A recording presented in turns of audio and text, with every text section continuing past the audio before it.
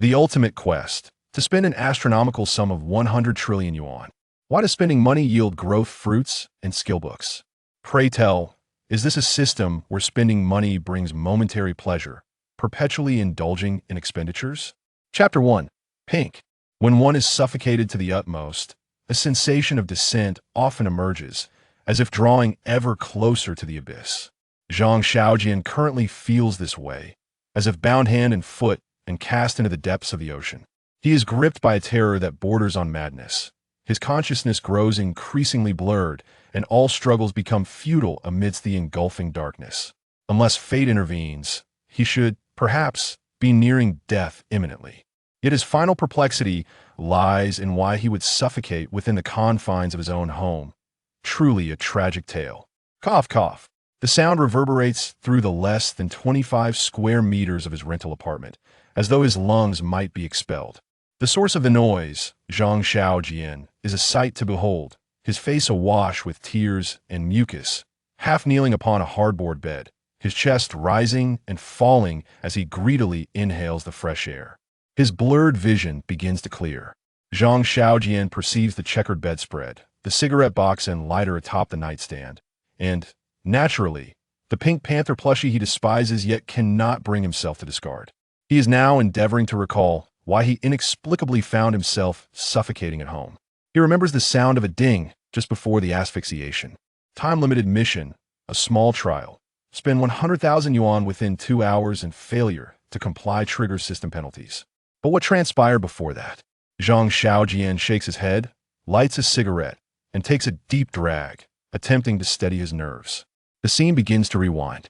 2 hours earlier, at 7 in the morning, Zhang Xiaojian rises in accordance with the biological clock he has maintained for 2 years, moving about like a mere shell of a person as he washes and dresses. It is only upon opening the door that he remembers it is Sunday, a day of rest, freeing him from the obligation of work. Indeed, while he stands there, foolishly contemplating whether to go downstairs for soy milk and fried dough sticks, a mechanical buzzing resonates in his mind. System activation. Binding host. 100 binding successful. Before he could react, a semi-transparent holographic screen materializes before Zhang Xiaojian. The first thing to catch his eye are the 4 bold characters, Super God System. Upon gazing for more than a second, a succinct description appears beneath. This system is dedicated to enhancing the host quality of life and crafting the strongest human in the universe. Were it possible to express emojis, Zhang Xiaojian would undoubtedly send forth one depicting a perplexed face. He then beheld the system interface. Mainline ultimate mission. Spend 100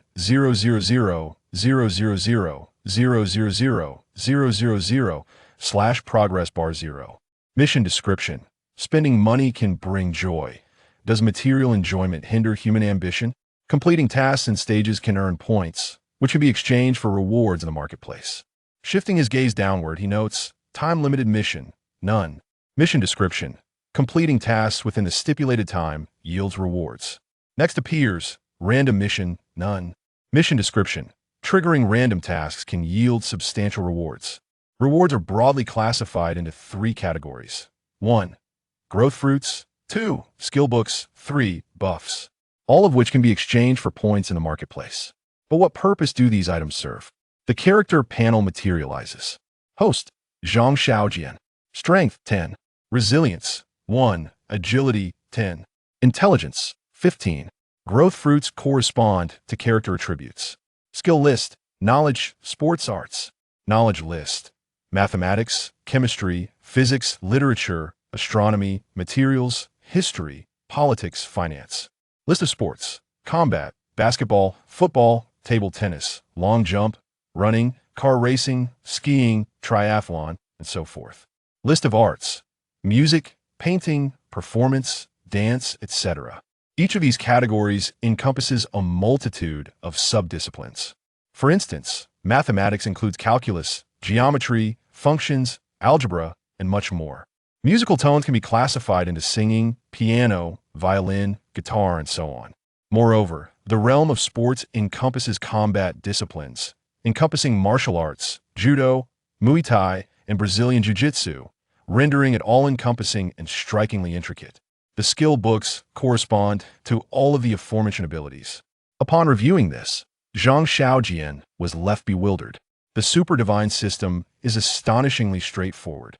It operates by allowing one to acquire growth fruit skill books through spending money or completing tasks that require expenditure, ultimately becoming the most formidable human. Is there a more exhilarating system than this in existence? Not even online novels portray such a scenario. This is nothing short of miraculous.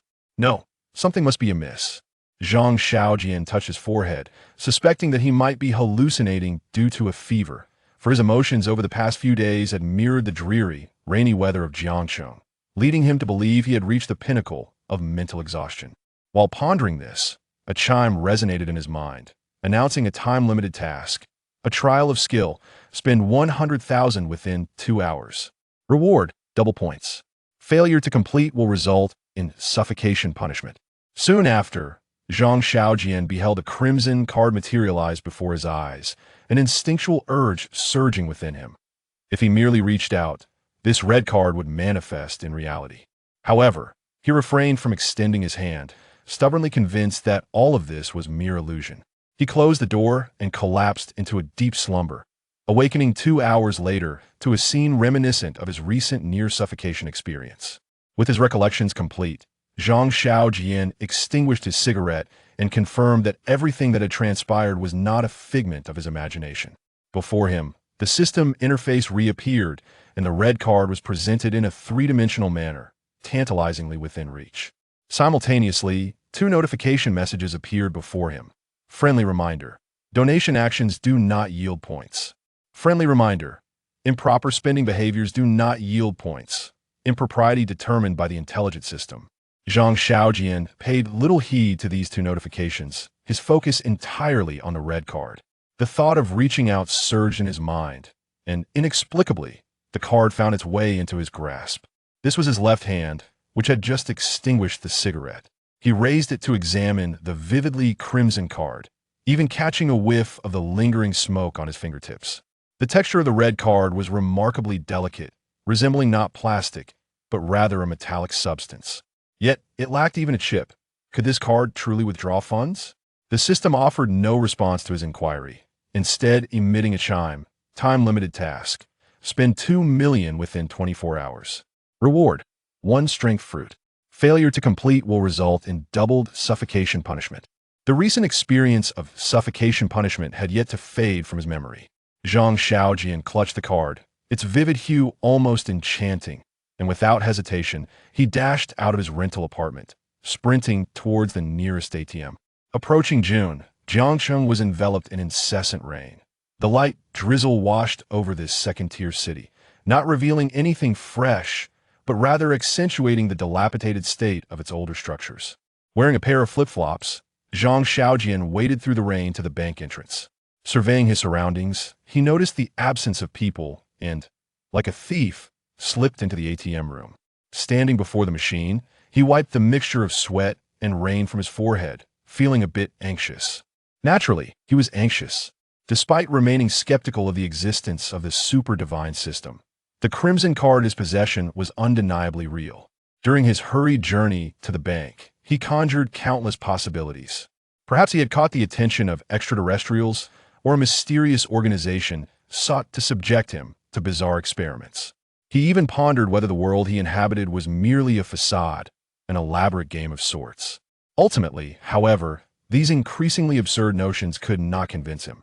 He needed to verify the authenticity of the system, and the simplest method was to ascertain whether this red card contained funds and if he could indeed withdraw money.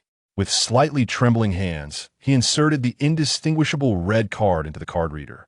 It then dawned on him that he faced a crucial problem. He did not possess a password. Yet, why did the ATM not prompt him to enter one? The display screen transformed into an extraordinarily peculiar sight, a cacophony of colors merging before gradually shifting to a backdrop identical in hue to the red card. Options for balance inquiry, withdrawal, and transfer appeared in opulent golden letters before him. Zhang Xiaojian unhesitatingly selected the balance inquiry option. He was met with a string of digits. Card balance, 100 trillion.00. His mind momentarily froze, his breath quickening as he swallowed hard, asking himself how many zeros this entailed. Units, tens, hundreds, thousands, 10,000s, 100,000s, millions, 10 millions, hundreds of millions, billions, tens of billions, hundreds of billions. Wait a moment, where had he left off? Feeling a bit dizzy, Zhang Xiaojian counted again with his slightly stout fingers, inadvertently posing another question to himself. Is a billion a trillion? Or is 100 billion a trillion? This knowledge seemed somewhat esoteric, particularly for someone impoverished. Zhang Xiaojian, who had struggled with mathematics since childhood, ultimately failed to articulate an accurate term for these figures. He pressed the back button, then cautiously selected the transfer option. Wait, what was his account number? Zhang Xiaojian scratched his head, resorting to pressing back again, opting for withdrawal, only to discover that the quick withdrawal option started at 100,000. Wasn't it supposed to begin at 100? Selecting 100,000, the ATM emitted a faint humming sound. The mechanical cash dispensing mouth produced a continuous stream of crisp, new banknotes, akin to a printing press churning out money.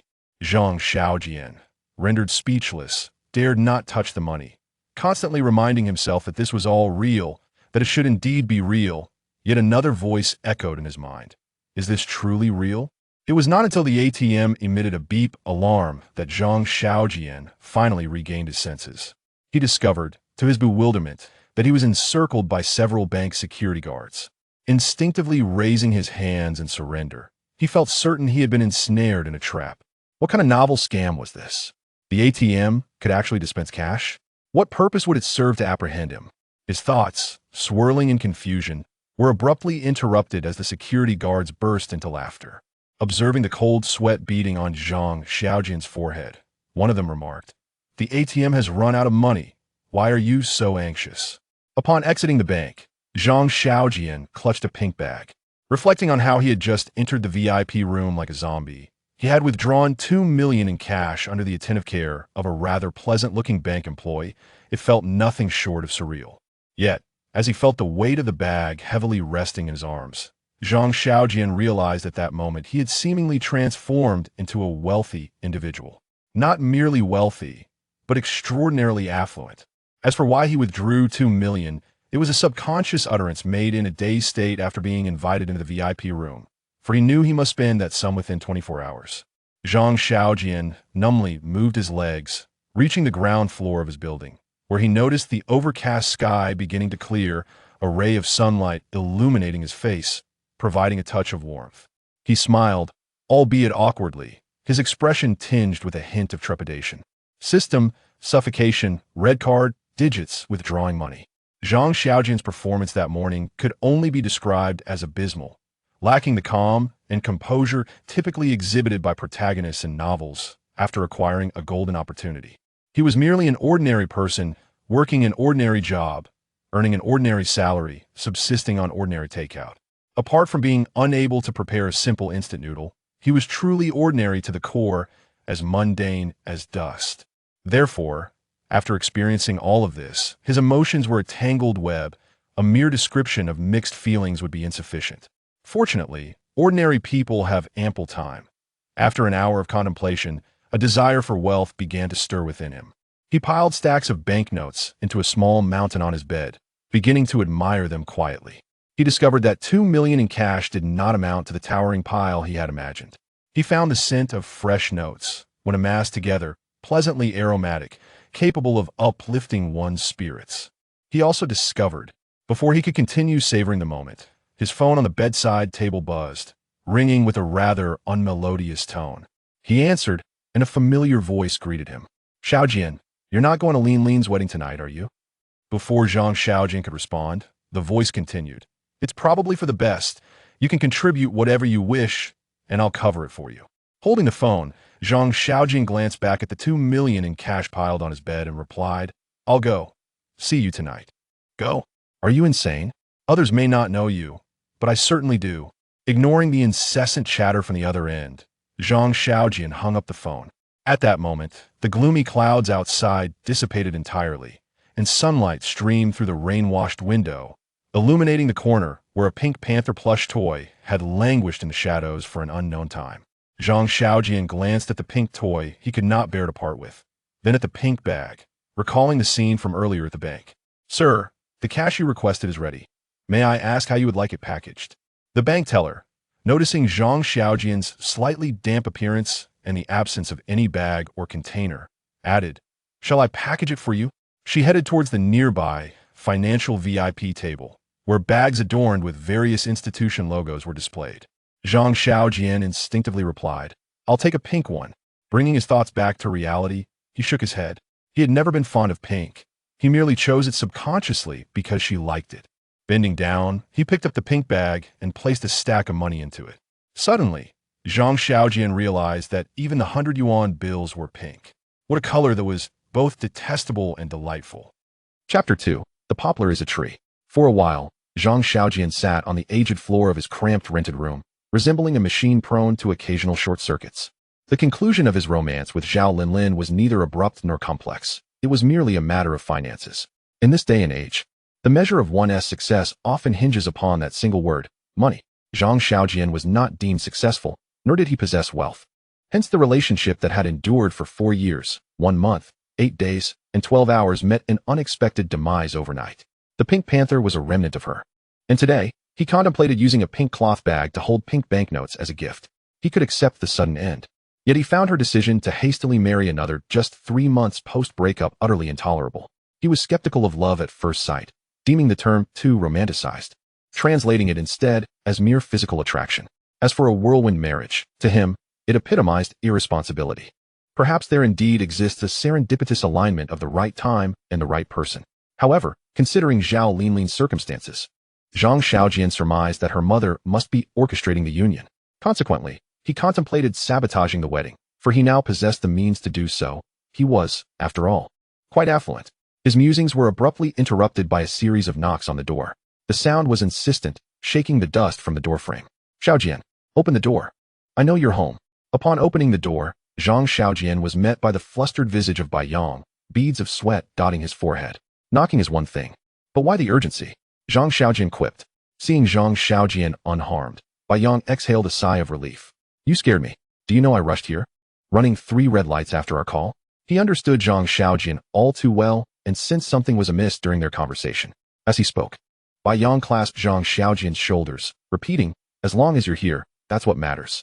Feeling warmth in his heart at the sight of his burly friend, Zhang Xiaojian invited him inside.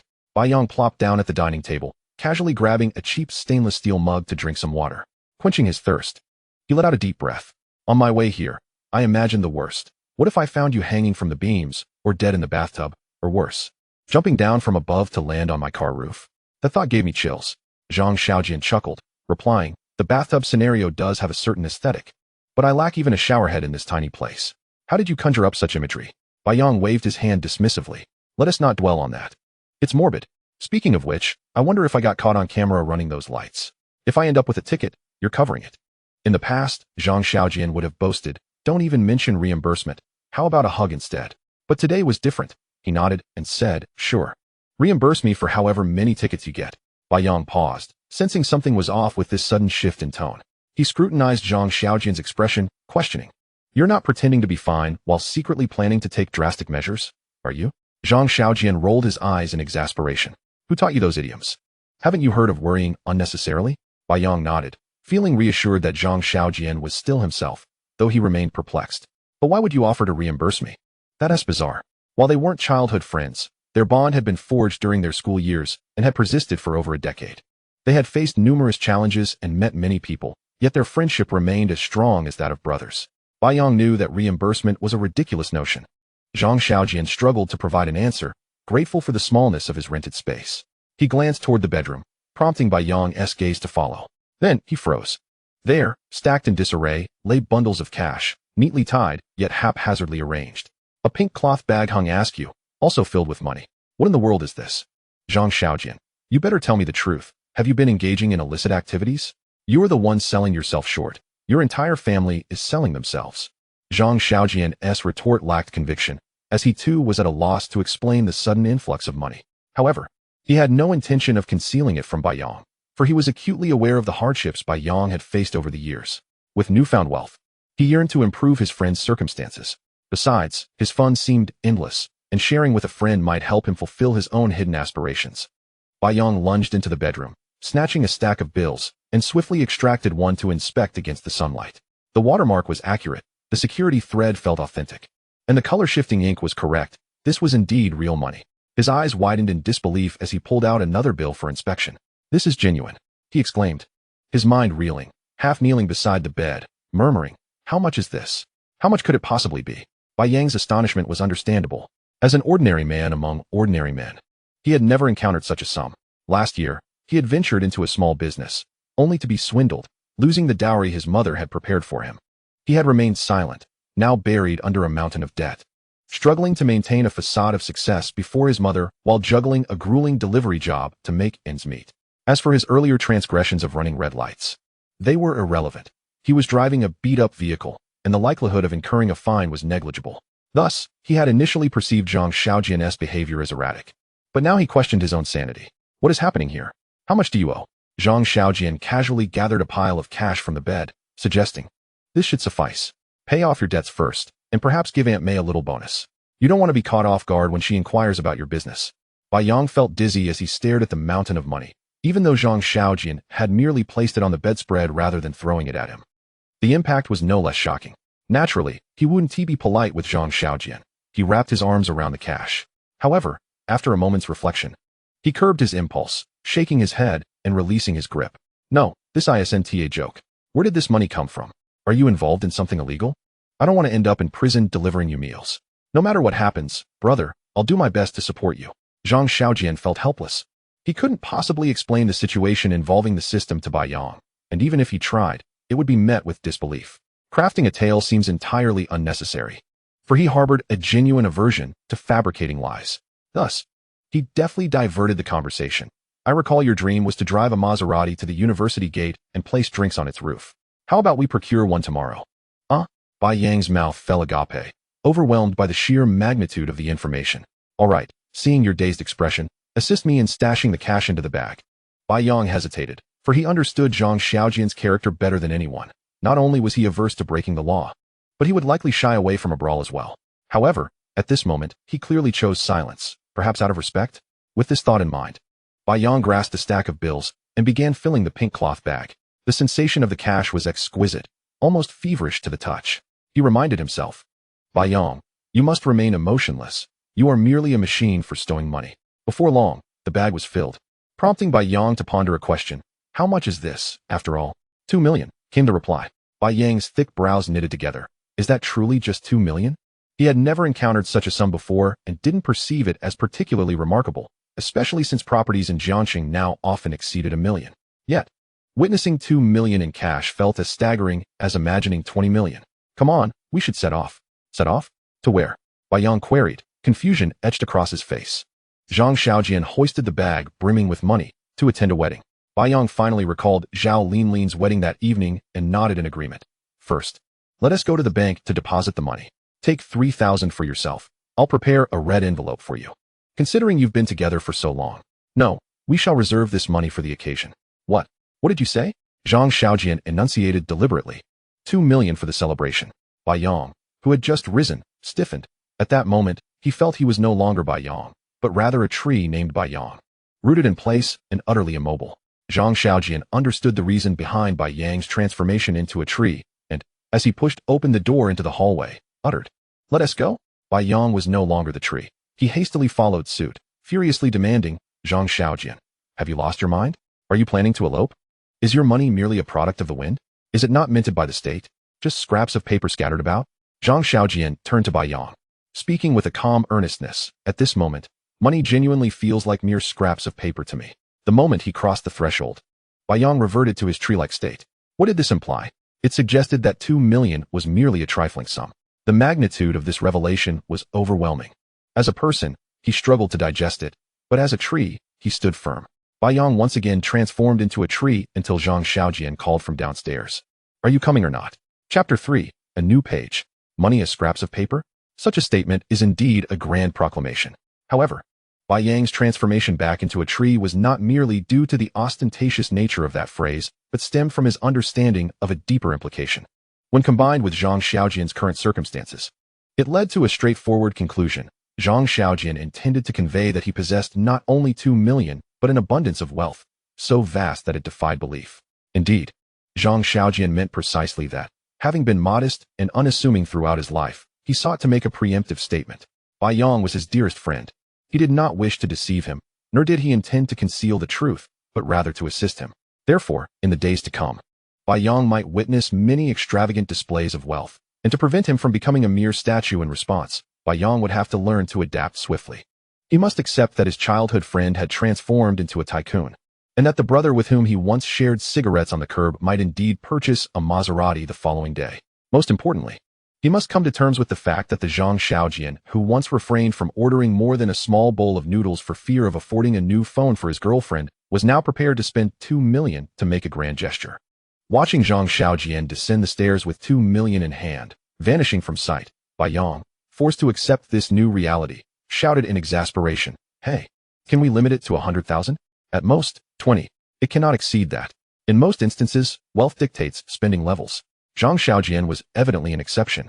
After descending the stairs, the time was 1:30, with 3.5 hours remaining until Zhao Linlin's wedding. Neither had eaten lunch, prompting them to seek a place to dine. Logically, one would expect a newly wealthy Zhang Xiaojian to treat Bai Yong to a lavish meal, averaging 10,000 per person. Yet, in reality, after deciding to eat, they found themselves at Yong's Noodle House, a humble establishment that had been in operation for 20 years, where they had dined since childhood, with a mere average cost of 15 yuan per person. This was not due to Zhang Xiaojian's stinginess, but rather because, despite his newfound wealth, potentially surpassing the fortunes of those listed in Forbes, his social standing remained that of an ordinary citizen. He was unfamiliar with the locales of high-end dining where the average meal might cost 3,000 to 5,000. In his social sphere, even apples were considered pricey. He only knew luxury brands such as LV and Gucci, and he was aware of Maserati primarily due to its recent rise to fame.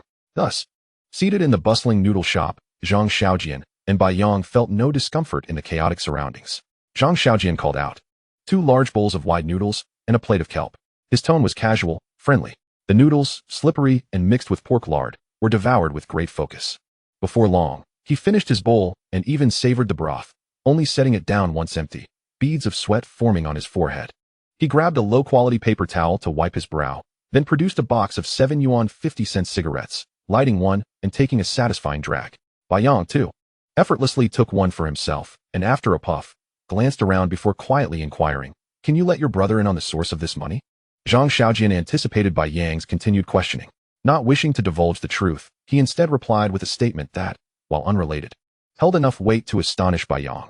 "I'm contemplating whether to elope." Bai Yong's cigarette ash fell, his expression darkening. He resolutely stated, "Do not." "Why?" Bai Yong took a sip of his large pear drink and replied gravely, "What is there to ponder? Zhang Xiaojian, have you lost your mind? While it's normal for society to favor the wealthy, your situation with Zhao Linlin indicates she isn't steadfast in her affections. Why pursue her? She isn't the heroine of a romantic drama." Zhang Xiaojian quickly inhaled 2 puffs of smoke, extinguishing the cigarette with a look of resignation. "Well, to be honest, I'm just feeling a bit resentful." Bai Yong continued, "While I would love to witness the scene where the priest asks the bride if she agrees to marry XX, only for some fool to shout I object from the crowd, I certainly wouldn't want that fool to be you." Zhang Xiaojian nodded in agreement. Bai Yong, frustrated, lit another cigarette before finishing the one in his hand, asking, "How old is Zhao Linlin?" "This year, she is 24. Do you know how old the man she married is?" For the past 3 months, Zhang Xiaojian has been avoiding any discussions regarding Zhao Linlin. Thus he remains oblivious to such details. "How old?" Bai Yong inquired. 45. He shouldn't be called husband, but rather uncle. He waved his hand dismissively. "Don't you dare tell me that perhaps Linlin genuinely likes him. If he weren't a senior executive with an annual salary in the millions, would any girl in her 20s consider marrying him? To put it bluntly, whether he can perform is a question in itself." Zhang Xiaojian chuckled softly, reflecting on the fact that he is ultimately just an ordinary person. Bai Yong fell silent, leaning back in his chair, gazing at the ceiling fan above the little shop, its blades continuously spinning despite being stained. The laughter and chatter around him seemed to dampen his spirits, perhaps reminding him of the girl he cherished. At 5 p.m., the front of the Sanxing Jelly Hotel was teeming with people. Countless luxury cars formed a line, guests were seated, and the atmosphere was lively. On the verdant lawn, children were playfully tugging at balloons while elegantly dressed attendees held high-stemmed glasses, their faces adorned with smiles. Lawn weddings have become quite the trend. Aside from the truly affluent who travel abroad for their nuptials and charter flights for friends and family, the lawn weddings in Jiangxing, a second-tier city, predominantly feature a blend of Eastern and Western customs. Thus, the traditional gift table remained at the entrance, and the long tables were equipped with essential items for a Chinese wedding, such as white liquor and beer. Zhang Xiaojian and Bai Yang, having spent an entire afternoon in a noodle shop, arrived a tad late, though traffic was not an issue for their three-wheeled vehicle. Finding parking in the commercial district proved to be a challenge. Although the ceremony had yet to commence, a well-known MC was already urging guests to take their seats. As they traversed the opulent hotel lobby and entered the ceremony venue, they encountered a familiar face, Su Yu. Today, Su Yu looked exceptionally beautiful. Her exquisite makeup complemented by a white dress that accentuated her graceful figure. The only discordant note was the LV handbag she carried, which likely belonged to Zhao Linlin rather than her.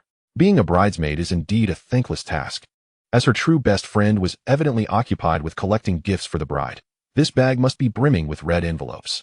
Upon spotting Zhang Xiaojian, Su Yu's expression momentarily betrayed an awkwardness, as if silently questioning his presence. However, she merely said nonchalantly, "Bai Yang, Xiaojian is over there. Old classmates are at that table." Following the delicate gesture of her finger, they noticed many familiar faces at a table near the exit. Zhang Xiaojian and Bai Yang quickly took their seats, prompting a flurry of greetings. Yet, a hint of surprise was evident on everyone's faces, as they were aware of Zhang Xiaojian's connection to the bride, Zhao Linlin, and could not fathom why he was present. Nevertheless, even those with the lowest social acumen would refrain from asking inappropriate questions in front of him. Thus began the most tedious segment of the gathering. An old classmate unintentionally dropped a set of keys emblazoned with the BMW logo. Naturally, a girl immediately inquired, "Old Han is doing well, driving a BMW now?" The old Han, who had pretended to drop the keys, hastily downplayed his fortune. "It's not my own money. My father has been quite generous, which is why I could afford the cheapest model. Regardless of its price, a BMW is still a BMW." Where Han is now holds significance, does it not? Such comparisons and displays of wealth are inescapable at any gathering among classmates, irrespective of their social strata. Zhang Xiaojian and Bai Yang grew somewhat weary of the conversation. Fortunately, their tardiness meant that the ceremony soon commenced. A stirring piece of music filled the air, neither overly rustic nor excessively modern. Under the MC's eloquent guidance, applause erupted multiple times throughout the event. Amidst the applause, the groom, a mere 45 years of age, graced the main stage with a beaming smile. The MC naturally teased the groom, eliciting sincere laughter from the audience. And soon the universally recognized wedding march resonated through the venue. Then, Zhao Linlin made her grand entrance, adorned in a flowing wedding gown, accompanied by 6 bridesmaids who, like flowers, added to her radiance as they walked gracefully beside her. Zhang Xiaojian, seated in a corner, found his gaze drawn irresistibly to Zhao Linlin. She was indeed stunning today, her meticulous makeup lending her an enchanting glow, her eyes sparkling with genuine joy and anticipation, yet something about her felt profoundly unfamiliar to him. A twinge of pain shot through his left arm. He glanced at Bai Yang, who sat to his left, his expression grave and laden with warning. Zhang Xiaojian understood the admonition behind his gaze and shook his head to convey that he was fine. Indeed, he was fine. Upon witnessing Zhao Linlin's effervescent smile brimming with happiness and expectation, any lingering feelings of resentment within him dissipated, causing his previous juvenile thoughts to crumble. A Tiffany diamond ring now adorned Zhao Linlin's finger, triggering an eruption of cheers and shrieks from the crowd, sending a flurry of doves soaring into the sky. As the MC introduced a foreign pastor clutching a Bible, his presence commanded a sense of solemnity as he began to recite his well-rehearsed lines in broken Chinese. "Groom, do you take Miss Zhao Linlin as your wife, to love and cherish her in wealth or poverty, in health or sickness, for all your days?" "I do." "Bride, do you take Mr. Guyenda as your husband, to love and care for him in wealth or poverty, in health or sickness, for all your days?" Bai Yang's right hand pressed firmly against Zhang Xiaojian's left thigh, the veins bulging as he exerted considerable pressure. He feared that Zhang Xiaojian might act irrationally at such a moment. Thankfully, Zhang Xiaojian showed no intention of rising, thus avoiding a dramatic scene reminiscent of a cliché soap opera. Before long, Zhao Linlin's "I do" resonated clearly in the ears of everyone present. Bai Yang exhaled a sigh of relief and raised the half-filled champagne flute in front of him. Zhang Xiaojian understood Bai Yang's implication and lifted his glass as well. Bai Yang, with a slightly inquisitive tone, asked, "Is it truly a new chapter?" Zhang Xiaojian smiled softly, his voice lowered as he nodded affirmatively. "In truth, it has long been a new chapter." They clinked their glasses and downed the contents in one go. A taste akin to apple juice lingered on their lips. Zhang Xiaojian then grasped the pink fabric bag at his feet and turned his gaze toward the gift table. Bai Yang was momentarily taken aback. He had assumed that a new chapter meant the end, but Zhang Xiaojian's actions suggested otherwise. He was uncertain of Zhang Xiaojian's intentions regarding the gift table, but he was certain it was not to create a scene, as Zhang Xiaojian appeared remarkably at ease, as if he had truly relinquished something, markedly different from the person he had been prior to arriving. Chapter 4. The Gift Money. As the ceremony concluded, the dishes were about to be served. Due to the blend of traditions, the bride and groom would soon begin to toast their guests one by one. Just as Zhang Xiaojian lifted the pink bag, a delicate hand rested upon his shoulder. Upon glancing back, she saw Suyu. A smile adorned Suyu's face, reminiscent of the polished professionalism of a flight attendant. It was a delightful sight, yet upon closer inspection, it appeared somewhat insincere. Since the arrival of Zhang Xiaojian and Bai Yang, Suyu had intermittently observed the two. Through her scrutiny, she quickly discerned that Zhang Xiaojian was holding a pink cloth bag. She was aware of Zhao Linlin's fondness for the color pink, which she herself shared. Her curiosity piqued regarding the contents of the bag, but more pressing was the question of why Zhang Xiaojian had chosen to appear here. It wasn't until she heard Zhao Linlin exclaim, brimming with happiness, "I do," while witnessing the clinking of glasses between Bai Yang and Zhang Xiaojian, that she sensed the situation might not bode well. She understood them too well. The clinking of their glasses seemed to herald the inception of some scheme. Regardless of its nature, it was evident that such a plan would only serve to embarrass Zhao Linlin at the wedding banquet. She could not permit these two to stir up trouble. She had to avert the impending crisis. Hence, she approached Zhang Xiaojian from behind, applying gentle pressure with her hand while feigning a casual greeting. "It's been quite a while since we last met." Zhang Xiaojian furrowed his handsome brows. Looking at Suyu with confusion, "I believe you may be under some misapprehension." Suyu retorted, "What I fear most is not a misunderstanding." The table of guests was left in a fog from their exchange, yet they sensed an underlying tension stemming from past affections. Zhang Xiaojian, disinclined to elaborate, attempted to extricate himself from Suyu's grasp, but she lowered her gaze to the pink bag in his arms and queried, "What is that?" "Don't tell me it's a regional specialty." Those seated beside Zhang Xiaojian could not stifle their laughter upon noticing the pink bag. Suyu, ever the meddler. Did she really think she could control every aspect of others' lives? Bai Yang's eyes flashed with anger, not only due to Suyu's current actions, but also because she had undergone significant changes. Suyu ignored Bai Yang entirely, her mind racing. In a flash of insight, she believed she had unraveled Zhang Xiaojian's intentions. The bag appeared sizable and bulging. Since he had brought it here, it surely could not contain mere trinkets. The most plausible explanation was that it held gifts exchanged between him and Zhao Linlin during their romance, or perhaps letters. They must have intended to intercept Zhao Linlin as she descended from the stage to present this bag to her, whether to sever ties or out of lingering reluctance. Nevertheless, the particulars were of little consequence. What truly mattered was that Zhao Linlin must not be allowed to receive this pink bag from Zhang Xiaojian. Her current husband, the 45-year-old Gu Yinda, would undoubtedly disapprove of any interaction between them. With his extensive experience as a corporate executive, he could easily discern the historical connection between Zhang Xiaojian and Zhao Linlin, regardless of whether anything transpired. This was untenable. Thus, Suyu resolved to expose the truth. Only by doing so could she render Zhang Xiaojian utterly embarrassed, compelling him to retreat. "I suspect this bag contains gifts you and Linlin exchanged in the past. Is today merely a closure? I believe it's unnecessary. Those worthless trinkets would only serve to humiliate." As she uttered these words, she mustered a measure of courage, for even she recognized the acerbity of her tone. "Excuse me?" Zhang Xiaojian's face was a canvas of confusion, but in the next moment, he grasped that Suyu had misconstrued his intentions. The guests at the table remained silent, for the matter had been laid bare. It was neither trivial nor insignificant on such a joyful occasion. Zhang Xiaojian chuckled, looking at Suyu. "You have always been headstrong, yet your thoughts often veer astray." With that, he lifted his gaze toward the dusk, where the sun was nearing its descent. Those who harbor light within their hearts perceive the world as illuminated, while those shrouded in darkness see only schemes and conspiracies. Zhang Xiaojian rose from his seat. "Fear not, I am merely offering a gift. Once I fulfill this, I shall take my leave."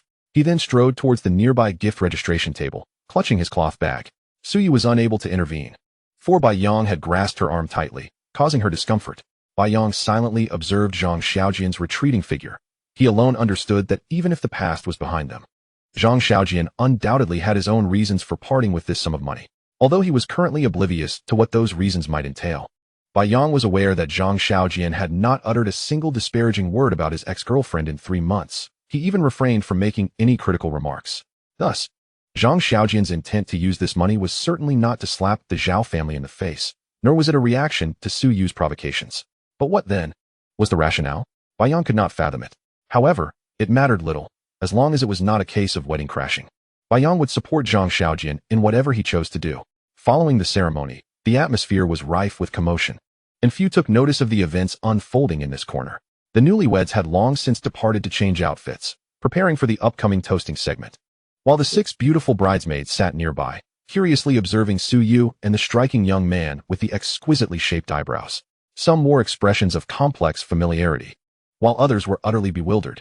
Behind the gift registration table sat a middle-aged man with gold-rimmed spectacles, a figure of little consequence whose sole duty was to keep the accounts. More significantly, standing beside him was a woman clad in a silk dress adorned with red floral patterns. She was Zhao Linlin's mother, and her attire was not only festive, but her portly smile radiated joy. Yet, upon spotting Zhang Xiaojian, that jubilant expression abruptly vanished. Zhang Xiaojian approached the gift registration table and courteously greeted, "Hello, Annie." Though Zhao's mother had lost her smile, she nodded in acknowledgement. Yet certain aspects of her demeanor could not be concealed: her condescending posture, her icy detachment. Recalling their first meeting a year prior, she had regarded him with similar disdain. Disinterested in conversing because she knew they would inevitably become strangers. What was the point in exchanging words? Her coldness conveyed a resolute message to Zhao Linlin. She must never marry Zhang Xiaojian, or rather, she must never wed a poor man. This was rooted in Zhao's mother's own experiences, having lost her husband at a young age and endured significant hardship to raise Zhao Linlin. She understood the harsh realities of life and recognized the critical role material conditions play in happiness.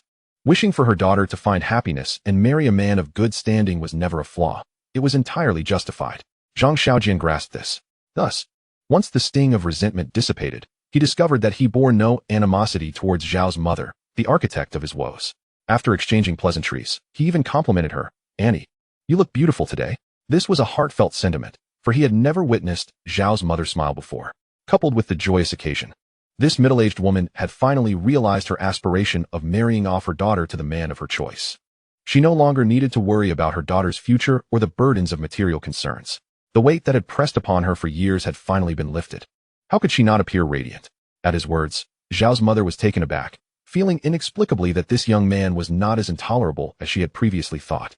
From his relaxed tone, she sensed that he had likely moved on, and the guilt she felt for disrupting her daughter's love faded into oblivion. She unprecedentedly spoke up. "You are still quite young." This statement bore multiple meanings. It suggested that you are youthful and a future full of opportunities awaits you. Yet Zhao Linlin may not be the right fit for you at this moment. It implied that you possess the vigor of youth, with ample time for struggle ahead. But your current circumstances do not meet my standards for selecting a son-in-law. Alternatively, it could mean that you are still young and should not lose heart. Regardless of the interpretation, it mattered little to Zhang Xiaojian. He had no intention of continuing the conversation with Zhao's mother. Placing the pink cloth bag on the table, he stated, "As per the bride's family, Zhang Xiaojian, Bao Chong Zhang, with Xiao for small and Jian for sword." The elegant middle-aged man, adorned with gold-rimmed glasses, opened the bride's gift ledger and swiftly inscribed the 3 characters of Zhang Xiaojian, casually inquiring, "How much?" 2 million. Zhang Xiaojian's tone was unremarkable. The scene could best be described as thunder striking from a clear sky, centered around the gift ledger table, within a radius of about 30 meters. Everyone heard the figure of 2 million. Although Zhang Xiaojian's voice was neither loud nor boisterous, the earlier minor altercation with Su Yu had drawn considerable attention, causing all his actions to be scrutinized, ensuring that his words were distinctly heard by those keen on witnessing the spectacle. The bespectacled middle-aged man lifted his head, his eyes filled with incredulity, believing he had misheard. "What? 2 million. Zhang Xiaojian's voice remained as calm as ever. Those who had not clearly heard before, but had been quietly observing, were grateful to the middle-aged man. This time they understood, and the spectacle promised to escalate dramatically. Zhao's mother's expression darkened in that instant. She certainly did not believe Zhang Xiaojian had the means to produce 2 million. Had he been capable, she might not have interfered in his relationship with Linlin. Yet she was certain she had not misheard, leading her to wonder if Zhang Xiaojian's previous display of indifference had been feigned, as if he were intent on disrupting the occasion. Zhang Xiaojian, however, was not there to create chaos. He merely had his own reasons. He loosened the tightly tied strings of the cloth bag and placed it before the middle-aged man, signaling, "Look." At that moment, Su Yu finally arrived. Lowering her voice and scolding him in an angry tone, "Zhang Xiaojian, can you not cause a scene? If this escalates, it will be embarrassing for everyone. How thick-skinned are you?" Don't you feel ashamed? Even as Su Yu attempted to suppress her volume, her anger caused her voice to rise, attracting the attention of many eavesdroppers, including hotel staff who paused in their duties. Their attentiveness drew even more eyes to the scene, and soon the gift ledger table became the focal point of the entire event. The evening glow illuminated Zhang Xiaojian's face, and he spoke in bewilderment. I truly have no ulterior motives. You are overthinking this. The white poplar, previously freed from Su Yu's grasp, approached Zhang Xiaojian. Feeling the weight of the gazes around them and listening to Su Yu's words, he grew increasingly furious. He believed that Xiaojian must be feeling quite miserable, wondering when Su Yu had become so insufferable. Thus, the white poplar resolved to swiftly resolve the situation. He turned the already open bag upside down, all eyes fixated on the gift ledger table as he forcefully emptied its contents. From his body language, it was clear he was quite irate. Yet that was of little consequence. What mattered was what spilled forth from the bag. Neatly bundled stacks of cash cascaded from the opening. Due to the forcefulness of the white poplar, some bundles struck the red-clothed gift ledger table, while others tumbled onto the lush green grass. The descent was rapid, however. To the spectators, it felt agonizingly slow, as the falling items were nothing less than piles of money. In one swift motion, 2 million was entirely laid bare. The white poplar glanced at Zhang Xiaojian. The latter felt it was somewhat inappropriate, yet since the white poplar had taken this action, it seemed to be settled. He uttered, "Let us go." Thus, the two brothers, amidst the stunned gazes of the crowd, slipped away from sight. At that precise moment, a pink evening glow broke through the heavy clouds, illuminating the pink cloth bag and the pink bills within. The wedding lawn fell into an unusual silence, where even a pin drop could be heard. A gentle breeze caressed from afar, while the neatly bundled cash on the ledger table and the grass emitted a rustling sound, particularly grating, akin to the sound of turning pages, albeit more melodious. Chapter 5. Ordinary People. To speak candidly, 2 million is not an extraordinary sum, especially for the majority of male guests at this wedding, most of whom have the capacity to produce such an amount. However, it is an undeniable fact that no one would present 2 million as a gift. Thus, as people beheld the 200 bundles of cash sprawled haphazardly across the gift ledger table and the tender green grass, their shock was palpable. Presenting 2 million as a gift? For this social class, such an act is utterly incomprehensible, as most of them earn an annual salary exceeding 1 million. With few surpassing 10 million, the largest customary gifts typically range around 80 to 100,000. Yet for those acquainted with Zhang Xiaojian, this was not merely a matter of absurdity, it was an impossibility. Where could he possibly have procured such wealth? Zhao's mother, gazing at the money before her, felt as though she had been soundly slapped. Su Yu, who had earlier simmered with anger, now wore a vacant expression, recalling Zhang Xiaojian's previous words. Those with light in their hearts perceive the world as bright, while those harboring darkness see treachery everywhere. Rest assured, I am merely giving a gift, and once that is completed, I shall depart. He truly only intended to give a gift, and did indeed leave afterward. Had she not acted presumptuously, provoking the white poplar, Zhang Xiaojian would have quietly slipped away. A sudden surge of curiosity ignited within Su Yu, compelling her to uncover the truth behind it all. Thus, she pursued him. Meanwhile, a journalist with black-framed glasses approached a camera positioned near the entrance, which was likely to capture the gift ledger table. He informed the cameraman, 1000. The photographer, seated atop the rig, understood immediately and signaled an okay. The subsequent wedding festivities were imbued with an inexplicable awkwardness. Although the 2 million in cash was swiftly organized and cleared away before the newlyweds could toast, the events that had transpired could not be undone. Many of those present, including classmates and friends, were aware that the young man who had just gifted 2 million was the bride's ex-boyfriend. This was not Zhang Xiaojian's fault. Had Su Yu not persistently harassed him, he would have discreetly concluded the matter, sparing it from attracting such attention. Yet the incident had occurred, and it was beyond alteration. That young man truly displayed extraordinary generosity. "This is indeed true love," whispered quietly. "If it were me, I would certainly marry someone younger. After all, Gu is rather advanced in years. Indeed, look at the lavishness of his display. He is either a wealthy heir or a promising young talent. However, it seems that is not the case. I am acquainted with Lin Lin's bridesmaid, who knows her ex-boyfriend, and I've heard he merely works as a clerk in an ordinary company. How, then, does he possess such wealth to bestow as gifts? Perhaps he has misappropriated company funds. I recently heard of an accountant who embezzled money to tip a female streamer. Quite so, indeed, in such a vast forest. All manner of birds can be found. Such hushed whispers buzzed around the venue like flies. Not only the guests were engrossed in this gossip, but even the hotel staff could not resist the allure of the scandal. When Gu Yinda and the bride arrived at the banquet to toast the guests, this groom, who had long occupied a high position, finally sensed something amiss. With a face creased with smiles, he leaned in and quietly asked, "Lin Lin, do you know what is happening?" Clad in a vibrant red dress, Zhao Lin Lin held her goblet aloft, but offered no reply. She was well aware of the events unfolding. For the window of her dressing room faced directly toward the gift table, and she was privy to everything that had transpired not long ago. Logically, she ought to harbor intense resentment toward Zhang Xiaojian, as this situation could jeopardize her marriage. Yet, why could she not summon the hatred? A suitable ex should be as good as dead. You bury me, and I bury you, never to communicate again. Perhaps only in this manner could the memories of the past, when he or she occasionally surfaced, be tinged with beauty. Zhang Xiaojian was clearly not a competent ex. Although she had deleted him from WeChat and blocked his number, he not only attended her wedding, but also gifted an astonishing 2 million in cash. As events unfolded, many surprises emerged. Yet, one could not deny that as Zhang Xiaojian sat in the back seat of Bai Yang's three-wheeled vehicle, speeding down the street with the wind tousling his hair, he felt undeniably exhilarated. Bai Yang too felt a surge of joy. For the most critical and striking moment, the act of presenting cash was orchestrated by him. Objectively, this incident would indeed impact Lin Lin's marriage, but subjectively, it was difficult to suppress the thrill of the moment. Reflecting on the past, the abrupt end of Zhang Xiaojian and Lin Lin's relationship had come without warning, almost overnight, leaving him huddled in his rented room like a wounded dog. Who among Zhao Lin Lin, her mother, or those so-called friends from today truly cared? It was merely a matter of retribution. The three-wheeler sped along, likely having run numerous red lights, eventually halting before a riverside convenience store. They purchased 2 cases of beer and 2 bags of drunken peanuts, settling on the stone steps by the riverbank, gazing at the undulating water as they cracked open their drinks. As twilight descended, the river's surface blurred into the encroaching darkness, merging with the night. Suyu strolled along the riverside path, her exquisite makeup and slender figure drawing many appreciative glances. She paid them no mind, having merely wandered here, uncertain why she had ended up in this familiar place, having failed to catch up with Zhang Xiaojian and Bai Yang. Then, she recognized the area. Yes, indeed. That slightly crooked willow still swayed as it did before. The stone ground nearby remained somewhat dark, the rains of recent years having merely washed it slightly.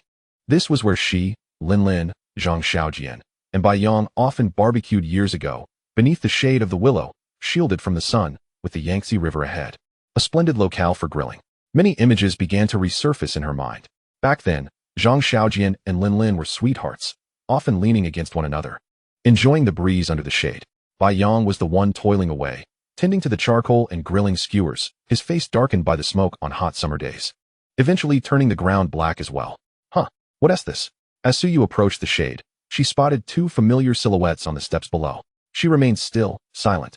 Perhaps because this place evoked too many memories, and she did not wish to disrupt the scene before her. Below, Zhang Xiaojian and Bai Yang were oblivious to Suyu's silent gaze from the steps behind them, even catching every word they exchanged. Zhang Xiaojian gulped down an entire can of chilled beer, feeling a sense of clarity wash over him. He remarked, "Old Bai, I used to have a question while watching idol dramas." "What question?" "About crashing weddings. How many people do you think go to weddings without a marriage certificate?" "They crash weddings, but if they succeed, isn't she still someone else's wife? At least legally, she definitely is." Bai Yang chuckled in response. "That's a fair point. In the end, they have to return and negotiate a divorce. Why do they run around in wedding dresses?" Zhang Xiaojian lit a cigarette and said, "Whenever I hear about running around, I think of you. You should stop delivering packages." "What? Are you suggesting I should rely on you?" Bai Yang turned back with a playful scold. Zhang Xiaojian replied, "I've had no parents since I was young. My second aunt raised me.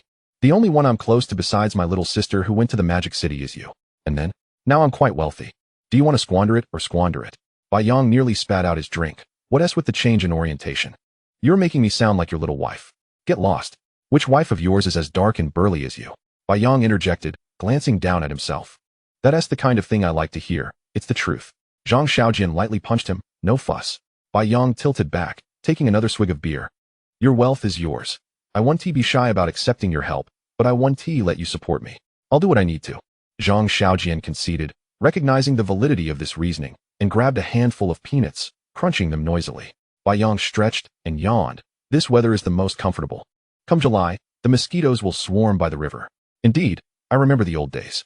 Don't dwell on the past, look ahead. I have a question for you. Don't ask me how I got rich, anything else is fine."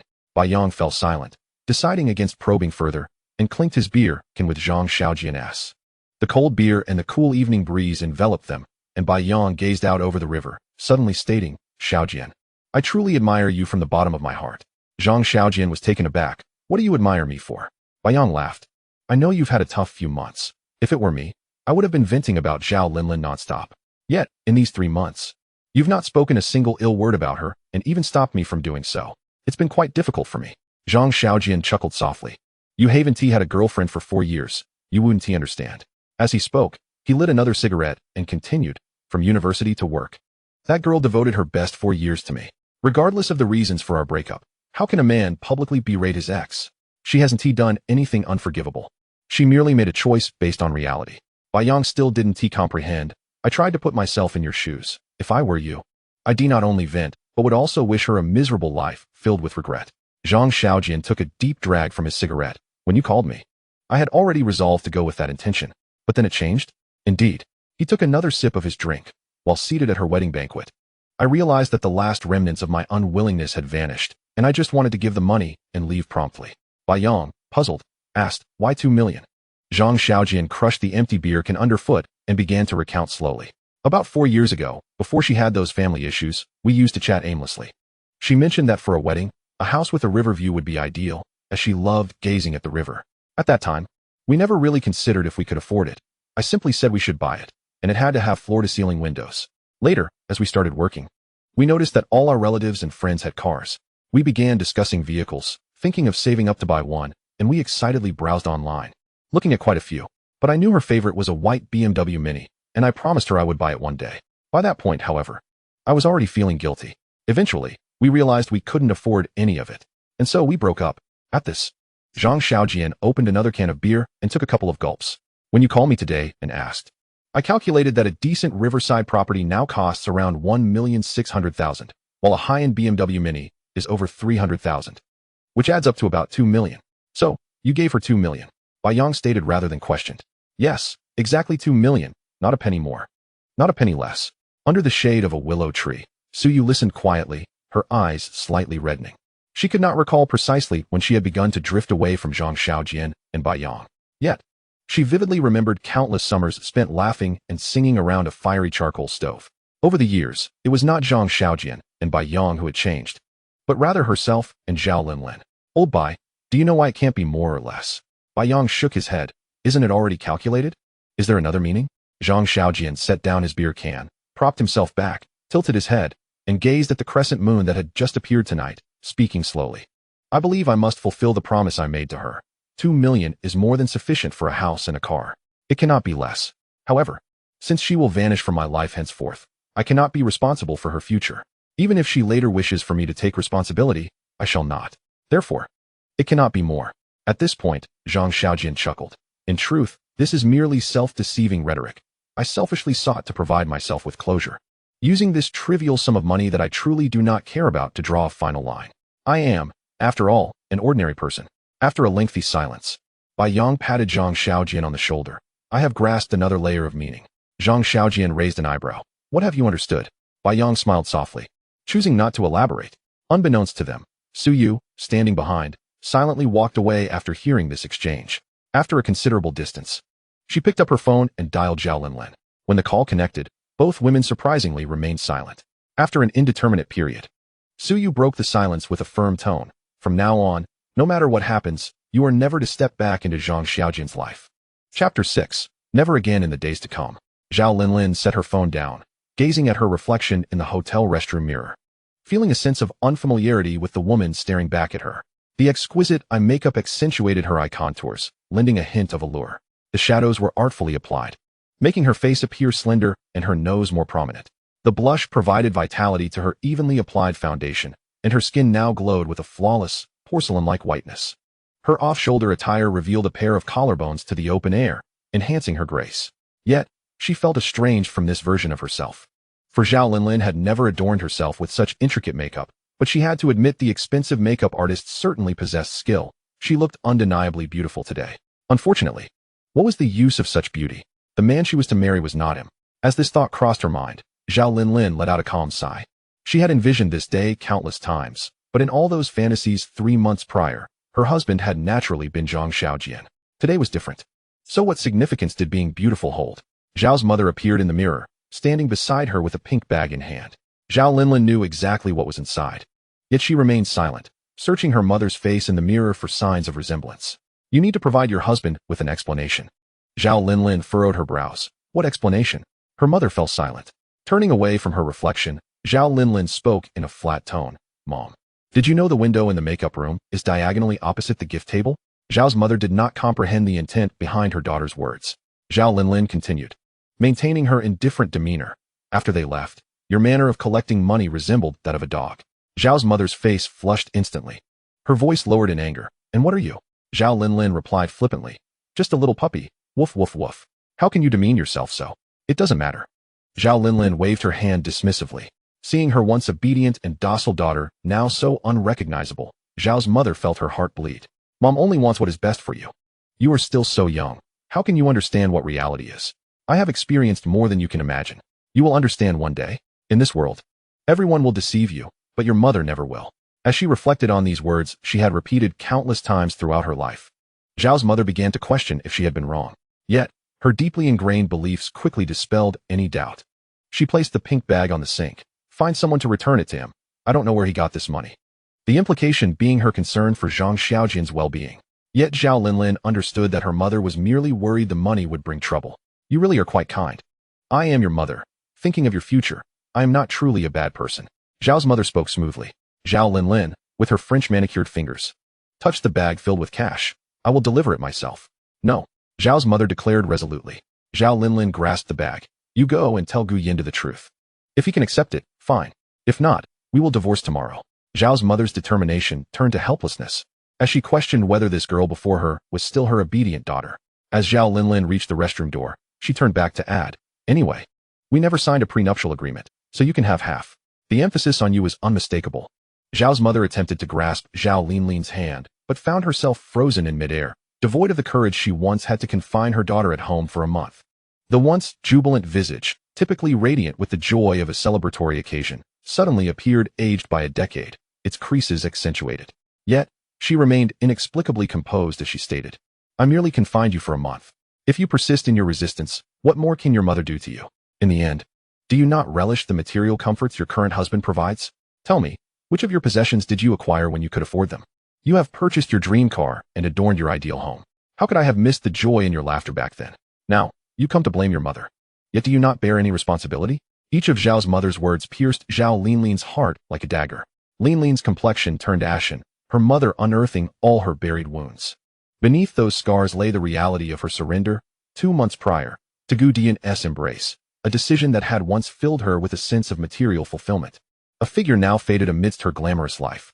Everyone instinctively shields themselves from their misdeeds, seeking various justifications to deceive their own conscience. Zhao Linlin was no exception. Few are willing to admit their vanity and preference for wealth. Naturally, she would not concede, turning away to once again cloak herself in denial.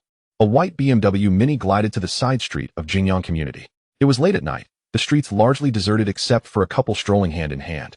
Their shadows elongated beneath the streetlights. Zhao Linlin leaned out of the BMW, observing the couple as they slowly receded from view. Her gaze shifting to the darkened 6th-floor window of an old building. Taking out her phone, she sent a WeChat message and fell into a silence of anticipation. Time passed ambiguously, and Linlin felt her emotions grow increasingly convoluted, prompting her to switch on the car's sound system. The melody of a song filled the air, aptly singing, for the rest of our lives. Searching for the sun in a windless place. Being your warm sun in your cold world. Zhao Linlin disliked the song's appropriateness and contemplated turning off the audio. Just then, a series of knocks interrupted her thoughts. As she opened the car door, the heels of her shoes made contact with the pavement, and she spotted the person she had arranged to meet. Have you been drinking? She inquired. At that moment, Bai Yang, perched on his scooter, tilted his head to scrutinize the white BMW Mini, and then glanced at Zhao Linlin, asking, how much is this car? Linlin did not respond, instead retrieving a cloth bag with her left hand. I know you look down on me, but for the sake of our past friendship, please help me return this to him. Bai Yang shook his head. There is no logic in returning a gift. Linlin regarded Bai Yang, whose complexion bore a dark hue. Recalling that Zhang Xiaojian could not handle too much alcohol, as it caused him to break out in rashes. I am doing this for his sake. For what sake? Must I spell it out? Given the current circumstances, what more is there to say? Linlin paused. Do you know where this money came from? No, Bai Yang replied. Aren't you concerned he might get into trouble? He chuckled. You're too naive. Do you truly believe Xiaojian would engage in criminal acts for you? Linlin's grip on the bag faltered. As the song resonated inside the car, Bai Yang, emboldened by alcohol, pressed on. How can you be sure Xiaojian only has 2 million? Why do you believe that sum is definitely not derived from dubious means? Do you genuinely think he would take risks without knowing where to acquire that money just to impress you at your wedding? Isn't that the case? In this world, could anyone understand Zhang Xiaojian's income and family background better than Zhao Linlin? Now, she found herself at a loss for words. Unable to persuade Bai Yang to return the 2 million, Bai Yang offered a sardonic smile, put away that self-righteous pity. Do you know why it's 2 million and not some other figure? Linlin had never pondered this question. Because it's just the right amount to purchase the house and car you desire. But do you know why it must be precisely that amount? Linlin was uncertain. Bai Yang continued. Because if it were less, Xiaojian would feel guilty for the time you spent with him. If more, he would feel remorse for leaving you. This statement may seem convoluted, but Linlin understood. This figure symbolized Zhang Xiaojian's complete relinquishment. Just then, the song transitioned to its second chorus. In the midst of life's chaos, you remain too innocent. For the rest of our lives, I only want you.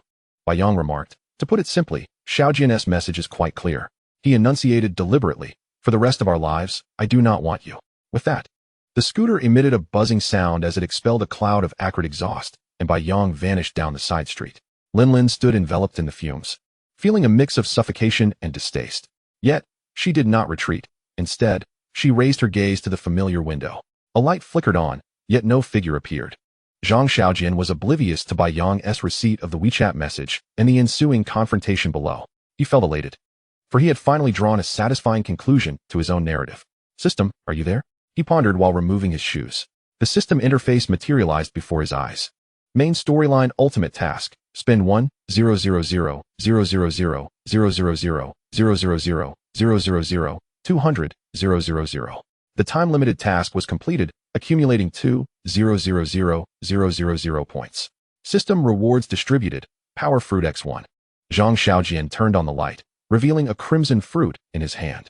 The power fruit glimmered with a deep red hue, its surface adorned with peculiar patterns, resembling a delectable apple. Having just finished drinking, Zhang Xiaojian's throat felt parched, and he began to bite into it. It was succulent, delightfully flavorful, and devoid of seeds. Yet why was it so hot? A scalding warmth coursed through his body, sending sharp sensations to his brain. Fortunately, the heat dissipated shortly, restoring his body, and the slight intoxication he felt vanished entirely. Did this power fruit also counteract drunkenness? He opened his character panel to review his attributes. Strength 20, labeled, occasionally exercises strength. It appeared that he had previously belonged to the category of those who never exercised. He recalled that his previous strength was 10, indicating that one power fruit equated to a value of 10. Entering the points shop, he saw power fruits, agility fruits, wisdom fruits, and more, each requiring 1 million points for exchange. With 2 million points in hand, Zhang Xiaojian realized he could consume 2 more. As someone who favored boosting strength in any game, he wasted no time in redeeming another power fruit. To his astonishment, after the exchange, all fruit redemption costs surged to 10 million points.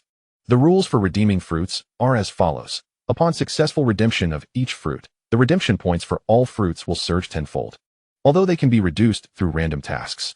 Zhang Xiaojian was taken aback. Did this mean that if he redeemed another fruit, the next one would require a staggering 100 million points? He would have to indulge extravagantly. It was imperative for him to squander, yet tasks held significant importance, and every reward must be contested. As he mulled over this, he bit into a strength fruit. Strength 30, it read, designated for those who regularly engage in strength training. Feeling an unprecedented clarity of mind and an invigorating surge of power coursing through him, Zhang Xiaojian contemplated withdrawing 100 million from the bank the following day. As he prepared to retire for the night, he noticed the Pink Panther sitting quietly in the corner of his cramped room. This time, he did not allow the plush toy to linger in contemplation of life. Instead, he seized the Pink Panther by its tail and effortlessly tossed it out of the window. Then, as if nothing had transpired, he lay down on his bed, pondering whether such a substantial withdrawal would necessitate an appointment. Transferring 100 million without cash. Would that also require a reservation? Nevertheless, he still needed some cash, having given away 2 million that day. And he wanted to see Bai Yang's expression when handing money to Aunt May. As these thoughts swirled in his mind, Zhang Xiaojian's eyelids grew heavy. Zhao Linlin had not departed nor boarded her vehicle. She remained there, gazing quietly at the illuminated window for an extended period. until she caught sight of a figure and an unidentified object plummeting swiftly. She stepped forward to retrieve the pink panther, brushing off the dust that clung to its plush form. Then she returned to her car, placing the pink panther in the passenger seat, turning off the already soft music, yet refraining from accelerating. The night enveloped her in a mesmerizing haze, a gentle breeze caressing her hair. Zhao Linlin tilted her head back, striving to prevent the tears from spilling forth. In that moment, she realized that a vital part of her life was lost, perhaps irretrievably. Chapter 7. The ATM. The morning sunlight filtered through the cheap curtains, casting dappled light upon the rental apartment. Zhang Xiaojian awoke promptly, the remnants of sleep dissipating swiftly. He opened the curtains to survey the unimpressive view outside, surprisingly invigorated. Proceeding to the cramped bathroom, he began his morning routine. Upon glancing into the mirror, he noticed a peculiar change in his reflection. Previously devoid of any muscle definition due to a lack of exercise, he now observed a semblance of contours forming. Despite the toothpaste foam in his mouth, he inspected his abdomen, discovering the emergence of distinct abdominal muscles, and his arms appeared slightly thicker. Clenching his fists, Zhang Xiaojian felt a substantial increase in his strength. He recalled that his strength was rated at 30, categorized as that of someone who engages in regular strength training. This description, however, did not imply exceptional prowess. The dramatic transformation he had undergone suggested just how feeble he had once been. If he continued to consume strength fruits, would he become a bodybuilder? A shiver ran down his spine at the thought. He found the image of a muscular man devoid of beauty. Or perhaps he simply could not appreciate it, as he preferred the sleek, fluid musculature akin to that of a cheetah. After completing his grooming, Zhang Xiaojian donned a plain white t-shirt purchased for 15 yuan at a night market, paired it with an old pair of jeans, and grabbed a black empty backpack. It was Monday, and conventionally, he should have rushed downstairs for breakfast at the food stall before obediently squeezing onto a bus for work. Yet, it was evident that he had no intention of doing so. One of the most tormenting experiences in the world is undoubtedly working a job that one knows holds no future while still being compelled to attend daily. He retrieved his phone, locating his direct superior, Old Wang, and dialed. Hello, Xiaojian, what's the matter? Brother Wang, I'm planning to resign. Absolutely not. Old Wang's response was resolute.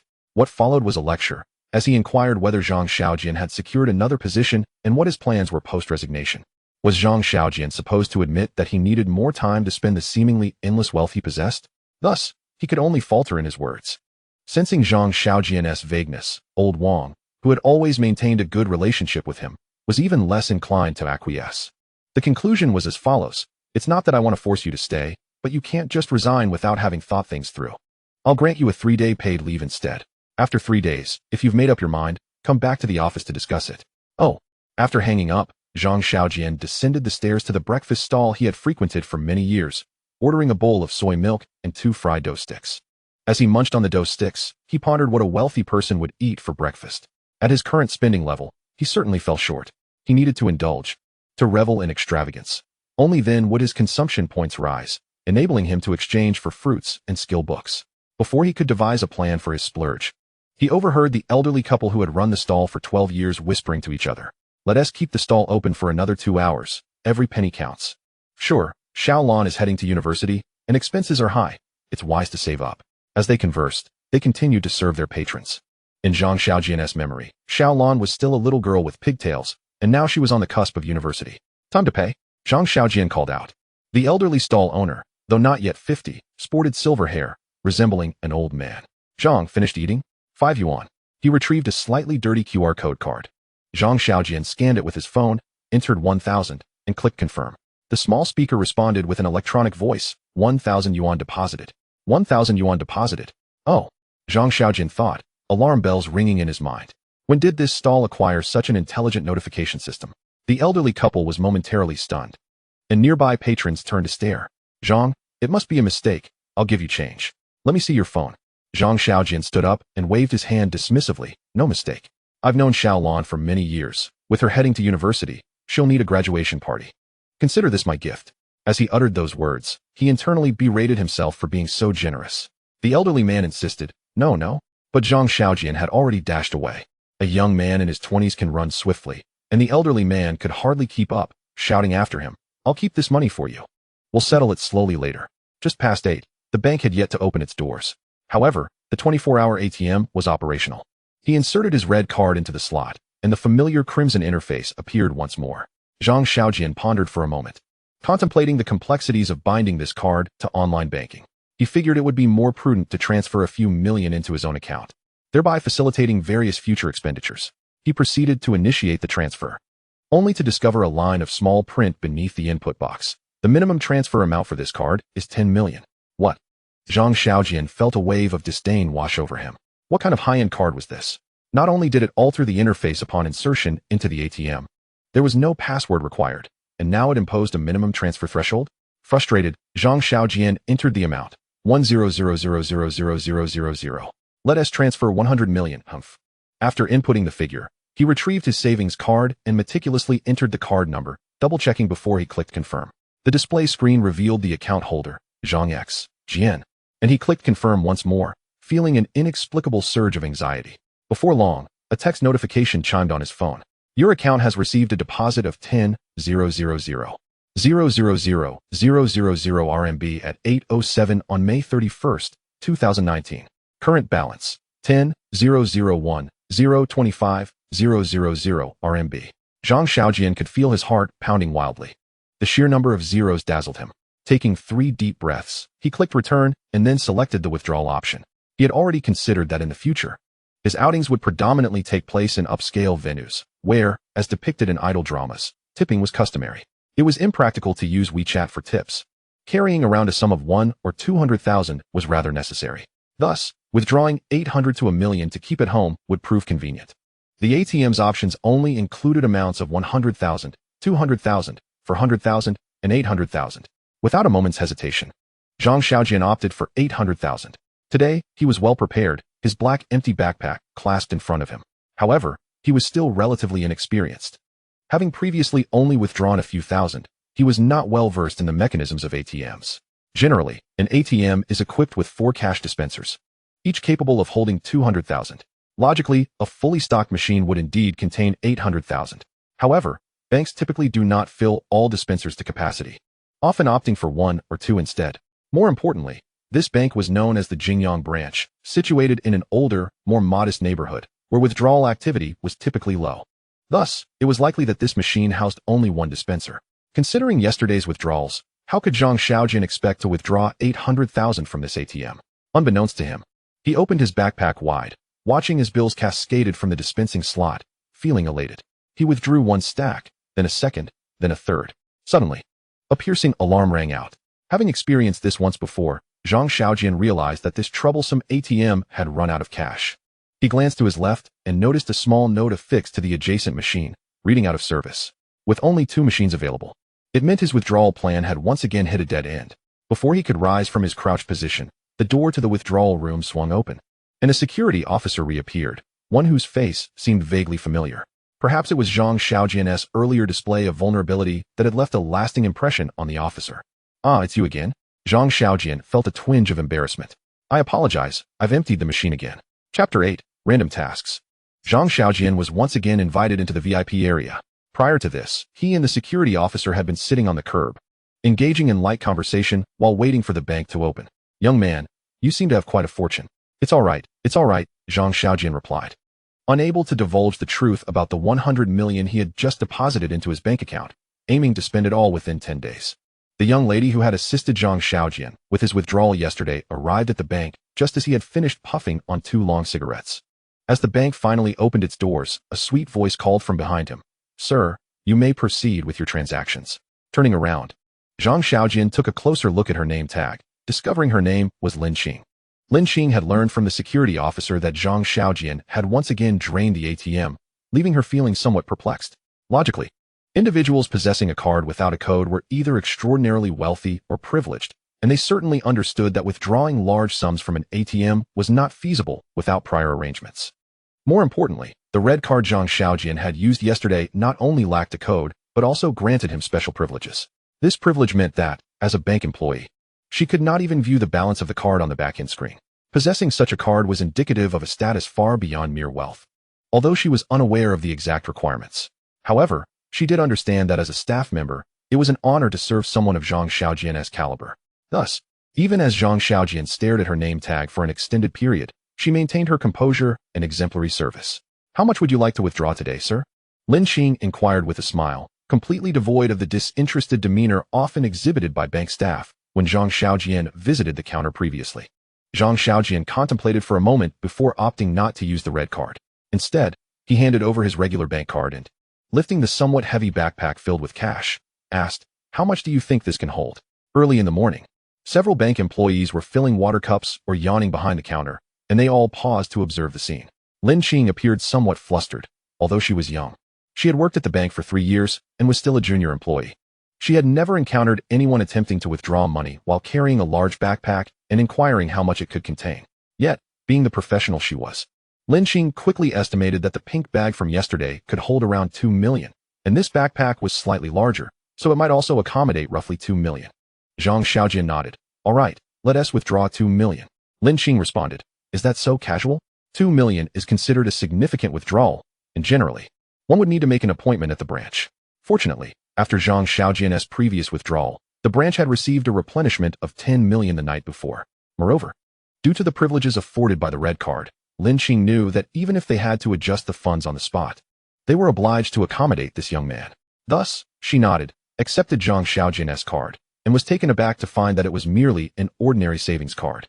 Lin Qing had no doubts about the amount in this standard card. However, once Zhang Xiaojian entered his password, the back-end revealed an astonishing figure. 100 million. Not to mention the Jingyang branch. Even employees at the Jiangxing headquarters rarely encountered clients with such a balance. Lin Qing quickly formulated a plan and said, "Sir, since this card is a standard one, how about I upgrade you to a top-tier VIP card? In the future, whenever you withdraw money, you will enjoy VIP treatment wherever you go, and your card number will remain unchanged." Maintaining the same card number was undoubtedly a thoughtful service, but to Zhang Xiaojian, it made little difference. The promise of VIP service, however, was enticing. He nodded. "That sounds good." Lin Qing promptly prepared the necessary materials. The surrounding colleagues, upon witnessing Lin Qing produce that seemingly priceless top-tier gold card, could not help but widen their eyes in astonishment. The Jingyang branch had only 10 such cards, which had not been issued for a decade due to a minimum deposit requirement of 30 million. Yet today, a young man clad in a cheap t-shirt was audacious enough to apply for this gold card in this desolate branch. Where did this nouveau riche spring from? It was no wonder that the bank staff regarded Zhang Xiaojian as a parvenu. Most individuals possessing 30 million in liquid assets, who merely intend to store rather than utilize their funds, are typically industry elites of notable repute. Countless financial professionals swarm around such individuals like flies. So how could the staff of this small branch expect to assist them with gold card applications? Excluding the renowned and the elite, what remains but the newly wealthy? Moreover, Zhang Xiaojian's 10 yuan plain t-shirt, having been washed numerous times, was somewhat loose and worn. Surely, no industry elite would don such attire? Simultaneously, they began to envy Lin Qing. It is worth noting that the bank's deposit business is considered part of performance metrics by assisting Zhang Xiaojian in changing cards. Lin Qing was not merely facilitating a simple exchange. This transaction would be recorded under her name, thus contributing to her performance metrics. And with 30 million being merely the baseline, how much money would this card truly hold? Lin Qing, of course, refrained from divulging this information. She harbored her own thoughts, which were entirely reasonable, and she had indeed assisted the client. She deftly printed the materials and handed them to Zhang Xiaojian, who swiftly signed his name. The transaction concluded expeditiously, and a brand new gold card was placed into Zhang Xiaojian's hands. Unbeknownst to him, this card had gathered dust in the Jingyang branch for many years. He tucked it into the front compartment of his backpack, his mind consumed by a singular thought as he listened to the crisp sounds of the counting machine. How wonderful it is to have money. As Lin Qing escorted Zhang Xiaojian to the door of the bank, she presented him with a business card. "Mr. Zhang, in the future, if you need to make a large withdrawal, it would be best to call ahead so that the bank can prepare." Zhang Xiaojian was thoroughly satisfied with Lin Qing's service. She was not only clean in appearance, but also dressed smartly, exuding a natural warmth that made her quite pleasant to behold. Thus, he assured her, "Rest assured, I will definitely call you first if I need anything." Lin Qing smiled and waved goodbye, adding, "Also, Mr. Zhang, please refrain from withdrawing large amounts from the ATM in the future. There isn't much money in there." Zhang Xiaojian chuckled awkwardly and waved back, reflecting that poverty indeed limited his imagination. He had always believed that ATMs dispensed unlimited cash, a notion that had not changed. As he still had little money to his name, who could he blame for that? With his black backpack slung over his shoulder, he continued on his way, contemplating where he might indulge today. Ultimately, he concluded that perhaps he should refrain from frivolity for the time being, as two important matters required his attention. First, He needed to help Bai Yang repay his online loan, although the amount now seemed trifling. He understood that his good friend Bai Yang would be uneasy until the debt was settled, so the sooner the better. Second, he ought to visit his second aunt, as it had been nearly 3 months since his last visit. Given her struggles throughout life and having to deal with a troublesome daughter, he felt it was only right to ensure she could enjoy a better life now that he had some money. However, he knew he had to be cautious. If he were to present her with 100,000 in cash outright, she might very well faint from shock, so he needed to approach this gradually. As he pondered these matters, a notification sound chimed in his mind. Due to the host's previous state of poverty, to enhance the host's generosity, a random task has been triggered. Disperse no less than 100,000 yuan in cash to passers-by within 2 hours. The intelligence system will automatically determine the success and whether any cheating has occurred. Completion of this task rewards 1 million points and a skill book. The task comes with no penalties. Zhang Xiaojian was taken aback, especially at the phrase regarding his prior poverty. Was the system mocking him? He looked up and realized he had unknowingly returned to the entrance of Jingyang community. The time was approximately 9 o'clock. The morning market was still bustling, and many people were around. But how was he to disperse this cash? Should he walk around handing out stacks of money to strangers?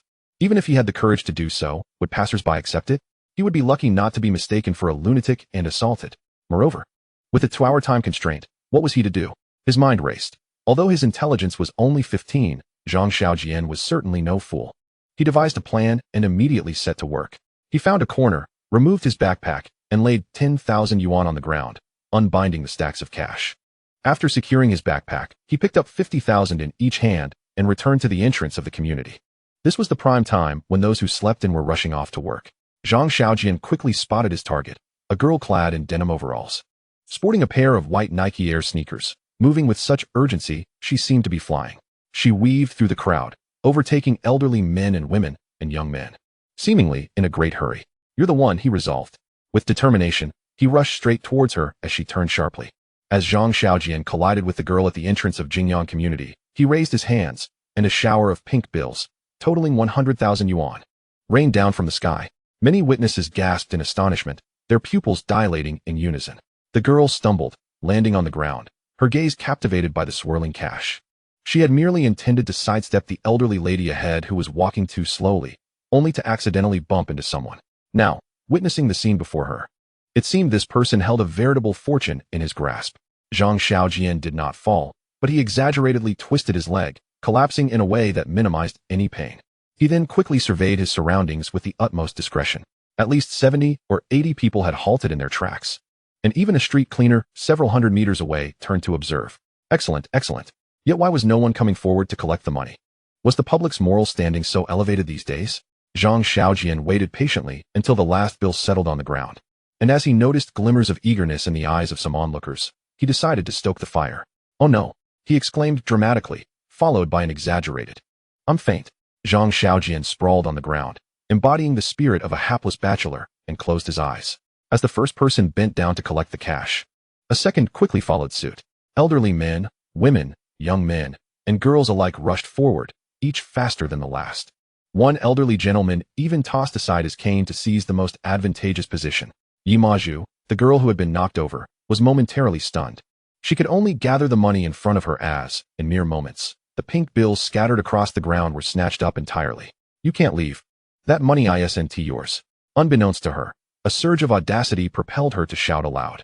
At that moment, an audacious individual shamelessly retorted, Isn't it also a fear of being whisked away by the wind? We're merely assisting here. Indeed, assistance it was. The most brazen of all was a young man in his 20s, sporting a cropped haircut, who had been closest to Yi Maju. Taking advantage of the situation, he had seized the most money. As he spoke, he began to retreat, and with a swift turn, he dashed away. With one fleeing, a second soon followed, and thus the throng scattered like startled birds. Within mere minutes, while a distant crowd gathered to witness the spectacle, the scene had already devolved into chaos, with the culprits vanishing without a trace. Those of advanced age, struggling to keep pace, hurried along, sweat beading on their brows, rendering the scene somewhat comical. Ultimately, only a father-daughter duo remained. The daughter, in her 30s, stood behind a wheelchair occupied by an elderly man, whose expression was one of indignation. What a lack of civility. These people truly lack decency. Is it so difficult to uphold the virtue of honesty? He exclaimed, extending his gnarled hand towards his daughter, offering her a single banknote. Yi Maju hesitantly accepted it, uncertain whether this elderly gentleman was genuinely benevolent or merely a man who had picked up a bill, taking advantage of his wheelchair-bound status to feign integrity. She glanced at Zhang Xiaojian, who lay motionless, contemplating the potential uses of the money. If there were indeed an urgent matter, how devastated would he be upon waking? As a conscientious citizen of the 21st century, Great China, Yi Maju had been instilled with the belief that one should always report to the authorities in times of trouble. Thus, she retrieved her phone and promptly called the police. Upon hearing the call to the police, Zhang Xiaojian felt a surge of anxiety. The task at hand should have been completed, and involving the police would surely complicate matters. He opened his eyes, preparing to intervene, only to find the middle-aged woman pushing the wheelchair had fortuitously turned to look at him. The elderly man, despite his frail legs, grasped Zhang Xiaojian's shoulder with surprising strength. Noticing Zhang Xiaojian awake, he promptly urged, "Child, there's no need to rush. Take your time." Meanwhile, Yi Maju spoke at a rapid pace, succinctly conveying the entire situation. "It happened right at the entrance of Jingyang community," she added, by now resigned to his fate. Zhang Xiaojian sat up with his heavy backpack. Yi Maju put down her phone and, seeing him upright, inquired with concern, "Are you all right?" "I have matters to attend to," he replied. Indeed, with such a sum scattered on the ground, how could he remain unaffected? Yi Maju, reflecting on her collision with him, felt a wave of guilt wash over her. "I'm sorry, I was walking too quickly." At this juncture, her eyes glistened with unshed tears, as though she were on the verge of a breakdown. Zhang Xiaojian's concern was not for the money, since the girl had already alerted the authorities. He could do nothing but await their arrival. He felt no urgency, merely observing as the girl was about to burst into tears. Yet, he suddenly realized she was quite attractive. With large, expressive eyes, a round face, fair skin tinged with a rosy hue, evenly proportioned lips, and standing close to 5'7", dressed in denim overalls with 2 braids adorning her head, she resembled a quintessential school beauty. Her reddened eyes held no impurities. The contrast of black and white striking, while her petite, slightly flushed nose complemented her youthful visage. Was she not a model of youthful grace? These thoughts flickered through his mind, and he chastised himself internally. "You wretch. The girl is nearly in tears out of concern for you, and here you are, admiring her beauty?" Yet, he couldn't help but wonder how such a stunning girl had suddenly appeared in this community. "Bah, Zhang Xiaojian, you truly are shameless." After a brief internal struggle, he finally spoke, "Please don't cry. It's nothing, truly." Yi Maju assumed he was merely trying to console her, and a single, crystalline tear fell from her eye. In a flurry, Zhang Xiaojian rummaged through his pockets, intending to retrieve a tissue, but found himself empty-handed. He had only money. In a moment of desperation, he approached Yi Maju, leading to a rather peculiar scene. The true victim of the incident, Zhang Xiaojian, began to comfort Yi Maju, who had suffered no harm other than sitting down heavily. And so, he repeated with an enduring patience, "Please, don't cry. I'm fine, truly." To an outsider, it might have appeared as though a pair of young lovers were quarreling. The more Zhang Xiaojian reassured her, the more Yi Maju wept. They continued this way until the police finally arrived, a uniformed officer striding forth with authority, demanding, "Who called the police?" What unfolded next was surreal, completely outside of Zhang Xiaojian's expectations. Originally, he had no intention of claiming any of the money, but the officers, brimming with a sense of justice, adamantly disagreed. They promptly set up a table at the entrance of the community. The elderly man and his daughter, equally eager for excitement, offered their assistance to the police. Remarkably, the elderly gentleman proposed a brilliant strategy, exclaiming, "A WeChat group." 10 minutes later, centered around Jingyang community, the leaders of nearby residential groups received a message. "Today, at the entrance of Jingyang community, a young man accidentally collided, and 10,000 yuan was scattered and subsequently snatched away. The community is under surveillance, and the police are fully engaged. We kindly ask all residents to adhere to the principle of honesty and return any money found. The police have established an office at the community entrance. Do not harbor any illusions of luck. A warning is issued. If the money is not returned by 4 o'clock this afternoon, it will be treated as theft, and the police will identify individuals through surveillance footage." This message was, of course, not composed by the police. The elderly man had crafted it, and then, with a sense of pride, declared, "What do you think? Quite the wordsmith, aren't I?" Officer Jiangmin hesitated. "Isn't that a bit excessive?" The elderly man waved dismissively. "A police officer must learn to be adaptable. The old saying goes, even the most righteous judge cannot resolve family disputes. The intricacies of common folks' lives can sometimes be the most troublesome. You should take notes." From his words, it seemed the elderly man was familiar with Officer Jiang, perhaps even a retired official from the system. Remarkably, the elderly gentleman was indeed skillful. Within 10 minutes, as the WeChat group buzzed, Individuals began returning the money. Even more astonishingly, the news spread rapidly. Within an hour, the modest table set up as the police office had received over 80,000 yuan. Zhang Xiaojian, observing from the sidelines, felt a deep sense of bitterness. How could the money he had so painstakingly scattered now be returning to him? Yimaju, however, had stopped her tears and taken the place of the middle-aged woman, standing behind the wheelchair, giving the elderly man a back rub, exclaiming, "Grandpa, you're incredible. Such ingenuity." The elderly man beamed with satisfaction, while his daughter sighed. "You certainly made the most of this situation." No one knew the extent of Zhang Xiaojian's inner turmoil. As Officer Zhang assessed the recovered funds, he handed the money to Zhang Xiaojian, advising, "Next time, be cautious. You're carrying a backpack full of cash. How could you also be holding so much money in your hands?" Zhang Xiaojian thought to himself, "My bag is stuffed with cash. It's nearly overflowing." As his fingers brushed against the recovered banknotes, an epiphany struck him. Jiang Min continued to caution him, "We're still short by over 10,000. I estimate we can collect more soon. Let me reiterate, be vigilant in the future." At that moment, Zhang Xiaojian's sudden inspiration crystallized, and instead of accepting the money, he clasped Jiang Min's hands, feigning emotion as he declared, "Uncle Policeman, I am profoundly moved. Truly, I am overwhelmed." Upon hearing this, Jiang Min, Yi Maju, the elderly man, and the woman were all taken aback, bewildered by his words. Zhang Xiaojian raised his voice. "Everywhere online, our harmonious society is belittled, with claims that no one dares to assist the elderly, that humanity is cold and distant, selfish and self-serving. I assert that all of this is unfounded." He paused dramatically, gesturing towards the crowd that had gathered after returning the money, fervently proclaiming, "Look at them. Who dares to say our populace is lacking in virtue? These are honorable citizens, displaying integrity in their actions. With such a citizenry, how can our nation not thrive? How can it not prosper?" Releasing Jiang Min's hands entirely, Zhang Xiaojian stepped onto the dilapidated desk in the office. "I have made my decision. The over 80,000 shall be evenly distributed among those who return the money." The crowd erupted into a cacophony of disbelief, questioning Zhang Xiaojian's sanity. Yet, his impassioned speech was far from over. He pointed at the young man who had fled the fastest. "This is a meager reward for your integrity. It is a testament to humanity." The young man's face flushed, wishing he could vanish into the ground. If there are events in this world that leave one speechless, the incident of integrity in front of the Jingyang community today must surely rank among them. After Zhang Xiaojian's impassioned address, the group that had come to return the money, perhaps even pocketing a few hundred themselves, stood dumbfounded, primarily drawn by the spectacle. Could such benevolence truly exist? Was this young man genuinely offering to share the money? Yet, in their eyes, the seemingly daft Zhang Xiaojian substantiated his claims with action. He accepted the over 80,000 from Jiang Min, placing it on the table, feigning tears of gratitude. "I am so moved. I am truly touched." He then turned to Yi Maju, the elderly man, and Jiang Min, urging, "What are you all waiting for? Come help." Absurd. Utterly absurd. Yet, since the money belonged to Zhang Xiaojian, he possessed absolute authority over it. Jiang Min, being a responsible officer, had meticulously recorded each name and amount when collecting the money. The sum was not as significant as knowing the number of individuals involved. Zhang Xiaojian examined the list. 35 people. Calculating, he found that 83,000 divided by 35 rounded to 2,400 per person.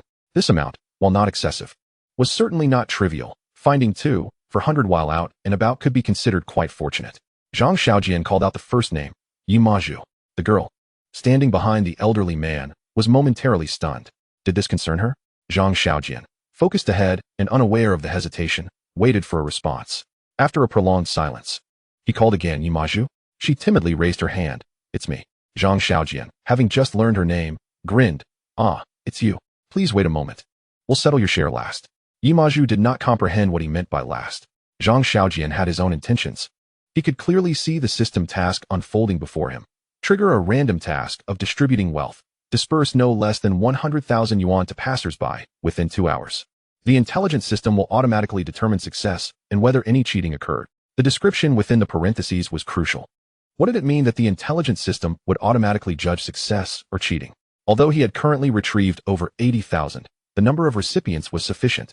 However, if those who had not returned the money were to take a share, would that count towards the wealth distribution task? The simplest solution was to procure an additional 20,000 to ensure the task's completion.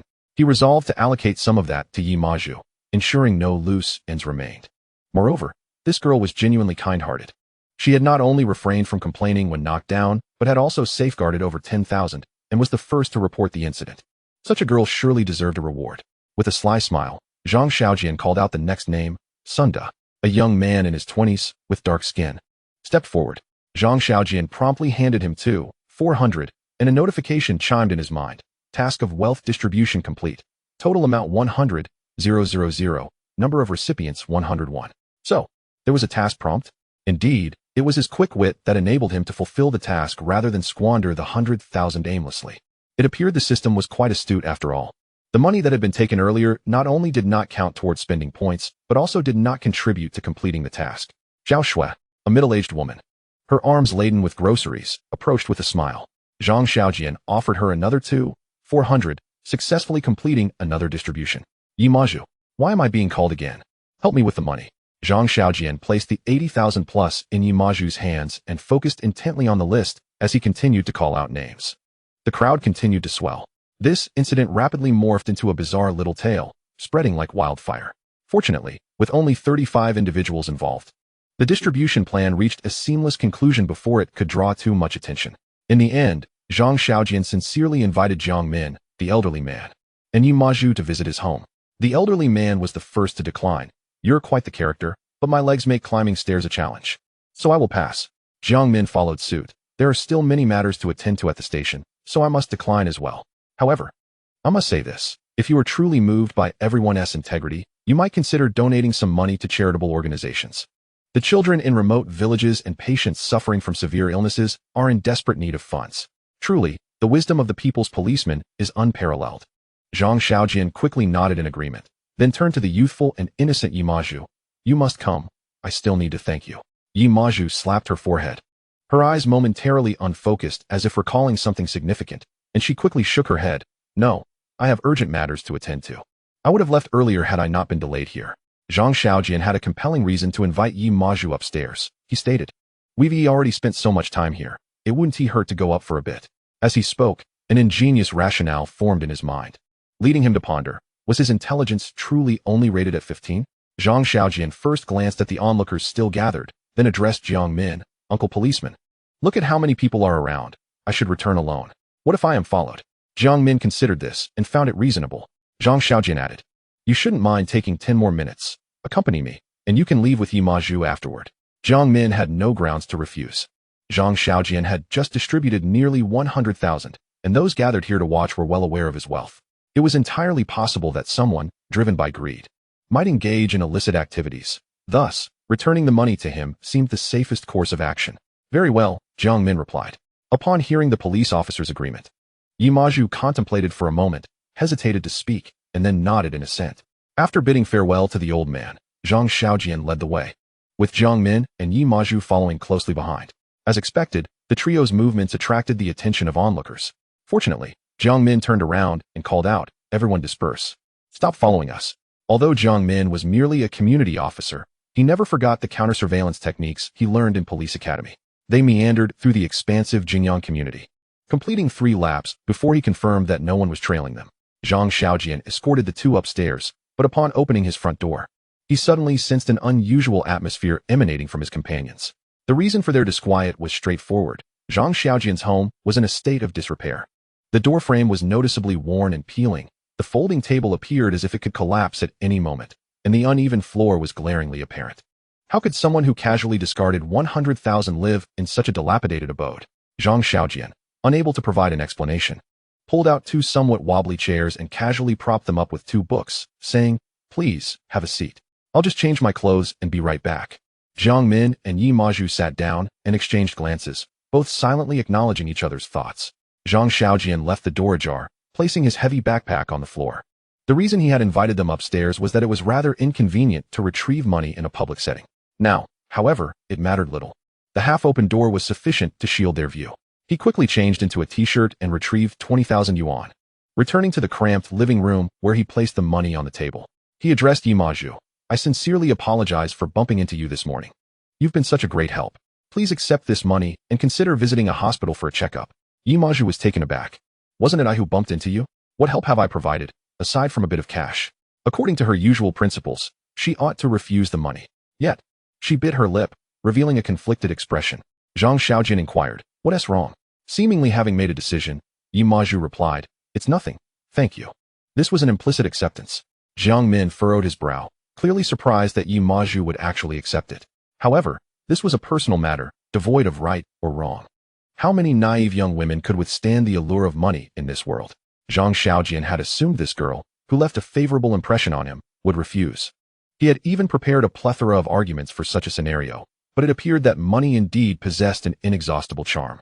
Nevertheless, he found solace in the notification from the system indicating task completion. He turned to Jiang Min and said, "Uncle Jiang, we know the country is cracking down on crime and corruption, so I won't be giving you any money. I just have a question." Jiang Min's face lit up with a smile. He found Zhang Xiaojian increasingly likable. Had Zhang Xiaojian actually offered money, Jiang Min would have certainly walked out in indignation. But now such awkwardness had been avoided. "What is it?" he responded. Zhang Xiaojian cleared his throat and said, "Do the desks and chairs at the station need replacing? Are there any official donation projects that require funding?"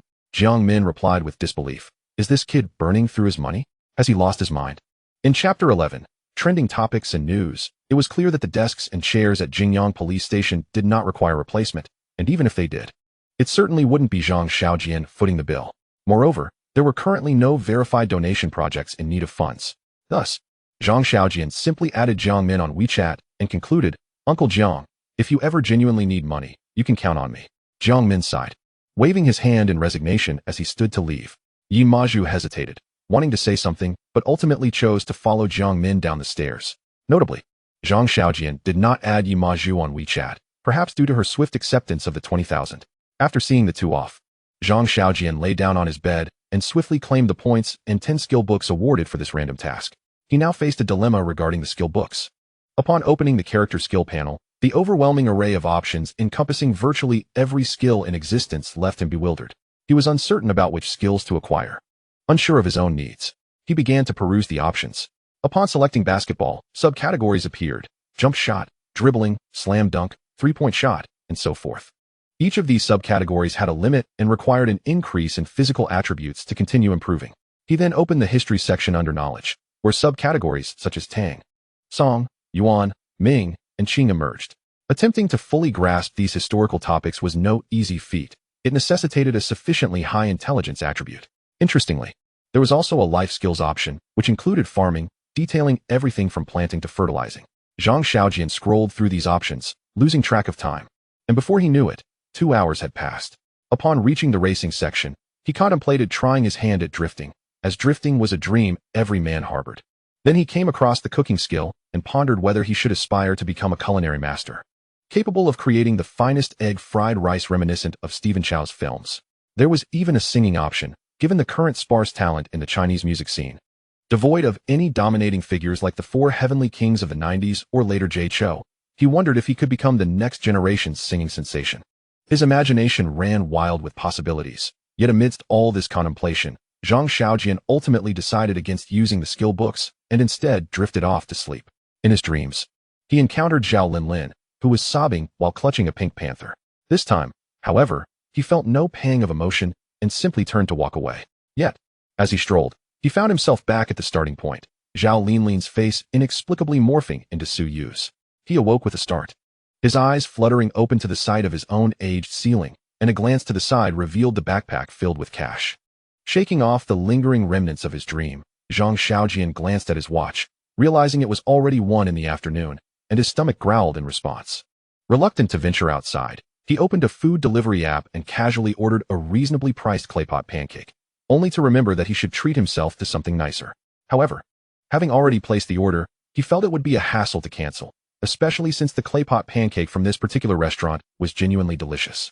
Seated at his old folding table, waiting for the delivery, Zhang Xiaojian resolved to postpone using the skill books for now. It would be convenient to utilize them in the future if the need arose. Habitually, he opened his phone, scrolled through the news, and checked Weibo's trending topics to see what absurd stories had unfolded. The top trending topic was about a certain teenage idol smoking in a restaurant. What a trivial matter to warrant such sensationalism, he mused. Various marketing accounts went into a frenzy, digging up details and dragging along all the celebrities who dined with the young idol into the spotlight. Bored, he continued scrolling. Suddenly, Zhang Xiaojian's finger paused as he came across a line of text that was rather jarring to him. A young man gifted his ex-girlfriend 2 million as a wedding present. This is unbelievable. Upon entering the news page, the first thing that caught Zhang Xiaojian's eye was a marketing account titled Social Curiosities. The headline read, "Young man pretends to be poor, heartlessly dumped by materialistic ex-girlfriend, only to face her with 2 million cash at her wedding. Could this be about me?" Without delving into the somewhat ambiguous details below, Zhang Xiaojian clicked on the video. Sure enough, the scene of Baiyang pouring money from a cloth bag began to play. Stacks of cash spilled from the bag like refuse. The expressions of the onlookers were nothing short of spectacular, filled with shock, disbelief, and astonishment. The video was of remarkable clarity, capturing even the minutiae of facial expressions on such a small screen. As Baiyang and Zhang Xiaojian sauntered away, the brief video concluded. Fortunately, both Zhang Xiaojian and Baiyang were facing away from the camera, leaving no close-up of their faces. Had I inadvertently become a trending topic? Zhang Xiaojian felt a strange sense of bewilderment. It was his first time trending. Should he take a screenshot to commemorate this moment? Wait, something felt off. Upon exiting the video, he naturally glanced at the comments below. The way the guy pours the cash is so cool. Is there any chance of having a former boyfriend like that? Please send me a truckload. Zhang Xiaojian nearly choked with laughter, realizing that he was not the focal point. Everyone mistakenly believed the young man pouring the money was Baiyang, the bride's former boyfriend, while he was merely a friend of the wealthy young man, nothing more. Continuing to scroll down, he read, "At this moment, I'm curious about how the bride feels marrying a 45-year-old uncle. Shoo. Let me share a secret. The subsequent plot twist is that the bride divorced on that very day and reconciled with her wealthy ex-boyfriend." Naturally, the comments on Weibo were rife with the ubiquitous sentiment, "Am I the only one who despises my ex-boyfriend?" Clicking on this comment revealed a chorus of yes. Only you returning to the previous screen, Zhang Xiaojian found himself laughing heartily at the myriad of colorful comments, as if he were not the protagonist of this news story. Why did my ex-boyfriend only send me a red envelope containing 7 for yuan on my wedding day?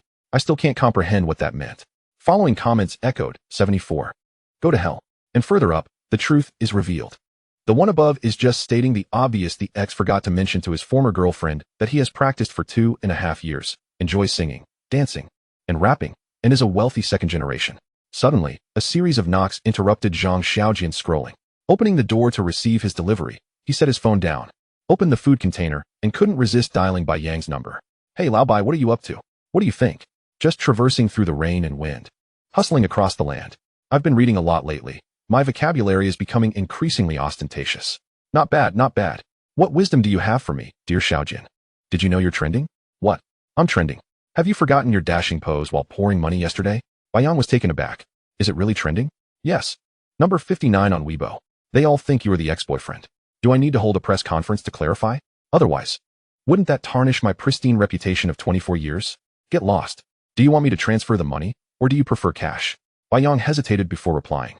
"Let us grab a drink tonight. I'll bring the good stuff. Just stay home and wait." "Sure." Zhang Xiaojian hung up, delightedly extracting meatballs from the tofu pot. Unbeknownst to him, while he leisurely scrolled through social media at home, journalists downstairs were frantically searching for him. At 1:30 p.m., a local social news team arrived at Jingyang community. A reporter, microphone in hand, was interviewing people, ultimately pinpointing the location of the cash dispensing incident and discovering a nearby grocery store. Without hesitation, the reporter approached the store owner, a woman in her 50s who quickly tidied her hair upon seeing the camera. "Ma'am, do you know what happened this morning?" The woman grinned, revealing her teeth. "Oh yes. A young man fell, and all his money scattered everywhere." "And what happened afterward?" "Oh, later the police arrived, and we received a message in our resident group stating that if he didn't return the money, it would be considered robbery." Can you imagine? Us ordinary folks wouldn't dare to keep it. Everyone returned the money. What happened next? The woman sighed, her tone growing serious. "You wouldn't believe it. That young man, seeing everyone's honesty, seemed to lose his mind, claiming he was deeply moved and that the world was cold and false. He then gave all the returned money away. At this point, she muttered under her breath, if I hadn't returned late, I could have gotten a share too." The reporter chuckled, finding the situation amusing, and asked, "How do you view this incident, ma'am?" The woman paused, misinterpreting view as look, and replied innocently, "Well, I just leaned against the window and watched." Chapter 12, A Culinary Talent. The presence of news vans and cameras created quite a spectacle. However, the news team ultimately failed to ascertain Zhang Xiaojian's exact residence. They did manage to collect a plethora of embellished interviews, particularly from elderly residents, who, upon spotting the camera, posed as if it were a selfie camera, their expressions and smiles utterly indescribable. Fortunately, they eventually located the Jingyang police station, where they found Jiang Min, who helped clarify the facts. After some inquiries, the journalist attempted to have Jiang Min contact Zhang Xiaojian, but the seasoned officer, who had served in the grassroots for over a decade, firmly declined, stating, "Do you think someone who casually tosses out 10,000 yuan would care about an interview? He is not that idle." Undoubtedly, Zhang Xiaojian's eagerness to contribute his wealth to society earned him a modicum of respect from Jiang Min, who naturally wished to protect him. Yet, in reality, Jiang Min felt that Zhang Xiaojian, who claimed to be busy, was quite idle. After accurately retrieving the last meatball coated in flour from the broth, Zhang Xiaojian let out a contented burp, leaning back in his chair, cautiously to avoid tipping it over since it was propped up by two books. He gazed at the corners of the ceiling, which had long since succumbed to mold, contemplating whether it was time to purchase a house. Indeed, it was time to buy. He had long outstayed his welcome in this dilapidated abode. However, the thought of house hunting felt overwhelmingly tedious. Resolving to put it off for another day, Zhang Xiaojian decided that despite the house's state, he could endure a few more days here. Ever since graduating from university, he had been working continuously. Although he claimed to have 2 days off a week, he had often worked overtime during holidays, navigating buses and subways, writing documents, and creating spreadsheets. Now that he had finally found some leisure, he thought he might as well indulge in a few days of restful sleep. After a satisfying meal, Zhang Xiaojian collapsed onto his bed, drifting into a dreamless slumber that lasted until 4 in the afternoon. Rubbing his drowsy eyes, he finally awakened. Just as he splashed water on his face, a resounding knock echoed through the door. Holding a dry towel, he wiped his face while opening the door, the towel inadvertently obscuring his vision. He turned without a glance and asked, "What delectable treats have you brought? I'm not particularly hungry yet." "How did you know I bought groceries?" came the response from Yi Maju, who stood at the door, donned in denim overalls, her eyes wide and pure like the stars. Lowering the towel, Zhang Xiaojian turned to find Yi Maju before him. "Why are you here?" With a playful tone, she replied, "It's just me." Gazing at the transparent plastic bag she held, filled with meats and vegetables, Zhang Xiaojian found himself momentarily speechless, pondering whether this girl had become so forward in her pursuits. Had their mere meeting prompted her to offer to cook for him? Perhaps it was his charming looks that compelled her? Zhang Xiaojian was self-aware enough to know that while he was decent-looking, he hardly warranted such eagerness from any girl. Thus, he concluded that Yi Maju's enthusiasm must be motivated by something else. Initially, Zhang Xiaojian held a favorable impression of Yi Maju, but it had swiftly soured. However, recognizing his ordinary status, he acknowledged that even if he understood her ulterior motives, he still said, "Come in, let us talk." Upon entering his modest abode, Yi Maju placed the groceries on the table, then pursed her rosy lips and stated, "I have 2 things to discuss with you." Zhang Xiaojian took a seat. Nodding in acknowledgement, "Go ahead." He lacked the domineering demeanor of a wealthy CEO. He wondered if such a figure would have simply told her to leave. "The first thing is that this morning, it was my clumsiness that caused me to bump into you, not the other way around." And Zhang Xiaojian questioned, puzzled as to why she felt the need to clarify this. Taking a deep breath, Yi Maju softly continued, "So, to make amends, I would like to cook you a meal, if that is all right." Zhang Xiaojian thought to himself, the urban landscape is filled with complexities. I long to return to the countryside. After pondering for a long while, without finding clarity, he fell silent. Yet, seeing her expression shift to one of pitiful entreaty, with eyes as pure as spring water, he found it hard to refuse. "All right, what is the second matter?" Yi Maju cheerfully waved her fist in celebration, nearly exclaiming, "Why?" Before responding, "Can we discuss the second matter after dinner?" Reluctantly, Zhang Xiaojian acquiesced. "Fine, but my kitchen is somewhat." Yi Maju puffed out her cheeks, rolled up her sleeves, and declared, "No worries, I'm quite skilled in this area." Zhang Xiaojian sensed something was amiss in the unfolding scenario, though he could not pinpoint exactly what it was. Nor did he dare to inquire. He merely observed as Yi Maju hurried into the cramped kitchen, which was barely long enough for a single person to turn around. Yi Maju was not exaggerating. Her expertise was evident as she expertly handled the cooking tasks, cleaning vegetables, chopping meat, and maintaining order without a hint of fluster. The sounds of her culinary endeavors resonated in the air, creating a captivating scene filled with the warmth of home. With a knife in hand, Yi Maju revealed a glimpse of her delicate arm, her focused profile illuminated by an unseen beam of light, casting a radiant glow around her. The most endearing sight was her 2 playful braids, bouncing in rhythm with her chopping. Though aware of her ulterior motives, Zhang Xiaojian couldn't help but find her somewhat charming.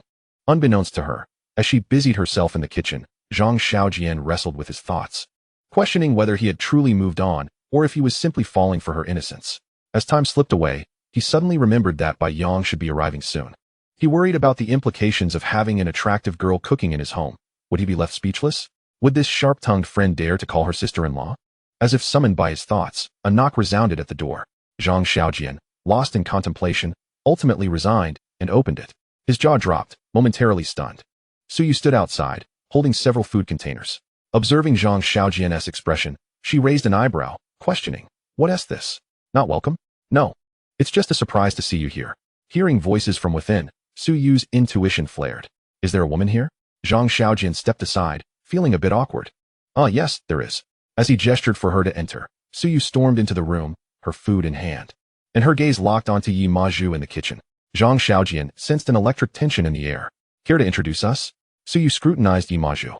Noticing her unblemished gaze and the mischievous smile that graced her lips, coupled with those endearing dimples, Zhang Xiaojian glanced back and forth between them, stammering, "This is Suyu. And this is Yi Maju." "Hello, Sister Su," Yi Maju greeted politely, her body slightly turned in respect. "You're the sister. Your entire family must be sisters." Suyu felt a surge of indignation. The mention of age was a woman's greatest taboo. Yet, confronted with Yi Maju's innocent smile, she forced herself to suppress her irritation. "Just call me Suyu. Sister makes me feel old." "All right, Sister Suyu." Zhang Xiaojian hastily accepted the food from Suyu and placed it on the table, urging, "Please, take a seat." He turned to Yi Maju, adding, "Maybe make less." As Suyu has brought food as well. "Okay," Yi Maju replied, casting a glance at Zhang Xiaojian and then at Suyu. "Is she your girlfriend? Am I interrupting something?" Suyu inhaled deeply. Zhang Xiaojian quickly waved his hands. "Don't say that." Yi Maju, sensing an unspoken tension between the two, resumed her culinary efforts with renewed focus. Zhang Xiaojian and Suyu exchanged glances. In truth, their meetings had been scarce over the past 2 years. Suyu had become an airline stewardess, constantly traveling, while their differing social circles made it challenging to maintain the closeness they once shared in their youth. Suyu had always been inseparable from Zhao Linlin, sharing every secret. Thus, Zhang Xiaojian understood why she would side with Zhao Linlin in the events that transpired 3 months ago and yesterday. With just a fleeting glance, the two instinctively averted their eyes, yet it seemed that this very moment rekindled a familiar friendship, albeit slightly. Zhang Xiaojian had mentioned yesterday that Suyu had always been strong-willed, which was indeed true. However, her subsequent remark about her thoughts often being misdirected carried an underlying bitterness. If one were to delve into the root of it, it might stem from Suyu's childhood desire to possess what others had, a yearning that never dissipated as she grew older, with a latent ambition to soar to greater heights. This could be termed as honesty, at the very least. It contrasted sharply with many girls in contemporary society who, despite yearning for wealth, feign innocence, engaging in acts that betray their true intentions. If one were to encapsulate Suyu within such a descriptor, her declaration would unequivocally be, "I shall embrace my desires unapologetically." Of course, this is merely an inappropriate metaphor. In truth, her boldness in love and hate, her unfiltered nature, is far more fitting. After their shared gaze, Suyu was the first to speak. "I have 2 matters to address." Zhang Xiaojian found this line somewhat familiar and cast a glance towards Yi Maju in the kitchen, discovering she was indeed stealing glances in their direction, seemingly all ears. Suyu continued, undeterred. "First, I owe you an apology. My words yesterday were excessively biting, and the fault lies with me." I pondered extensively on the relationship between material wealth and happiness, ultimately concluding that while they are related, the connection is not absolute. Thus, Linlin's choice might not be correct, and I should not have uncritically sided with her from a purely pragmatic standpoint. Additionally, I have indeed been somewhat aloof these past 2 years, often looking down upon various matters, including your profession. Yet I failed to recognize that work and character are entirely separate. Zhang Xiaojian listened to her words and chuckled. "I detest sentimentality the most." "So, what is the second matter?" Suyu pondered for a moment before responding. "Allow me to deliberate on the second." Zhang Xiaojian furrowed his brow and inquired, "Do you women enjoy keeping people in suspense?" Before the conversation could continue, a series of knocks resounded at the door. "Oh, the rightful guest of the evening has finally arrived."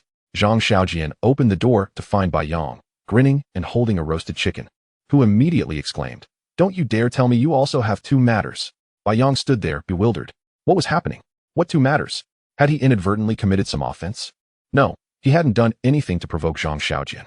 Could it be that the fault lay with the 59 yuan roasted chicken he had purchased? Chapter 13. Growing Up with Delight. Tonight's dinner was lavish, entirely provided by the guests. The shredded roasted chicken and sliced braised beef were brought by Bai Yang, while a large plate of boiled fish, along with crayfish and stir-fried vegetables, were contributions from Suyu. Yi Maju prepared 4 dishes, a selection of cold appetizers, braised chicken wings, sweet and sour ribs, and spicy stir-fried meat.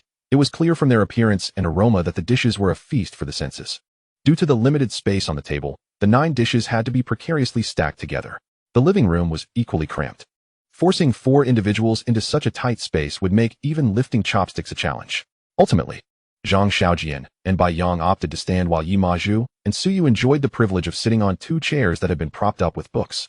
Tomorrow, I shall go buy a house, Zhang Xiaojian thought to himself, feeling somewhat constrained.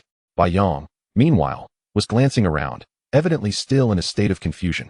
Wasn't it agreed that the 2 of them would simply enjoy some drinks? Why were there 2 lovely ladies accompanying them? Suyu was familiar to Bai Yang. But who was this adorable girl wearing a small apron and sporting braided hair? He couldn't recall Zhang Xiaojian mentioning her before. Her name, Yi Maju, was quite melodious, exuding a scholarly charm. Bai Yang Gij, did you buy the roast chicken from Old Lee's? Yi Maju inquired, her eyes crinkling with delight, a smile gracing her lips, revealing 2 dimples on her rosy cheeks. Seeing her radiant expression, Bai Yang instinctively replied, yes, from Old Lee's. I stood in line for half an hour. Simultaneously, he resolved to interrogate Zhang Xiaojian later about where he had procured this girl. He then casually picked up a chicken wing, took a bite, and was suddenly overwhelmed by an intense sense of satisfaction. Bai Yang vowed he had never tasted such delectable chicken wings before. What was so special about these wings? Curiosity piqued. Zhang Xiaojian and Suyu each took one, and upon tasting, they felt as though the wings melted in their mouths.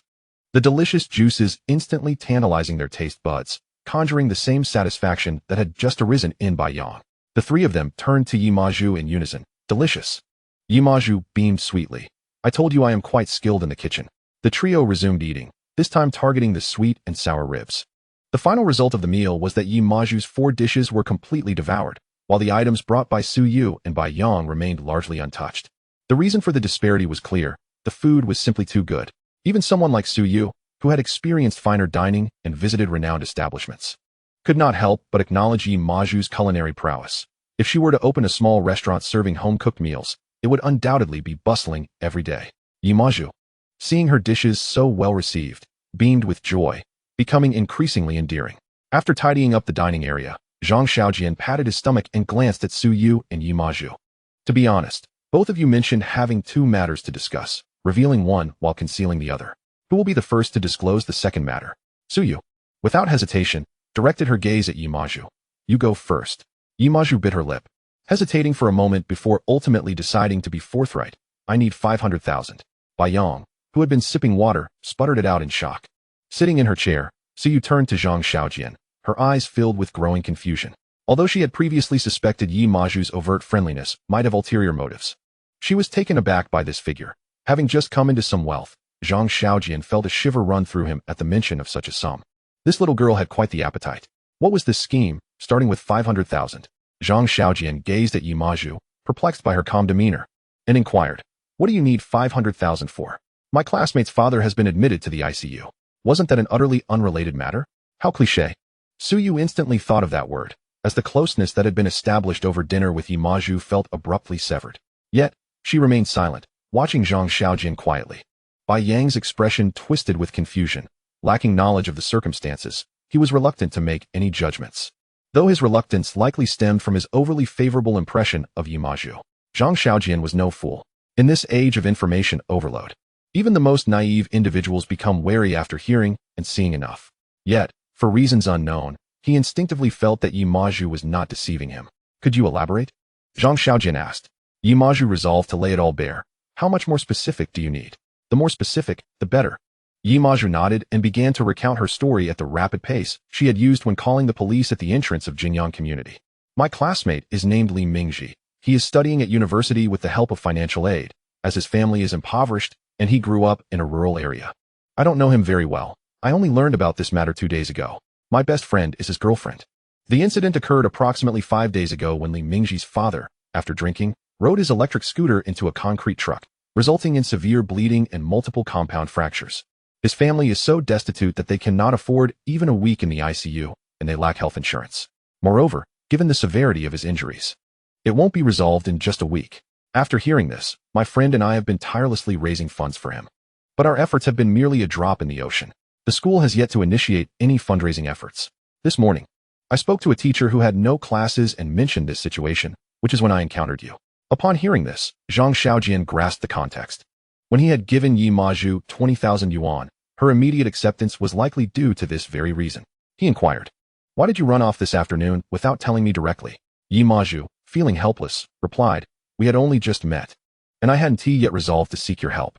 This afternoon, I went to plead with my parents. If they could contribute some money, along with the 20,000 you gave me, I could pay for the hospital.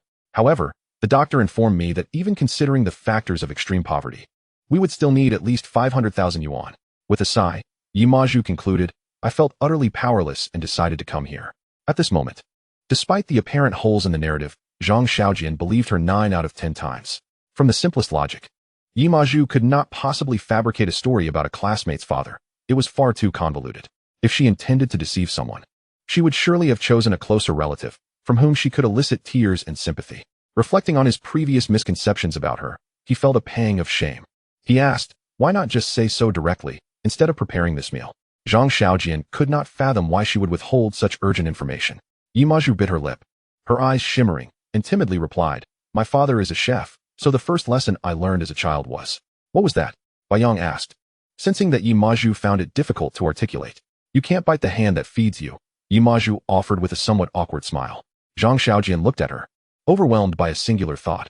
My dear girl, have you grown up on sweetness and innocence? Chapter 14, Beneath the Street Lamp. Zhang Xiaojian had always held the belief that genuine innocence is a rarity in today's world. Living in an era of information overload, everyone possesses the ability to acquire knowledge through myriad channels. As information proliferates, people become more aware, and the more they know, the more complex they become. In such a torrent of information, those who can maintain their simplicity are exceedingly rare. Thus, the idyllic 1980s has become a nostalgic symbol of innocence. When older generations observe toddlers adeptly handling smartphones and iPads, they often lament their own obsolescence, yearning for those carefree days. In this age, who is truly foolish? No one is naive. Self-interest has become increasingly pronounced, and interpersonal interactions have grown colder and more distant. Individuals like Yi Maju, who would run tirelessly for the sake of a classmate's father, are few and far between. She even naively believes that the principle of you can't bite the hand that feeds you applies to someone like Zhang Xiaojian, a wealthy individual. Hypothetically, had she encountered a less scrupulous rich heir instead, she might have secured 500,000 yuan, but at an unimaginable cost. Zhang Xiaojian struggled to comprehend how a girl like Yi Maju had grown thus far. Yet, he failed to see that despite her innocence, she possessed the sensitivity inherent in every woman, a keen intuition that had spared her from numerous potential pitfalls. The reason she approached Zhang Xiaojian was precisely because her instinct told her he would assist her. As it turned out, her intuition was correct. Give me your bank account number, Zhang Xiaojian said as he took out his phone. Yang and Su Yu exchanged incredulous glances, struggling to believe what they were witnessing. To them, the situation still bore many inconsistencies, and the story seemed far from perfect. Wait, 500,000 is no small sum, Yang exclaimed, pressing down on Zhang Xiaojian's hand as he reached for his phone. Zhang Xiaojian smiled. There's no need for such alarm. Yi Maju is not a fraud. Yang and Su Yu turned to Yi Maju, who took a deep breath and extended her slender hand, as if to swear an oath to the heavens. Zhang Xiaojian interrupted, let us add each other on WeChat first. Yi Maju obediently retrieved her phone, added Zhang Xiaojian on WeChat, and then sent him her bank account number. After a brief and casual operation, a notification pinged on Yi Maju's phone, signaling the successful transfer. Upon seeing the amount of 50 million, the young girl instinctively clenched her delicate fist. 2 points merit mention here. Zhang Xiaojian leaned against the wall, raising a finger. First, since you wish to do a good deed, you will be responsible for this money. Every cent spent must be accompanied by hospital receipts. Understood. Second, do not disclose that it was my money. I prefer to remain anonymous in my good deeds. All right. Well then, I want to see you off. Time is of the essence in saving lives. Hurry along. Yes. Yi Maju immediately stood up and dashed out of the dilapidated house, but before she could descend the steps, she turned back to the doorway, bowed deeply, and earnestly expressed, on behalf of Yuan, Mingji, and his parents, thank you. Zhang Xiaojian waved his hand, urging her to leave quickly. Ding. A hidden achievement was unlocked.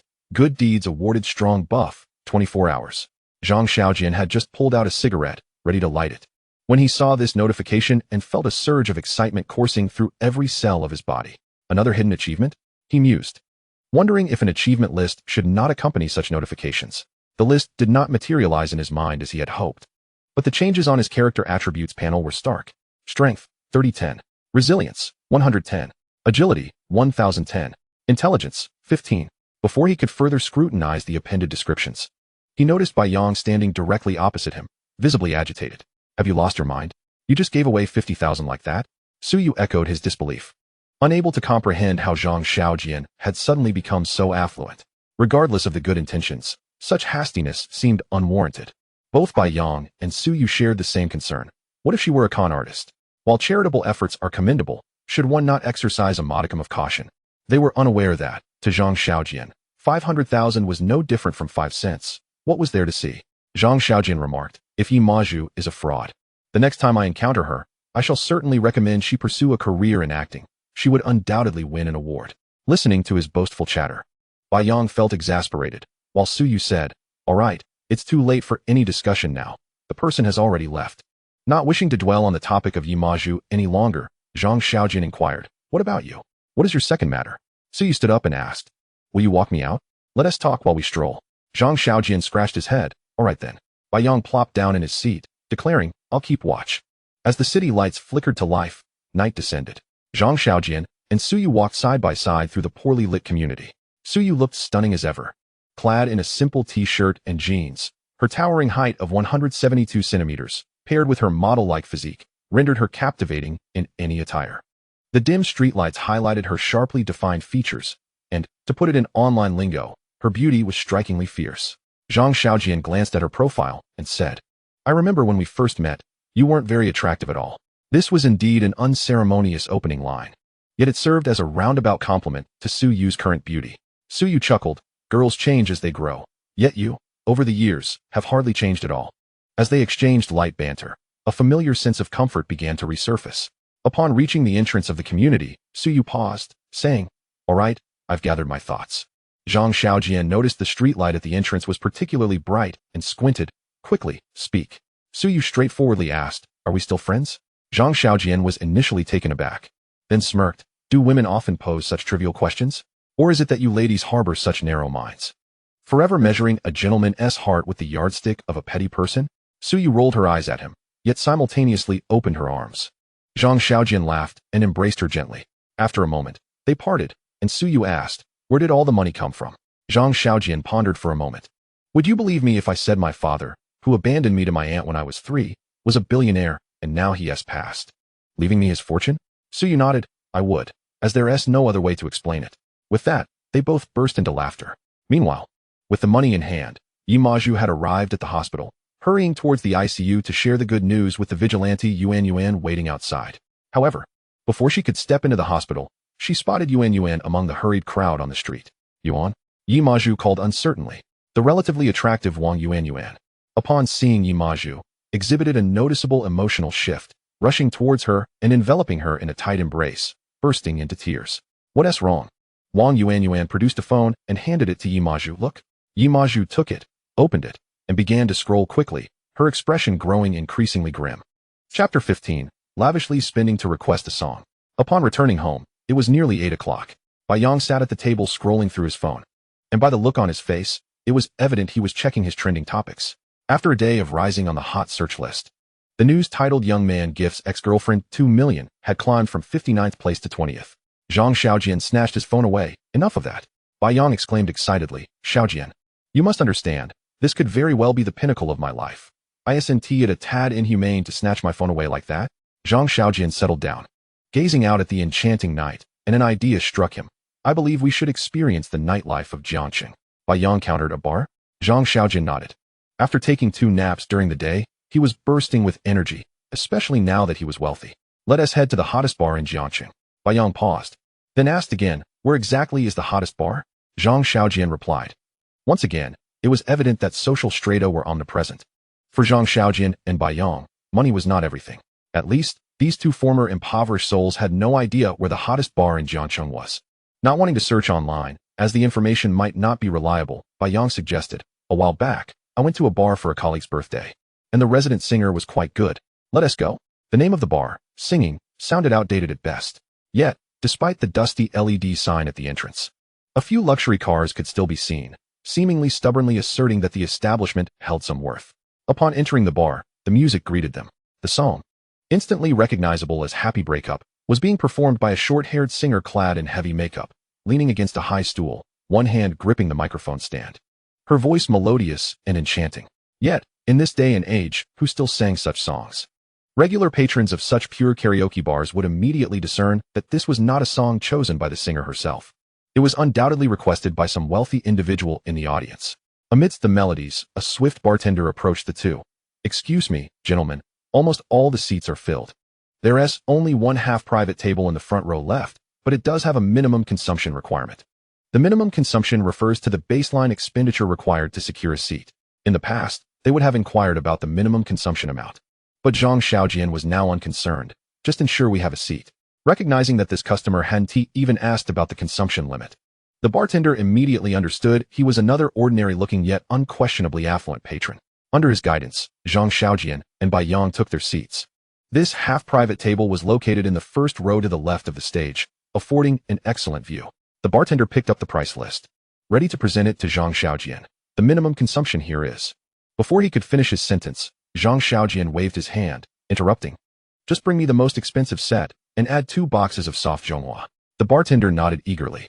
Knowing that it had been a month since he last encountered a customer ordering the top-tier package, this order would double his monthly salary. Bai Yang, feeling exasperated, asked, "Is it really necessary to opt for the most expensive?" "Very much so," Zhang Xiaojian thought to himself, having learned from recent experiences that he couldn't afford to skimp. Did a billionaire really eat oily pancakes for lunch without ordering a side dish? He had to spend money. Only by spending sufficiently would his points increase significantly and swiftly. Thus, he resolved that, regardless of where he went, he would always opt for the most expensive. It seemed that the sounds emanating from their table caught the attention of 2 moderately attractive women who approached them. One of the tall beauties sat beside Zhang Xiaojian and asked, "Hey handsome, just the 2 of you?" Bai Yang, being somewhat naive, was taken aback by the sight of the short skirts and nodded dumbly. "Need someone to drink with?" The beauty continued, speaking with an ease that indicated she was no stranger to such encounters. Zhang Xiaojian was indifferent. After all, he was merely out for some amusement. With the presence of girls, the atmosphere naturally brightened, and he waved his hand, saying, "Have a seat. Order whatever you like." Having already discerned his affluent nature, the 2 young ladies exchanged glances, realizing they had encountered a genuine patron today. In truth, not only was Bai Yang a novice in such settings, but Zhang Xiaojian was too. Neither of them knew that the 2 girls' true identities were seasoned performers, accustomed to frequenting various nightclubs, primarily serving as companions for customers while profiting from the drinks consumed. The more patrons drank, the more commission they earned. As for whether other matters might transpire, that depended on mutual attraction and engaging conversation, as well as the generosity displayed. Before long, an array of alcoholic beverages and snacks adorned the table, completely filling the 2-meter-long surface.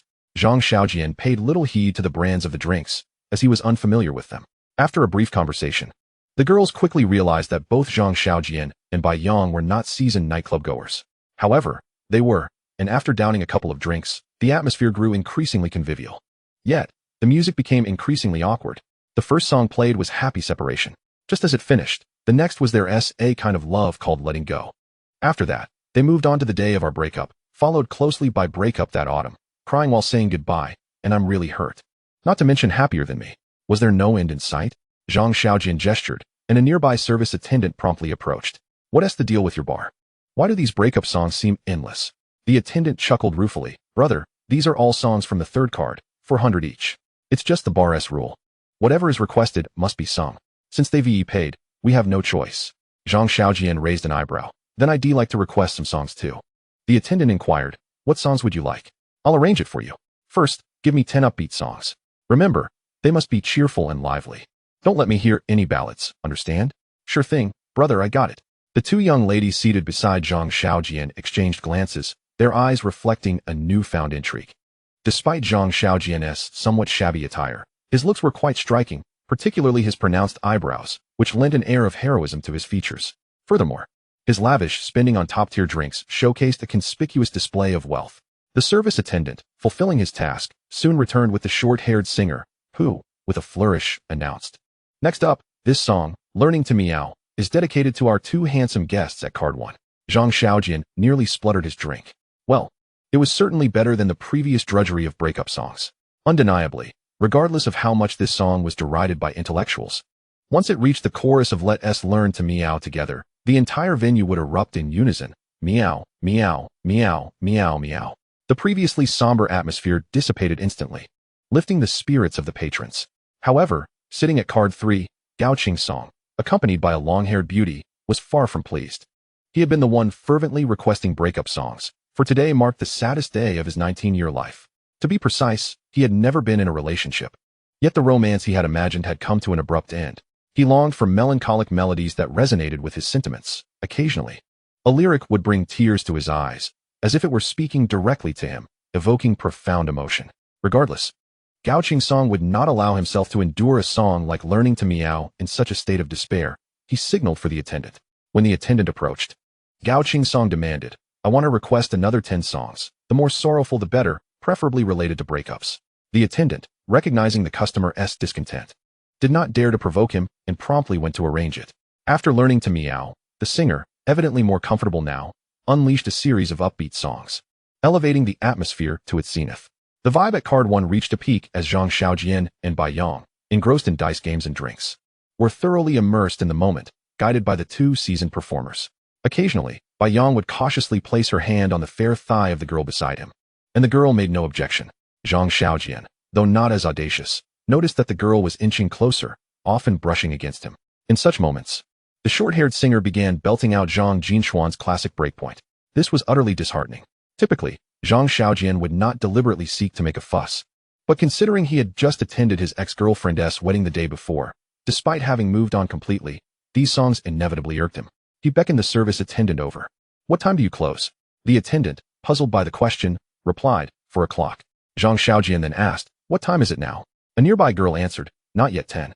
Taking a deep breath, Zhang Xiaojian instructed, "You go and request songs for me. Keep requesting until closing time. Count as many as you can, but remember, don't let anyone else request songs. Just tell them it's fully booked. As for the type of songs, you know what I want." Upon hearing this, the girl nearly dropped her glass, realizing she had come across a true tycoon. The attendant, initially taken aback, soon heard Zhang Xiaojian add, "And send a round of beer to every table. Let everyone have a good time." "Got it, brother." The prospect of ordering drinks thrilled him immensely. With 35 tables in the venue, providing each with a beer set meant a substantial profit for him. Today was indeed fortunate. He had encountered such a wealthy patron. After breakpoint, the singer continued with 10 years, carrying on until the final song, Fulfillment, marking the conclusion of the sorrowful series. The beer sets Zhang Xiaojian had requested were delivered to each table, as per his directive. The short-haired singer seized the microphone, exclaiming, "Card 1 is treating the entire venue to beer sets. Let us give a round of applause and cheers, shall we?" With over 30 tables, countless patrons erupted in raucous cheers, creating a thunderous din. The electrifying music swelled at just the right moment, a classic rock anthem perfectly rendered through her raspy voice, prompting many to flash rock hand signs and headbang to the rhythm. Unsurprisingly, Gao Song's displeasure resurfaced. He called for the attendant, his irritation palpable. "Request a song." Yet the attendant, wearing an apologetic expression, replied, "I'm sorry, sir, but all the song requests are filled." Filled? Gao Song glanced at the beer sets just delivered to his table, courtesy of card 1, and took a deep breath. Goodness, were there truly wealthier patrons than him in the shabby bar? Chapter 16, This is not a dream. It became evident that not all second-generation affluent individuals are fools. At the very least, Gao Song was not, for he refrained from stirring up trouble. Although he was displeased with Zhang Xiaojian for monopolizing the song requests that night, he was, after all, a wealthy individual who understood the unspoken rules of the elite. It was best not to provoke anyone until he had a clearer understanding of the situation. As he prepared to leave, he happened to encounter a group of inebriated students approaching card 1 for a toast. From a distance, Gao Song spotted Zhang Xiaojian and made a mental note of his appearance before turning to depart. He intended to find a quieter bar where he could drink and listen to music without competition for song requests, seeking solace for his heartache. Zhang Xiaojian was unaware that a 19-year-old youth had etched his visage into memory and that they would soon cross paths again. That night, the Songsheng Bar experienced perhaps its most exhilarating evening in nearly a month, fueled by the presence of a wealthy patron, the fervent performances of the singers, and a boisterous crowd of inebriated guests. Immersed in the thrill of spending lavishly, Zhang Xiaojian treated the entire venue to drinks on 2 separate occasions and showered a remarkably talented young singer with an abundance of flowers. Subsequently, many patrons approached to toast him, and both Zhang Xiaojian and Bai Yang graciously accepted, indulging in drink after drink until the break of dawn.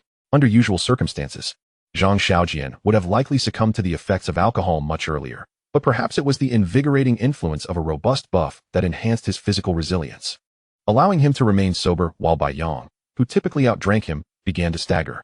As for the two young women, by the end of the night, they leaned heavily upon by Yang and Zhang Xiaojian.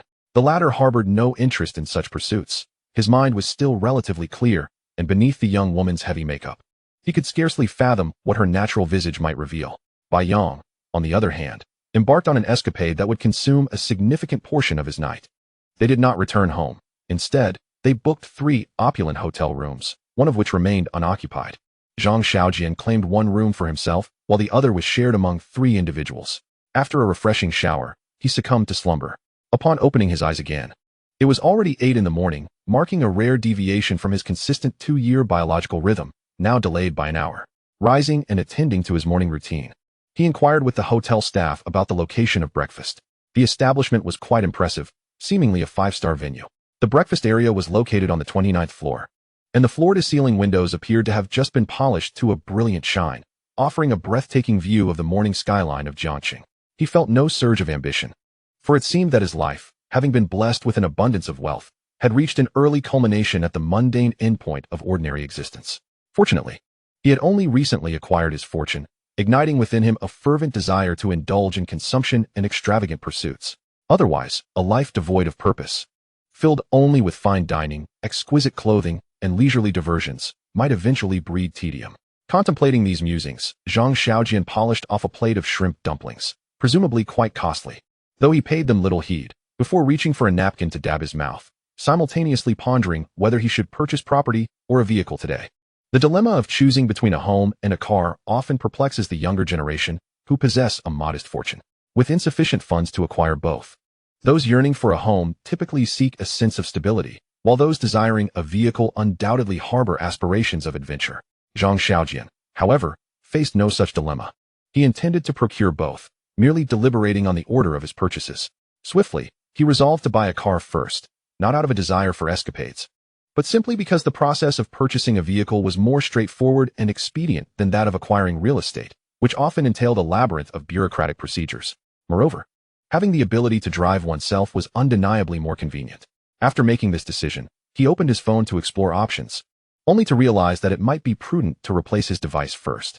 Since he would be waiting for Bai Yang, he decided to venture downstairs for a look around.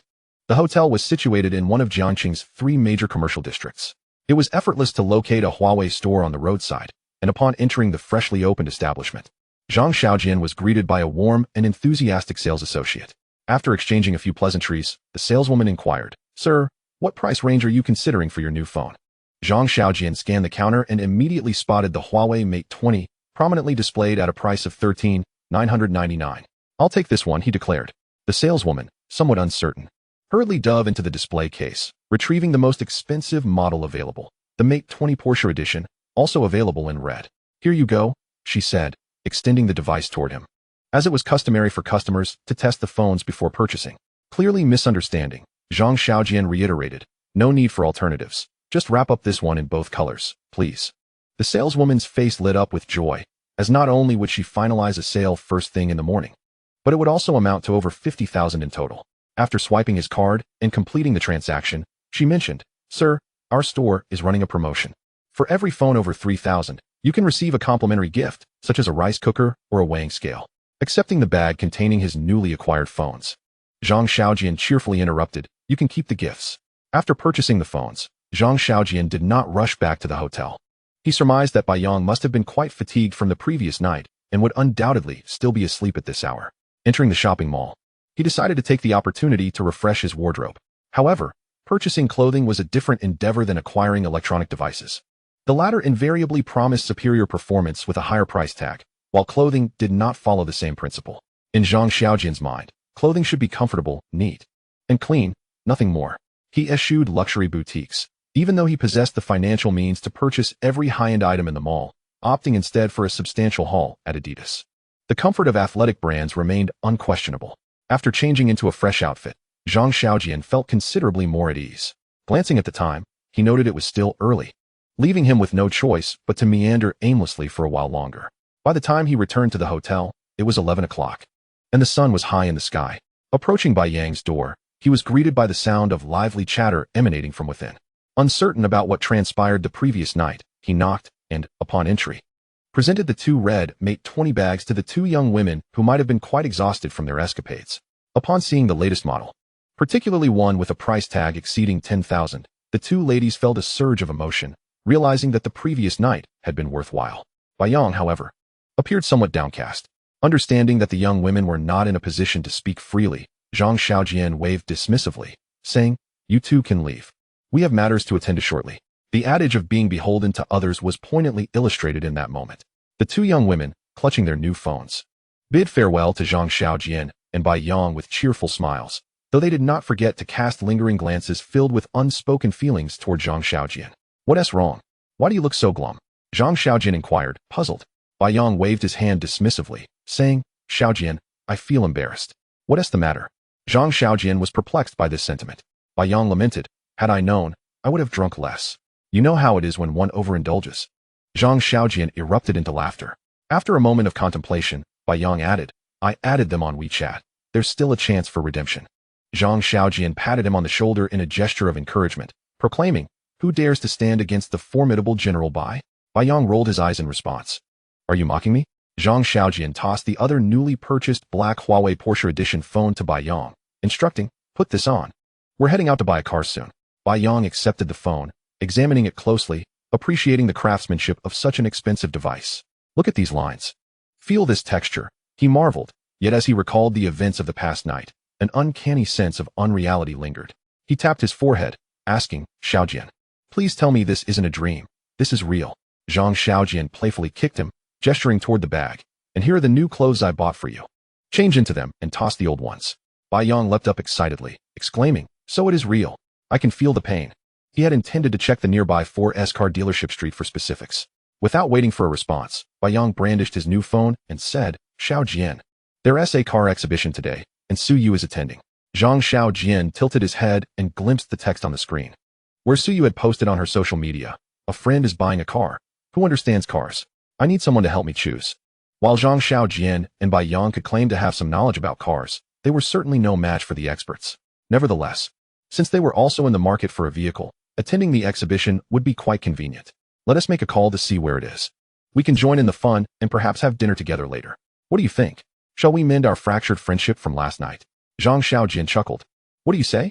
Should I reveal to her today that you had a crush on her when you were younger?" Bayang quickly relented. "No. That was merely a fleeting infatuation. I ended up liking your sister more." With a swift kick, Zhang Xiaojian landed a blow on Bayang's ribs, causing a prolonged scream to echo down the corridor. Chapter 17. The orange sports car. The exhibition center was not far from the hotel. Prior to their arrival, Zhang Xiaojian had called Su Yu, who had not only secured 2 tickets, but was also waiting at Gate A with her friend. The friend whom Su Yu was helping to buy a car was a colleague named Wang Wanner, whose family wasn't particularly wealthy. She had saved up for a long time to purchase a vehicle and naturally sought one with a good price-to-performance ratio. However, the two women were not there to admire car models. Upon entering the venue and seeing the dazzling array of vehicles, they were somewhat bewildered by the enthusiastic salespeople's presentations. Consequently, Su Yu posted on her social media, and unexpectedly, Gao Qingsong, who had been firmly rebuffed by her the previous night, appeared at the exhibition through his connection with Wang Wanner. Under the blazing midday sun, having listened to breakup ballads all night, Gao Qingsong, who was unsure if the last song he heard was Courage by Liang Jingru, gallantly held an umbrella over the two ladies, insisting, "Who else is there? I know cars well. You can trust my judgment." Su Yu was disinclined to engage with him, and Wang Wanner pointedly remarked, "What are you blathering about? There's an ice cream stand over there, and Su Yu wants some." "All right." Gao Qingsong, embodying the role of an eager admirer, dashed off to the ice cream machine. When he returned with 2 specially ordered ice creams, Zhang Xiaojian and Bayang had just arrived. "Why does he look familiar?"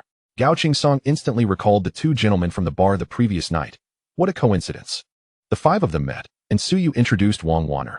Zhang Xiaojian and Bayang introduced themselves, while Wang Wanner introduced Gao Qingsong, who merely nodded, not acknowledging that he had met the other 2 before. He felt a competitive urge rising within him as he stood beside Su Yu, and the primal instinct of male rivalry surged in the presence of a potential competitor. Zhang Xiaojian and Bayang, however, had no recollection of Gao Qingsong, as they had encountered too many people the previous night. Had they known that Gao Qingsong was the one who had been endlessly lamenting his breakup at the bar, and that the object of his unrequited affection was Su Yu, they would have found it hilariously amusing. Once introductions were complete, the 5 of them entered the exhibition hall together. Gao Qingsong, eager to showcase his knowledge, began discussing cars, engine specifications, maximum power, torque, transmission, suspension, wheelbase. He articulated his points with clarity and precision. Moreover, he compared the latest models with Wang Wanner's budget, suggesting which vehicles she should consider first. While Zhang Xiaojian recognized that Gao Qingsong was quite knowledgeable, he felt little interest. He adhered to the notion that expensive items often justified their price. And he was not one to shy away from spending, thus leaving him largely indifferent. Compared to Gao Qingsong's technical details, Zhang Xiaojian and Bai Yang were far more captivated by the car models. It was undeniable that the popularity of contemporary car exhibitions, much like comic conventions, was partly due to this allure. The more exclusive the brand, the more stunning the models, and while their attire might vary, their beauty unequivocally overshadowed that of lesser brands. Indeed, the model for the Land Rover was as wild as the vehicle itself, and the scant fabric covering her seemed to vanish in the eyes of besotted onlookers, who could easily fantasize beyond the obvious. Bai Yang's gaze became somewhat glazed as he inquired, "I've heard, just heard, mind you, that it's true you get a model with the purchase of a car. Is that real?" The one responding was Gao Qingsong, who, despite having elevated opinions of Zhang Xiaojian and Bai Yang after the events of last night, recognized from Bai Yang's comment that they were not from the same social circle, and given his proximity to Su Yu, how could he suppress his urge to assert himself? However, once those words slipped from his lips, he regretted them, realizing that Su Yu might not appreciate such a statement. Bai Yang, unfazed, responded with a casual, "That is actually true." Zhang Xiaojian smiled, finding no offense, his gaze drifting towards a more audacious model from the Hummer brand. Unexpectedly, a sharp pain shot through his forearm, nearly causing him to leap. Su Yu, having pinched him, chided, "Keep your eyes in check, they're about to hit the ground." Zhang Xiaojian emitted a faint sound of frustration, exclaiming, "You've always had a penchant for pinching people, you've not changed a bit. Whoever marries you will surely have a rough time, with daily bruises to show for it." Bai Yang, accustomed to such interactions, found nothing unusual in Su Yu's actions or Zhang Xiaojian's remarks, having witnessed them countless times before. However, Wang Wanner and Gao Qingsong were not as familiar with Bai Yang, and they gleaned a wealth of information from the intimacy of Su Yu's gesture and Zhang Xiaojian's words. For instance, it was evident that Zhang Xiaojian and Su Yu had known each other since childhood, implying a deep-rooted friendship. Furthermore, Zhang Xiaojian's reprimand regarding Su Yu's future marriage hinted at his apparent disinterest in such matters. Yet, the nature of Su Yu's pinching raised questions about her true feelings. This realization struck Gao Qingsong deeply. Su Yu had never pinched him. And witnessing her playful glance towards Zhang Xiaojian, he sensed that his own chances were dwindling. Wang Wanner, equally surprised, realized that Su Yu's friendship with Zhang Xiaojian was not merely casual, but rather profound, and upon learning that they were also there to buy a car, she cheerfully asked, "Xiaojian, what kind of car are you looking to buy today?" Rubbing the spot where he had been pinched, Zhang Xiaojian replied, "I haven't decided yet, I'll go with the flow." Just as they were speaking, the group moved past Area A and arrived at the center of the exhibition hall. An orange sports car caught their attention, its sleek lines and vibrant hue complemented by a blonde, blue-eyed foreign model, exuding opulence and luxury. Surrounding them were numerous individuals capturing photographs. The luxurious sports car, with its upward-swinging doors, was indeed a sight to behold. Zhang Xiaojian was unaware that this was a Lamborghini Huracan Evo. He simply felt an inexplicable connection to it. He remarked, "It seems fate has brought me here," and walked toward the front, lost in his thoughts. Bai Yang and the others followed closely behind. Wang Wanner and Gao Qingsong having not fully grasped Zhang Xiaojian's seemingly self-reflective comment, believing he had merely come to admire the extravagant vehicle. As Zhang Xiaojian reached the forefront, he raised his hand and inquired, "Where's the salesperson?" 5 minutes later, amidst the gaze of the entire audience, the Lamborghini salesperson rushed over, beads of sweat glistening on his forehead. At the first sight of Zhang Xiaojian, he instinctively perceived him as a mere frivolous young man. Not out of disdain, but because in a second-tier city like Jiangcheng, luxury cars are often merely for display. Those who truly can afford them typically do not attend auto shows to make purchases. Instead, they secure their acquisitions through personal channels. The majority of attendees are merely dreamers, unable to afford such splendor, with a few possessing some financial means who inquire, but ultimately walk away empty-handed. He had mentally prepared for such an outcome. To his astonishment, as he began his self-introduction without even touching upon the vehicle's specifications, he witnessed Zhang Xiaojian extending a bank card toward him. This was it. He felt an inexplicable connection. The onlookers around them were momentarily stunned, as they had anticipated a detailed presentation from the salesperson, only to find this young man brandishing a bank card instead. Although Su Yu was aware of Zhang Xiaojian's wealth and begrudgingly accepted the narrative of his supposedly deceased father, she was taken aback by the nonchalance with which he presented the card, questioning whether he should reconsider his choice. Zhang Xiaojian shook his head, declaring no. This is the one. Wang Wan'er, confirming she had indeed heard correctly, turned to Su Yu with a look that seemed to ask, "Where did you find this affluent friend? You've never mentioned him before." Meanwhile, Gao Qingsong felt as if his heart had plunged into the abyss. Amongst the crowd, no one felt more complex emotions than he did. As a second-generation wealthy individual, he was only a shadow compared to the true elite, and he recognized that he could not compete with Zhang Xiaojian. His wealth stemmed from his parents, and though he drove a Land Rover, his father's Cadillac paled in comparison to the supercars Zhang Xiaojian so effortlessly considered. The fact that Zhang Xiaojian did not even blink before offering his bank card, seemingly uninterested in price or specifications, merely because he found the car aesthetically pleasing, left Gao Qingsong in a state of despondency. He almost sighed in resignation. Listening to Zhang Xiaojian and Bai Yang whispering to each other while he descended into a profound melancholy, feeling as if he were being mocked by fate. Isn't this too much? Should I buy one too? Before Bai Yang could respond, the salesperson, beaming with satisfaction, interjected, "Sir, there is only one Huracan Evo available in Jiangxing. If you wish to reserve it, I can assist you." Bai Yang hastily waved his hand. "No, I prefer more rugged vehicles." Zhang Xiaojian, searching his mind for a suitable alternative, suggested, "How about a Land Rover or a Hummer?" Gao Qingsong, who had arrived in a Land Rover, cursed inwardly. What absurdity was this? Was this young man a harbinger of his undoing? First, he was denied music last night, and now he was flaunting wealth. Despair seeped into every fiber of his being, exacerbated by the fact that Su Yu was pinching him, yet not Zhang Xiaojian. Chapter 18. The Little Orange Strikes. The Lamborghini Huracan Evo boasts a 5.2-liter V10 engine, equipped with titanium alloy intake valves and a newly designed exhaust system, delivering a staggering 631 horsepower and a peak torque of 600 Nm. It accelerates from 0 to 100 km per hour in just 2.9 seconds and reaches a maximum speed of 325 km/h. Car enthusiasts understand that Lamborghini's published figures are often conservative, implying that this car, which Zhang Xiaojian had affectionately dubbed Little Orange, possesses capabilities beyond imagination. Although Zhang Xiaojian had a modicum of knowledge about cars, he was not particularly well-versed.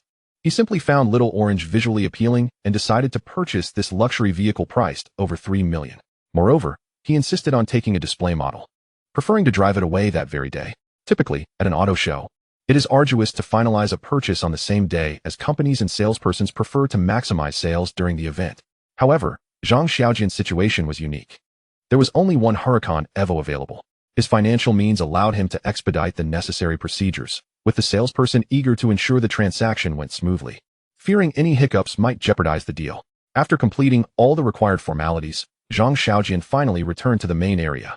Wang Wan'er and Gao Qingsong no longer regarded him with the same calm demeanor. They were now contemplating the nature of his identity and background. In truth, Zhang Xiaojian was just an ordinary citizen, lacking any notable connections. His first words upon returning were, "So, did you buy it? I tell you, when you see something you like, just go for it. Overthinking only leads to more confusion." While his words held a degree of wisdom, Wang Wan'er, given his newfound status, nearly rolled her eyes skyward, muttering, "If I had your wealth, I wouldn't hesitate either. I'd simply buy the best." Zhang Xiaojian chuckled heartily, glancing at Bai Yang with an expression that clearly asked, "How about you? Want one too?" Bai Yang quickly waved him off. "No way. I'm sticking with my trusty three-wheeled vehicle." Understanding Bai Yang's reluctance to frivolously spend his own money, Zhang Xiaojian turned his attention to Su Yu instead. With a wry smile, Su Yu remarked, "Are you simply overflowing with cash?" Zhang Xiaojian nodded earnestly, then pondered, "Since I'm here, I might as well purchase another vehicle. A supercar is a bit ostentatious. I might have acted impulsively. Excuse me, good sir, I forgot your name. Are there any SUVs you would recommend?" "This good sir."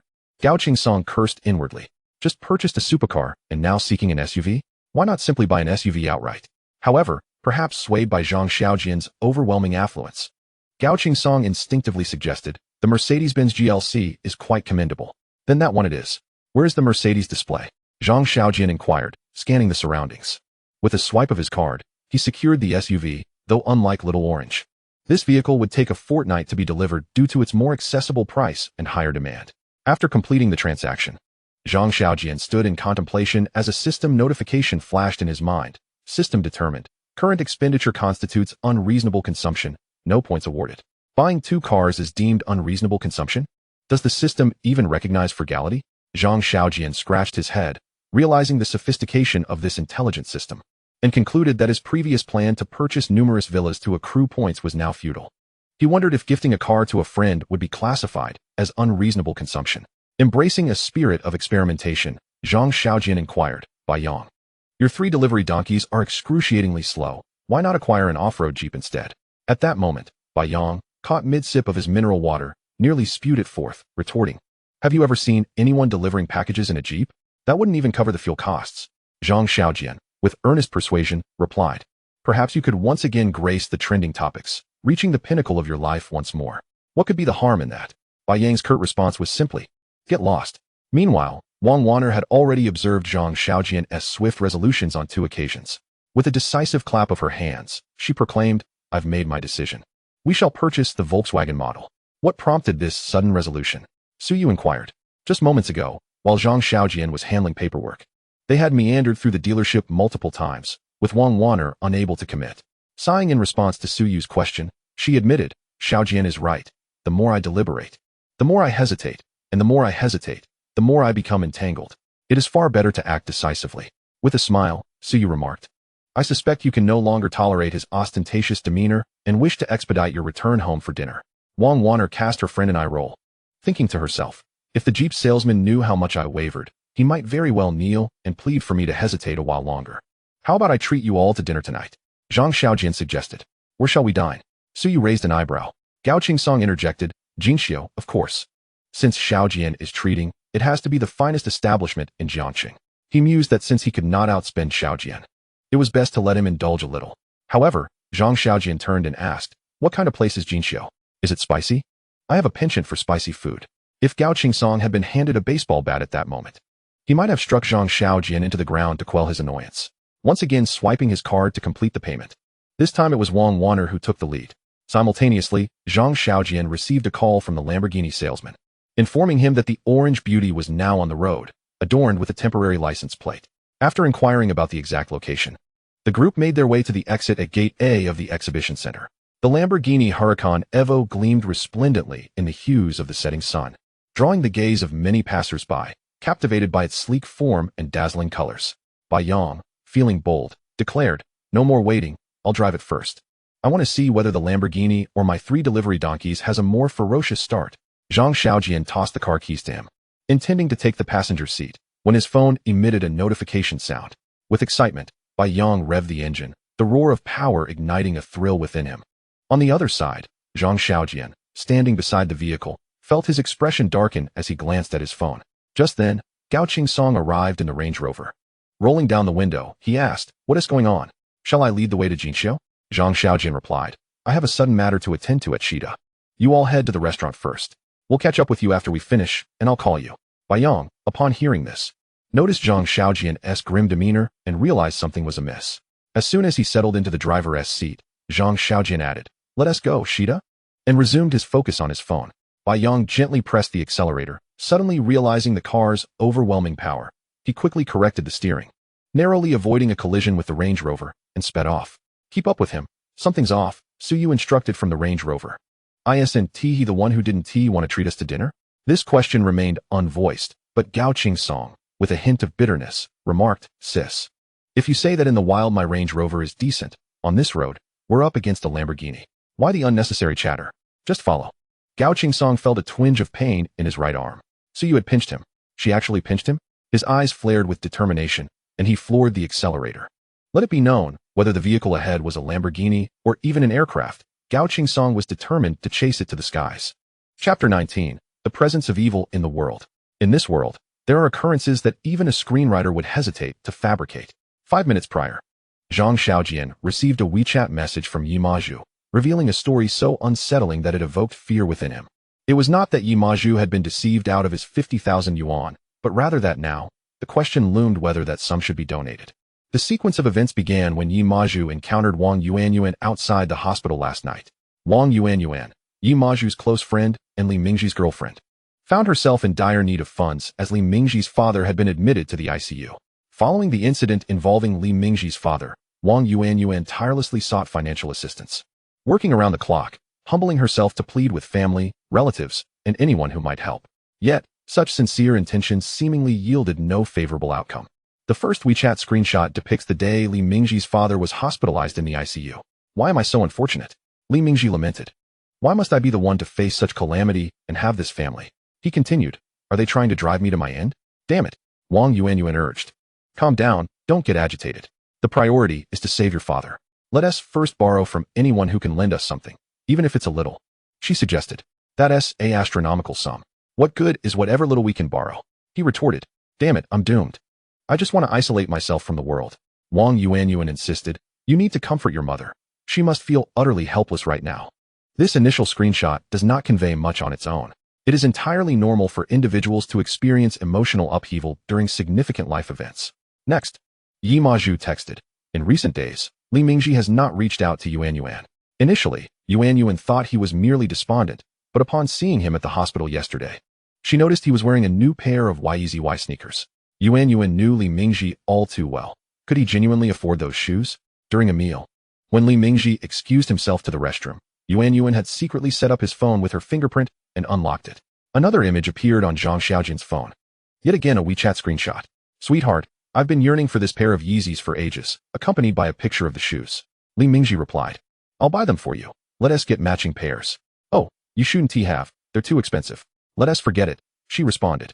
Li Mingji then sent a screenshot of an online purchase totaling 4,688 yuan, declaring, I want to pamper you. You're making me blush, she replied with a shy emoji. Where did this money come from? Zhang Xiaojin pondered. Following that, Yi Maju refrained from textual commentary, instead sending another screenshot. This one was from a crystal fundraising app, requesting 500,000 yuan for medical expenses, with the progress bar already reaching 200,000. Even more alarming was the subsequent screenshot, which reverted back to WeChat. In a group named PP Applicable Group 2, Li Mingji's message read, The cruel disease knows no mercy, yet love exists in this world. Here's the link. Everyone, please take note. We have a substantial order, no limit on participants. The usual rules apply. Share in your moments. 1 post per person daily. Each post earns 1 yuan. Send me a screenshot to claim your red envelope. Hurry. Li Mingji's heartfelt plea, a friend's genuine ordeal, a guarantee of character. His elderly father suffering from severe hemorrhaging and a shattering fracture. If donations cease, my friend may no longer afford his education. Please, extend your hand to save this family. Following this, a series of text message screenshots. Little Goose Loan. Your loan of 5,000,000 has been successfully credited. Please check your account. Fish Pond Recharge. 10,000,000 fish beans have been credited to your LMZ account. Enjoy the live broadcast. A private message from the Fish Pond app. LMZ, shall we dine together tonight? The host suggests we reschedule, as I have prior engagements. LMZ, I just bought you a Gucci bag at the mall. Are you certain you want to join us? Where's the host? Mother S voice message. Mother S voice message. Mother S voice message. Mother, son, why aren't you answering your phone? Li Mingji is in class. Mother, son, you must keep your father's ID and medical records safe. Mother, son, could you ask the school leaders to speak on our behalf and encourage classmates to donate? Mother, son, we are in dire financial straits. Your father's medical expenses are overwhelming. Li Mingji, didn't my girlfriend just raise 20,000? Xiao Ju accelerates. Each press of the gas pedal stirring a gust of wind. Seated in the passenger seat, Zhang Xiaojian feels the chill of the day, sharp and penetrating. Yi Maju's message from 5 minutes ago lingers on the screen. I am at a loss as to whether to intervene. Yuanyuan and I have not slept since yesterday. This money is yours after all, and your father's life is at stake. So I must ask you what we should do. Zhang Xiaojian's response. Where are you? Yi Maju. I am at the outdoor cafeteria of our school. Yuanyuan arranged to meet Li Mingji. It's quite crowded here. Zhang Xiaojian's final reply. Be more specific. After that, there was silence. Jiangcheng Normal University, a nurturing ground for the next generation of educators. At 5 in the afternoon, students bustle outside the outdoor cafeteria. Sitting at a wooden table not far from the roadside, Yi Maju and Wang Yuanyuan gaze at the tall figure of their classmate. Feeling as if they are in the depths of winter, Li Mingji sits opposite them, and his first words are, Do you wish to ruin me? In an instant, Wang Yuanyuan feels as if the person before her is a stranger. Is this still the Li Mingji she knew? The diligent, studious boy who often wore a sunny smile? An orange supercar glides into the university. Under the scrutinizing gazes of many, the supercar halts, and Bai Yang leans out, inquiring of a somewhat flustered girl wearing glasses. Excuse me, could you direct me to the outdoor cafeteria? The girl, slightly nervous, points ahead, go straight. And take the first left. Virum. The little orange car disappears from her sight. Li Mingji, noticing the silence from Wang Yuanyuan and Yi Maju, impatiently states, enough. Just tell me what you want. I'll buy it for you if you delete all the screenshots. Upon hearing this, tears spring to Wang Yuanyuan's eyes. I want nothing. Li Mingji takes a deep breath. I will pay for my father's treatment. This is my family matter. Wang Yuanyuan lifts her pale face. No wonder you never informed the school. Yesterday, Maju even sought out the director on leave. I now understand. You fear the donations 1T reach your hands, don't you? Li Mingji's face flushes suddenly, but it seems fueled not by shame, but by rage. Do you want to ruin me? Is it wrong for me to seek a better life? I have lived in this kind of family for over 20 years. Now this occurs, and I can't even enjoy a single good day? Why are some born into wealth, living comfortably, while I suffer such misfortune? Yi Maju grips Wang Yuanyuan's hand. Wang Yuanyuan bites her lower lip. You are now living well at the expense of your father's life. How can you utter such words? Li Mingji clenches his fists, veins bulging, gritting his teeth, each word deliberate. You want to destroy me, don't you? Then why did you still agree to meet me? Virum. The melodious sound of an engine reverberates across the outdoor cafeteria. Under the gaze of countless onlookers, the little orange car comes to a gradual stop, the door swings open. And Zhang Xiaojian and Bai Yang emerge, becoming the center of attention. At a glance, Zhang Xiaojian spots the youthful and innocent Yi Maju. Yi Maju sees him too. But before she can speak, she notices Zhang Xiaojian striding toward them. Approaching the table, Zhang Xiaojian eyes the burly boy with a prominent vein on his forehead and asks, Are you Li Mingji? Li Mingji does not recognize Zhang Xiaojian but acknowledges him as the man who emerged from the sports car, instinctively nodding. Suddenly, his vision goes dark as a massive fist obstructs his sight. With his strength at 30-10, Zhang Xiaojian unleashes all his might, landing a punch squarely on Li Mingji's face. A dull thud resonates, accompanied by a spray of blood. Li Mingji tilts backward, crashing hard onto the ground. You beast. Chapter 20. Well struck. In the prior second, the outdoor cafeteria buzzed with chatter. In the next, the vast square fell silent, with only the sound of a pin dropping audible. The sleek lines and striking color of the little orange car captured many gazes, naturally drawing attention to the men who disembarked from it. When Zhang Xiaojian knocked Li Mingji to the ground with a punch, many were taken aback, delayed by a second before screams erupted. Yet, Zhang Xiaojian did not cease his attack. He delivered a kick to Li Mingji's rolling backside, admonishing, by coconuts. No one understood this phrase, including Bai Yang, who stood dumbfounded by the car. Only Yi Maju and Wang Yuanyuan comprehended its meaning. After rolling, Li Mingji scrambled to his feet, blood streaming down to his neck. He stared in terror at Zhang Xiaojian. Standing at 6 feet tall and weighing at least 160 pounds, he was momentarily dazed by the blow. His ability to quickly regain his footing stemmed from a childhood spent brawling in the countryside. However, Zhang Xiaojian's ferocity was overwhelming. Without hesitation, Zhang Xiaojian summoned all his strength for another punch. This blow landed on the still-dazed Li Mingji's face, and disregarding his unsteady stance, Zhang Xiaojian spat, chasing girls. Li Mingji was on the verge of falling again. Zhang Xiaojian seized his collar, delivering another punishing blow, crystal chips. Blood splattered, and gasps echoed throughout the crowd. This scene was brutal for the students. Yet, the brutality persisted. Following closely behind the little orange car, a Land Rover finally arrived. As the door swung open, Su Yu and her companions witnessed the unfolding drama. Zhang Xiaojian was gripping the collar of a towering man, blood erupting from his elbow, displaying an intent not to relent until he had thoroughly subdued him. Gao Qingsong quickly grasped the situation, thinking to himself, Wow, Brother Xiaojian is indeed fierce. I love this scene. Pull him back, hurry. Su Yu shouted. The female host, the already downed and disoriented Li Mingji, took another brutal punch. Had it not been for his childhood labor on the farm, which endowed him with extraordinary physical resilience, he might have succumbed to unconsciousness by now. As he listened to the array of keywords articulated by Zhang Xiaojian, Li Mingji felt an intertwining of physical agony and profound shame, rendering him in a state of unbearable torment. Bai Yang, in a swift motion, approached Zhang Xiaojian and seized his right hand. Before he could utter a word, an immense force wrenched him free. Zhang Xiaojian delivered another punch. You even paid someone to spread it. Bang! After a brief respite, the open-air cafeteria erupted into chaos. Some called the police, others summoned an ambulance, while some sought out the school authorities. Yi Maju restrained Wang Yuanyuan's hand and, observing the worry in her eyes, shook her head with an unusual calmness, stating, It's all right. All right. As the violence escalated, it seemed nearly lethal. How could it possibly be all right? Naturally, it would not be fine. Yi Maju believed Zhang Xiaojian was acutely aware of the value of his own life. As a wealthy individual, his impulsive actions were likely premeditated. One must admit, Yi Maju had overestimated Zhang Xiaojian. What preparations had Zhang Xiaojian made? After perusing those screenshots and information, his fury had surged to an uncontrollable zenith. Was this even human? Worse than a beast. Deserving of death. His only rational thought was to refrain from showing those screenshots to Bai Yang. At that moment, Bai Yang finally clung tightly to Zhang Xiaojian, perspiration pouring down his forehead. How can this little guy possess such strength?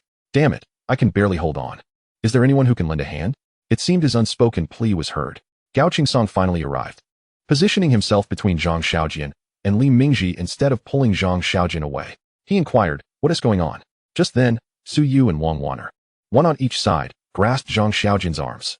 Zhang Xiaojian began to breathe heavily, striving to regain composure. However, he was far from satisfied with the confrontation. Ignoring Su Yu's question, he turned to Gao Qingsong, saying, "Handsome, if you kick him once for me, we'll be friends from now on." Gao Qingsong, Bai Yang, Su Yu, and Wang Wanner all exchanged glances, their eyes clearly conveying a sense of disbelief. Yet, Gao Qingsong was no ordinary individual. While he had no particular need for Zhang Xiaojian's friendship, for reasons unknown, he delivered a kick. The sole of his Gucci-branded shoe landed forcefully on Li Mingji's face. Splattering it with blood, Li Mingji emitted a muffled groan, pain radiating throughout his body as he convulsed like a fish gasping for air on the shore. Meanwhile, Zhang Xiaojian added, "What is most despicable is that he even lied to his own mother." Seemingly stirred by Zhang Xiaojian's voice, Li Mingji convulsed again. The chaotic scene gradually began to settle. An orange Lamborghini and a Land Rover quietly parked by the roadside. Numerous students from the university watched from a distance. Too intimidated to approach or speak loudly, Li Mingji lay motionless in a pool of blood, resembling a corpse. The most discordant sight amidst this tableau was the two girls seated at the nearest wooden table, who appeared to know something but remained still, silently observing. Finally, regaining his breath, Zhang Xiaojian faced the queries around him and handed his phone to Su Yu, uttering 3 words. "Look for yourself." Su Yu took the phone. And with each passing moment, her expression darkened. Bai Yang and Gao Qingsong, who watched alongside, instinctively inhaled deeply, as though a surge of fury was welling within them. When the three concluded their perusal of the phone, the police and school authorities arrived. Initially, the school officials appeared fierce. But upon seeing the 2 cars parked by the roadside, they seemed somewhat deflated. Ultimately, a police officer inquired, "What happened? Who started the fight?" As he spoke, an ambulance maneuvered through the crowd and parked in front of the small orange car, several paramedics hastily retrieving a stretcher for the injured. Zhang Xiaojian raised his hand.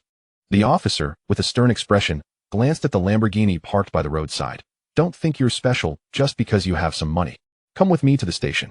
"This had nothing to do with wealth," Zhang Xiaojian lamented, raising his hands in resignation. Without further ado, the handcuffs clicked shut around Zhang Xiaojian's wrists. "Do you realize that intentional harm could land you in prison?" Zhang Xiaojian looked at his hands and sighed. "I know, but I had to fight." The officer furrowed his brow. "You knew and still fought?" "Officer, you don't understand. This guy is inhuman." Before Zhang Xiaojian could finish his sentence, Yi Maju and Wang Yuanyuan approached him, with Yi Maju saying, "Could you please let us explain? We are the actual parties involved." The officer raised an eyebrow. What exactly transpired? 5 minutes later, the officer who had handcuffed Zhang Xiaojian set down his phone and slammed his fist onto the already shaky outdoor wooden table. He exclaimed, "Well done. He truly deserved it." The school officials and onlooking students and teachers were left in utter bewilderment. What had truly unfolded? Chapter 21, a separate account. The truth was chilling. Li Mingji's actions had crossed the moral boundaries of a civilized society. From the very first day his father was hospitalized, he not only failed to do anything for the man who had nurtured him for over 20 years, but he also exploited his father's illness to initiate crowdfunding and hired internet trolls to disseminate information. Watching the crowdfunding amount steadily rise, he could no longer contain the demons within him. Thus, before the funds could reach his bank account, he applied for a small loan. While his girlfriend tirelessly campaigned for him, he shamelessly purchased shoes and bags, lavishing gifts on gold-digging women and live streamers. Perhaps the girls who received those shoes and bags would feel disgusted upon learning the truth. Yet, that was not the source of Zhang Xiaojian's wrath. What truly infuriated Zhang Xiaojian were the WeChat chat screenshots between Li Mingji and his mother. "Mom's voice message. Mom's voice message. Mom's voice message. Mom, why aren't you answering the phone?" Li Mingji, in class. "Mom, you need to keep your father's ID and medical records safe." "Mom, do you think you could ask the school authorities to make an announcement and request some donations?" "Mom, we don't have money. your father's funds are insufficient. Li Mingji, my girlfriend just raised 20,000, didn't she? 3 voice messages, likely accompanied by several phone calls, met with the curt response of in class. The subsequent messages were even more chilling. My girlfriend just raised 20,000, didn't she? It was as if his father's condition had nothing to do with him.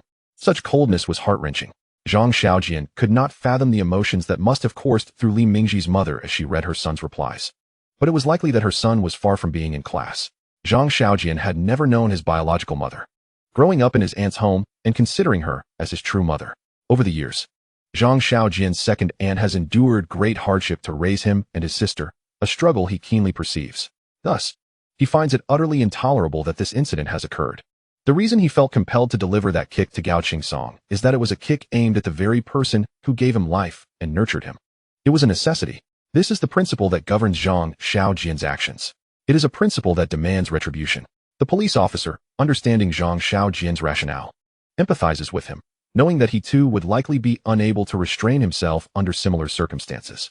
However, the law of the land and the rules of the family must prevail. Regardless of the justification, deliberate harm is a grievous offense.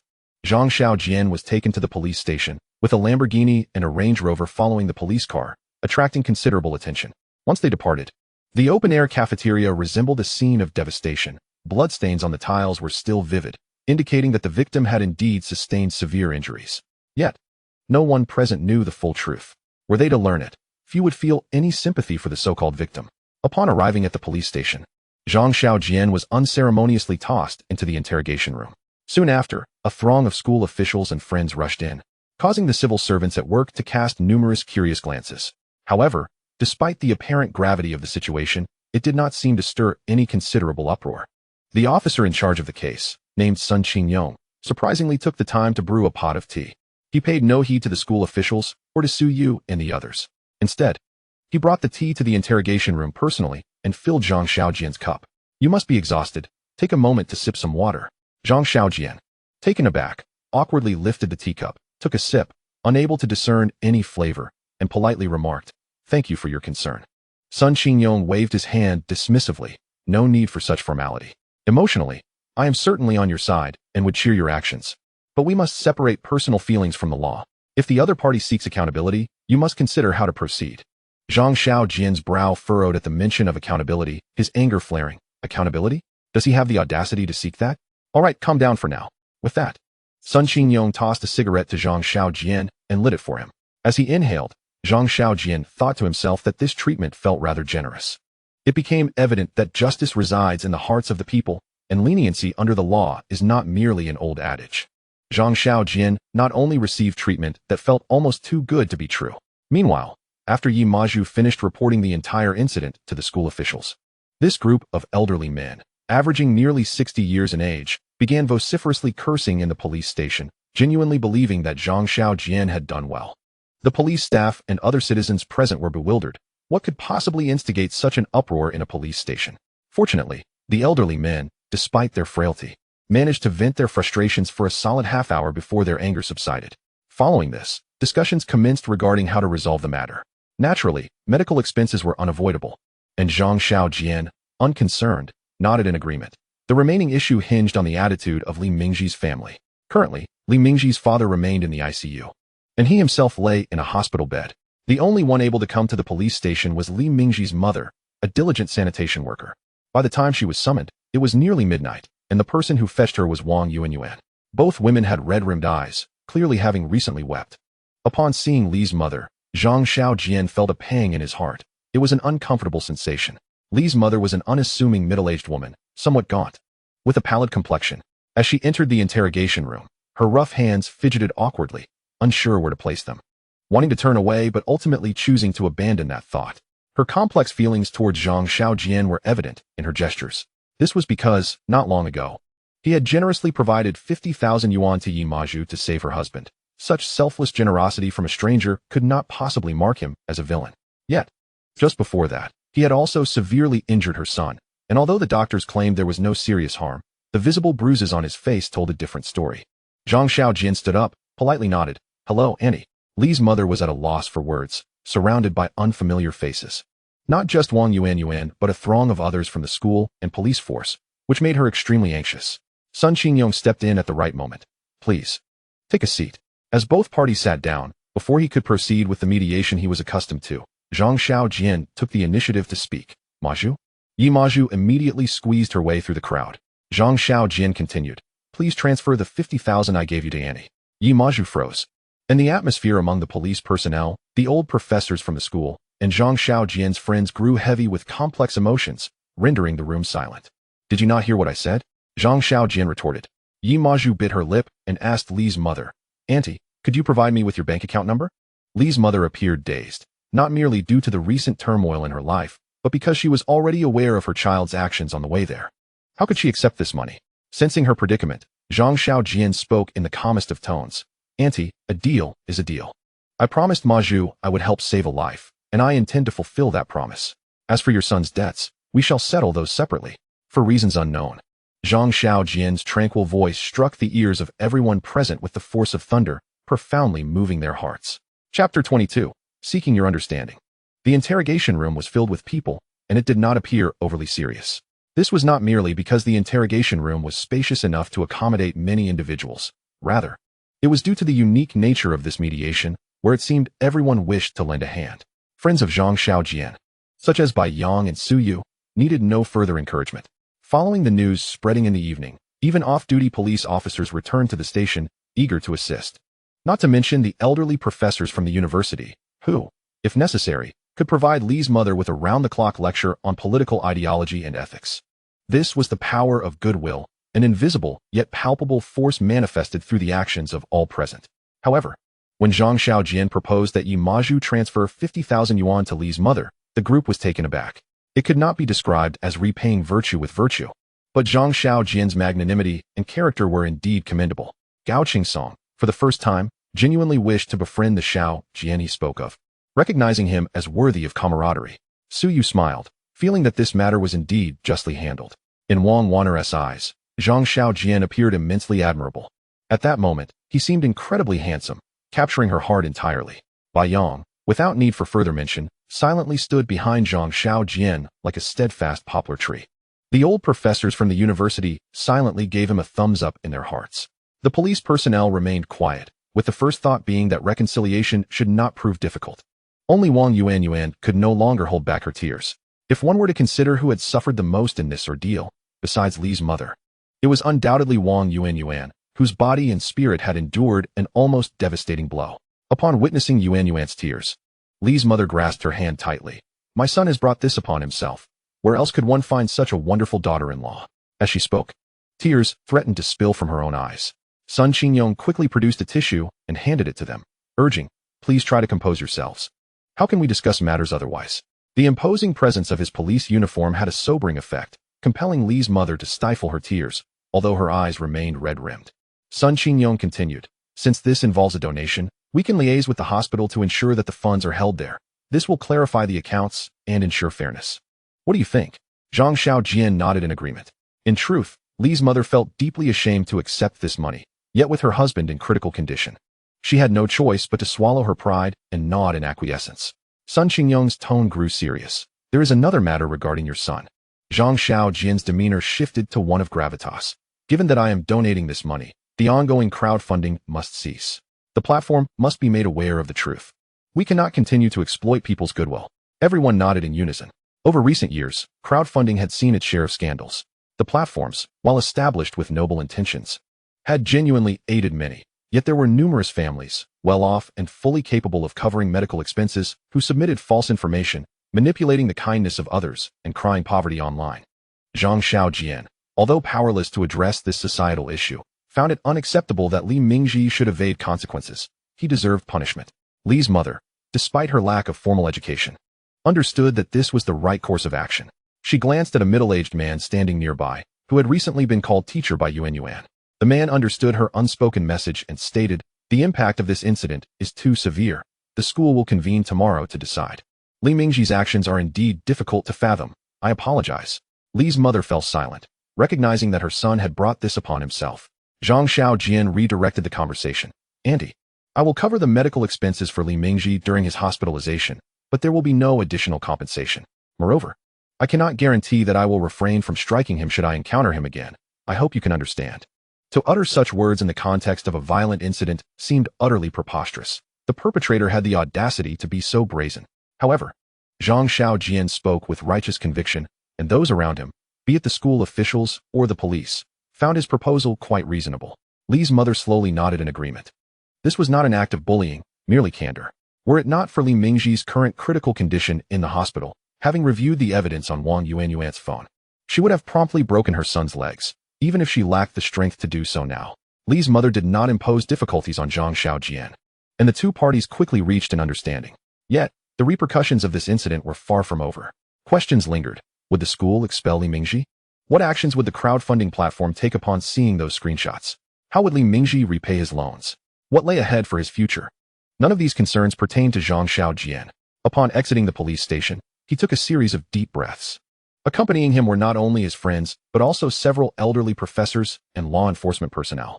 Sun Qinyong approached him, offering a cigarette, which he lit for him, saying, "Rest assured about the hospital funds. That wretched boy will not receive a single penny."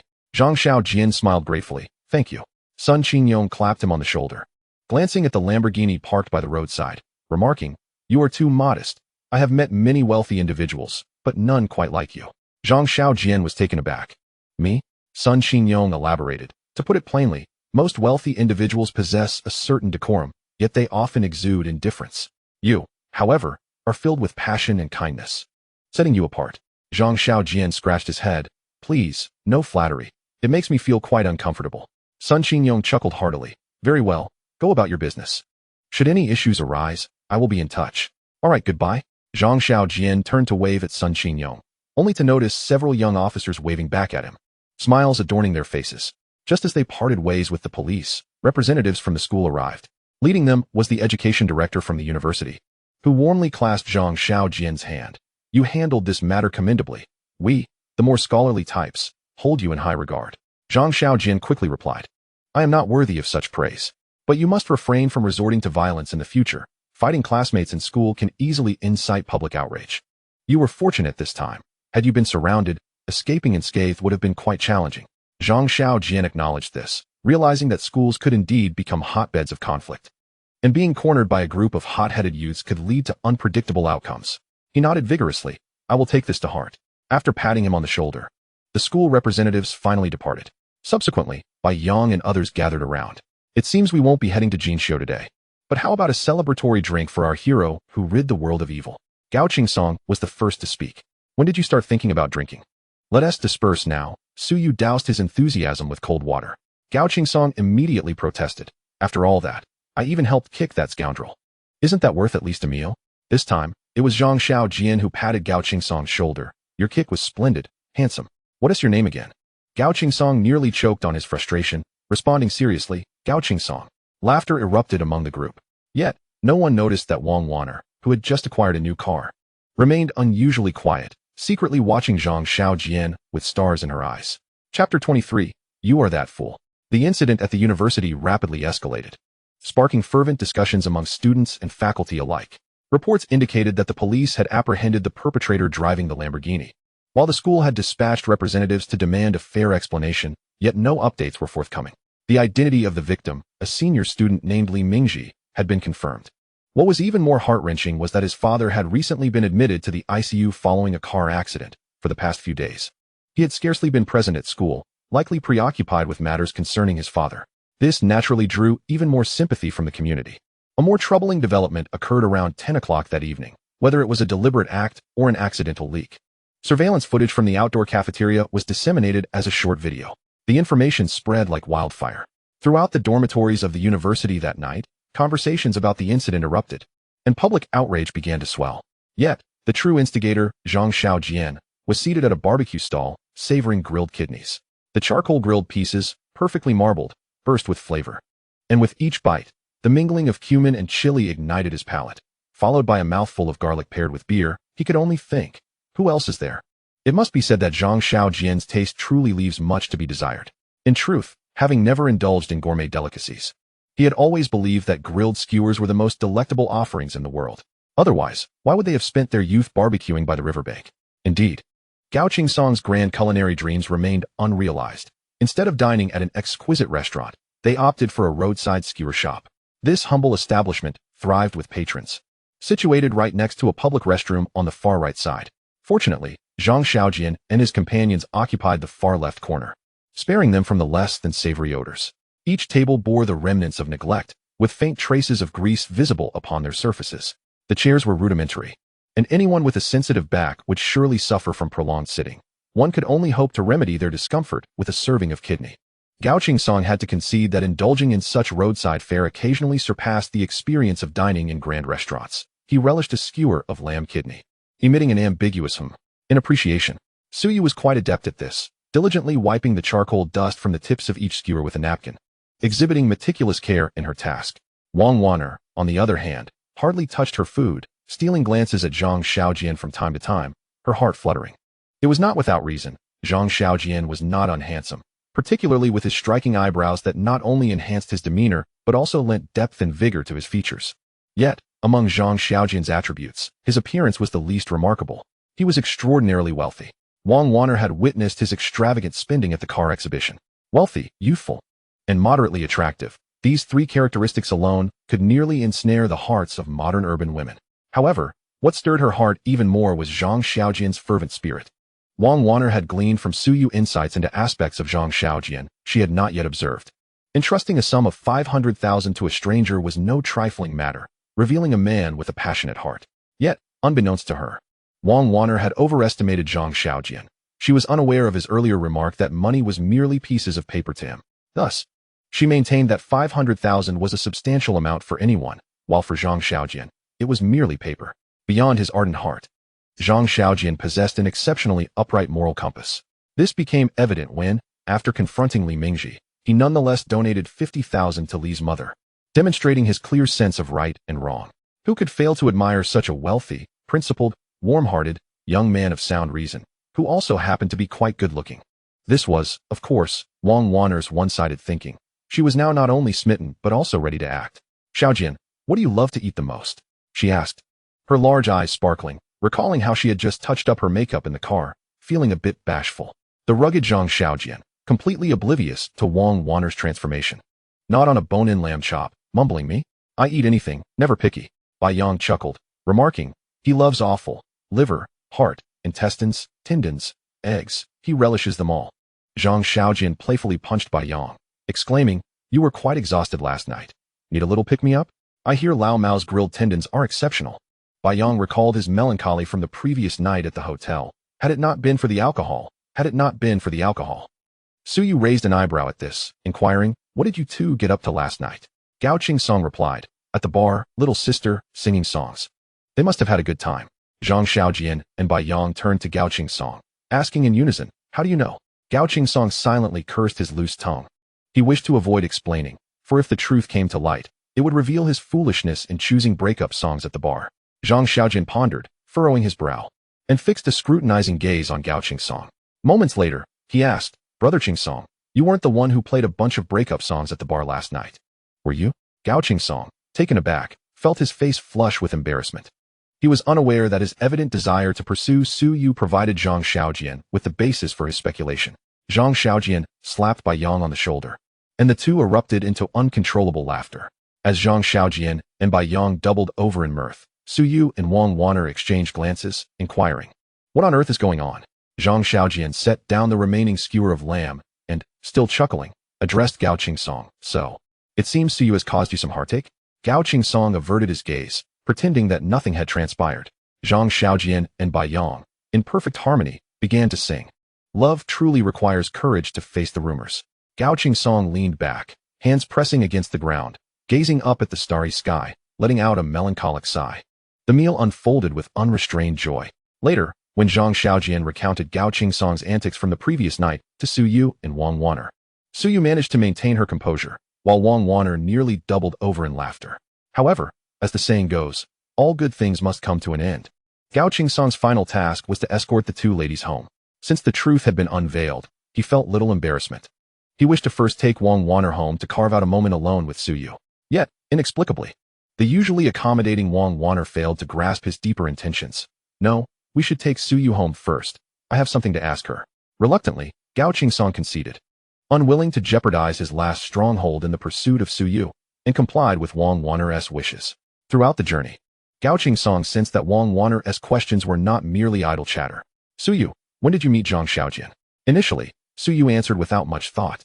Probably in high school. It's been quite a while. How old is he this year? 24. 24, and already so wealthy? His father passed away, and he inherited a vast fortune. Although nobody believed this, it was not worth probing further. What does he do now? He previously worked as a clerk at a private company. Not sure if he has resigned. Wang Wanner's eyes darted, and she whispered, so? You have no feelings for him, right? Despite her hushed tone, Gao Qingsong's ears perked up, straining to listen. Upon hearing this question, Gao Qingsong tensed, feeling a flicker of anxiety. Fortunately, Su Yu shook her head. What are you talking about? If something were to happen, it would have by now. Besides, his ex is my best friend. After uttering these words, Su Yu sensed something was amiss, staring at her colleague and friend. You aren't. Wang Wanner pondered. Ex? Does he have a girlfriend now? Su Yu frowned. No, they broke up 3 months ago. Wait, what are you getting at? Before she could finish her thought, Wang Wanner clapped her hands. That's wonderful. So, Zhang Xiaojian is currently nursing a broken heart.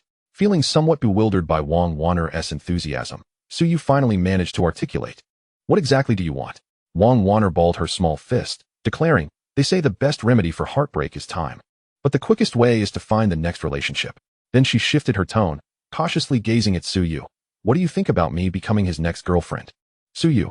Wang Wanner pouted her lips and, with a playful shake of Su Yu's hand, coaxed, you'll help me, won't you, Yu?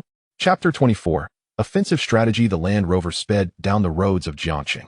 The flickering streetlights occasionally illuminated the back seat, casting light upon Su Yu's surprisingly beautiful yet bewildered face. She gazed at Wang Wanner, utterly at a loss for words. Both of them belonged to Eastern Airlines, undergoing training and working together, even assigned to the same team. Sister Wanner had a face that wasn't captivating at first glance, but grew increasingly charming upon closer inspection. Standing at 1.7 meters tall, her legs boasted an enviable proportion, although this was often obscured when not in uniform. Furthermore, Wang Wanner's family background was decent. Both her parents were teachers, holding stable jobs. In the past, she had numerous admirers, yet she typically shunned them like a plague, even when they included wealthy second-generation heirs or strikingly handsome men. Occasionally, Wang Wanner would confide in Su Yu about men, expressing her grievances and quirks, often showcasing the sentiments of a modern woman through her cherry-like lips. However, after knowing her for 2 years, Su Yu was aware that this girl had never genuinely fallen for any man. What had changed today? You can't be serious, can you? Su Yu asked earnestly. Wang Wanner pointed at her slightly upturned nose. Do I look any less serious? Su Yu shook her head. Stop joking. Didn't you always say that modern women should be independent and refuse to settle for less? I did say that, but Zhang Xiaojian is neither lacking nor a poor choice. Gao Qingsong, who was driving, interjected, whether he lacks or not, who knows. Just yesterday, he had 2 girls by his side at the bar. Wang Wanner's willow-like brows furrowed. It's entirely natural for a young man like Zhang Xiaojian, who is single, handsome, and wealthy, to attract attention at nightclubs. Isn't that to be expected? Her reasoning was sound, causing Gao Qingsong to fall silent. Wang Wanner then turned to Su Yu, her eyes sparkling. Moreover, he possesses a passionate heart and a sense of justice. How could such a person have poor character? Su Yu. After a moment, she decided to temper Wang Wanner's enthusiasm. First, this is merely a fleeting whim. You have a tendency to lose interest quickly. What do you mean lose interest quickly? Wang Wanner protested. The yoga card was your idea, and you insisted I accompany you, yet you only went once. Then there was the German class. You said it would be beneficial for our future, yet after paying, you attended just twice. And what about the beauty card? You hardly utilized it. Wang Wanner could not tolerate this any longer and interrupted. This time is different. Su Yu nodded. All right, then let us move to point 2. I ask you, if Zhang Xiaojian were not wealthy, if he were merely an ordinary employee earning 2,000 or 3,000 a month, what then? Wang Wanner replied with surprise. Am I to blame for having my sights set on such an extraordinary man? Su Yu rolled her eyes. You did not answer the question directly. Yet Wang Wanner retorted. That isn't important. What I want to know is how his ex-girlfriend could have let go of such a remarkable man. Was it Zhang Xiaojian who broke up with her? No. The situation is complicated, so let's not discuss it. You say no, which implies she was the one who left him. As she spoke, Wang Wanner clenched her delicate little fist. It seems this is a fateful connection, destined for both him and me. Gao Qingsong could no longer contain himself. Before we discuss anything else, be prepared for a fierce battle. A diamond man like Zhang Xiaojian will undoubtedly attract a multitude of beautiful girls around him. Can you navigate that treacherous terrain? Wang Wanner shot him a sidelong glance. aware of the truth in his words, yet unable to suppress her irritation. You just drive. Upon returning home, Zhang Xiaojian lay on his bed, feeling far more comfortable than he had in the hotel the previous night. As he stared at the ceiling, the events of the day replayed in his mind. He realized how adaptable humans were. Just 2 days prior, he had purchased a Lamborghini, donated 500,000, and confronted Li Mingji. Tomorrow, he intended to visit home, planning to buy a house for his aunt and leave her 100,000 in cash, fearing that too much might overwhelm her, as he did not want her to toil any longer. Oh right, Zhang Xiaojian sat up, recalling an important matter. While purchasing the second vehicle, the system had alerted him. System determined. Current expenditure constitutes improper spending, no points awarded. He remembered lamenting that his grand plans to acquire numerous villas for points had come to naught, likely classified as improper spending by the system. Later, when Yi Maju transferred that 50,000 to Officer Sun Qin-yong at the police station, the system also issued a prompt. Hidden achievements cannot be triggered repeatedly. Donation behaviors can only trigger hidden achievements and do not award points. Rubbing his temples, Zhang Xiaojian finally recalled the 2 notifications he had overlooked upon awakening from asphyxiation the previous morning. Friendly reminder, donation behaviors do not award points. Friendly reminder, improper spending behaviors do not award points. Improper spending is determined autonomously by the intelligence system. Donation behaviors can only trigger achievements. Hidden achievements may offer rewards or buffs, along with other benefits. However, even without points, Zhang Xiaojian still wished to donate some money. He sighed at the thought of certain foundations and organizations plagued by scandals. If the money truly reached those in need, it would be worthwhile. It would be regrettable if internal personnel merely donated to themselves. That seemed utterly unjustifiable. At his current level, he had no idea which charities were reliable. So he decided to postpone that matter. Moreover, all the previous dubious methods of accruing points had been dismissed as improper spending. And even the purchase of the second vehicle was deemed improper. It seemed he must continue striving to enhance his legitimate spending habits. Additionally, he still had 10 skill books left and used. Why not give them a try? Thus, Zhang Xiaojian once again perused the skill list. This time, he considered not the car god, chef, or singer. Contemplating the management skills, he pondered whether to start a company and indulge in the role of a domineering CEO. But it seemed rather mundane, as starting a company was primarily about making money, and he was not lacking in that area. As he continued to muse, he eventually drifted off to sleep again. When he opened his eyes once more, dawn had arrived. At 8 in the morning, just as Zhang Xiaojian awoke, a series of knocks resounded at the door. Upon opening it, he was greeted by a bouquet of flowers, all composed of budding blooms with pure white leaves. A surge of irritation welled up within Zhang Xiaojian. Gao Qingsong, why on earth did you come to my house early in the morning to deliver white flowers?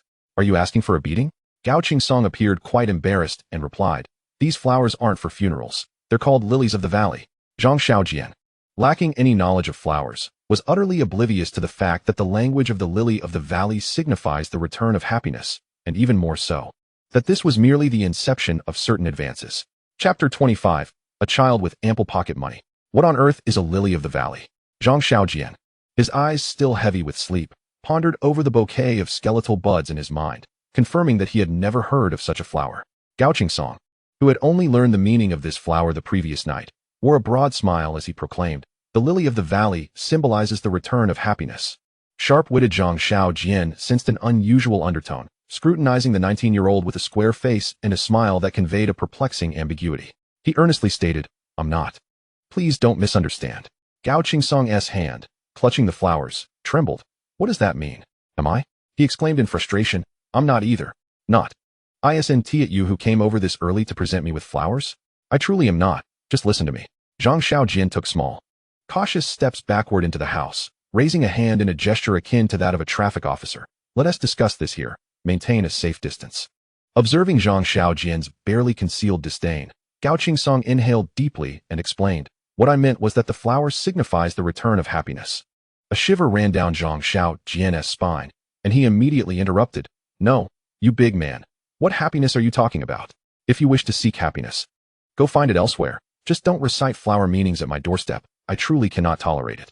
After uttering this, Zhang Xiaojian felt a twinge of remorse and clarified, please don't misconstrue my words. I harbor no prejudice against you, but I genuinely am not. Gao Qingsong turned pale with dismay, cursing Wang Wan'er 1,000 times in his heart.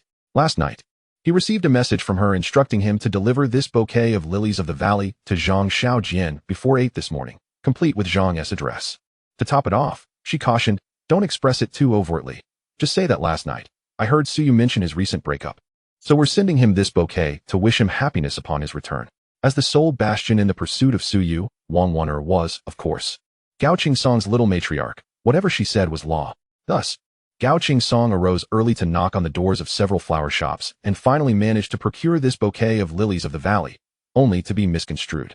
Now, he was at a loss, hastily explaining, yesterday, Suyu mentioned your recent breakup, and Wan'er and I thought, since we are friends, we should send you a flower to express our sentiments. Could you please not take it the wrong way? Zhang Xiaojian sighed in relief. So that's what it is. You should have said so earlier. You scared my heart into racing. You have to let me speak. Every time I attempt to explain, you interrupt. All right, that was my fault. Zhang Xiaojian shifted aside, raising a hand. Come inside. Gao Song stepped into Zhang Xiaojian's dilapidated abode, frowning slightly.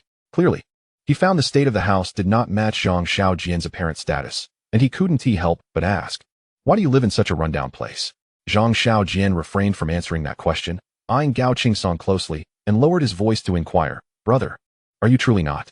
Gao Song's forehead pulsed with veins. Zhang Xiaojian, you are truly incorrigible. He prepared a pot of rice and reheated the dishes that Su Yu and Bai Yang had brought 2 days prior, but had hardly touched. Zhang Xiaojian set the table and handed a pair of chopsticks to Gao Song, who was indeed not the person he was suspected to be. I have a question. Gao Song said. Go ahead. Zhang Xiaojian pondered. In the lives of young wealthy individuals like you, do you often send flowers for no particular reason? Gao Song's lips twitched. You speak as if you have no money. Zhang Xiaojian replied candidly. I was once impoverished. Only recently have I come into some wealth. Otherwise, why would I be living here, accustomed to eating leftovers? Gao Song recalled how Su Yu had joked about Zhang Xiaojian's father passing away, leaving him a substantial inheritance. It now seemed that it was not merely a jest. Thus, he could only respond, well, not frequently. There must be some justification. All right. Zhang Xiaojian picked up a piece of boiled fish that had been in the refrigerator for a day and a night. Relishing its enhanced flavor, it was quite good. Gao Song also began to eat, but after a few bites, he set down his chopsticks, clearly eating only out of politeness. He genuinely disliked leftovers, even if some dishes tasted better after sitting for a while. Before long, Zhang Xiaojian finished a bowl of rice, observing that Gao Song had not continued eating. He asked, do you have nothing to do today? Gao Song mused that his ability to assist Wang Wan'er hinged on how much he could aid her. Thus his response was, I have nothing to do every day. Zhang Xiaojian slapped the table. Perfect. Perfect? What do you mean? As the saying goes, who doesn't he have 2 wealthy friends? Until yesterday, Zhang Xiaojian genuinely had none. Given his previous social standing, he was quite ordinary. He urgently needed a friend like Gao Song, a second-generation heir, to swiftly and conveniently learn about the priciest restaurants, the highest property prices, the hottest nightlife, and of course, where the most alluring women resided. Zhang Xiaojian did not hold back. I want to buy a house today. Gao Song readily obliged. All right. I know of a few upscale properties that have just opened. The environment and facilities are quite commendable. Zhang Xiaojian was elated, relieved that he wouldn't have to research it himself. He added, but first, I need to pick up my second aunt. She is like a mother to me, having raised me since childhood. Gao Song nodded. Let us go then. Zhang Xiaojian glanced at the remnants of their meal and waved. Come on. Let us clean up swiftly. Gao Song, as a second-generation heir, had never engaged in such menial tasks. He had never washed a dish, let alone handled a rag. Suppressing his discomfort, Gao Song helped Zhang Xiaojian tidy up. Zhang Xiaojian remarked, wait a moment. He then entered the house and emerged with a large backpack. Upon seeing the almost travel-sized backpack, heavy with its contents, Gao Song asked, what on earth are you carrying? It looks quite heavy. Zhang Xiaojian, while donning the newly purchased Adidas sneakers, replied, money. Gao Song was taken aback. How much could be in that large backpack? Surely, it's at least 200,000. One could not deny that Gao Song had a discerning eye, yet he did not understand. Why not just bring a card? Why carry so much cash? Don't you find it cumbersome? Zhang Xiaojian secured his shoelaces. I don't carry a card. I intend to toss it in the car as trunk for convenience when spending. Gao Song's face twitched. Although he was not a top-tier rich heir, he had a monthly allowance of 50 to 60,000, which allowed him to live quite lavishly. He had once considered himself wealthy, but now, in contrast, he felt like merely a child with a bit more pocket money. Chapter 26. Stuck in place. First, he sent a WeChat message to his second aunt to give her a heads up. Then, Zhang Xiaojian placed the cash-filled backpack into the front trunk of the Lamborghini. Glancing at the modest 2-seater, Zhang Xiaojian sighed in frustration. Had I known, I wouldn't have purchased a sports car. 3 of us won't fit in here. Let's take your Land Rover instead. Very well, Gao Qingsong readily agreed. As they settled into the Land Rover, they sped towards LC District South, 1st Avenue. Zhang Xiaojian lit a Chinese cigarette, puffing thoughtfully as he pondered his first dilemma: how to explain his sudden wealth to his aunt. His aunt, who had a fondness for Zhao Linlin, would undoubtedly bombard him with questions. Should he tell the truth? The most pressing concern was how to teach his frugal, austere aunt to spend money. Otherwise, any financial gift would be in vain, as her nature would compel her to hoard it. Such questions weighed heavily on Zhang Xiaojian, preventing him from immediately visiting the aunt who had raised him and his sister, treating them as her own. Deception seemed unavoidable. If he mentioned an inheritance from a deceased father, his aunt would likely be furious and slap him twice. What story could he concoct? With no other option, Zhang Xiaojian shamelessly sought help from Gao Qingsong. Brother Qingsong, you understand my predicament. I cannot disclose my father's situation to my aunt due to some complications. How can I make her accept my sudden wealth? Driving, Gao Qingsong scratched his head, not even considering that Zhang Xiaojian's reference to a father might be fabricated.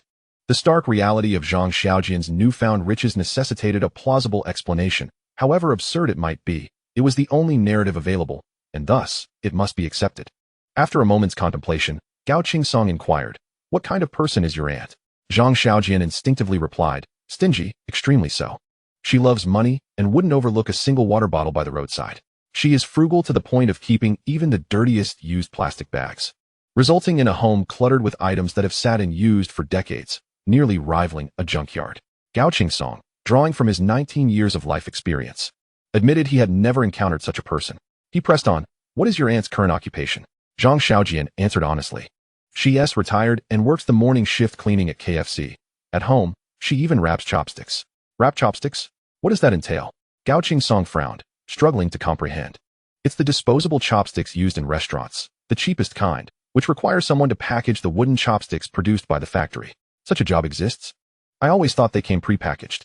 The better quality ones do, but my aunt wraps the most inexpensive variety, which is only slightly superior to bare chopsticks. All right, let's not dwell on that. Zhang Xiaojian suddenly reflected. Did you know that a bag of chopsticks costs only a few dozen yuan? She often gets splinters while working. Yet she did this to raise my sister and me. Gao Qingsong found it hard to fathom such a life, and after a moment of silence, he remarked, "That is truly difficult." Zhang Xiaojian finished his cigarette. "Thus, I aim to provide her with the best life possible, to purchase a home with floor-to-ceiling windows, to reside in a park-like community, to indulge in the delicacies she has never tasted, and to show her all the beautiful sights she missed in her youth." This time, Gao Qingsong remained silent for an even longer duration. As they turned a corner, he said, "I find myself increasingly fond of you." Zhang Xiaojian, having just become sentimental for less than 30 seconds, jolted in surprise. "Didn't you say you weren't?" "I'm not. Then how can you claim to like me?" "I meant in a platonic sense, a camaraderie." Zhang Xiaojian patted his chest. "Don't scare me like that. I'm as straight as they come." "I'm not bent either. I suspect you might be a little bent." "You're the one who's bent. Your entire family is bent. Enough with the banter. Just stop and park." Gao Qingsong slammed on the brakes. Glancing at the red brick building outside, he remarked, "Do such buildings still exist?" On 1st Avenue of LC District, a row of red brick buildings from the 1980s remained untouched by demolition, which was quite rare. The residents still living in these old buildings were mostly longtime neighbors. Once they stepped outside, familiar faces greeted them, leading to lengthy exchanges. Upon receiving a WeChat message from Zhang Xiaojian, his aunt began preparing a meal. Uncertain of his arrival time, she believed a child returning home should always have a warm meal, a deeply ingrained belief among the older generation. As she sliced eggplants, she suddenly sneezed. Eggplants are not like onions. They do not induce sneezing, which could only mean someone was gossiping about her. It must be her elder sister's family. The thought of her sister dampened her initial excitement about her child returning home. After placing the chopped eggplants into a bowl, she completed the meal preparations. She then made her way to the cramped washroom, where she caught a glimpse of herself in the mirror, smoothing her singed hair. The singeing was a result of her annual ritual of perming her hair for the new year, using the cheapest solution from the small barbershop downstairs that had been in business for over 20 years. "I'm truly getting old," she sighed. Sitting on a stool piled with various items, facing a sack full of wooden chopsticks and a plastic bag of chopstick wrappers. Since she had to wait for Xiaojian, she decided to wrap some chopsticks while she waited. Thus, she worked while anticipating his arrival. Before long, a knock echoed through the room. After finishing wrapping a pair of chopsticks and tossing them into the sack, she approached the door and opened it. Zhang Xiaojian stood outside, inhaling the fragrant aroma of rice wafting from within. "I told you not to cook. Why are you at it again?" He stepped inside, changed into slippers, and plopped down onto the couch. His aunt's spirits lifted again at the sight of him. I just made a couple of dishes. Your favorite minced meat with eggplant and a cold salad. Hurry, not so fast, you sit down first. His aunt paused, sensing that Zhang Xiaojian seemed to have something serious to discuss. Suddenly feeling uneasy, she sat down, speaking rapidly. What is the matter? Is there an issue at work? Or is it that Lin's family disapproves? What is going on? Have you gotten into trouble? Zhang Xiaojian was taken aback by his aunt's exaggerated reaction and quickly reassured her. I'm not the troublemaking type. Considering this, his aunt nodded thoughtfully. Then what is it? Taking a deep breath, Zhang Xiaojian finally said, Aunt, I've come into some money. His aunt looked at him with confusion. Is that it? Yes, that's it. She shot him an incredulous look, rising and striding towards the cramped kitchen, saying, All right, I understand. But even with money, we need to eat first. Restaurant food isn't clean. Zhang Xiaojian froze in place, recalling that his first words upon receiving his year-end bonus last year were also, Aunt, I've come into some money, followed by an invitation to dine out. His aunt likely thought he had just received a bonus. A sound akin to a power drill erupted, resounding loudly yet yielding little effect, and soon the room was filled with smoke. Zhang Xiaojian recognized that his words would be unheard by his second aunt amidst the clamor, so he opened the window wide and sent a WeChat message to Gao Qingsong, advising him to wait a little longer. As he sat amidst the haze of cooking oil, he lit a cigarette and noticed the smile on his second aunt's face was now accompanied by a few more wrinkles at the corners of her eyes. For her, perhaps the greatest joy was simply having the children home for a meal. Yet, due to work commitments, Zhang Xiaojian could only manage to return home once a week at most, not to mention his rebellious younger sister, who had dropped out of school and spent a year in the bustling metropolis of Shanghai.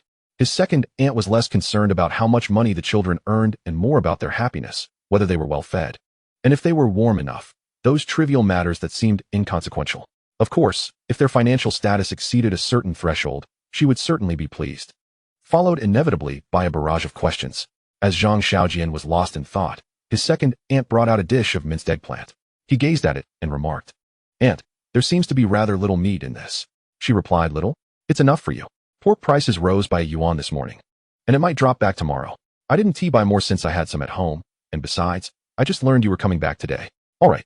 Zhang Xiaojian picked up his chopsticks, then set them down again. But I'm really not hungry. I just finished eating. Just take another bite, just one more. And I'll serve you a little less rice, his second aunt urged. This phrase seemed familiar. Indeed, he soon witnessed her enter the kitchen, where she pressed down firmly with a rice spatula, flattening the mound of rice that had initially been heaped high. Do all mothers behave this way? Zhang Xiaojian accepted the rice and took a bite of the eggplant mixed with meat. So how is it? Have I improved? His second aunt asked, her eyes brimming with anticipation. He wanted to express that the eggplant, laden with oil, was less than palatable. She typically prepared it by steaming it with water before adding a modest amount of oil for stir-frying. Yet, the words that escaped his lips were simply delicious.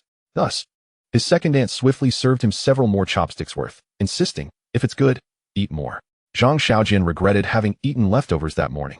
Under the relentless encouragement of his second aunt, he found himself finishing the rice, which had been compressed into a dense mass. Fortunately, being young, he could manage to stuff it down, and deep down, he knew that if he left without sharing a meal, it would undoubtedly leave his second aunt feeling discontented. At long last, after finishing the meal, his second aunt began to tidy up. Zhang Xiaojian, stifling a burp, quickly urged her to sit down. Aunt, don't bother with the dishes. Come with me today, let us go out for some fun.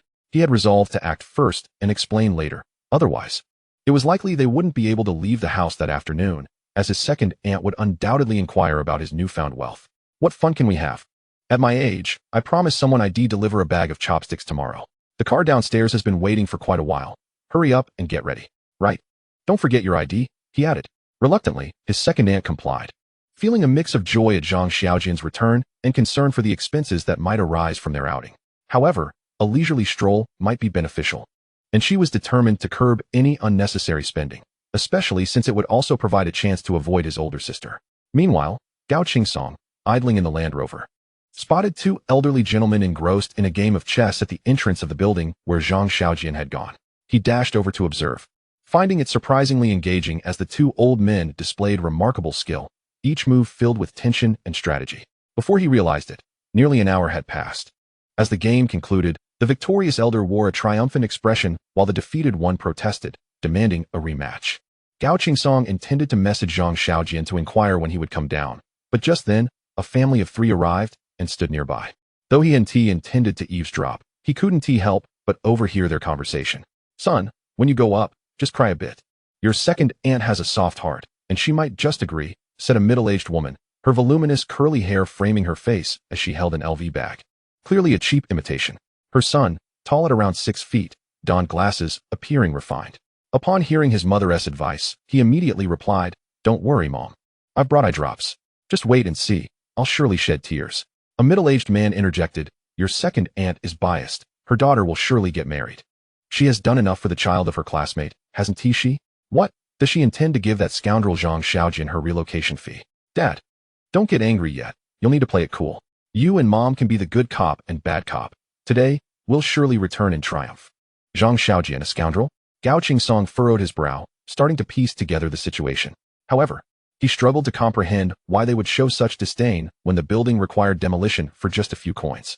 Before he could relay the downstairs drama to Zhang Xiaojian, the latter emerged from the building, hand in hand with his second aunt, and they collided face-to-face with the family of 3. Zhang Xiaojian, having not seen these relatives in years, still recognized them. His second aunt halted abruptly, calling out, "Sister, why are you here again? And you brought the child? What is this all about? Why can't I come?" replied the tall young man, his performance commendably convincing, blending warmth with mild reproach. Instantly bridging the gap of time with his second aunt, Gao Qingsong, having just overheard their conversation, was taken aback, realizing the young man had graduated from a film academy. His ability to change expressions was remarkably seamless. Zhang Xiaojian recognized him as Qian Yuanbin, a cousin he remembered from childhood, one who had once frightened his younger sister with firecrackers, only to later feign innocence before the adults, presenting himself as the victim. When Zhang Xiaojian later learned of this, he had confronted him. But at 3 years older and larger, Qian Yuanbin had easily overpowered him. Subsequently, the latter had offered a tearful apology, leaving Zhang Xiaojian, bruised and humiliated, feeling aggrieved. In summary, Zhang Xiaojian had never harbored fond feelings for this so-called cousin, and they had not crossed paths since growing up. What role was he playing today? Yuanbin, you're just indulging your mother's antics. This dilapidated house has been rumored to be on the verge of demolition for 20 years, yet it remains standing. I understand your thoughts, but we need concrete information before discussing it further. Qian Yuanbin replied, "Aunt, my classmate works at the demolition office. I hear it's already been confirmed, and they'll be measuring the units within a month." His second aunt sighed, "Well then, we'll discuss this again in a month." The middle-aged woman interjected, "Sister, where are you all headed?" Zhang Xiaojian, it's been so long since we last saw you. Don't you even say hello to your aunt? Raising an eyebrow, Zhang Xiaojian replied, "Oh, hello aunt. Please excuse us, the car is waiting." The trio remained unmoved, showing no intention of yielding. Sensing his second aunt's feelings, Zhang Xiaojian was aware that a confrontation would be unwise, so he gently led her around them. What he did not anticipate was that Gao Qingsong had already grasped the entire situation. Standing by the roadside, he opened the door of the Land Rover and called out, "Mr. Zhang, the car is over here." Zhang Xiaojian understood immediately and said to Gao Qingsong, "No need to hold the door, quickly drive on. You're hopeless at flattering." The two exchanged glances, with Gao Qingsong's eyes implying, "What do you think, buddy? Am I perceptive enough?" Zhang Xiaojian's gaze responded, "I'm not so bad myself. I handled that quite naturally, didn't I?" Chapter 28. Lakeville, a new city. While a Land Rover may not be considered a luxury vehicle to the average citizen, it is undoubtedly a fine car. Seeing Zhang Xiaojian and his second aunt, Wang Chunhua, getting into such an impressive vehicle, and hearing the young man refer to him as General Manager Zhang, left Wang Chunlan and her husband looking at each other in bewilderment. They had heard that Zhang Xiaojian was merely a clerk in a small company. How had he suddenly transformed into General Manager Zhang, with a Land Rover as his chariot? Gao Qingsong's performance was commendable as well. Upon hearing Zhang Xiaojian tease him about flattery, he immediately donned a slightly aggrieved expression and, feeling dejected, sank into the driver's seat as the Land Rover roared to life. Meanwhile, middle-aged Wang Chunlan was at a loss for what to do. But her son was quite decisive. "Come on, Mom, let us follow them." Without further ado, Qian Yuanbin pulled his parents into his modest Alto. As they drove, Wang Chunlan glanced at her son and asked, "Yuanbin, why are we following them? We could just come back tomorrow." With a grin, Qian Yuanbin replied, "Mom, you didn't notice the driver, did you? He was wearing the latest Gucci." Wang Chunlan and her husband exchanged knowing glances, understanding the situation. Qian Yuanbin continued, "That must be one of Zhang Xiaojian's friends. He can't possibly be just a driver. The Land Rover is likely his as well." Wang Chunlan remarked, "That makes sense. Just the other day, when I mentioned Zhang Xiaojian to your second aunt, I said he was still working at the company." Qian Yuanbin agreed, "Exactly. Who doesn't he have a couple of wealthy friends?" Wang Chunlan expressed her dissatisfaction. "How has this boy changed so much?" To which Qian Yuanbin's father scoffed, It just so happens that Zhang Xiaojian is here today. We can't keep coming all the time. We should confront them about this. After all, Yuan Bin is the only grandson of the Wang family. If they end up buying a house with the compensation money from the demolition, we would lose out entirely. Both mother and son nodded in agreement, recognizing the validity of the statement. Observing the alto trailing behind, Gao Qingsong commented, Xiaojian, what is the plan? Are we shaking them off? Zhang Xiaojian quickly retorted, absolutely not. This LC area is crowded with cars. Any minor collision would be a hassle. Besides, my second aunt is in the car. What if something happens? Let us just go where we need to go and ignore them. Every family has its share of annoying relatives. This sentiment resonated with Gao Qingsong, who recalled his own relatives from the countryside. Whenever they visited the city, they were terribly intrusive. Xiaojian, your second aunt realizes that these are your friends. That was just for her sister's benefit. Second aunt, what is going on? Please enlighten me, he urged. With a frown, his second aunt sighed. It's the talk of demolition again. Your eldest aunt is getting envious, and since among us sisters, only she has a son. They believe he deserves a share of the house that rightfully belonged to your grandmother and want a portion of it. Zhang Xiaojian fumed. It irritates me to even mention this. When your second uncle had his accident, all the compensation went to your grandmother's medical bills. She left the house to you. And while she was in the hospital, did they ever show up when money was needed? Now that the house is being relocated, they come back and act as if they have any right to demand anything. Xiaojian, she's still your eldest aunt. You mustn't speak so harshly to her. His second aunt cautioned. Zhang Xiaojian scoffed. They're worried about the demolition. They want you to use the compensation money to buy me a house. His second aunt understood her sister's intentions, but felt there was no need to hide it from Xiaojian, so she nodded. I truly plan to buy a smaller place after the demolition. The savings, combined with what I've saved over the years, could serve as your down payment. Zhang Xiaojian felt a surge of joy at this, affectionately wrapping his arm around the elderly lady. Second aunt, you don't need to buy me anything. Today, I'll buy you a couple of houses instead. At that moment, Gao Qingsong inquired, should we look at the villas first, or the apartments? Zhang Xiaojian pondered. Whichever is the best. His second aunt was momentarily taken aback, struggling to grasp what the two youths were discussing. A Land Rover and an Alto arrived sequentially at Lake Villeneuve City. This was one of the few upscale residential complexes in the second ring of Jiangqing, having just launched its sales, and property prices had skyrocketed. Rumor had it that, in the past, several major real estate companies had engaged in fierce competition to acquire this rare piece of land, leaving many battered in the process. Ultimately, the established developer, Wandi, secured the deal, investing billions and dedicating 5 years to meticulously craft the current magnificent landscape. In front of the sales office, a trio of sales personnel, a man and 2 women, had been waiting eagerly. Upon seeing the Land Rover pull up, they hurriedly approached to open the car doors with great courtesy. Gao Qingsong exited first, inquiring, where's Manager's son? Hello, Mr. Gao. I'm Xiao Wu, your sales consultant. Manager's son is in a meeting at the headquarters today and couldn't he make it. He specifically instructed me to take care of you, came the reply. Understood. Gao Qingsong nodded, introducing Zhang Xiaojian and his second aunt. These two are the main guests today. The family of 3 from the Alto also disembarked. Xiao Wu looked over and asked, are they with you? Zhang Xiaojian shook his head, no. However, his second aunt pinched him, saying, she is still your eldest aunt. Afterward, she glanced at the luxurious sales office, filled with questions she wished to ask Zhang Xiaojian, but Wang Chunlan approached, and she had to engage with her first. Sister, I didn't finish my previous thoughts. Don't hold it against me for chasing after you. But what brings you here today? Wang Chunlan lifted her gaze and immediately recognized the newly constructed apartment complex, realizing it was a prime location near the exhibition center, where every inch of land was worth its weight in gold. Zhang Xiaojian was thoroughly annoyed by the 3 of them, but since his second aunt had spoken, he could only throw a few jabs their way. So, Auntie, did your whole family come today just to be so clingy? Wang Chunlan remained silent, but her husband's expression darkened, and Xian Yuan Bin, thinking himself clever, chimed in, it's been a while since I've seen you, Xiaojian. Your tongue has sharpened. Why did you bring your second aunt here today? Just to view the apartments? Don't joke around. This is Lake Villeneuve City, priced at 25,000 per square meter. Your second aunt's compensation money won't be enough. Zhang Xiaojian glanced at Gao Qingsong. Is it really 25,000 per square meter? While others might think Zhang Xiaojian was merely putting on airs, Gao Qingsong understood better, responding, brother, Jiangcheng is a second-tier city. 25,000 is indeed quite expensive. Zhang Xiaojian reflected, realizing the truth in this. It was rumored that the courtyard houses in the provincial capital were only around 40 to 50,000 per square meter. And indeed, 25,000 in this rundown place was considered top-notch. Listening to their conversation, Qian Yuanbin chuckled heartily. Xiaojian, your friend is quite impressive. playing the driver in Gucci and cooperating with you so well. Gao Song, caught out, merely chuckled in response. Zhang Xiaojian, observing Qian Yuanbin's self-satisfied demeanor, also laughed lightly. Looks like you plan to accompany me and my second aunt to buy a property today. Just hope you can afford it. Qian Yuanbin and his parents had no qualms about watching Zhang Xiaojian make a fool of himself. Since the conversation had taken this turn, Zhang Xiaojian resolved to show this family what it truly meant to be extravagantly wealthy. He turned to Xiao Wu. Let us go. It's time to view the apartments. Little Wu was perplexed about the nature of the relationships among this group of people, but he had already prepared the 9-seater electric sightseeing car for the property tour and promptly said, "This way, please." Chapter 29. As if it were a true story.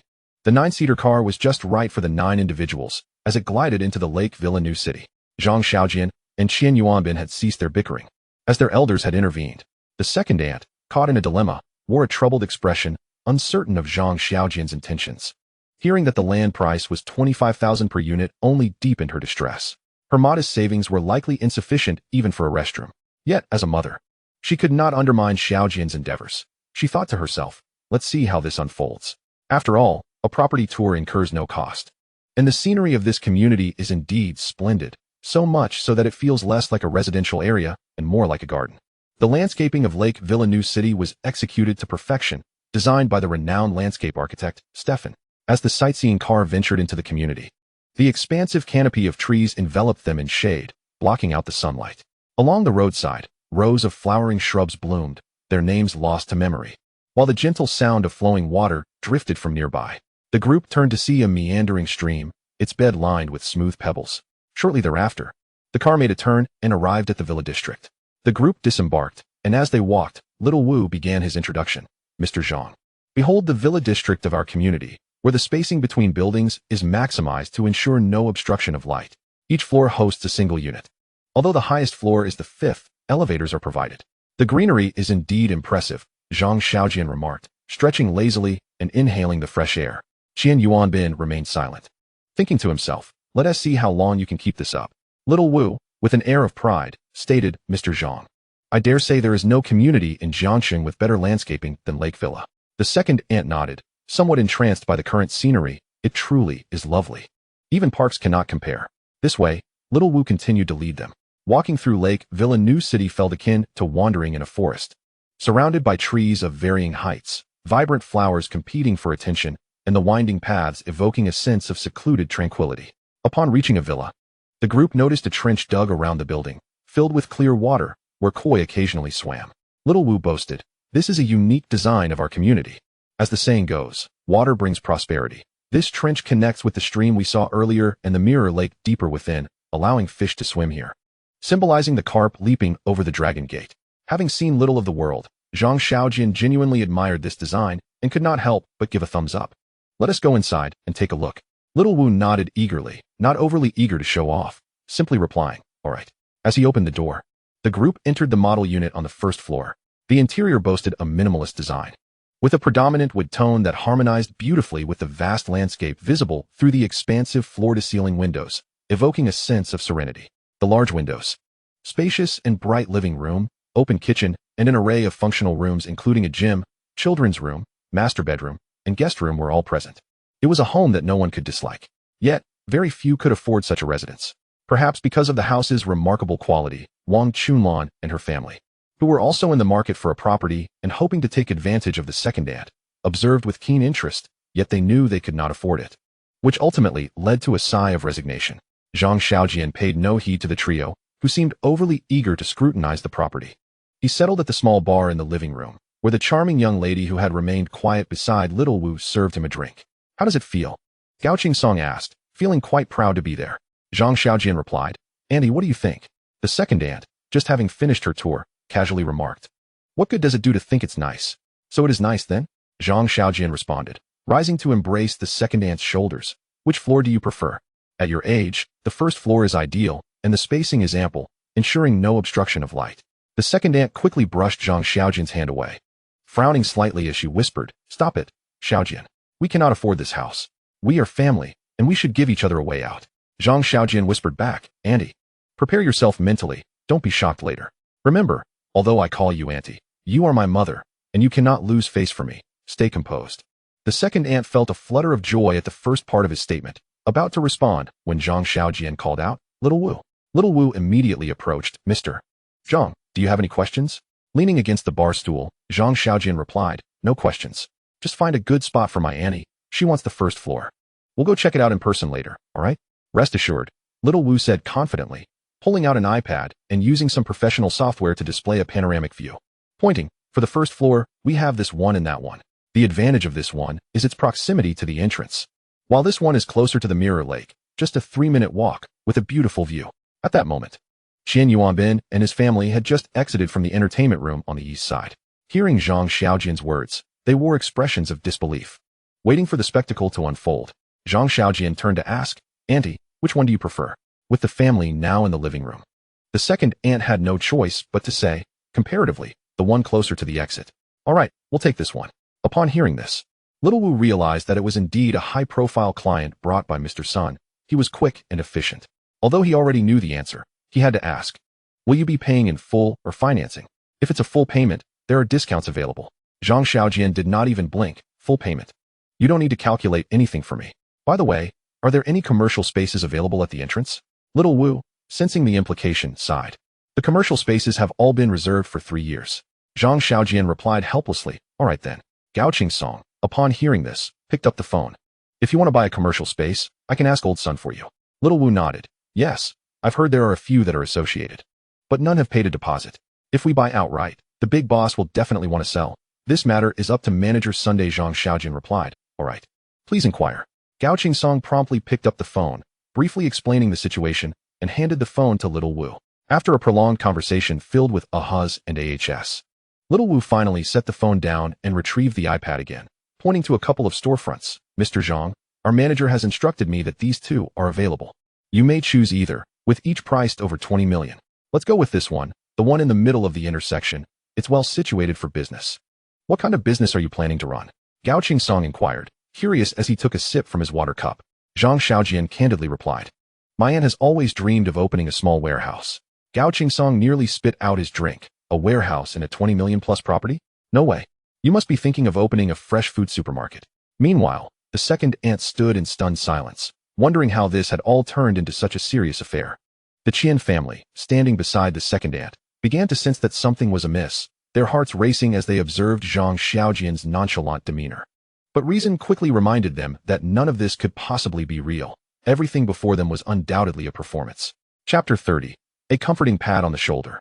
Zhang Xiaojian, lacking the financial prowess of Qian Yuanbin, had no intention of enhancing his acting skills within his character attributes. Thus, when it came time to settle the payment, he did not hesitate or make excuses, but rather decisively stated to Xiao Wu, "Let us proceed to the sales office and make the payment." "Xiaojian, I previously visited the charming villa beside Mirror Lake. It was quite splendid." Gao Song interjected with a friendly reminder. Qian Yuanbin, observing from the sidelines, thought to himself that the delay was inevitable. He would quietly watch their performance unfold and see how long it would last, just as he convinced himself to remain patient. Zhang Xiaojian declined Gao Song's suggestion, stating, "How long will the payment take? We can visit the villa afterward." Gao Song nodded in agreement, adding, "Oh, by the way, since we're making a payment, we ought to purchase a garage as well. Where will my aunt park her car otherwise?" It must be said that Gao Song's foresight was commendable. Who in this neighborhood didn't own 2 or 3 vehicles? Zhang Xiaojian concurred. "Indeed, you are quite meticulous." After spending the morning adjusting to Miss Zhang's conversational style, Gao Song replied, "And you, Xiaojian, are still as cheeky as ever." The two shared a light-hearted laugh. Meanwhile, Xiao Wu promptly interjected, "Do we have many cars? The garage space here is quite ample." Feeling anxious and still unable to believe that Zhang Xiaojian genuinely had the means to purchase the property, his aunt finally spoke up, "I don't have a car. Nor can I drive." "Xiaojian." Zhang Xiaojian interrupted, "Aunt, you're only in your early 50s. Learning to drive isn't difficult. It will be convenient for you. So acquiring a garage is essential." His aunt recalled Zhang Xiaojian's earlier words, "Prepare yourself mentally. Do not be startled. Remember, although I address you as aunt, you are like a mother to me. You must maintain your composure." She struggled to stay calm, and before she could refuse further, Zhang Xiaojian added, "Even if you don't drive, you should still buy a garage to avoid cluttering the house with junk. It could serve as a storage space, or at the very least, a cellar for pickling vegetables." His aunt was at a loss for words. To be honest, she still could not discern the truth behind Zhang Xiaojian's claims. If she were to express disbelief, She found it hard to reconcile his calm demeanor with her skepticism. A seller for pickling vegetables, indeed. Gao Qingsong chuckled and encouraged Xiao Wu, be more proactive. Xiao Wu immediately retrieved an iPad to begin the presentation.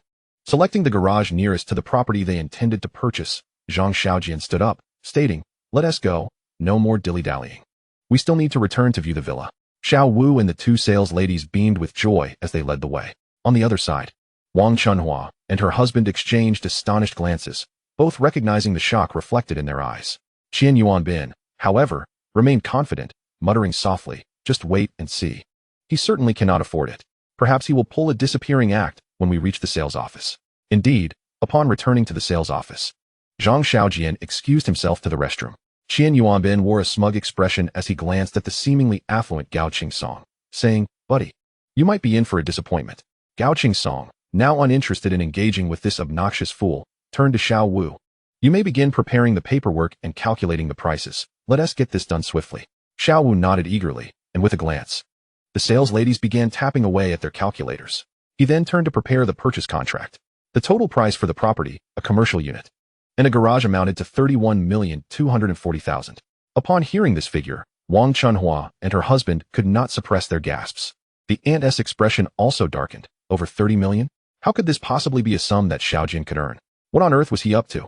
Could it be that he was merely putting on a brave front, planning to abandon his friends and me, this old lady, in embarrassment? No. Xiaojian was not that kind of child.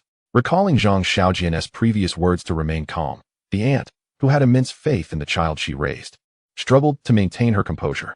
Qian Yuanbin, with a gleeful expression, inquired, "He hasn't T-bolted, has he?" No sooner had he spoken than Zhang Xiaojian returned, taking a seat. The sales lady sweetly addressed him, "Mr. Zhang, we are purchasing a housing unit, a commercial space, and a garage. We have calculated the discounted total to be 31,240,000. If there are no issues, we can proceed with the paperwork now." Zhang Xiaojian, of course, did not feel the need to recalculate, nodding, "Very well, but I want to be the property owner. Aunt, please present your ID." His aunt, despite having undoubtedly experienced more of life than Zhang Xiaojian, felt her hands tremble as she reached for her ID. Faced with a torrent of questions from Zhang Xiaojian, she hesitated, feeling uncomfortable with her sister's family present, and it became unbearable. "Let us go and make the payment," Zhang Xiaojian said, handing the ID to the sales lady while taking his aunt's rough hand in his other. Wang Chunhua, realizing they were indeed going to make the payment, quickly linked arms with the aunt. "Sister, I'll accompany you." The aunt did not refuse, and Zhang Xiaojian did not object as they followed the sales lady towards the finance department. This left Gao Qingsong and the Qian father-son duo behind. With nothing to do, Gao Qingsong teased, coughing lightly as he sipped the high-priced coffee served at the sales office. "Buddy, you can't really believe that Zhang Xiaojian is broke, can you?" Qian Yuanbin's expression soured, and upon hearing Gao Qingsong's question, he remained silent. His previous confidence had clearly evaporated. His father, old Qian, remained composed, sitting quietly without revealing his thoughts. Gao Qingsong, puzzled by the sudden change in demeanor, continued, "Today we are three. Perhaps Xiaojian should drive the Lamborghini he just purchased. Do you know the Lamborghini Huracan Evo? It's orange and quite stunning." Sure enough, upon hearing this, Qian Yuanbin's expression shifted once again. Observing this reaction, Gao Qingsong pressed on, "I was nearby when you three were chatting downstairs." Old Qian, who had been maintaining his composure, finally reacted, turning to Gao Qingsong. Gao Qingsong continued, "I've always found it puzzling. What could that crumbling building possibly sell for? You should cultivate a good relationship with Xiaojian, even if it's just a small sum. What is the harm in gifting you a villa?" Setting down his coffee, he crossed his legs. "I may not be Xiaojian's driver, but I suspect I will be his aide for some time to come." With that, he patted Qian Yuanbin's shoulder in a gesture of consolation. Qian Yuanbin, stubborn as ever, retorted, "I'll see if you're telling the truth or not." "A Lamborghini? Huh. Do you really think a Lamborghini holds the same weight as a tractor brand?" Gao Qingsong chuckled, "Oh, you're quite knowledgeable about cars and even know the history of Lamborghini? But did you know that Lamborghini also produces tractors? You couldn't even buy a single one if you sold your house." Chapter 31. Remember. Gao Qingsong spoke so much due to his youth and spirited nature. Not long ago, he had heard Zhang Xiaojian recount the unfortunate circumstances of his aunt's family while in the car, though he remained silent. He felt a deep sense of indignation, for this so-called elder aunt's family was not conducting themselves properly. During the hospitalization of his biological mother, he remained indifferent, neither offering financial assistance nor providing companionship, leaving all the care to his younger sister. This decision was undoubtedly influenced by his firm belief that his second aunt would readily provide the compensation received from her husband's unfortunate accident for the elderly's medical expenses. It cannot be said that he was entirely heartless. However, the fact that the elderly left the house to his second aunt upon passing clearly indicated her stance.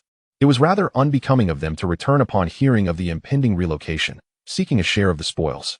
Thus, he felt an overwhelming urge to slap the face of the Qian family, and he voiced his thoughts while observing the father and son of the Qian family feigning indifference, their expressions likely betraying profound regret. Indeed, the act of flaunting superiority was exhilarating. Gao Qingsong raised a hand and called out to the well-dressed saleswoman in a professional suit.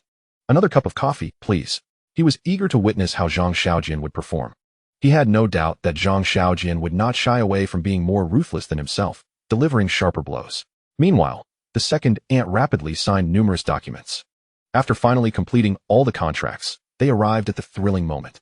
Wang Chunlan stood closely beside the second aunt, occasionally stealing glances at Zhang Xiaojian.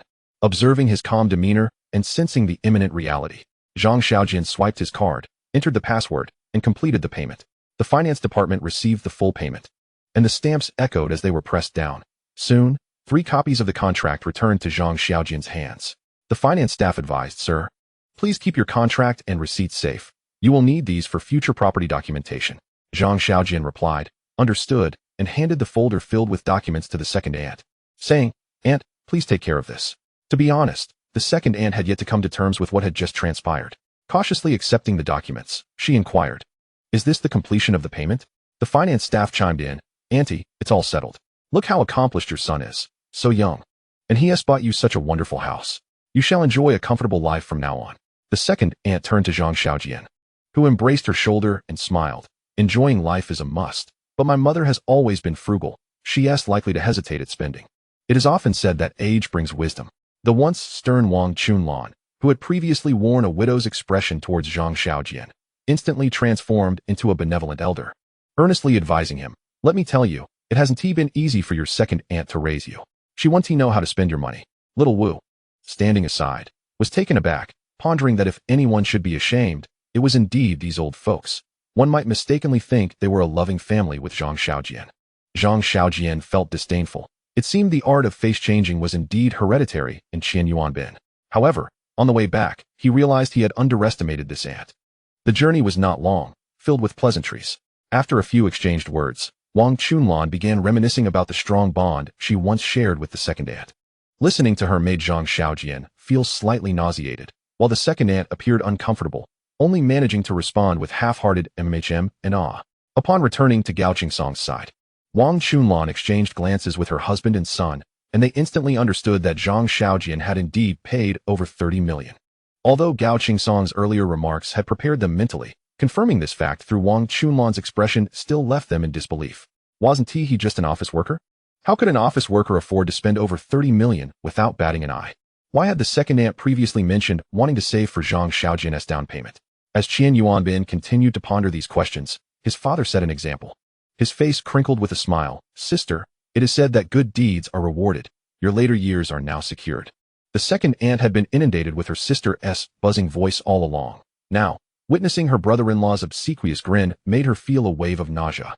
Nevertheless, being family, the second aunt, who valued old ties, attempted to endure it and softly replied, "Xiaojian has prospered. I should enjoy a good life too." Indeed, who could have predicted that the snot-nosed child trailing Yuanbin would achieve such success? This statement from Aunt Wang Chunlan was deliberately probing Zhang Xiaojian's attitude, as well as a veiled jab at the visibly displeased Qian Yuanbin. Qian Yuanbin, after all, could not compare to his parents. He stood up, attempting to muster a radiant smile, yet it appeared rather awkward, and he could not utter a single word. Zhang Xiaojian ignored him and said to Little Wu, "Let us continue to view that lakeside villa." Little Wu nodded eagerly and led the way. As the group exited the sales office, they approached a fleet of sightseeing vehicles. Little Wu was the first to board, while Zhang Xiaojian remained still. Gao Qingsong understood the unspoken cue and gestured to Little Wu, who understood and instructed the driver to move ahead, taking him a short distance away to wait. Zhang Xiaojian turned to Wang Chunlan, Old Qian, and Qian Yuanbin, stating, "You might as well not follow anymore. It would be pointless."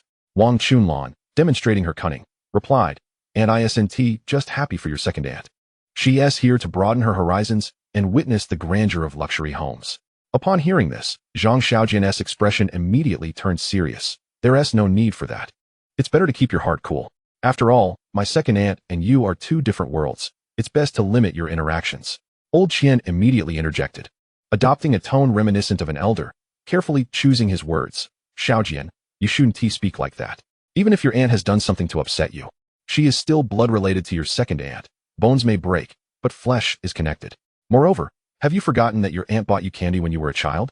Zhang Xiaojian was truly disgusted by this, casting a glance at the second aunt, who also bore a displeased expression. His tone softened unexpectedly. May I ask, aunt, do you still remember over a decade ago when my second uncle had his accident, and you all were bustling around, yet the compensation was short by 30,000? You claimed it was due to connections, and I was perplexed. Why should we, the victims, need to butter anyone up? Do you recall how shortly thereafter, my grandmother was hospitalized, and you all seemed to vanish? Do you remember that before she passed, she specifically hired a lawyer to draft a will leaving the house to my second aunt? Do you still remember? A barrage of questions left the couple speechless. Zhang Xiaojian smiled gently, pointing at himself. I remember. I remember how my second uncle couldn't sleep at night after the incident. I remember when my grandmother was hospitalized, my second aunt fainted in the corridor, only to awaken and continue caring for her. I recall my sister and I wanting to share the burden, rushing to the hospital restroom, and me struggling to hold the water for her. Zhang Xiaojian's voice grew increasingly calm, despite the June heat in Jiangxing nearing 30 degrees. Those around him felt an unsettling chill enveloping the atmosphere. I remember everything, so don't talk to me about bones breaking but remaining connected. I see that you are intent on shattering your own face to cling to money. Aunt Wang Chunlan, despite the circumstances, still harbored a sense of resentment, softly suggesting that Xiao Jian was likely to admit his mistakes and recount the hardships he faced in the past. The obstinate old Qian, however, feigned anger and proclaimed with righteous indignation, "This is utterly unacceptable, utterly unacceptable." The reason back then was, Zhang Xiaojian nearly retched, hastily gesturing for silence. He glanced at his unusually composed second aunt and maintained his calm demeanor, stating, "Don't assume everyone else is a fool. I comprehend your intentions. Are you under the impression that as long as the relationship with my second aunt remains intact today, you can later appeal to her emotions to pressure me? Are you hoping to extract some money from me? Even if I remain impervious to both soft and hard tactics, as long as you maintain your relationship with her. Given my current financial situation, my second aunt will inevitably become prosperous, and you will still have the chance to wring out that dilapidated house, or at the very least, secure some compensation for demolition." Upon hearing this, the second aunt lowered her head, lost in thought. Meanwhile, Wang Chunlan, incensed, retorted, "Is this how you perceive your aunt?" Old Qian lamented, "Child, how have you become this way after acquiring a bit of wealth?" Only Qian Yuanbin remained unmoved, his inexperience stark against the seasoned actors before him. Zhang Xiaojian leisurely lit a cigarette, declaring, "Enough of the theatrics. I am aware of my second aunt's soft heart. No matter how I persuade her, she will never truly sever ties with you. You merely desire that demolition fee, correct? I am willing to offer tenfold. Name your price. How much will it take to ensure you no longer trouble my aunt?" As he spoke, Zhang Xiaojian wore a relaxed expression, his eyes reflecting the impatience appropriate for his current stature. "Do you truly think you can take advantage of Wang Chunlan?" he said, raising a finger. 1 million, just nod, and I will transfer the money immediately. After uttering this, he suddenly felt a certain resemblance to a villainous matriarch from a soap opera. Wang Chunlan was momentarily speechless, her anger rendering her mute as she pointed at Zhang Xiaojian. He raised another finger, 2 million. Old Qian inhaled deeply. Zhang Xiaojian interrupted again. 3 million. Wang Chunlan and Old Qian started to gasp, their faces flushed, and before they knew it, they had lowered their hands. Zhang Xiaojian remained unfazed. 5 million. Qian Yuanbin, who had been silent, glanced at his parents, his expression shifting. Zhang Xiaojian formed A7 with his fingers. 7 million should suffice. Wouldn't you agree? At this moment, Wang Chunlan and Old Qian looked at their son, recognizing the pleading in his eyes. The authenticity of the situation was undeniable, as they understood the bond between Zhang Xiaojian and the second aunt, and they were well aware that he had easily spent over 30 million before. Agreeing to Zhang Xiaojian merely meant they would no longer see the second aunt, as they were merely aiming to extract money from her. Now, with just a nod, they stood to gain a windfall greater than a lottery win. What was there to contemplate? Zhang Xiaojian continued, 8 million. Wang Chunlan took a deep breath, convinced that Zhang Xiaojian was indeed willing to lavish such sums for her younger sister, and finally stated, "The bond between my second aunt and me cannot be measured in terms of money." Hearing this, Zhang Xiaojian chuckled, extending a finger, 10 million. You have 3 seconds to decide. Once the time is up, there will be no regrets. 3, 2. Before he could finish counting, old Qian immediately exclaimed, "Fine. That's the price. Since you don't regard emotions as emotions, what more is there to discuss?" The shameless old man managed to find a seemingly righteous justification even in this situation. Zhang Xiaojian, unperturbed, nodded in satisfaction. "Now, provide me with your bank account details so I can transfer the funds." The second aunt, standing beside Zhang Xiaojian, straightened her posture, eager to see if this transaction would indeed materialize. Wang Chunlan, now hesitant to meet her sister's gaze, turned her head, pretending to be dejected. As if her voice held no weight in the family, needing to heed her husband and son instead, old Qian signaled to Qian Yuanbin. And under the intense scrutiny of the second aunt, he retrieved his phone, added Zhang Xiaojian on WeChat, and sent over the bank account details. Zhang Xiaojian furrowed his brow, addressing Qian Yuanbin. "Let me record a segment for evidence. You know what to say? Once we finish recording, I will transfer the money immediately." At this point, they had shed all semblance of dignity. A video recording was trivial. As Zhang Xiaojian began filming, Qian Yuanbin unexpectedly made an oath gesture. "Our Qian family hereby severs all ties with Wang Chunhua, and we will never go back on our word. Should we violate this?" Zhang Xiaojian swiftly interrupted. "Let us not engage in any dramatic theatrics. I'm transferring the money right now." With that, under the fervent gazes of Qian Yuanbin and old Qian, Zhang Xiaojian swiftly operated his phone. Seemingly concluded, Zhang Xiaojian linked arms with the second aunt, who was still fuming, unable to articulate her thoughts, and said, "Second aunt, it's clear now. Don't overthink it. Let us be on our way." "The money hasn't arrived yet," Qian Yuanbin had the audacity to say. Gao Qingsong scoffed. "It's entirely normal for bank transfers to have a slight delay. Are we supposed to wait for you?" He then linked arms with the second aunt, guiding her towards a nearby sightseeing vehicle. Once seated in the vehicle, the second aunt fell into a profound silence. Zhang Xiaojian understood that this situation was somewhat harsh for her, yet it was a necessary course of action. If he did not sever this thread of so-called kinship, the Qian family would swarm around her like mosquitoes, draining her resources while treating her as a fool. Unsure of how to broach the topic, the second aunt unexpectedly spoke up, sighing, "Well, I always knew it would come to this. Let us just sever ties.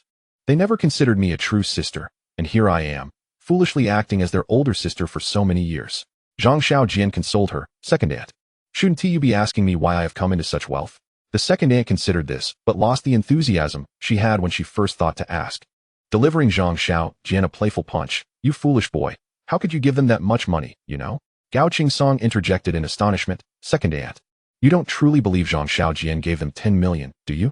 Having experienced significant emotional upheaval today, the second aunt, unable to think clearly, suddenly realized upon hearing Gao Qingsong's words, "The money hasn't been transferred?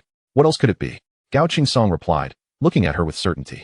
Zhang Xiaojian chuckled as he handed his phone to the young Wu sitting in front. "Xiao Wu, capture images of the 3 individuals in this video, and inform our community security to prohibit them from entering the complex in the future, all right?" Young Wu nodded eagerly, "Of course. Hushu New City is a fully gated community. Outsiders are not permitted without owner approval." Zhang Xiaojian remarked. "I'm merely concerned that this trio might attempt to scale the walls to find my second aunt at night." Young Wu chuckled. "The walls are quite high." Zhang Xiaojian smiled. "I once thought everyone had their dignity." Young Wu had no response to this, while Gao Qingsong laughed. "This trio has completely lost their sense of reason, seeing you effortlessly spend over 30 million. Their greed has clouded their judgment." Zhang Xiaojian casually cursed. "What fools. Do they really think a million is so easily earned?" Now reassured that Zhang Xiaojian hadn't actually given them a million, the second aunt felt a bit more at ease. Zhang Xiaojian gazed at Gao Qingsong and inquired, "I am about to make a transfer. Can you guess the amount?" With that, he proceeded to execute the transfer. Gao Qingsong chuckled. "Is it 22 or 222?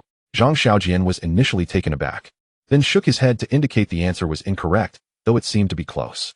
A peculiar scene unfolded before the sales office. A family of 3 huddled together in the sweltering heat. Their son, Qian Yuanbin, stood at the center, beads of sweat glistening on his forehead. To his left was his father, old Qian, who remained unblinking, and to his right was his mother, Wang Chunlan, who appeared somewhat unsteady on her feet, clutching her son's waist for support. All 3 fixated intently on Qian Yuanbin's phone screen, where a screensaver displayed a radiant photograph of him and his girlfriend, both smiling brightly. Yet, their focus was far from the screensaver. They awaited a text message. Occasionally, passing sales personnel cast curious glances at the trio, perplexed by their peculiar behavior, wondering what novelty this was. After what felt like an eternity, each second a torment. The family finally heard a notification chime from Qian Yuanbin's phone. Your account received a deposit of 22 yuan on June 2nd, 2019, at 15:07. On the sightseeing bus, Zhang Xiaojian expressed his admiration to Gao Qingsong. I would feel remiss even if they received a single yuan more. However, you certainly understand me well. Gao Qingsong, suppressing a laugh while holding his forehead, replied, so, you transferred 2 yuan. Had it not been for the inability to transfer amounts below 1 yuan, you would have undoubtedly chosen 0.22. Zhang Xiaojian nodded solemnly, gazing skyward as he mused. I wonder what expressions adorned their faces when they saw the 2 yuan. Gao Qingsong responded, it must have been quite the spectacle. Upon seeing the meager sum on the phone, Qian Yuanbin and his family wore expressions akin to that of someone who had just consumed something unpleasant. Chapter 33. The most astonishing affair. Were rationality to reign supreme in the human mind, 99% of deceptions in this world would meet their demise without a trace. Once the reality of Zhang Xiaojian's extravagant expenditure of over 30 million was confirmed, the hearts of Wang Chunlan's family naturally ignited with fervor. Surely, if they could attach themselves to Zhang Xiaojian's lofty branch, their family would ascend to great heights. Thus, after witnessing Zhang Xiaojian complete his card transaction, Wang Chunlan set aside her dignity, hastening to forge connections with her second aunt, even reminiscing about childhood days. Old Qian, in turn, uttered the crass remark about discounting bones while still connected to flesh. However, such tactics did little to alleviate the tension between them and Zhang Xiaojian. He unleashed a torrent of scorn befitting his character, and then began to lavish money upon them in the most melodramatic fashion, leaving them utterly bewildered. At that moment, Zhang Xiaojian's persona had evolved from being the stubborn, yet outwardly gentle child to a young man whose unabashed wealth radiated a different kind of stubbornness, while maintaining an outwardly gentle demeanor. He didn't even require them to believe he would actually pay 10 million. Merely uttering the words ignited their greed. Even the slightest chance of acquiring that sum would compel them to do anything. This, indeed, encapsulated the fundamental reason why despicable scams continue to succeed in this world. Thus, Wang Chunlan's family fell victim to the ruse. Eventually, they received a text message informing them of a deposit that fell short of 10 million by a staggering 997. 8 yuan, a mere 2 yuan. All the fantasies that had existed prior to receiving that message dissolved into nothingness. Anger surged within the family, leading them to make an irrational decision to storm into the Lake Villa New City. Unsurprisingly, they were intercepted by security guards, already familiar with the trio's photograph. Zhang Xiaojian imparted a harsh lesson, demonstrating that his sword was indeed sharp, while Wang Chunlan's family engaged in a melodramatic display at the community entrance. Attempting to outwit the security personnel, Zhang Xiaojian finally beheld the Mirror Lake. True to its name, the lake shimmered under the blazing sun, its surface smooth and clear like a mirror, reflecting beams of light with a halo-like effect, shrouded in a gentle mist due to the heat, reminiscent of the idyllic lakes often envisioned in the human imagination. If one were unaware that this was an artificial lake, it would be difficult to fathom that humanity could create such a marvel. Zhang Xiaojian paid little heed to whether the developer had expended a fortune on the lake. He merely admired it, and, with a gentle squeeze of his second aunt's shoulder, remarked, this truly is splendid. Though his second aunt remained somewhat reticent. Her heart was as clear as the lake itself. Emotionally, she required time to reconcile with the events that had transpired. Mr. Zhang, this way please, Little Wu beckoned. Leading the way, crossing the floating bridge, they were greeted by a row of traditional-style villas nestled at the foot of a hill. In stark contrast to the minimalist design of Western-style buildings, these villas exuded an unmistakable Chinese aesthetic. Gray walls, green tiles, eaves that resembled soaring swallows, and ancient round wooden doors adorned with lion-headed knockers conjured images of grand ancestral estates from bygone eras, save for the modern floor-to-ceiling windows on the second floor. Upon pushing open the main gate, they were met with a courtyard laid with rustic stone bricks, a lush bamboo grove to the left, and a rockery pond to the right, where fish frolicked. Surrounding trees stood proudly, neither too dense nor too sparse, allowing sunlight to filter through while providing a refreshing shade. Zhang Xiaojian immediately took a liking to this courtyard, and when Little Wu opened the main door to usher them inside, he declared without hesitation, yes, this is the one. Are you not going to take a look around? Little Wu, aware of Zhang Xiaojian's decisiveness, was nonetheless astonished by his swiftness, even without inquiring about the price. Zhang Xiaojian entered the spacious, brightly lit living room, thoroughly pleased with the elegant yet unembellished design that characterized the traditional Chinese decor. Let's finalize the purchase. We can explore later. Mr. Zhang, this elegant 3-bedroom comes fully furnished. Should you wish to modify anything, our company will assist with the renovations, Little Wu offered. Zhang Xiaojian waved his hand dismissively. No need. This is quite satisfactory. Gao Qingsong plopped down on a cushion on the living room floor, exclaiming, "This place is truly worth its weight in gold." Zhang Xiaojian remained unfazed, turning to little Wu and saying, "Let us settle this, but I'm feeling a bit lethargic. Let us rest here for a while and head to the sales office later." Little Wu nodded eagerly. "Rest assured, Mr. Zhang. You could even stay here today if you wish. This house is reserved for you. You can finalize payment whenever you like." Gao Qingsong praised. Old Sun's subordinates are indeed considerate. Little Wu thought to himself that a client who had just spent over 30 million would naturally be treated with utmost care. Promptly agreeing, "I shall take my leave now. Here are the keys. There are no appliances yet, but the water purifier is operational." Zhang Xiaojian and Gao Qingsong waved him off, and as little Wu bounced back, his mood was elevated beyond measure. After a brief respite, Zhang Xiaojian took his second aunt on a tour of the villa, while Gao Qingsong, understanding the moment, settled into a chair to bask in the sun. The footsteps of the mother and son ultimately came to a halt on the southern-facing open balcony of the second floor, where they settled on the ubiquitous cushions scattered throughout the villa. Finally, the aunt broke the silence, but her inquiry was not about the anticipated source of Zhang Xiaojian's wealth. Instead, she remarked, "Xiaojian, your aunt is growing old. I heard yesterday that the son of the neighbor, old Ning, earns tens of thousands playing video games each month. I confess I am not well versed in the ways of you young people making money. I have but one question. Is your money earned through honest means?" Zhang Xiaojian nodded, reassuring her, "Aunt, you need not worry. You know me well enough." The aunt smiled, her crow's feet deepening, and continued, "So, can you and Linlin truly be together this time?" Her first concern was whether her child had erred, and her second, the matter of his marriage. In her mind, it seemed that even now, with Zhang Xiaojian's newfound wealth, she could not fully comprehend the freedom it afforded him. Zhang Xiaojian shook his head. "In fact, we parted ways 3 months ago." The aunt sighed deeply, her thoughts lingering on that girl, but ultimately, her loyalty lay with her true son. Gritting her teeth, she resolved, "Very well, if it is over, then it is over. With Xiaojian's current circumstances, he can find anyone he desires." Zhang Xiaojian placed his hand on her shoulder. "Is it because of what transpired earlier that you feel uneasy?" The aunt waved her hand dismissively. "Of course, it is disheartening. She was my dear sister. But I do not know how things transformed to this point. Yet, perhaps it is for the best. A clean break will prevent them from leeching off you. This has solidified my resolve. It is indeed for the better." Zhang Xiaojian replied, "Aunt, the reason I wish for you to be resolute, and the reason for our complete severance is not merely about money, nor the fear of them draining you. I am simply concerned that they would treat you as a fool." The aunt nodded emphatically, appearing slightly fatigued as she leaned against Zhang Xiaojian's shoulder. After a moment of silence, he chuckled, "Aunt, soon you shall become the wealthiest matriarch in Jiangxing. What are your thoughts?" Although she understood that being the wealthiest matriarch was not a guaranteed position, reflecting on her son's financial power filled her with emotion.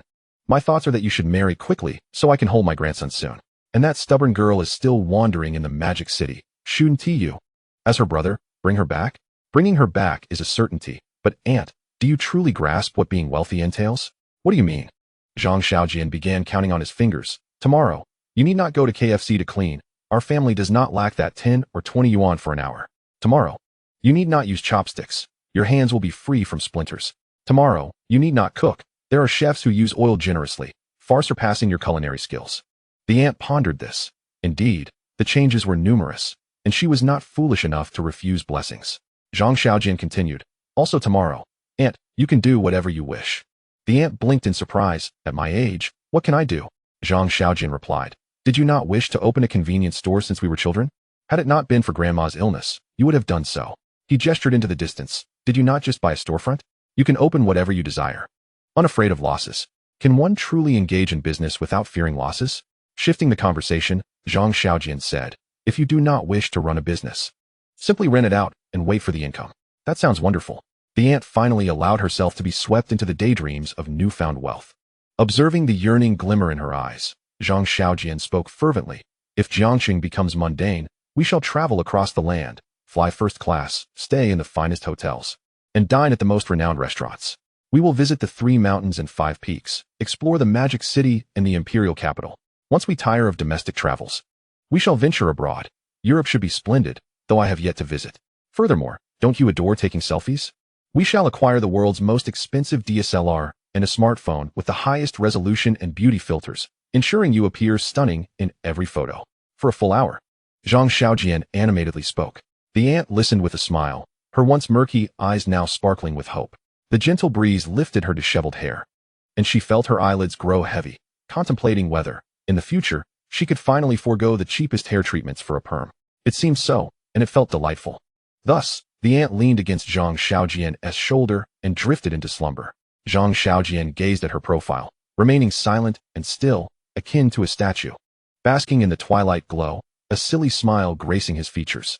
He smiled because he realized he was on the verge of achieving a remarkable feat, fulfilling every boast he had ever made to his mother. No, if he could accomplish this, it would not merely be remarkable, it would be the most extraordinary achievement in the world. Chapter 34. I couldn't hold back either. It was proven that the security at Lake Villa New City was remarkably reliable. Wang Chunlan and her family were almost trapped at the entrance. Yet they had not ventured a single step into the community. Furthermore, the security swiftly placed them on the first blacklist of Lake Villa New City. The humiliation of being charged 2 yuan was insufficient to compel them to engage in such disgraceful antics. Their primary emotion was one of dissatisfaction. Ultimately, Qian Yuanbin could only restrain his parents and usher them into his own AOD car, as they needed to forget today's events as quickly as possible. However, before the car could even start, the security guard who had earlier confronted them approached the window, stating with righteous indignation, "I apologize, sir. But since you are neither a resident nor a client of Lake Villa New City, a parking fee must be collected, 12 yuan for 3 hours. Kindly settle this." After deducting the 2 yuan, they were still at a loss of 9 yuan and 8 cents. Wang Chunlan rolled her eyes in exasperation and fainted inside the car. Meanwhile, the security guard was rather peculiar.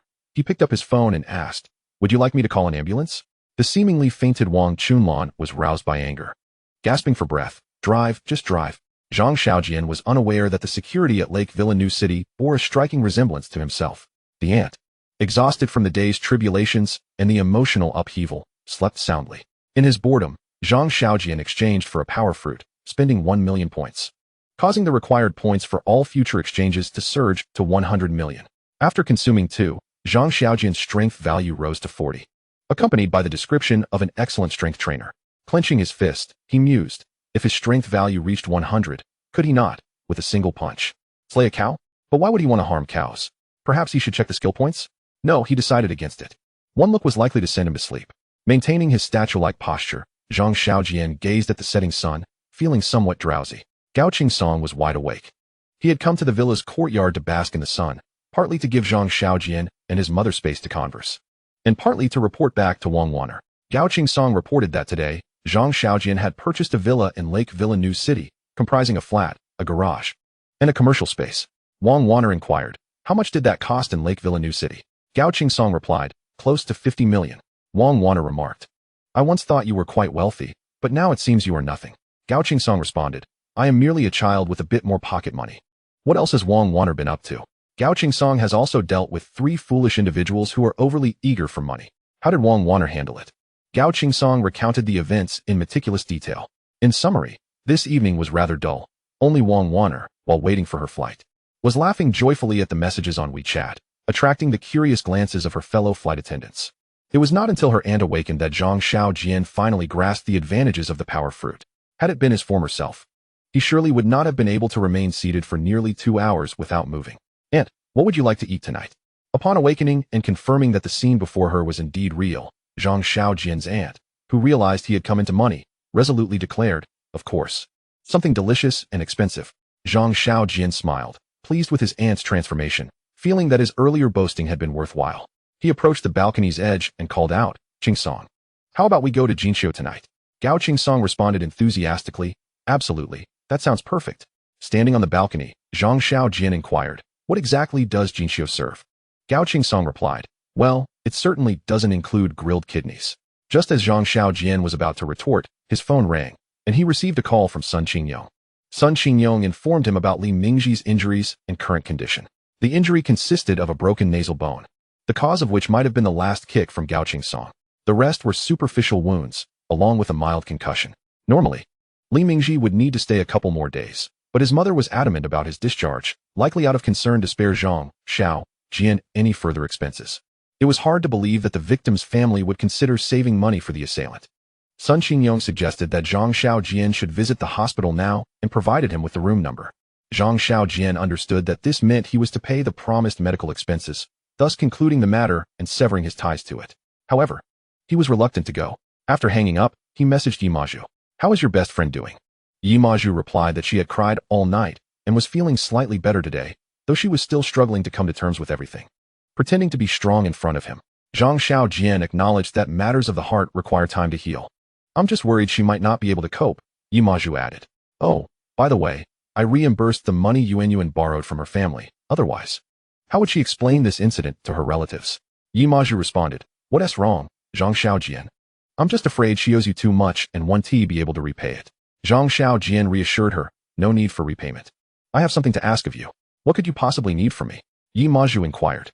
"Officer Sun just called, suggesting I go to the hospital to pay the medical fees I promised. I suspect if it weren't for Li Mingji's mother being short on funds, she would have handled it herself." "Are you implying that I should go pay for you?" Yimaju clarified. "Yes," Zhang Xiaojian confirmed. "All right. I understand you're worried you might lose your temper." "Yes, you're quite perceptive," Zhang Xiaojian replied. Yimaju chuckled, covering her mouth. "I'll transfer you 100,000 yuan. Let us cover Yuan and the hospital expenses with this, and we can discuss any surplus later." Yimaju playfully responded, "Farewell, my generous brother. I'll handle this for you." Zhang Xiaojian provided the room number, 403. After arranging everything, Gao Qingsong drove off. The roads were congested at this hour, and after a tedious 40 minutes, they finally arrived at Jinxiu. Upon stepping out of the car, a staff member promptly assisted in opening the door, showcasing their attentive service. Due to the private rooms being fully booked, they could only be seated in the main hall by the window, where Gao Qingsong enthusiastically began to introduce the delectable offerings. Zhang Xiaojian's aunt felt quite out of place. She was puzzled as to why warm towels were being offered before they had even ordered.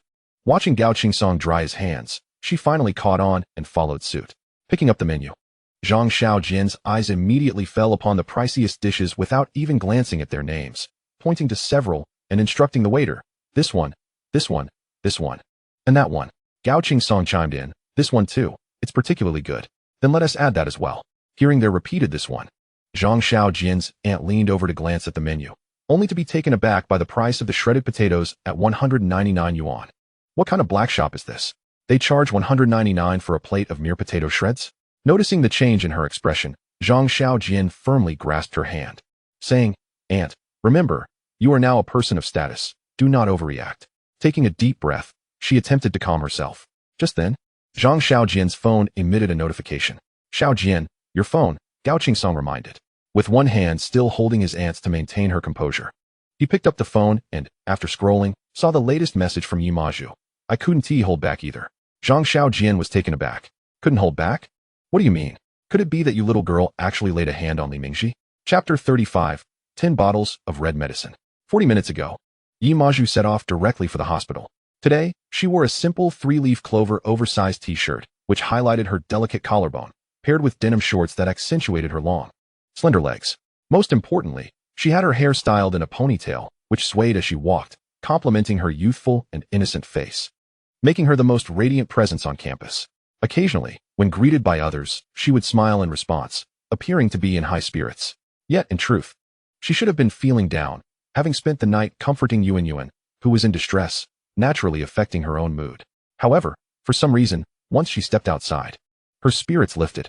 Upon reflection, she realized that her good mood had started when she received the transfer notification of 100,000 yuan. It was not merely the amount that mattered, but the trust implied by Zhang Xiaojian's casual gesture of sending such a sum. With this realization, her mood improved even further. After a 30-minute bumpy bus ride, she finally arrived at the hospital and made her way to room 403.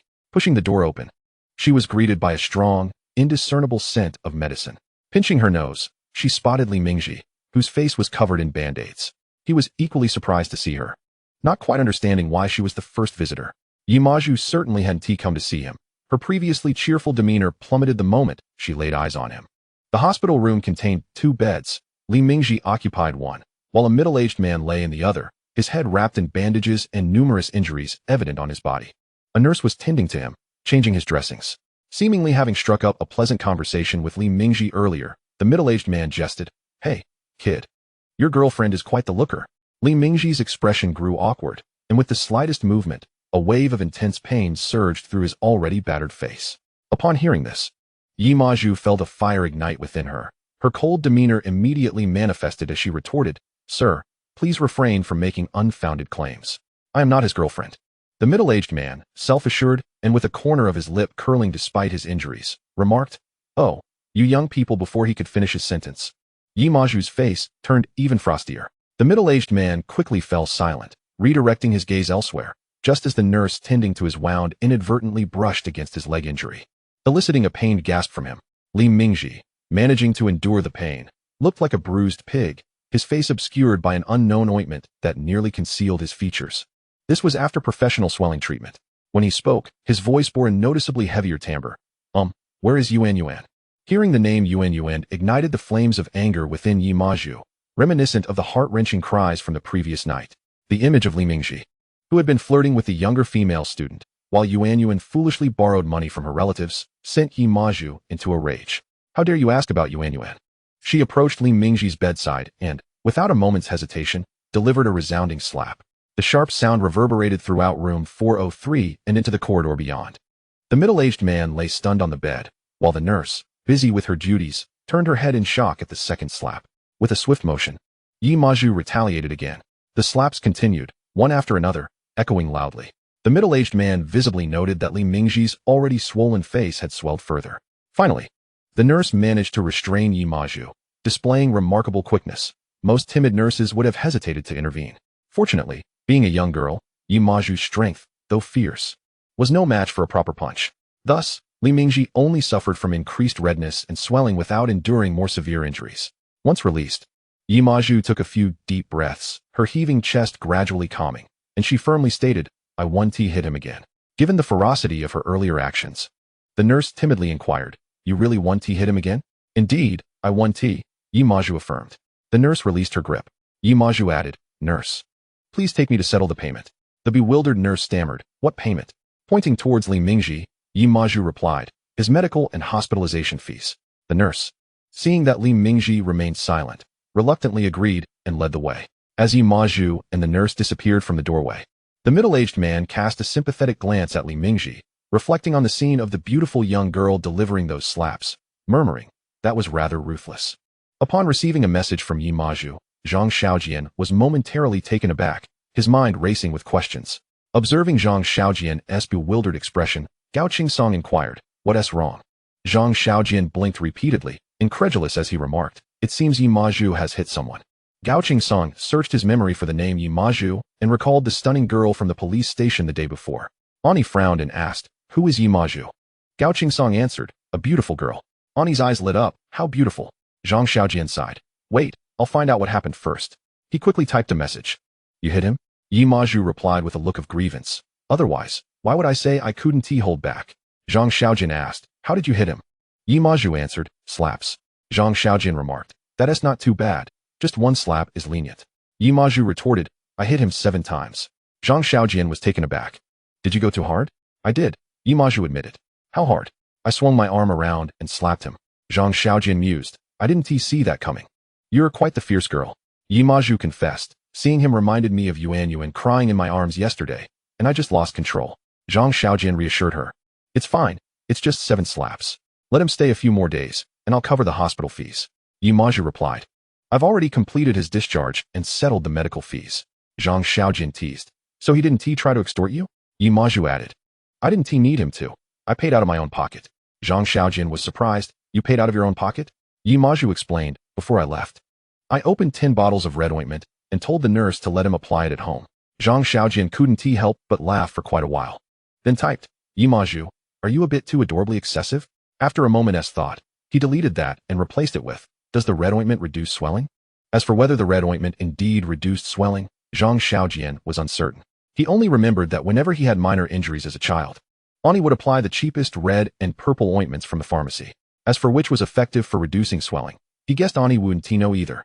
It was simply what they applied. Zhang Xiaojian felt no sympathy for Li Mingji. The 7 slaps Yi Maju administered were rather lenient. The true victim of the situation was Yuan Yuan. In their WeChat exchange, Zhang Xiaojian chatted a bit more with Yi Maju, and soon, exquisite dishes arrived. A lobster, the length of a forearm, exuded aromatic splendor, filled with colorful ingredients, a feast for the senses. Sashimi, sliced so thin it was nearly transparent, lay atop icy snow, each piece tantalizingly appetizing. Beautifully arranged vegetables, stir-fried meats with various peppers, and rich meatballs and thick broth. Altogether, a dozen dishes that were not only visually appealing but also delicious. After they began eating, Gao Song was relatively composed, while Zhang Xiaojian and Auntie frequently praised the food, eventually falling silent as they devoured everything in sight. After half an hour, Auntie exclaimed, "Indeed, a place where a plate of potato shreds costs 199 must have its merits. It's far superior to what I make." There's a reason for the price. Zhang Xiaojian recalled the greasy minced eggplant from that morning, which he had merely deemed passable. Now, having tasted the delightful dishes, he realized that the eggplant was not merely bad, it was horrendously inedible.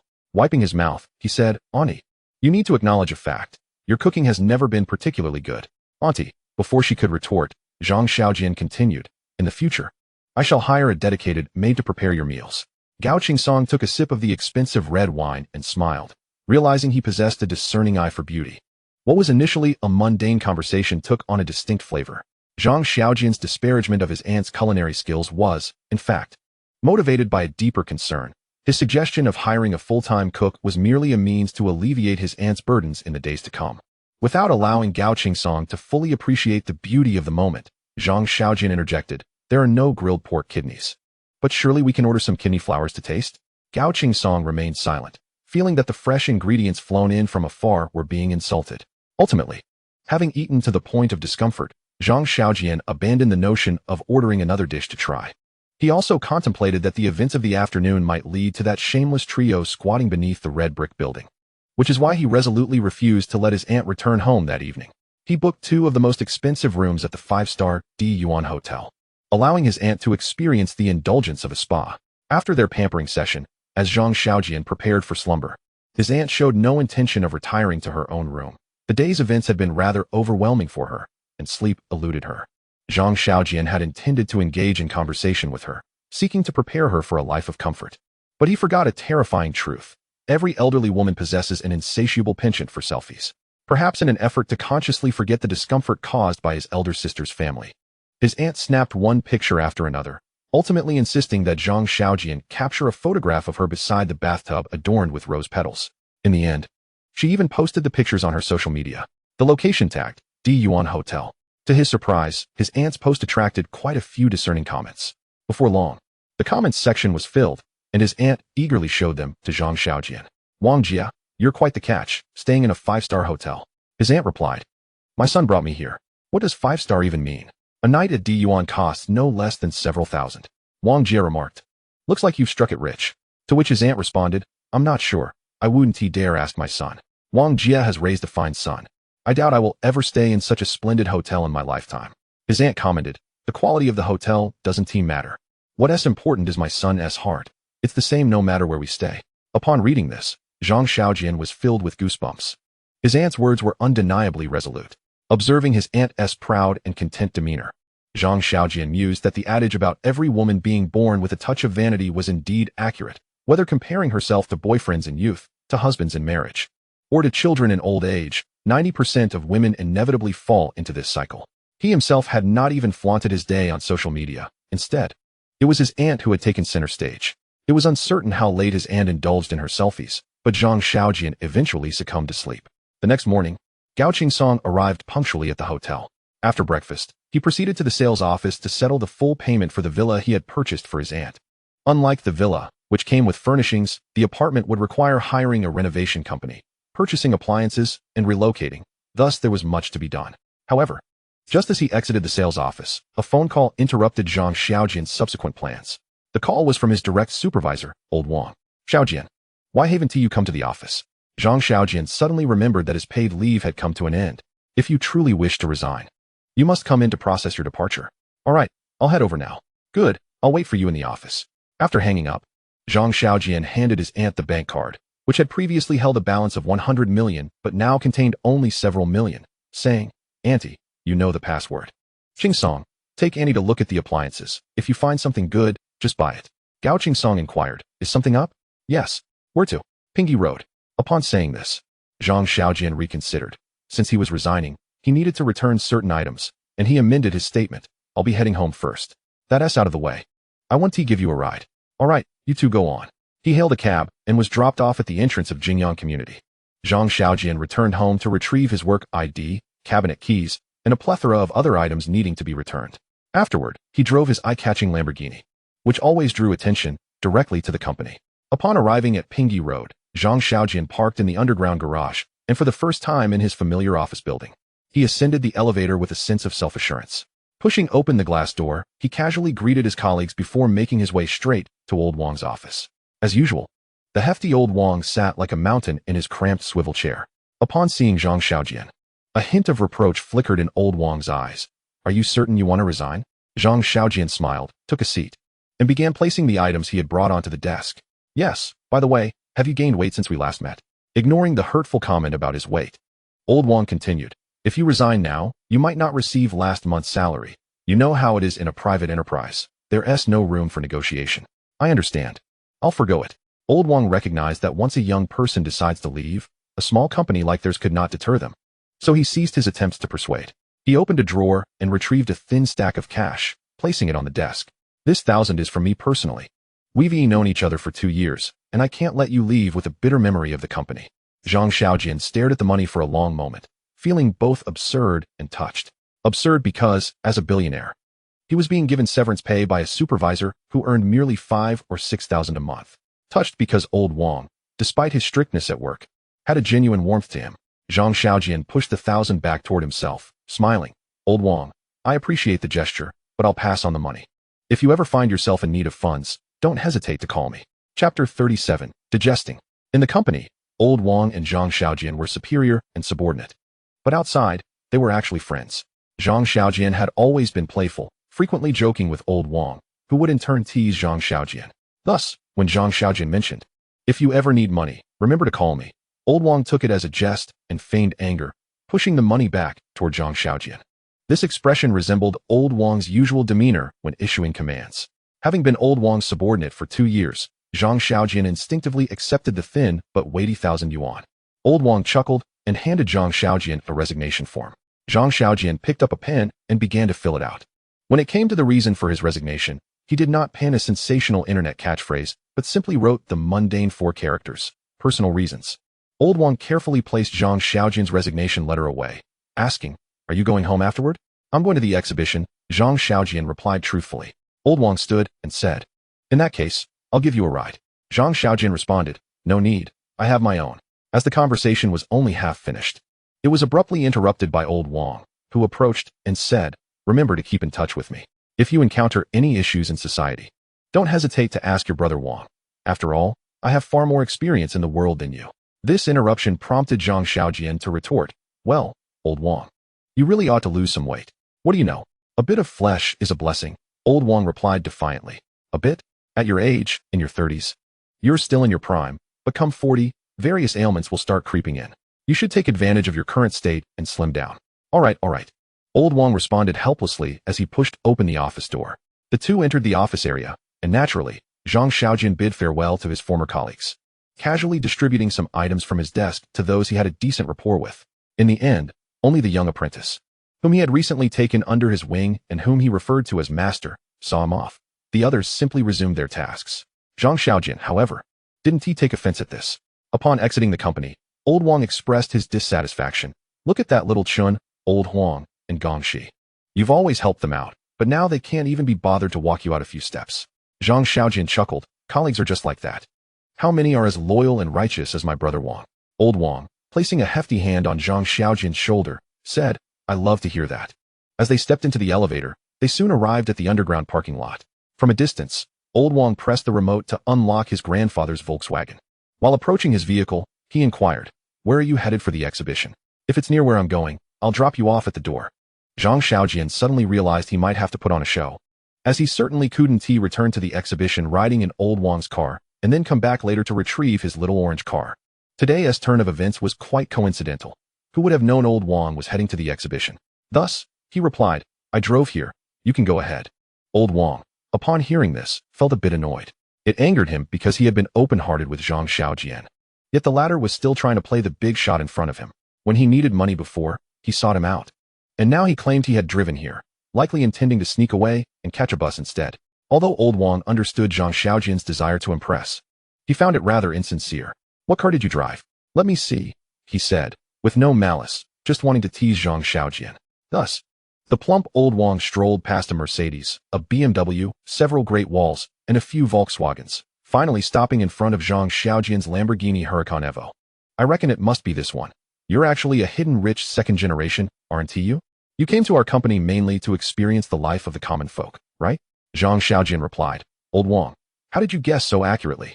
Silently pressing the key fob, the Lamborghini unfolded its wings, its doors rising in a graceful arc. Old Wang's expression instantly became rigid, as he glanced between the Lamborghini and Zhang Xiaojian, repeatedly confirming before his gaze finally settled on Zhang Xiaojian's face. With a sigh, Zhang Xiaojian remarked, Old Wang, it's no wonder you're so perceptive. I truly am a hidden super-rich second generation. I came to our company primarily to experience common life. But for you to guess this, it's evident that your astuteness hasn't gone to waste. Old Wang covered his face and said, Wait a moment. Don't say anything just yet. Let me digest this. In the subterranean parking garage, many cars were parked, and occasionally, passers-by would notice a hefty man covering his face in a mock display of distress, while the young man with the beautifully shaped eyebrows looked on helplessly. If Old Wang were clad in a dress, this scene could easily be interpreted as that of a jilted fat girl. Yet, being a man, Old Wang's emotional interpretations veered toward the heavy side. Zhang Xiaojian, feeling the weight of those gazes, sighed in resignation. He didn't wish to flaunt his wealth, but circumstances simply wouldn't allow otherwise. After a lengthy pause, Old Wang finally spoke. It's impossible. You can't possibly be a rich second generation. Why is it impossible? Zhang Xiaojian retorted. Old Wang thoughtfully analyzed. A true rich second generation wouldn't have endured 2 years of hardship. Even if they wanted to experience life at the grassroots level, would they really stoop to borrowing money from me for food? That tone, that manner, could it be feigned? No one can keep up a charade for 2 years without revealing their true self. Zhang Xiaojian remained silent, realizing Old Wang was indeed a sharp individual. Old Wang firmly concluded, Now tell me, what would compel you to rent a Lamborghini? Before Zhang Xiaojian could respond, Old Wang clutched his chest, feeling a pang of distress. Pacing anxiously while saying, Zhang Xiaojian, although you've only graduated from university for 2 years and have indeed struggled at the company, you're not such a vain person. Zhang Xiaojian could only remain silent. Suddenly, Old Wang snapped his fingers, nearly poking Zhang Xiaojian in the eye. You aren't going through a breakup with your girlfriend, are you? Zhang Xiaojian awkwardly admitted. Actually, it's been a while since we split. Old Wang swung his fist, exclaiming, I knew it. What are you trying to pull now? Are you trying to emulate those streamers who take loans to buy luxury cars and hang out in bars? Zhang Xiaojian rolled his eyes. What streaming nonsense are you talking about? Then is the car bought or rented? Bought. And you still claim you're not streaming. If I'm not streaming, how could I earn enough to cover a car loan? Zhang Xiaojian understood Old Wang's concern for him, but at that moment, he was at a loss for words and could only rely on facts to speak for him. So, he pressed the car key again, and with a click, the front trunk of the Lamborghini opened. Approaching the car, he lifted the orange hood and revealed his black backpack. Old Wang, take a look. Old Wang, still caught up in his wild guesses, approached the front of the car and caught sight of the black backpack filled with stacks of cash. Zhang Xiaojian patted his fleshy shoulder. Take your time to digest this. Chapter 38. What are you making a fuss about? Old Wang felt his mental state crumbling. He was an ordinary person. Although he held a managerial position in the company, he had no dealings with the finances. So he had never seen such a large sum of cash before. The reason Zhang Xiaojian showed him this cash was simple, to silence him. Old Wang obediently fell silent. After all, anyone who could casually keep such a large amount of cash in their vehicle could indeed afford a Lamborghini. And it was clear that Zhang Xiaojian was capable of buying it outright. Given their interactions over the past 2 years, Zhang Xiaojian's character was certainly not one to engage in streaming. Thus, Old Wang gazed at Zhang Xiaojian with wide eyes, silently processing the revelation. After what felt like an eternity of silence, he finally spoke. You really are a super rich second generation. Zhang Xiaojian nodded earnestly. So when I told you to call me if you needed money, I wasn't just joking. Old Wang's chubby face twitched, and then he spoke solemnly. Pay me back. Pay back what? I just gave you 1,000. Wasn't that your severance pay? If I had known you were this wealthy, I wouldn't have given you a single cent. Please, it's the thought that counts. Old Wang felt as though he had been dealt a crushing blow, exclaiming, Do you not realize I am under the thumb of my wife? Zhang Xiaojian retorted, What is there to be proud of? Old Wang drooped his plump face. My salary card is in my wife's possession, and I surrender every penny of it monthly. This 1,000 yuan has taken me months of hard work to save. That only makes it more precious, Zhang Xiaojian asserted with conviction. Old Wang sighed. Zhang Xiaojian patted his shoulder. All right, enough of this. As he spoke, he casually pulled a bundle of cash from his backpack, counted out 1,000, and handed it to Old Wang. Old Wang accepted it, asking, "What is this all about?" Zhang Xiaojian tapped the money Old Wang had once given him in the office, saying, "I need to keep this 1,000. I'll frame it when I get home." Old Wang pouted, feeling a flicker of gratitude. Zhang Xiaojian plopped into the driver's seat of his Lamborghini. "Shall I give you a ride?"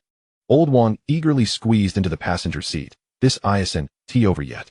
What more do you want?" Zhang Xiaojian raised an eyebrow. Old Wang struggled to accept the surreal reality before him in such a brief moment. Sitting in the passenger seat of a Lamborghini, he felt it was a dream. As soon as he sat down, Old Wang hopped out, pulled out his phone, and snapped countless photos of Zhang Xiaojian in the driver's seat alongside the Lamborghini Huracan Evo, as if taking revenge for Zhang Xiaojian's earlier refusal to return his 1,000 yuan. "Enough is enough. I understand this may be hard for you to grasp immediately, but it is what it is," Zhang Xiaojian consoled. Old Wang shook his head defiantly. "I don't care. You must compensate for my wounded spirit." Zhang Xiaojian observed the hefty Old Wang, standing at 1.7 meters and weighing 180 kilograms. "Well, I can't quite remedy that, given your physique. The wound must be substantial." "Not too great. Just a post on social media will suffice," Zhang Xiaojian replied helplessly. His reluctance stemmed from his disdain for social media and its many banalities. Even after purchasing a villa in Hushu New City, he had never shared a single post. He couldn't fathom what comments might arise from his acquaintances, colleagues, and especially those who loved to show off, should they witness his current state. He simply couldn't be bothered to engage with them. Old Wang, however, was a paragon of social media engagement, whether flaunting wealth or promoting a side business, embracing every trend. He generously liked and commented on every post from his friends, only ignoring the endless, irritating kindergarten voting campaigns that seemed to plague his timeline. Thus, Old Wang skillfully crafted 2 posts. The first read, "Today my subordinate of 2 years left. I went to see him off and discovered he drives a Lamborghini." It was quite catchy, reflecting his seasoned social media prowess. Below, he attached 2 photos featuring Zhang Xiaojian awkwardly smiling in the Lamborghini. The second post stated, "My mindset has shattered, seeking urgent therapy." He included 4 photos showcasing the sleek lines and dazzling colors of the Lamborghini Huracan Evo. Old Wang's posts exploded across social media. Amid the busy city traffic, with the orange light moving intermittently, he still felt the exhilarating thrust of the supercar's acceleration and the melodious roar of its engine. The most delightful moments were those spent waiting at red lights, basking in the envious gazes directed at him from surrounding vehicles. However, Old Wang had no time to notice if any of the drivers were particularly attractive. He was too preoccupied with responding to his social media notifications. Meanwhile, Zhang Xiaojian's phone buzzed incessantly. Focused on driving, he knew the messages were from Old Wang's colleagues. Aside from the apprentice who had gifted him money, he had no intention of replying to anyone else. This wasn't due to any pettiness, but rather a desire to avoid any future interactions with those messaging him during this moment. While it might be human nature to favor wealth, Zhang Xiaojian firmly believed in the adage that the sycophant ultimately ends up with nothing, and he harbored a strong disdain for sycophants. Before he realized it, they had arrived at Old Wang's destination. Zhang Xiaojian waved. "Reach out if you need anything in the future." Old Wang donned a determined expression. "Humph, if I need to borrow money, don't think you can escape." Sitting in the car, Zhang Xiaojian replied, "I will personally bring you cash without hesitation." His words were pleasant to hear. Zhang Xiaojian chuckled, patting the pocket that contained Old Wang's 1,000 yuan, the meaning clear. Old Wang grinned back, maneuvering his hefty frame out of sight. Picking up his phone, Zhang Xiaojian first called Gao Qingsong to confirm they were at the appliance store near the exhibition center before driving there. 5 minutes later, he arrived at the destination. After sending the location to Gao Qingsong, Zhang Xiaojian, hearing the incessant ringing of his phone, reluctantly opened it to clear notifications, casually glancing at the messages. The first was from a colleague he hardly knew. "Xiaojian, you actually." If memory served him right, this person still owed him 100 yuan, and never brought it up when they met. Zhang Xiaojian couldn't resist replying with 2 words, "Pay up." Next, a female colleague from the company messaged, "Xiaojian, turns out you're quite the mystery. I am too. I am too. What does that mean?" He scrolled further down to find a photo of the colleague's fitness progress, and indeed, her figure was quite different from her work attire. Nevertheless, Zhang Xiaojian promptly chose to ignore it. Next came messages from a few familiar faces, the ones who had just distributed office supplies. Xiaoqian sent a message with a shocked emoji, while Lao Huang wrote, "I don't care. Treat me to dinner." Then, the most beautiful woman in the office, Gongxi, asked, "Xiaojian, I heard you and your girlfriend broke up?" Zhang Xiaojian ignored all of them, continuing to scroll through the 30-plus messages. However, the last message was truly shocking. Sister Chun from the finance department had sent a photo of herself in the company restroom. Zhang Xiaojian nearly dropped his phone in disbelief. Taking a deep breath as he typed, Sister Chun, your child is already in elementary school. Why are you stirring up trouble? Sister Chun replied almost instantly. Didn't you know? I'm divorced. Am I not allowed to pursue happiness? Zhang Xiaojian was left speechless. Chapter 39. So this is called environmental protection. What is happiness? On CV1 television, a bespectacled young man would assert, it's buying a house in the capital. A child would cheerfully exclaim, it's not doing homework. An elderly gentleman in a park would chuckle, it's finding a new partner. Yet, in reality, for 90% of society, happiness equates to wealth, and abundance of it. Zhang Xiaojian firmly believes that happiness is synonymous with wealth. In this world, while money may not be everything, a lack of it can indeed prove catastrophic. The adage that a penny can kill a good man is a frequent reality, and once individuals embark on their professional journeys, they often find themselves ensnared. Realizing that money is, without a doubt, a most desirable commodity. Despite the persistent desire for freedom and equality, societal hierarchies are omnipresent and have remained unchanged for millennia. In modern society, the primary metric for evaluating these strata is wealth. Each individual is afforded two pivotal opportunities that can irrevocably alter their destiny, two chances to attain riches. The first is the college entrance examination, a well-trodden path for the common citizen aspiring to become an elite. Occasionally, a few misguided souls may proclaim its futility, boasting of their wealth without recognizing that they are but a fortunate exception amidst countless others whose fortunes were transformed through this very examination. The second opportunity lies in companionship, more solidly encapsulated in the concept of marriage. Thus, even if the inquiries during matchmaking gatherings are not overtly blunt, one must at least ascertain whether the family possesses wealth, the individual's income, home ownership, and the type of vehicle they drive. Sister Chun from the finance department, the radiant Gong Shi, and that enigmatic female colleague all possess the right to pursue happiness and wealth. They yearn to alter their fortunes through this latter avenue. As their social standing makes it quite challenging to encounter affluent individuals, Zhang Xiaojian's opportunity is fleeting. Regrettably, apart from a brief reply to Sister Zhou, he has not responded to anyone else, not even to the elusive female colleague who has shared numerous photos, revealing her true enigmatic nature. Silencing his phone, Zhang Xiaojian sat in his car, perplexed as to why the concept of happiness evoked such a multitude of reflections. He simply felt that being wealthy was truly delightful, as if the world revolved around him. Upon reaching this conclusion, he felt rather superficial, realizing he was indeed an ordinary individual. This was not the first time he lamented his ordinariness. Little did he know that this capacity for introspection was, in fact, his most extraordinary trait. Were a more astute person to acquire immense wealth, how many would refrain from engaging in ostentatious pursuits? Zhang Xiaojian, however, had not done so. The actions he had undertaken in recent days would surely bring shame to any affluent individual. He had lavishly gifted 2 million as a farewell to himself, assisted a friend in repaying a loan, clumsily ordered upbeat songs at a bar, donated 500,000 only to end up in a scuffle with the recipient, and frivolously distributed 100,000 at the community entrance, boasting of plans to furnish the police station. This narrative felt amiss.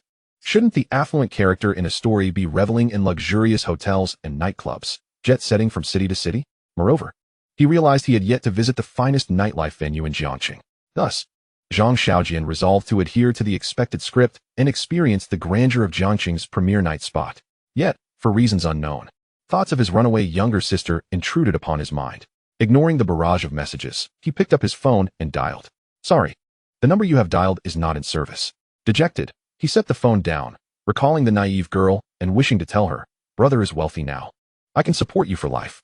Unfortunately, the call did not connect, leaving him disheartened. Fortunately, Gao Qingsong and his aunt soon found Zhang Xiaojian, effectively ending his tedious reverie.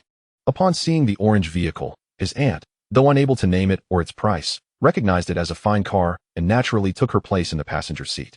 Abandoned, Gao Qingsong glanced at his own Land Rover and remarked, tonight, Su Yu and Wang Wan'er are coming to see your new house. Zhang Xiaojian nodded. Then let's have dinner at home. I'll call Bai Yang. Oh, and also Emoju. He entirely failed to realize that merely a minute ago, he had been contemplating a night out at Jiangqing's best nightclub. Emoju? Gao Qingsong furrowed his brow, watching the orange vehicle swiftly disappear from sight. He then took the driver's seat of the Land Rover and sent a message to Wang Wan'er. I believe your rival has emerged. Shortly, Wang Wan'er replied, who? The pretty girl from the police station the other day, a student from Shida. Wang Wan'er responded with a barrage of furious emojis. Gao Qingsong replied, I suspect she will also be there tonight. You should be prepared. Wang Wan'er confidently retorted, a university student? How can she compare to me? Just wait and see my methods. Gao Song fell silent for a moment before typing. I think it would be wise for you to avoid employing any tactics. Zhang Xiaojian seems rather averse to girls who play games. Wang Wanner sent a resigned emoji. I'm just joking. I'm genuinely kind-hearted. The beautiful and benevolent Wang Wanner, along with Suyu, was in good spirits today. Shouldn't you buy her a bouquet of flowers? Gao Song recalled the previous morning when he had stood in the hallway with a bouquet, receiving an earful from Zhang Xiaojian, and quickly replied, let's skip that. His aunt truly was like a mother. Upon returning to the small villa's courtyard, Zhang Xiaojian discovered that the appliances his aunt had purchased were all for him, some readily available and others requiring a wait. His aunt, restless, had found a broom and began sweeping. Zhang Xiaojian sent a WeChat message to Yi Maju, inviting her to dinner that evening, along with Yuan, to prevent her from languishing at school. Yi Maju readily agreed, partly because she believed Yuan needed a change of scenery, and partly due to Zhang Xiaojian's earlier transfer of 100,000 yuan, which, after deducting medical expenses, still left a considerable sum. She had not managed to convince Yuan to accept Zhang Xiaojian's assistance, having repaid her family members instead, and hoped Zhang Xiaojian could persuade Yuan. Zhang Xiaojian readily agreed to this, sent the address, and made a quick call to Bai Yang. Upon answering, Bai Yang nearly burst into laughter. What is you so cheerful? Yesterday, I returned the money you lent me to my mom, without taking a penny for myself, and gave her 100,000 more than she had previously given me. She was overjoyed. There was no need to emphasize that he had taken nothing for himself, nor to mention that it was money he had borrowed. Even brothers should keep clear accounts. We're having dinner tonight. I'll send you the address. I bought a new house. All right, see you tonight. Enjoying a leisurely afternoon, Zhang Xiaojian basked in the sun, nearly drifting off to sleep. Upon glancing up, he noticed his aunt was missing and nudged Gao Song beside him. Where's my aunt? Gao Song, equally drowsy, replied, how would I know? The two called out for her several times within the villa, but to no avail. Meanwhile, their aunt had gone to the community entrance to meet the delivery personnel. Normally, a single phone call would suffice to have the property management open the door, but since Zhang Xiaojian had the number and was on the verge of slumber, she refrained from disturbing him, displaying the natural instincts of a mother. As she walked through the garden-like community, she naturally noticed some water bottles scattered across the grass. Bending down to pick them up, she did so with practiced ease, continuing to collect them as she walked until she reached the entrance, where she gathered them into a pile. Seeing this, the security guard approached, saying, Auntie, you are quite environmentally conscious, and then added, shall I help you throw these in the trash? Environmentally conscious? Throw it in the trash bin? Auntie was momentarily taken aback. She gazed at the youthful visage of the security guard before her, his hand outstretched in an attempt to assist, yet she ultimately refrained from stopping him. The guard helped her toss the water bottles into the receptacle. As she observed the bottles nestled within the bin, a realization dawned upon her. For the impoverished, collecting bottles signifies destitution. For the affluent, it embodies environmental consciousness. Indeed, her own act of collecting bottles now felt like a gesture of ecological responsibility. Chapter 40. Yi Maju's Talents. Auntie's taste in clothing was rather lacking. She had not escaped the inevitable truth that as one ages, one tends to favor florid and vibrant patterns. However, the home appliances she purchased were deemed commendable by Zhang Xiaojian, as the refrigerator was devoid of garish embellishments and the television frame eschewed bizarre colors. Furthermore, the prices were steep, and it seemed that the pricier items were increasingly minimalist, an aesthetic that resonated with Zhang Xiaojian's preferences. He assisted in positioning the double-door refrigerator in its rightful place and hung the television on the wall, watching as the workers skillfully installed a unified gas stove along with a steam oven and dishwasher, transforming the villa into a semblance of a home. Auntie busied herself, tidying up behind the workers, asserting that there would soon be others arriving to install the air conditioning, along with an array of cookware on the way. Seizing a moment, Zhang Xiaojian inquired, Auntie, I thought you would opt for cheaper items. This was a candid observation, given Auntie's previous penchant for frugality, even splitting an ice cream to share with Miss Zhang and her younger sister. Yet this perception was, in fact, a misconception. No mother wishes to deprive her children of the finest things. It often boils down to financial constraints. With Auntie now financially secure, it was only natural for her to procure the best. Particularly in her eyes, the more expensive appliances tended to last longer. For instance, the washing machine she bought during her marriage was initially quite costly, yet it had endured for over 20 years, its plastic casing now faded but never having faltered. Thus, Auntie's retort was, nonsense. Wasn't I once without money? Look at this mess you've made, resembling a ghost face. Clean it again. Zhang Xiaojian, having been splattered, chuckled as he wiped the tiles beneath the stove once more. Just then, a voice echoed from the doorway. Zhang Xiaojian looked up to see Yi Maju, who had entered the house and was preparing to change into her slippers, scanning the vicinity for them. Today, Yi Maju was clad in denim shorts and an oversized t-shirt. Her hair tied back in a ponytail. Upon noticing Zhang Xiaojian, she waved. Seeing Auntie, she sweetly greeted, "Hello, Annie." At this, Auntie's eyes sparkled. While Zhang Xiaojian was neither particularly tall nor short, he was certainly of an age where marriage and fatherhood were expected. Especially now that he was financially stable, his next goal was undoubtedly to marry and have children. "Auntie, this girl is truly lovely. You must introduce her to me." Zhang Xiaojian ceased his cleaning, standing up to introduce, "This is my Annie, Yi Maju, a student at the Normal University." "Oh, a university student?" Auntie exclaimed, tossing aside her cloth, eager to engage Yi Maju in conversation about her aspirations. Fortunately, at that moment, Yuan Yuan and Gao Qingsong entered, interrupting Auntie's enthusiasm. And after a brief introduction, Auntie's smile widened even further. Yi Maju, inherently restless, upon entering and seeing Zhang Xiaojian and Annie tidying up, instinctively grabbed a cloth to help. Chatting amiably with Annie as she wiped surfaces. "Dear girl, how old are you?" 21. "And what do your parents do?" "My father runs a small restaurant. He's the chef, while my mother helps manage it." "Ah, so your little restaurant is doing well?" "Yes, it is." "What is your major in university?" "I'm studying." Zhang Xiaojian could no longer contain himself. "Annie." Auntie waved her hand dismissively. "All right, no more questions for now." In truth, a girl like Yi Maju was hard not to like for the elders. While her beauty certainly added to her appeal, it was her intelligence and competence that truly shone through. "Zhang Xiaojian, look at how well Maju is cleaning the glass. Now compare it to your work. And look at how she's mopping the floor. Just take a look at what you've done." "All right, that's enough. You're only making things worse." Zhang Xiaojian glanced out the window, recalling Gao Qingsong and Yuan Yuan, who had been sent away moments ago, and pondered whether he should pour himself a cup of tea. Just as he contemplated leaving, Auntie received another call. After hanging up, she said, "Xiaojian, could you step out and lend a hand? The washing machine has arrived." "Oh."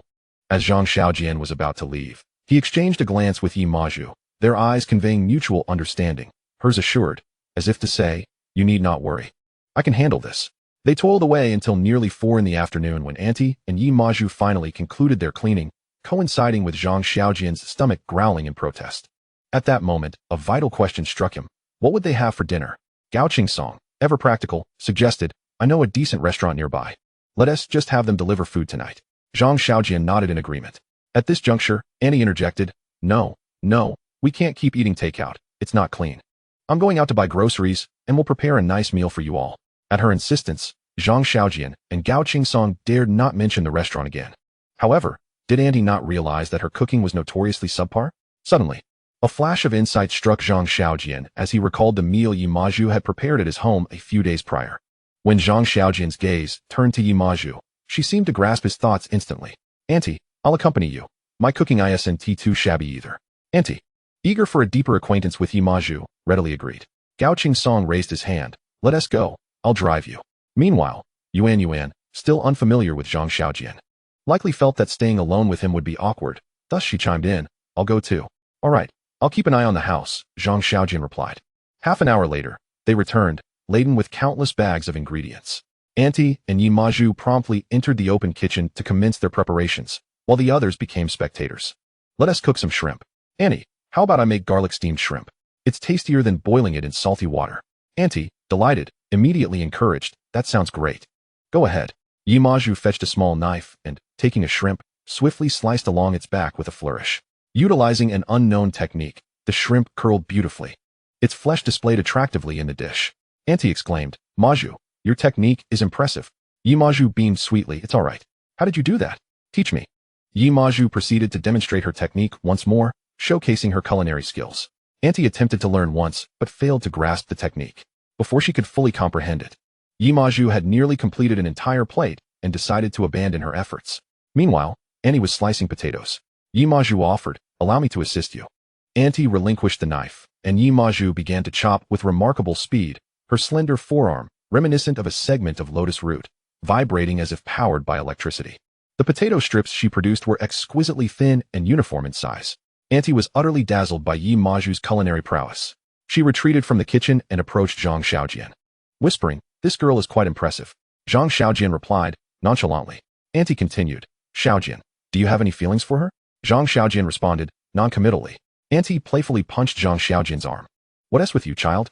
I'm talking to you, haven't you heard?" Zhang Xiaojian could only express his exasperation with a drawn-out sigh. "Auntie." She leaned in seriously. Whispering, How many young women do you see these days who can still cook and do household chores with such finesse? My judgment is infallible. This girl is truly remarkable. Just as Zhang Xiaojian pondered how to respond, his phone rang. On the other end, Bai Yang said, Xiaojian, I rode over on my bicycle. But the security at your entrance 1T let me in unless I call you. You need to tell him. Glancing at Auntie, whose gaze was intensely fervent, Zhang Xiaojian replied, I'll go out to get you. What do you need to come out for? Just let me know, and I'll find my way. Bai Yang insisted, don't waste time. If I say I'm coming to get you, I'm coming. After hanging up, Zhang Xiaojian forced a smile at Auntie, saying, I'm going to fetch Bai Yang. I'll be back shortly, and then he hurriedly exited. Chapter 41, The Battle of Jealousy. Zhang Xiaojian dashed out of the small villa, and not only met Bai Yang, but also encountered Su Yu and Wang Wanner, who had just arrived. Su Yu looked as she always did, favoring loose casual wear and sneakers, her hair tousled, with minimal makeup. Yet, her height and poise were undeniably striking. In contrast, Wang Wanner was transformed. She donned a chic black dress complemented by heels that showcased her elegant legs. Her meticulously applied makeup revealed considerable time spent on her appearance, and her hair was styled in an intricate braid, exposing her delicate ears and fair neck. This striking transformation from their last encounter left Zhang Xiaojian noticing for the first time how attractive she was, a beauty that seemed to grow more captivating the longer one looked. However, he had no further thoughts on the matter and clumsily remarked, Sister Wanner, why are you dressed as if you're going climbing just for a casual meal at home? Wang Wanner felt a flicker of annoyance at his words, but it quickly dissipated. After all, Zhang Xiaojian was just an adorably oblivious straight man, unaware that she had dressed up for him. Although she thought this, she refrained from expressing it aloud. Instead, she replied, I believe we need to reintroduce ourselves to alter the impression I left on you during our first meeting. Huh? Zhang Xiaojian stared at her outstretched hand and obliged, shaking it while asking, alter what impression? Wang Wanner answered earnestly, for instance, the impression of being unkempt and barefaced. Zhang Xiaojian responded with a nonchalant "oh," adding, but I think you look better a bit more casual. Su Yu interjected, glancing around, come on. Let us hurry and see your grand abode. By the way, what as for dinner? As they walked, Zhang Xiaojian replied, Yimaju's cooking should not disappoint. Su Yu recalled their previous meal, where despite having bought roast chicken and boiled fish, they ended up relishing 4 dishes prepared by Yimaju. She remarked, I'm sure it won't disappoint. Speaking of which, that girl truly cooks deliciously. Engaged in casual conversation, they ventured deeper into the neighborhood. Zhang Xiaojian soon realized he and Bai Yang had drifted far ahead, while Su Yu and Wang Wanner lagged at least 50 steps behind. He called out, hurry up. Neither Su Yu nor Wang Wanner acknowledged him, as they were engrossed in a conversation of significance to Wang Wanner. That university girl, Yimaju, can cook? Su Yu affirmed. Not only can she cook, but she does it remarkably well. Wang Wanner was skeptical. That's improbable. Most only children struggle to cook well, especially those just starting college. You must be exaggerating. Su Yu shook her head. I assure you, I'm not exaggerating. I still remember the last time I had her sweet and sour ribs. I wonder if she's making them today. They were truly delicious. Wang Wanner recognized that Su Yu had no reason to deceive her, yet she retorted, then I'll just have to cook something myself. You? What can you possibly make? Wang Wanner rolled her eyes defiantly. I can make instant noodles. Su Yu scoffed. Isn't that something everyone can manage? I can even fry an egg. Su Yu rolled her eyes back. Do you think you're Korean? How dare you serve instant noodles? Wang Wanner was left speechless, pouting in indignation. Ultimately, the matter of who could cook well would be determined by the facts at hand. When Su Yu and Wang Wanner greeted Auntie and settled into the spacious living room of the villa, it took merely 5 seconds for Wang Wanner to concede internally. In the open kitchen, Yimaju was skillfully preparing a fish that was difficult to name. She deftly placed the fish on the cutting board, swiftly scaled it, and with a precise incision, removed the innards, even extracting the fish's scent gland with ease. Wang Wanner questioned her own ability to achieve such finesse. The kitchen had become Yimaju's exclusive domain. Unbeknownst to her, during the brief span of Zhang Xiaojian's absence, Auntie felt somewhat in the way in the kitchen. After 3 decades of cooking, why did she feel utterly inept before this young girl? Deciding to step back, Auntie allowed Yimaju to shine and took the opportunity to observe, as she might one day become Yimaju's mother-in-law. As she watched, Auntie was thoroughly impressed. If satisfaction could be quantified, she would rate Yimaju at 200%. Regardless of the ingredients, once they passed through Yimaju's hands, they transformed into exquisite creations. Observing her techniques and knife skills, no one could doubt the deliciousness of her meals. Instead, they were filled with eager anticipation. All the ingredients were impeccably organized, and it seemed that once the fire was lit, an array of delectable dishes would soon grace the table. This was Gao Qingsong's first time witnessing Yimaju cook, and he couldn't help but exclaim, Sister Maju. They say a mouse's offspring knows how to burrow, and this saying truly holds merit. Bai Yang interjected. You can't say it like that. I give you 3 seconds to rephrase that. Gao Song realized the saying was not particularly flattering and quickly amended, Sister Maju. They say a chef's child can cook, and you truly excel in the kitchen. Zhang Xiaojian chuckled. Puffed. Same sentiment, just reworded. You lack education. Na remarked. With your education, why don't you give it a try? Zhang Xiaojian pondered for a moment before clapping his hands and exclaiming, Sister Emoju. It is said that to win a man's heart, one must first conquer his stomach. With your culinary skills, there is no man you cannot enchant. As soon as these words left his mouth, the atmosphere turned somewhat perplexing. Bai Yang, Gao Song, Su Yu, and Wang Wan'er simultaneously scoffed. Meanwhile, in the kitchen, Yi Maju, beads of sweat forming on her forehead, overheard her friend's playful banter and said, You should stop flattering me, or I truly will forget how to cook. As she spoke, the freshly cleaned fish hit the pot, sizzling audibly. 30 seconds later, she gave a gentle toss, and the fish and oil momentarily soared into the air before descending back into the pot, met with a chorus of applause. Led by Zhang Xiaojian, Bai Yang, and Gao Song, the trio of admirers gathered near the kitchen, showering her with praise, creating a warm and jovial atmosphere. Only Wang Wan'er, with a furrowed brow, whispered to Su Yu, How can I possibly compete? Do you think I possess any talents that could surpass her? Su Yu pondered for a moment, then raised one finger. In terms of appearance, she is certainly not inferior to you. Wang Wan'er's expression dimmed slightly. Su Yu raised a second finger. As for physique, it appears she may be equally matched. Wang Wan'er's demeanor darkened further. Su Yu raised a third finger. In terms of charisma, both of you possess your unique charms. Yet I firmly believe her innocent and youthful demeanor is irresistible to any man. Wang Wan'er's expression soured significantly. Su Yu then clapped her hands, seemingly struck by inspiration, and declared, I believe I have discovered your one potential advantage over her. Wang Wan'er's eyes lit up, eager to learn of her advantage. What is it? After a brief pause, Su Yu replied, Perhaps it is your extensive experience in cooking instant noodles. As a girl with such exceptional culinary skills like Yi Maju would rarely resort to making instant noodles for herself. Wang Wan'er fumed, pinching Su Yu's waist fiercely. While covering her waist, Su Yu couldn't help but chuckle, suggesting, How about I arrange for you to invite Xiaojian out alone next time, so he can witness your extraordinary talent for cooking instant noodles with eggs? Chapter 42, Consolation. The kitchen had transformed into a showcase. Yi Maju might as well have been renamed to Showgirl. Proficient in frying, boiling, stir-frying, and steaming, her knife skills and decorative plating were nothing short of exquisite. For the first time, Zhang Xiaojian, Bai Yang, and Gao Song perceived a certain beauty in the act of cooking. Yi Maju donned a small red checkered apron, her cheeks flushed, a light sheen of sweat gracing her forehead, dampening her hair. As she chopped vegetables, her movements were swift and rhythmic, akin to a well-conducted drumbeat. When she carved intricate designs from white and red carrots, her delicate hands conjured flowers, leaving the 3 gentlemen in awe. Observing her plating, the vibrant color combinations were not only visually appealing but also ignited appetites. Zhang Xiaojian seriously questioned whether she had studied art, suspecting she might even be versed in photography and composition. As a multitude of dishes emerged from the kitchen and graced the table, they appeared far from mere home-cooked meals, rivaling the exquisite offerings from yesterday's banquet. Once everyone was seated, and after Yi Maju washed her hands and removed her apron to join them, a wave of sincere applause erupted, filled with astonishment. The tasting commenced, with Zhang Xiaojian, as the host, taking the lead. He picked up a garlic-steamed shrimp, and after tasting it, all he could manage was a series of mm. Bai Yang followed suit with a bite of braised fish, also echoing mm.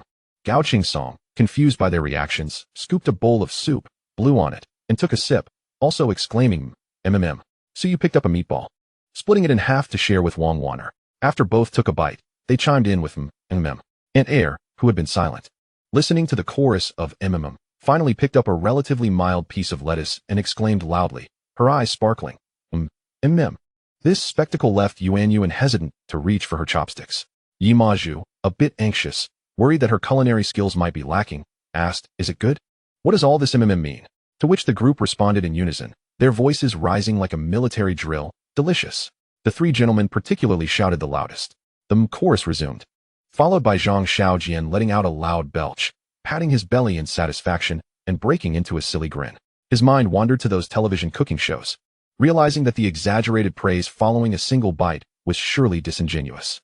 Truly delectable food would first elicit a genuine, followed by any praise, which, while possibly exaggerated, would undoubtedly be based on the quality of the dish itself. With this thought, hearing yet another nearby, Zhang Xiaojian glanced at the pot of soup, quickly ladling the remaining broth into his bowl, savoring it while murmuring, Aunt Air, being older, had a smaller appetite than the youthful diners, and having set her chopsticks down early, found joy in watching the children relish their meal, which made her gaze towards Yi Maju sparkle even more. There are 3 types of girls that particularly endear themselves to elders, especially mothers-in-law. 1. Those who are visually appealing. 2. Those who are adept at household chores. And 3. Those who can cook. Yi Maju embodied all 3, making it impossible for the elderly lady to not take a liking to her. Occasionally, their eyes would meet, and the elderess' unabashed gaze would cause Yi Maju to shy away. Nonetheless, Aunt Air found herself increasingly fond of Yi Maju. Glancing over at Zhang Xiaojian, who was still blissfully sipping soup, she discreetly pinched his thigh and gave him a knowing look. Zhang Xiaojian, after a moment, cleared his throat and said, Sister Maju, your cooking is truly delightful. Suddenly, the table fell silent, all eyes focused intently on Zhang Xiaojian's face, which flushed crimson as he stammered, What's wrong? Why are you all staring at me? Bai Yang, speaking for the group, remarked, That was so cliché, so cliché. Zhang Xiaojian retorted, Then why don't you give it a try? Bai Yang flashed a grin, with a piece of chili pepper stuck on his white teeth. Sister Maju, I believe your culinary skills would make any restaurant thrive. Gao Qingsong waved his hand dismissively. That doesn't count.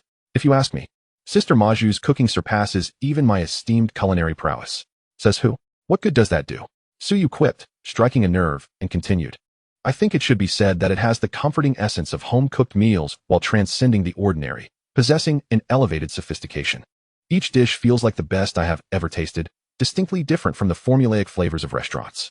Zhang Xiaojian, Bai Yang, and Gao Qingsong applauded like 3 simpletons, expressing their agreement. Yi Maju, blushing from the compliments, then noticed Wang Wan'er leaning back, lamenting in a tone of despair, It really is delicious. Delicious is delicious. Why does your tone carry a hint of melancholy? In the room, only Gao Qingsong and Su Yu could understand the underlying sentiment. Wang Wan'er couldn't help but lament that her culinary skills might never reach the level of Yi Maju's, even if she were to diligently practice for a decade. It would likely remain an unattainable aspiration. After the meal, perhaps due to the exquisite taste of the dishes, the group of young individuals showed no inclination to venture out for entertainment. Instead, they arranged 7 chairs in a row on the spacious outdoor balcony of the 2nd floor, each leaning back with a chilled beer can in hand, basking comfortably in the remaining warmth of the setting sun. Auntie did not engage in the youthful banter, merely whispering to Zhang Xiaojian as they concluded, This girl is truly remarkable. Zhang Xiaojian sat in the center, his eyes half closed. The group initially exchanged casual pleasantries, yet soon succumbed to the comfort, drifting into a drowsy state. Only Yi Maju maintained her bright, expressive eyes, clearing her throat gently. Xiaojian, I have my bank card with me. Please share your account number later, and I shall transfer the remaining funds to you. Instantly, all traces of drowsiness vanished from Zhang Xiaojian. He recognized that Yi Maju was subtly urging him to persuade Yuan Yuan. With a somewhat affected acknowledgement, he abruptly posed a rather awkward question. Yuan Yuan, how much money did you take from home in total? Upon hearing this, everyone understood the underlying issue. Their gazes filled with a hint of sympathy directed toward the delicate Yuan Yuan. Yuan Yuan comprehended Zhang Xiaojian's intent, recalling that Maju had previously mentioned it to her. She smiled gently. Brother Xiaojian, I know you wish to assist me, but there's no need. This is money I borrowed myself, and I shall repay it on my own. Thank you. Zhang Xiaojian felt a surge of embarrassment and quickly exchanged glances with Bai Yang and Gao Qingsong. Bai Yang, attuned to Zhang Xiaojian's silent plea, immediately interjected, Yuan Yuan, we all understand the situation. The sum you borrowed from home is likely considerable, and given the current predicament, it's challenging to explain. Why not tell Xiaojian the amount, and let him cover it for now? You can repay him later. Yi Maju nodded in quiet approval, secretly admiring Bai Yang's eloquence, which surpassed that of Zhang Xiaojian. Gao Qingsong added, Yuan Yuan, I don't mean to discourage you, but it's crucial to recognize that while the money may seem substantial to you and your family, to Zhang Xiaojian, it might merely equate to the cost of a dinner or a night out. Bai Yang's suggestion is sound. You can repay him later, thus alleviating any blame from your family, allowing you to focus on your studies. Su Yu unexpectedly concurred with Gao Qingsong's perspective. I can't even fathom how I would explain this to my family. Their words may be rough, yet there is truth to them. Wang Wan'er chuckled. If you need, you can borrow from me. I have some savings. As the dialogue unfolded, a palpable sense of goodwill began to envelop the balcony, illuminated by the soft glow of the sunset. Perhaps such kindness is more frequently witnessed in social media or news reports nowadays, rarely encountered in daily life. Yet, One must acknowledge that goodwill has never truly vanished from this world. Yuan Yuan pressed her lips together, striving to suppress her tears, though she found herself deeply touched. Chapter 43. The plot seems off. Ultimately, Yuan Yuan shook her head. In truth, she didn't reject the notion of assistance. Rather, prior to this evening, she and Zhang Xiaojian, along with his friends, were hardly acquainted, making it difficult to accept such financial aid. Although their familiarity was still limited, she recognized that these individuals genuinely wished to help her. Thus, accepting their generosity felt even less appropriate. The matter of borrowing money was fundamentally her own concern. She had erred in misjudging the character of those around her. She did not wish to diminish the gravity of her mistake by borrowing. She wanted to bear the consequences herself. Therefore, she shook her head but said, "Thank you all, but I am already an adult." The balcony fell into a contemplative silence. Yuan Yuan lifted her chin and spoke softly, albeit somewhat awkwardly. "I don't intend to reject your kindness. But now that I know you all are my friends wishing to assist me, I feel even less inclined to accept. I am truly grateful. But I believe I can resolve this matter on my own. I may not be articulate, and I hope my words resonate with you." At this moment, Yi Maju reached out, taking her hand in a reassuring gesture.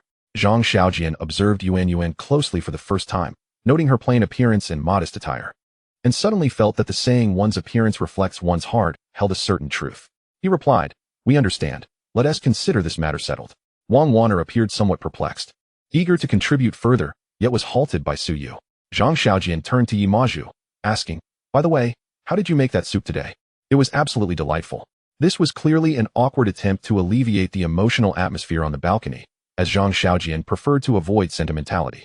Despite the abrupt shift, Yi Maju responded, "I shall make it for you more often." The tender ambience transformed into a lighter, flirtatious atmosphere as everyone's attention shifted to Yi Maju. This unexpected turn was not awkward, but rather intriguingly gossipy. Zhang Xiaojian, caught off guard by Yi Maju's candid remark, felt a wave of nervousness wash over him. Upon realizing the scrutiny of numerous gazes upon her, Yi Maju's cheeks flushed, and she stammered, "I merely wish to thank Brother Xiaojian. I suppose I can cook, so?" Her words trailed off, her face growing warmer with each syllable. It wasn't that Yi Maju harbored any ulterior motives. Rather, the intensity of Bai Yang and his companion's gazes was quite overwhelming. Zhang Xiaojian, having a deeper understanding of Yi Maju among the group, recognized her genuine desire to repay him for saving Li Mingji's father with a donation of 50,000, and her intention to express gratitude through culinary means. Yet, he also understood that others might misconstrue her intentions. Thus, Zhang Xiaojian felt compelled to steer the conversation away once more, feigning a yawn. "By the way, Bai Yang, was the delivery smooth today?" Bai Yang took a sip of beer. "Your topic transition is rather clumsy." Gao Song scoffed.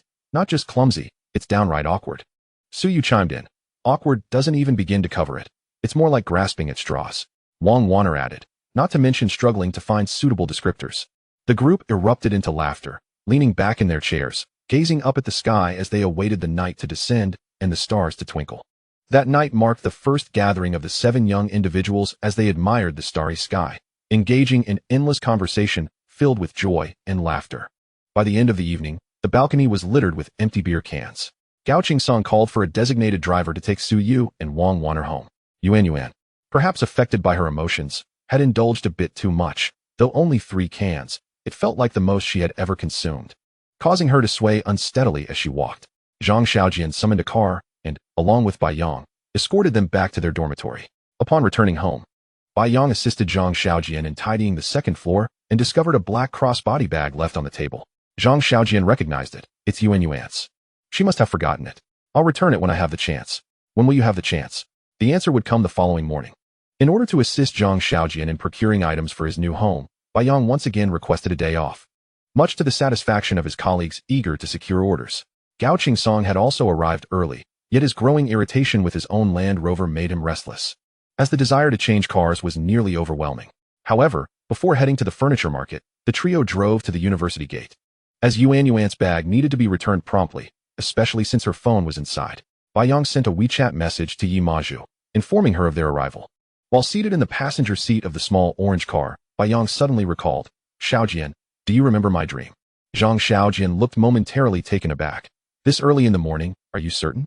Bai Yang solemnly nodded, opened the car door, and dashed into a nearby convenience store, emerging shortly after with 3 bottles of drinks, not for consumption, but rather mineral water, iced tea, and Red Bull.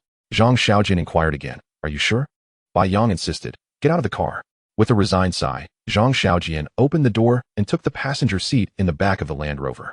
Gao Song, observing Bai Yang place the mineral water, iced tea, and Red Bull atop the small orange car, asked, "What is Bai Yang trying to pull here?" Zhang Xiaojian, rubbing his forehead, replied, "I have no idea where he heard it, but he claims that wealthy individuals arrive in luxury cars at the university gate, leaving 3 different priced drinks out, which would entice female students to approach." Gao Song failed to grasp the meaning, and then? Zhang Xiaojian continued, "The 3 drinks symbolized 3 different price points." Gao Song suddenly enlightened. "I had no idea such a flamboyant scheme existed." Zhang Xiaojian chuckled in disbelief. "You think this is credible?" Bai Yang sat nervously in the driver's seat of the small orange car. Although he understood that the tale he had overheard might not hold any truth, he felt that attempting it would fulfill a personal aspiration. A minute passed, yet no one approached to take the drinks. Despite numerous passers-by glancing at the small orange car, no one stopped. 5 minutes elapsed, and still no one took the drinks. Bai Yang pondered that perhaps this was merely a fanciful tale. After 10 minutes, finally, a girl lingered at a distance, observing the small orange car for an extended period. Though she blended into the crowd, Bai Yang's keen eye caught her presence. Just as he contemplated whether she would approach to take a drink and sit in the passenger seat, he noticed a growing number of male students had appeared at the university gate, their ranks steadily increasing as they stood, gazing at the small orange car and then at him. What was happening? Bai Yang exited the car, suddenly feeling as if he had become the center of attention at the university gate, with countless eyes fixated upon him. More individuals began to gather, forming a circle around the small orange car and the Land Rover.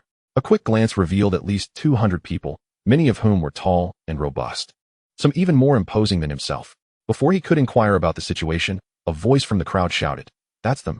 The 200-strong group began to close in. Bai Yang was stunned. No, he was waiting for girls, not a throng of burly men.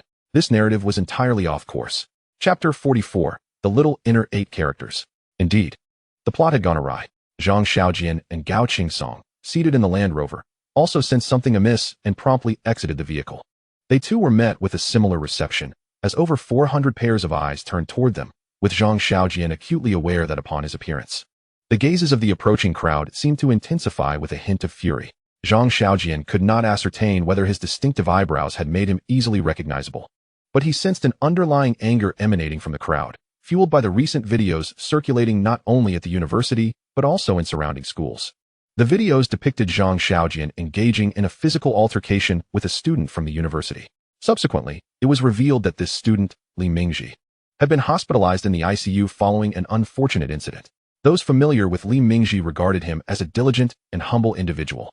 However, this was not the sole catalyst for igniting the student's ire. Rumors spread that university officials and police had detained everyone associated with the Lamborghini and Land Rover. Every individual privy to the truth hoped for severe punishment for the perpetrator, as the footage clearly depicted Zhang Xiaojian's excessive brutality. Even after Li Mingji had been knocked down, one of the assailants had further assaulted him, a blatant act of cruelty. Yet when the university officials returned that evening, they offered no clear resolution. Thus, rumors proliferated. Some claimed that the owner of the Lamborghini had bribed his way out of trouble, while others whispered that Zhang Xiaojian was a scion of a powerful family in Jiangqing. Still others accused Gao Song of being the one who struck the final blow, alleging a history of misdeeds. In summary, this simple tale, which brought sorrow to listeners and tears to observers, left the students' anger simmering. Some of Li Mingji's close friends fanned the flames, preparing to unite in demanding accountability from the university, while also forming a guardians group chat to protect the students from external threats. The group's responsibilities included not only safeguarding fellow students, but also swiftly communicating any issues, as well as organizing efforts to locate the conspicuous Lamborghini in Jiangqing. This course of action stemmed from their inability to reach Li Mingji, leading to rampant conspiracy theories, none of which considered the possibility that Li Mingji was simply too ashamed to respond. Coincidentally, that morning, someone had spotted the familiar Lamborghini and Land Rover at the university gate. After comparing it to the video, they confirmed it was indeed the same pair of vehicles. The news spread through the group chat, prompting mobilization, and soon a fervent group of university students surrounded the cars. The old adage proved true: a thorough search yields no results, yet what is sought comes effortlessly. Zhang Xiaojian was oblivious to these developments and motivations. However, he could clearly sense that the boys before him, sleeves rolled up and eyes ablaze, appeared intent on confronting him. As the saying goes, 2 fists cannot contend with 4 hands, and with only 3 of them facing off against 400, they were undeniably outmatched. In a moment of desperation, Zhang Xiaojian recalled that he had 10 skill books yet to be used. With lightning speed, he attempted to allocate all 10 skill books to the martial arts category. To his astonishment, upon using one skill book, his martial arts value surged to 33 instead of the anticipated 10. Zhang Xiaojian discovered that once the martial arts section was opened, 10 subcategories were revealed: Tai Chi, Wing Chun, Shaolin Fist, Southern Fist, and 8 extremes.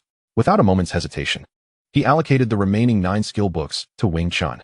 As for why he chose Wing Chun, Zhang Xiaojian, who had no knowledge of martial arts, perhaps subconsciously felt that the frequency of Wing Chun's appearance in films over the years was significant.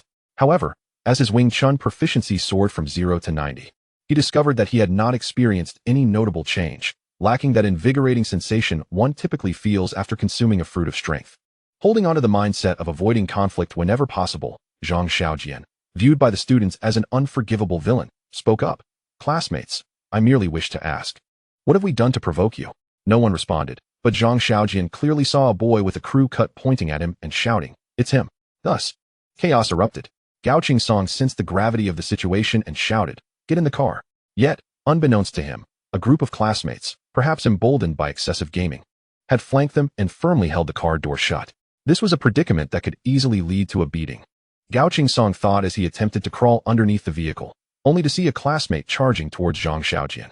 To his astonishment, Zhang Xiaojian remained calm under pressure, lowering his center of gravity, and executed an inward 8 stance. What an astonishing posture. It seemed oddly familiar. In the blink of an eye, before Gao Qingsong could comprehend the situation, he witnessed the first assailant being hurled through the air, crashing hard onto the asphalt. Wing Chun. Gao Qingsong's mind raced as memories of Ip Man 1, Ip Man 2, Legend of the Grandmaster, Ip Man, The Final Fight, and the Grandmaster flooded back. Could it be that Zhang Xiaojian was a disciple of Wing Chun? Just as this question formed in his mind, the second classmate's punch was already hurtling towards Zhang Xiaojian's face. Almost instinctively, Zhang Xiaojian deflected the blow, sweeping his right leg out, sending the classmate flying through the air, landing heavily on the ground.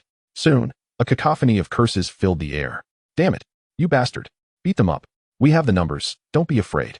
The scene was a frenzy of bodies, with Zhang Xiaojian becoming Gao Qingsong's bulwark. With nimble footwork and swift strikes, Zhang Xiaojian effortlessly overpowered even those towering classmates who appeared to be athletes. Amidst the chaos, Gao Qingsong's jaw nearly dropped in disbelief. He had no inkling that Zhang Xiaojian was experiencing a peculiar state, initially feeling somewhat awkward as he continued to strike. A sense of seamless integration enveloped every cell of his body. Evading a massive fist, Zhang Xiaojian's hair danced in the wind. He crouched low, hoisted the attacker, and as he stood, the opponent was thrown behind him with an air of effortless grace. Simultaneously, a coarse leg, covered in sweat, swung towards him. Zhang Xiaojian deftly stepped on it with his right foot, using the momentum to evade the rain of punches, executing a backflip and landing solidly. The classmate who had just kicked him was now rolling on the ground, clutching his leg in pain. Like a fish in water, Zhang Xiaojian darted and weaved, managing to take down over a dozen opponents, their lamentations echoing at the school gate. Gao Qingsong was utterly dumbfounded, rubbing his eyes to ensure he wasn't watching a martial arts film. It wasn't until a punch struck his face, the pain jolting him back to reality, that he realized he wasn't merely a spectator. He turned to face the scrawny classmate who had hit him. "You dare to hit me?" Gao Qingsong retaliated with a punch. The scrawny boy couldn't evade it, blood gushing from his nose. However, his companions quickly surrounded Gao Qingsong, and before he knew it, he was bombarded with several blows. At the entrance of the university, a moderately sized plaza lay before them. Due to Jiangxing being a second-tier city, the city management appeared somewhat lethargic, as vendors selling an assortment of goods gathered early in the morning. The instant the brawl erupted, a vendor selling buns let out a piercing scream. A man selling socks hurriedly packed up his stall, eager to avoid the turmoil. Even the busybody elder, usually keen to meddle, hastily sought refuge. In summary, chaos reigned supreme, and many students, en route to their early classes, hurried forward to witness the commotion. They were met with numerous captivating scenes. Zhang Xiaojian was not the first to be assaulted. That honor belonged to Bai Yang, a robust figure. Bai Yang had fought many times since childhood, and the moment he was beset by the crowd, he began his counterattack. It was time to showcase his true skills. Bai Yang thought to himself as he raised his muscular arm to block an incoming punch. With his other fist clenched tight, he launched a counterattack. However, prior to that, a multitude of fists had already been unleashed. Bang, bang, bang. Bai Yang took several blows, his left eye blurring as he staggered backward. In his peripheral vision, he spotted a flying kick heading straight for his face. Bai Yong dodged to the left, embracing the airborne leg and tumbling down with the enemy. In a one-on-one scenario, Bai Yong could easily overpower his opponent with his strength, making them understand why flowers bloom so red. Yet, his adversaries were not singular. As he attempted to roll over, he was met with several kicks to his back. Thus, he was forced to adopt a position reminiscent of a dog eating excrement, seeking to protect himself. Meanwhile, Gao Qingsong, having bloodied his opponent's nose, found himself on the receiving end of several punches. Having never endured such humiliation in his life, Gao Qingsong was enraged. As the saying goes, a man in a rage can cause rivers of blood to flow. Clenching his fists, he plunged into the fray, unleashing a series of what could only be described as the pinnacle of childlike martial arts, the tortoise punch. To his surprise, perhaps due to Gao Qingsong's ferocity and the indiscriminate nature of the tortoise punch, no one dared to come close. Gao Qingsong shouted, while flailing his fists. Appearing almost deranged, he swung for what felt like an eternity until fatigue began to set in, causing his strikes to slow. Suddenly, a barrage of punches and kicks rained down upon him. This time, his cries morphed into anguished wails. Unaware of how many punches he had taken or how many kicks had landed, Gao Qingsong staggered back, blood streaming from his nose, until he ultimately collapsed onto the curb. The distance of his blood splatter measured 2 yards from where he now lay. As the saying goes, a man's fury can send blood flying for miles. And it was indeed a fitting contrast to Zhang Xiaojian, who remained entirely unfazed, having mastered the inward 8 stance. Due to his impressive Wing Chun prowess, rated at a remarkable 90, Zhang Xiaojian remained remarkably composed in the face of his formidable adversaries. Not even a flicker of his finely arched eyebrows betrayed his calm demeanor, exuding the air of a seasoned commander. Particularly after he had dispatched more than a dozen foes, the enemies encircling him seemed to hesitate, granting him greater latitude to maneuver. His stance, reminiscent of the inner 8 characters, remained steadfast as the enticing aroma of steaming buns wafted before him, mingling with the cacophony of cries and screams in his ears. In that moment, had there been a spotlight, Zhang Xiaojian would have undoubtedly been the unequivocal star of the stage. I am proficient in martial arts, he bellowed, his voice resonating with fervor, albeit tinged with a hint of youthful bravado. Yet, given his previous triumph over numerous opponents, his words carried an undeniable weight of intimidation in the current scenario. Brothers, fear not. Let us charge together. He is powerless against our might. Remarkably, one of the larger individuals managed to maintain his composure, articulating a profound truth about the chaos of group confrontations. Thus, the security team began to close in. Zhang Xiaojian recognized that he must break free from the encirclement. Otherwise, no matter how skilled he was in martial arts, even a master could not withstand the onslaught of over 200 university students. With a powerful thrust of his foot, the newly acquired Adidas running shoes propelled his leg muscles, and Zhang Xiaojian surged forth like a cheetah, darting towards the weakest point in their defense, the east side. Upon seeing his approach, the dozen or so adversaries in that direction instinctively formed a human wall, effectively sealing off Zhang Xiaojian's only escape route. Goodness, are these university students truly fearless? Unbeknownst to him, those 10 individuals hailed from the football team of the physical education college next door. Though their soccer skills were lackluster, they were adept at forming a human barricade through professional training. With no other recourse, Zhang Xiaojian plunged into the mass, exchanging blows and kicks, and miraculously carved out a narrow escape. Just as he was about to flee, one of the classmates he had just felled unexpectedly clung to his leg. This scene felt somewhat familiar, reminiscent of countless films he had seen. Dear classmate, what deep-seated enmity do we share? Your eyes are swollen. Why can't you just close one eye? Fortunately, his strength of 40 manifested at that moment. Zhang Xiaojian forcefully extracted his leg, but the throng behind him had already begun to pursue. As he staggered to regain his balance, he sensed a gust of wind at his back. Perhaps it was a sprinter from the neighboring physical education college who leaped into action, delivering a powerful kick that struck Zhang Xiaojian squarely on the back. In that instant, Zhang Xiaojian realized it was all over. No amount of martial arts could withstand such force, nor defy the laws of gravity. He stumbled forward, and with a display of formidable core strength, twisted his body, landing squarely on the asphalt. Observing the frenzied crowd of adversaries, Zhang Xiaojian knew it was time to showcase his true skills. He braced himself for the impending blows, preparing to raise his arms. Yet, he noticed the morning sun was somewhat blinding. Why is it no longer harsh? At the critical moment, a slender figure stepped protectively in front of him.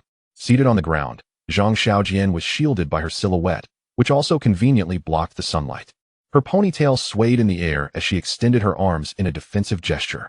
Zhang Xiaojian could even discern the delicate white flowers adorning her fingernails, glistening in the sunlight. While he did not see her face, He already recognized her identity. Breathless, Yi Maju stood before Zhang Xiaojian, gazing at the multitude before her. Summoning all her strength, she shouted in a voice both sharp and gravelly, "You cannot fight." Chapter 46. Haha. The brawl had transpired in merely 2 minutes. With over 200 members of the security team advancing aggressively from the front, and Zhang Xiaojian's stance of the inner 8 characters Wing Chun behind him. The scene now unfolded as a classic tale of a damsel rescuing her hero, rife with unexpected twists and poignant drama. Of course, in these 2 minutes, much had changed outside the gates of the university. The elderly gentleman, leaning on his cane and brimming with a sense of justice, had long since vanished. The vendor selling buns was tiptoeing amidst the crowd, while the man selling socks had already mounted his tricycle. Many others were scrambling for advantageous positions, perched behind storefront glass, atop car roofs, or even on railings, with some men hoisting their girlfriends aloft to witness the spectacle. Yet, all the clamor and chaos fell silent at the sound of Yi Maju's voice. In the vast square, at least 1,000 individuals stood in profound silence. This stillness stemmed not from mere happenstance, but from the recognition of Yi Maju by many. She was already quite renowned within the school. Not only was she the president of the student union, but she also served as the perennial host of the annual welcoming gala. Yi Maju possessed a strikingly beautiful visage, easily memorable and deeply impressionable, coupled with a commendable reputation and a touch of authority. Thus, when she proclaimed, "You cannot fight," the previously aggressive members of the security team, who had been closing in on Zhang Xiaojian, came to an abrupt halt, as a cascade of thoughts flooded their minds. 90% of them shared the same question. Could it be that Senior Maju is, she is being kept by this scoundrel? If this rumor were true, it would be a thunderclap for the male populace of the university. Although such arrangements were not uncommon in college life, some girls wore them as badges of honor. Yi Maju was not one of those. As the host of the welcoming gala for 2 consecutive years, she had become the first ray of hope for newcomers to the unfamiliar campus. With her sweet voice and dignified hosting style, she had warmly welcomed countless students, saying, "Welcome to our university." No freshman or sophomore had ever harbored anything but fondness for this approachable, yet occasionally stern senior. While the university never held any beauty pageants, and those that did were often media fabrications, there was no doubt that Yi Maju was the belle in the hearts of many. Thus, after her commanding presence quieted the square, the collective hearts of the male students shattered with her next move. Yi Maju reached for Zhang Xiaojian's hand. Zhang Xiaojian instinctively brushed off the dust from his rear. Yet, Yi Maju extended her hand, gently caressing his cheek, where a trace of blood lingered, not his own. "Are you all right?" Yi Maju inquired with concern. "I'm fine," Zhang Xiaojian replied.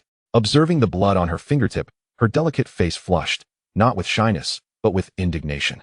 Unbeknownst to her, the male onlookers felt as though they had been dealt a catastrophic blow, experiencing a devastating emotional upheaval. In the past, there had been occasional whispers of Zhang Xiaojian and Yi Maju being linked romantically, each instance stirring a considerable uproar. Yet, regardless of the commotion, Yi Maju's response had always been, "It's false." No one had ever witnessed Yi Maju in an intimate proximity with any male classmate, and naturally, no one had ever seen her gently wiping a boy's cheek with her delicate hand. Thus, the onlookers, struck by shock, momentarily forgot their previous fervor.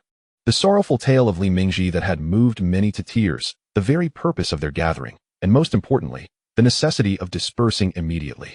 They watched as Yi Maju turned once more, her cheeks flushed, extending her finger and declaring, "You fools, none of you are leaving today." If crows could soar overhead, a multitude would likely have descended upon the heads of the 200 male members of the guard team. Zhang Xiaojian suddenly realized how beautiful Yi Maju appeared, pouting in anger beneath the morning sun, especially with her hair tied into a ponytail, radiating a pure and youthful aura. Wait, should he really be contemplating such matters at this moment? Was there something significant he had overlooked? After a moment of intense thought, Zhang Xiaojian dashed outside, calling out in haste to a bruised and battered figure, "Gao Qingsong, Gao Qingsong." But wait, Gao Qingsong had been right behind him during the incident. Close at hand, where was he? Before he could ponder further, his cries were met with a response. The figure raised a hand, "Here." Upon turning, Zhang Xiaojian beheld Gao Qingsong, thoroughly disfigured from the altercation, yet recognized the familiar Gucci shoes he wore. "Gao Qingsong," he confirmed. The battered Gao Qingsong nodded, reaching out for a comforting touch from Zhang Xiaojian. However, Zhang Xiaojian exhaled a long sigh. "You stay down for a bit longer. I'll go find Baiyang." "Baiyang. Baiyang." On the other side, kneeling on the ground, Baiyang raised his hand. "Here." Zhang Xiaojian rushed over to support Baiyang. "Are you all right?" Baiyang looked up, revealing a face equally bruised as Gao Qingsong's. "What do you think?" Zhang Xiaojian blinked at Bai Yang. Are you sure you're Bai Yang? Not Ruhua? Meanwhile, the appearance of Yuan Yuan signaled a halt to all proceedings. Recognizing her as Li Mingji's girlfriend, the leading figures in the fray understood that the situation demanded immediate attention. Yuan Yuan surveyed the chaos around her, her lips trembling in anger, yet she was momentarily speechless. Before she could utter a coherent word, the school's director, an elderly man with a shock of white hair who had previously crossed paths with Zhang Xiaojian and others, stormed in. He immediately recognized the two familiar vehicles and the two severely battered students, Gao Qingsong and Bai Yang. Enraged, he barked, "Come with me back to school. I will deal with you." Amidst the turmoil, the athletic college students who had joined in the fray attempted to slip away unnoticed. The old man, quick-witted, pointed decisively, "Don't even think about running. It's futile. There are surveillance cameras at the school entrance and in the nearby shops. I assure you, none will escape." Consequently, the once arrogant members of the guard team now appeared deflated. Yi Maju, having completed her call to emergency services, hurried to support the still reclining Gao Qingsong. Meanwhile, Zhang Xiaojian helped Bai Yang approach. Bai Yang, nearly blinded except for a narrow slit, caught sight of the bruised Gao Qingsong and erupted into laughter. Ha! Gao Qingsong, despite his injuries, had no reason to miss the humor in Bai Yang's current state, and he too laughed. Ha! Laughter, it seems, is contagious. And Zhang Xiaojian could not resist joining in. Only Yi Maju, perplexed, remarked, "How can you still find joy in this?" As her words slipped from her lips, the laughter of Gao Qingsong and Bai Yang turned into pained exclamations of ouch, ouch. Zhang Xiaojian laughed even more heartily, eventually collapsing in mirth. Observing this absurd scene, Yi Maju could only reassure herself, as long as they can still laugh, their injuries must not be too severe. Chapter 47, A Twist of Fate. In a lecture hall at the university, the members of the guard team sat quietly on their seats, their expressions grim. They had ample reason to frown. Had it not been for the absence of police involvement, they might have found themselves detained by now. However, being at school was hardly a reprieve. A severe reprimanding was undoubtedly in store. Among them, Zhonghai and Su Zhenao stood poised to face expulsion. Yet, the fervent duo seemed unrepentant. Although they had instigated the conflict, they still believed their actions were justified. Justice needed to be upheld. Darkness would inevitably be dispelled by light. Reflecting on Li Mingji, Zhonghai, a close friend and roommate, rose before the director's arrival and declared with fervor, "Everyone, you need not speak. I will bear the brunt of this. Since there is no longer any sense of justice, even if I am expelled, I will amplify this issue." Su Zhenao concurred. "Indeed, regardless of how the school punishes us, we will reach out to major media outlets in Jiangxing. We cannot remain idle while Li Mingji remains unreachable, his fate unknown."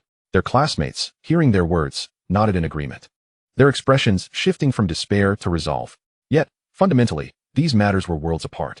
Upholding justice and engaging in a brawl are inherently different.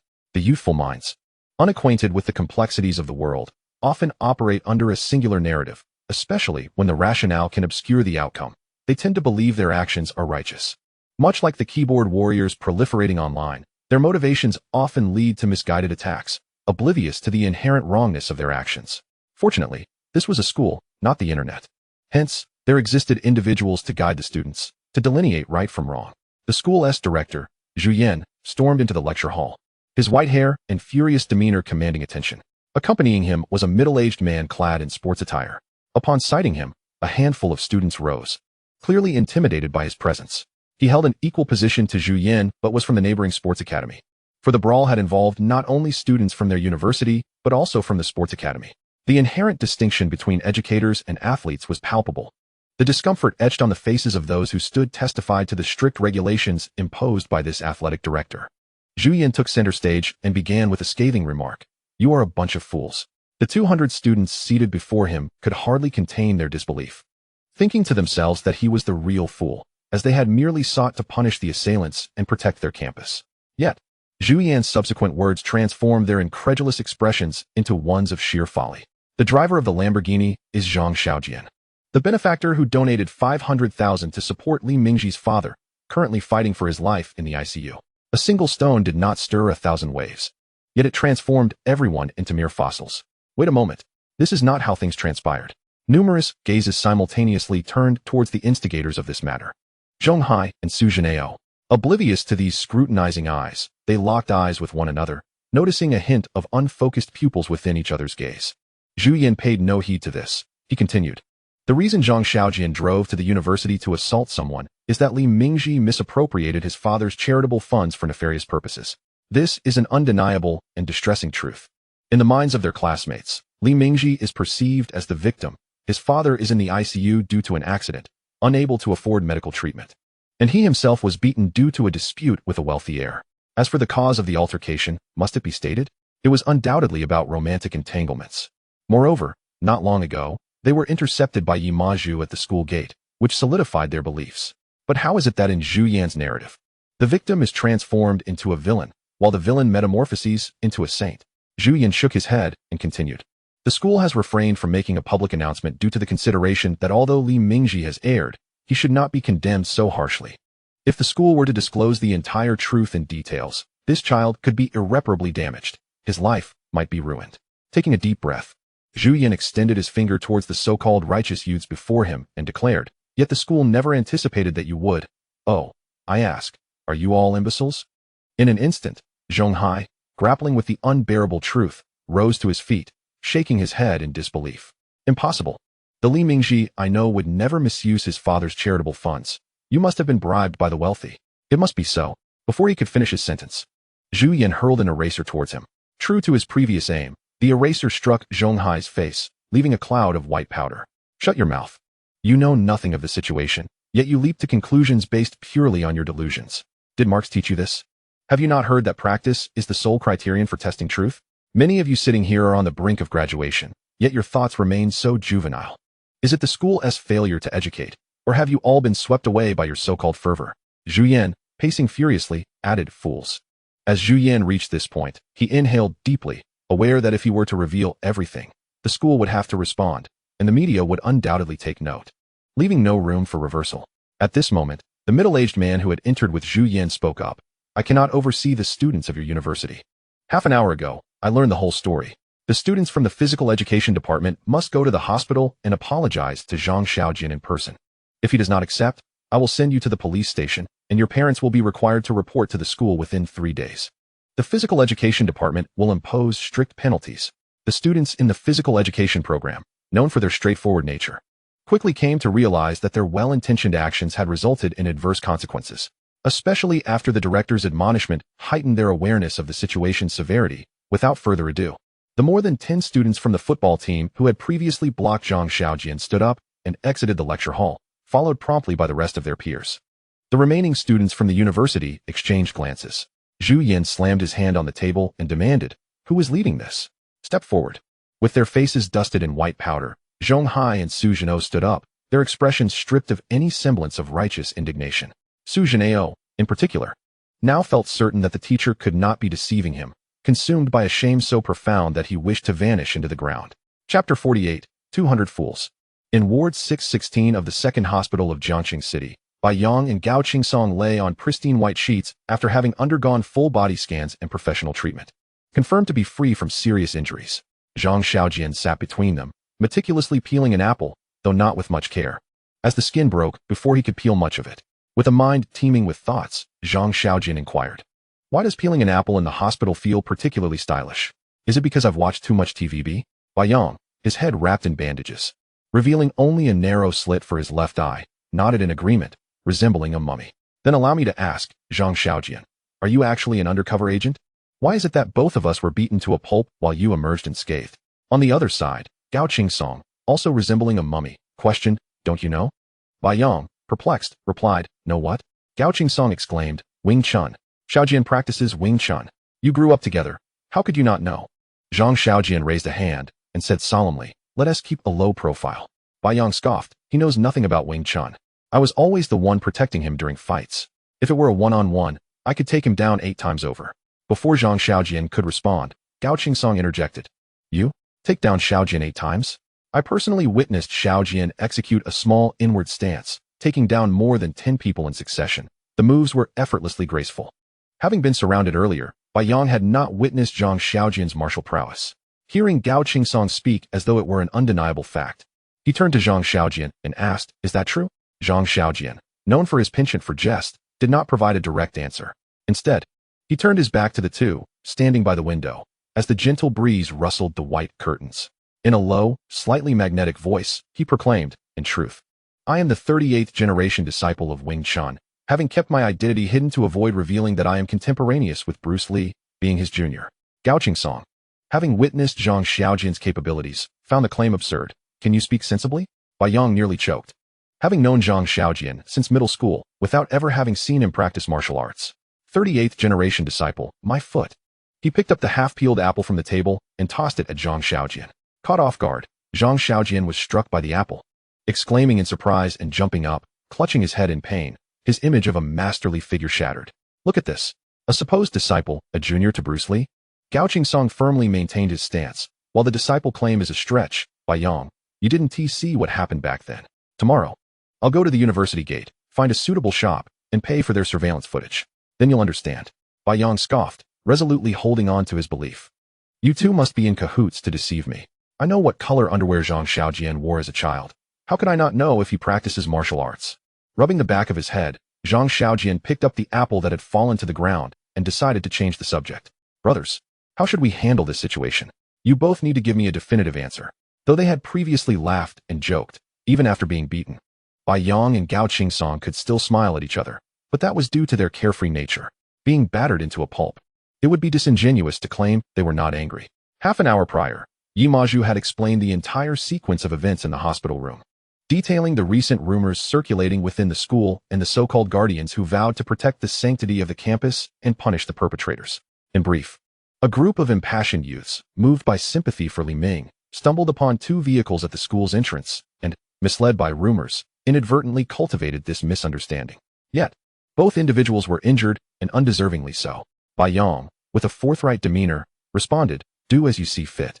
For he understood that Zhang Xiaojian would undoubtedly seek to express his grievances, recalling their childhood skirmishes where they had both suffered losses. Had they not retaliated together back then? Gao Song touched the bandage on his face and declared, "Severe punishment is necessary. Let the police apprehend these individuals at once. Expelling them from school would be the most just course of action. I have never endured such humiliation in my life." Before Zhang Xiaojian could utter a word, the door to the ward swung open, and Yi Maju entered, placing the meal she had procured on the table before announcing, "I just encountered the director outside the hospital, and the students have arrived in succession. It seems they are here to apologize." "Apologies are futile. What need do we have for the police?" Gao Song retorted loudly. Zhang Xiaojian, offering comfort while opening the meal box, quipped, "Am I to feed you two grown men? I would rather not. Sister Maju, could you perhaps feed me instead?" Bai Yang, behind the bandage, likely wore a smug expression. Before he could finish, the door to the ward swung open once more. Zhu Yan, the director from the lecture hall, accompanied by a middle-aged man from the Physical Education Institute, entered, their faces adorned with radiant smiles akin to blooming chrysanthemums. Naturally, their opening remarks were filled with pleasantries. Zhang Xiaojian understood the intent of the two men. To be frank, they had refrained from reporting the incident thus far due to Yi Maju and Yuan, rather than out of pity for the foolish college students involved. In Zhang Xiaojian's view, if one acts foolishly, one must bear the consequences. Who compelled them to be so impassioned? The aim of these two was rather straightforward. They represented the school in seeking a private resolution, wishing to avoid escalating the matter, especially given the multitude of students involved.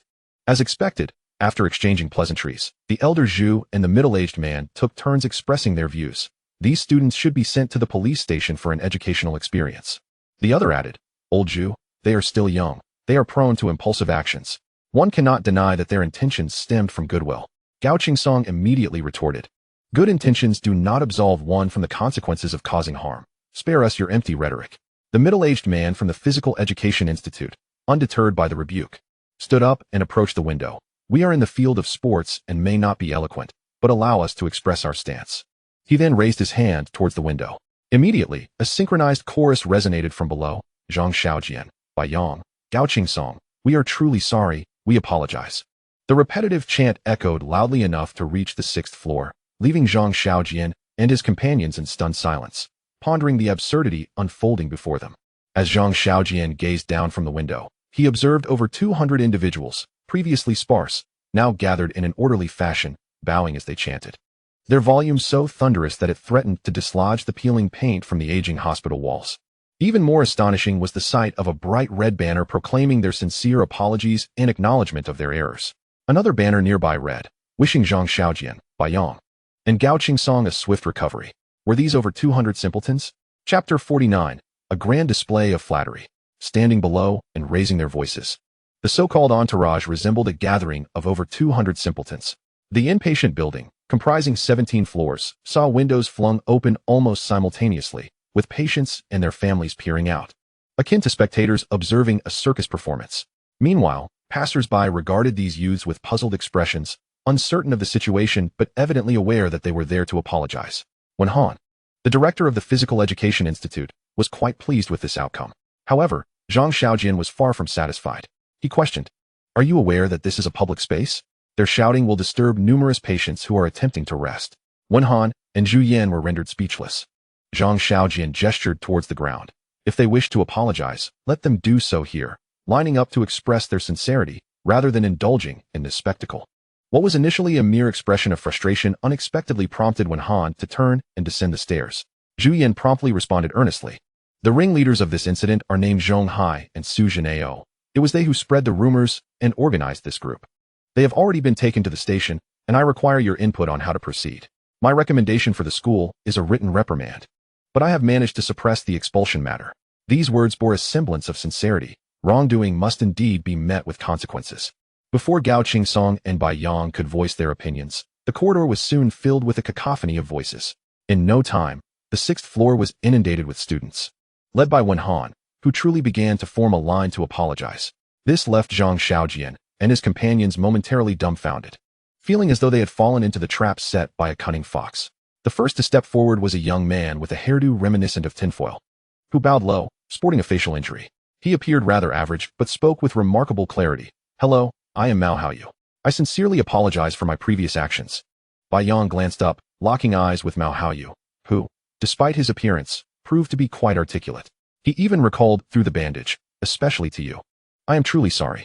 When I attempted that flying kick, I had no idea you possessed such skill. Had it not been for the numbers on my side, I would surely have faced your wrath." Such words were far more palatable to hear. Bai Yang, somewhat unwittingly, replied, "It is good that you recognize this. With your physique, had there not been so many of you, I would have easily turned the tables and left you battered. Indeed. I believe you could take on 5 of us without breaking a sweat. I stand no chance against you. Enough with the flattery, off you go." Zhu Yan waved his hand, and Mao Haoyu scampered away. Following this, a murmur of whispers echoed in the corridor, as other students seemed to inquire about the apologies being issued. Before long, the second individual entered. Upon noticing Zhang Xiaojian, who had tissues stuffed up his nostrils, the student exclaimed, "Brother, I'm relieved to see you are all right." Zhang Xiaojian immediately recognized this lad as the one who had clung to his leg, refusing to let go. Observing his pitiful demeanor, the student continued, "Brother, your skills are truly remarkable. We were unable to restrain you despite our numbers. In the end, I had no choice but to clutch your leg. Please forgive me. Just understand this. Had I not lost my balance, I could have taken down at least 10 of you." Zhang Xiaojian remarked, sensing something amiss. Before he could further contemplate, Zhu Yan waved his hand again, and the boy was dismissed, making way for yet another young man. This newcomer, upon seeing Gao Qingsong, earnestly declared, "I was the one who struck your nose. Tell me how to express my remorse, and I shall do so. I genuinely did not understand the situation before. If you do not forgive me, I will leave my hand here as a token of apology." Gao Qingsong, are children today truly so socially aware? Enough of that. Hurry up and attend to your own matters. I hardly require your assistance. Brother, my mother's braised pig's trotters are exceptional. Tomorrow, I shall bring her to personally apologize to you. Take care of your own affairs without involving your mother. Isn't she already burdened enough with you? Wen Han waved his hand, signaling him to leave promptly. The young man, understanding the hint, nodded and quickly exited the ward. The ward transformed into a veritable festival of flattery. "Brother Bai Yang, that punch of yours was remarkably precise and forceful. I nearly failed to evade it. Otherwise, I would undoubtedly be bandaged even more thoroughly than you." "That was to be expected," Bai Yang scoffed, inexplicably in high spirits, proudly lifting his head adorned with bandages.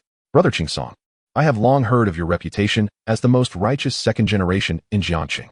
Meeting you in person today is a delightful surprise. Without mentioning anything else, your posture when you collapsed on the curb was undeniably striking. Do you think I would be swayed by your flattery? I assure you, I am not exaggerating." As he spoke, the young man turned to his classmates outside.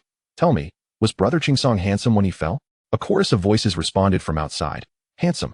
Another young man squeezed in, giving a thumbs up. "To be honest, I was utterly astonished. How could someone bleed from their nose and still look so dashing?" Later, I learned this person's name is Gao Qingsong, and everyone in Jiangxing knows him. Gao Qingsong casually swept his bangs aside. Was I truly that handsome? Not just handsome, but exceptionally so. These few were not the most loquacious. The atmosphere of flattery was just reaching its zenith. A fellow student from Shida, named Luo Tengfei, entered. A Tianjin native raised on crosstalk. He began immediately. Brothers, let me tell you, when my brother Xiaojian was amidst a throng, he suddenly adopted a distinct stance. I thought, what on earth is this?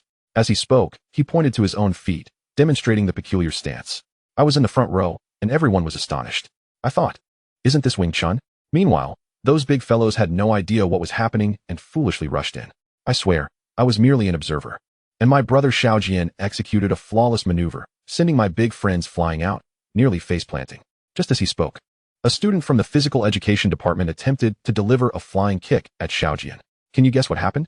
My brother Xiaojian remained calm under pressure, managing to step on the leg of that physical education guy, performing a-horse treads on the swallow move, followed by a flawless backflip. As he mimicked the move, one couldn't help but admire his skill. He actually executed a backflip in the ward. After completing the flip, he continued with an astonished expression. Is this a martial arts film? Don't martial arts films require multiple takes?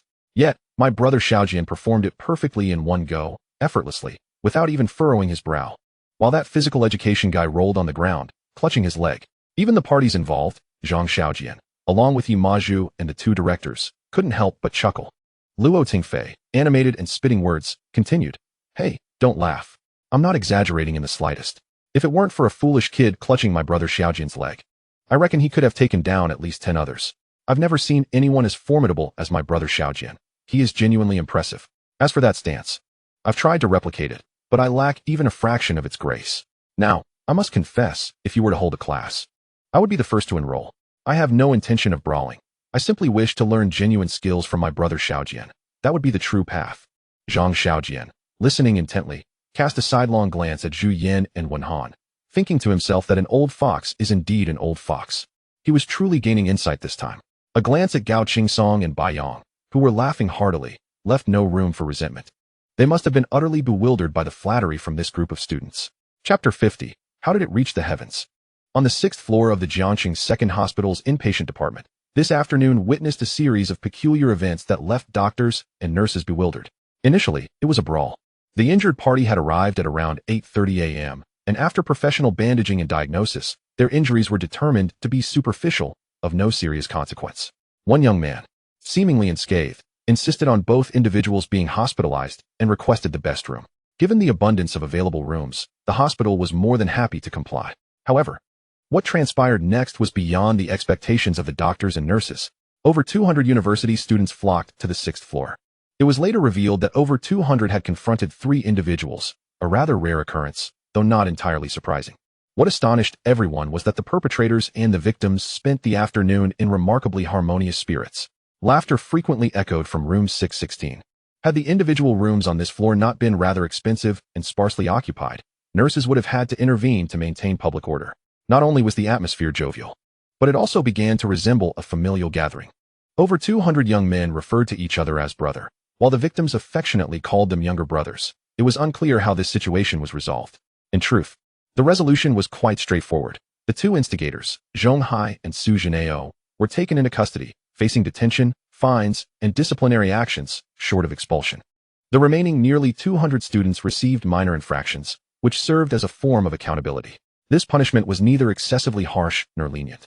Ultimately, the true victims, Bai Yang and Gao Qingsong, acquiesced, and as for Zhang Xiaojian, he had suffered no real injuries and thus had no objections. By around 4 o'clock, the 6th floor finally regained its tranquility. Upon entering, a nurse discovered the 2 most injured individuals in remarkably good spirits, engaged in conversation. Let me tell you, Gao Qingsong, you truly lack the combat experience I possess. When I covered my head, I was poised for action. Had it not been for the sheer number of them, I could have fought off several, just like Xiaojian. On the other side, Gao Qingsong scoffed. Did you not hear what that student just said? I fell with my nose bleeding in a particularly heroic manner, embodying the spirit of a true man. The nurse, unable to tolerate their bravado, interjected. All right, you two. Enough boasting. It's time for a dressing change. Oh dear, nurse, could you be a bit gentler? Oh, nurse, do be careful, that hurts. After the dressing change, the nurse rolled her eyes and prepared to leave the ward, while Zhang Xiaojian, cheerfully munching on an apple, remarked, the corridor is filled with fruit.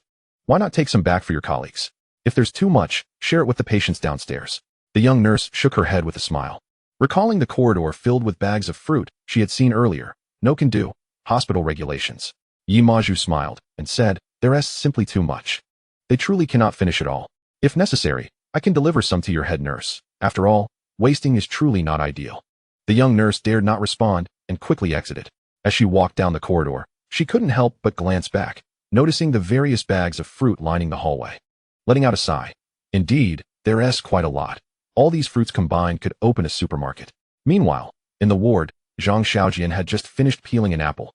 Listening to Gao Qingsong and Baiyang boast about their heroic exploits, and could not help but interject. "Do you know, when I looked out the window, I thought there were over 200 big fools down there." Both turned to Zhang Xiaojian, knowing he had more to say. Zhang Xiaojian set down his small knife and remarked, "Now that I observe the two of you, I realize you are even more foolish than those 200 big idiots." The duo pondered over his words, suddenly appearing to grasp their significance. Yi Maju stifled a laugh from the sidelines, and Zhang Xiaojian continued. "Isn't it absurd that a bunch of young lads are so enamored with flattery that they become befuddled? Shall we just let this matter slide?" Bai Yang and Gao Qingsong exchanged glances, each reflecting the understanding in the other's eyes.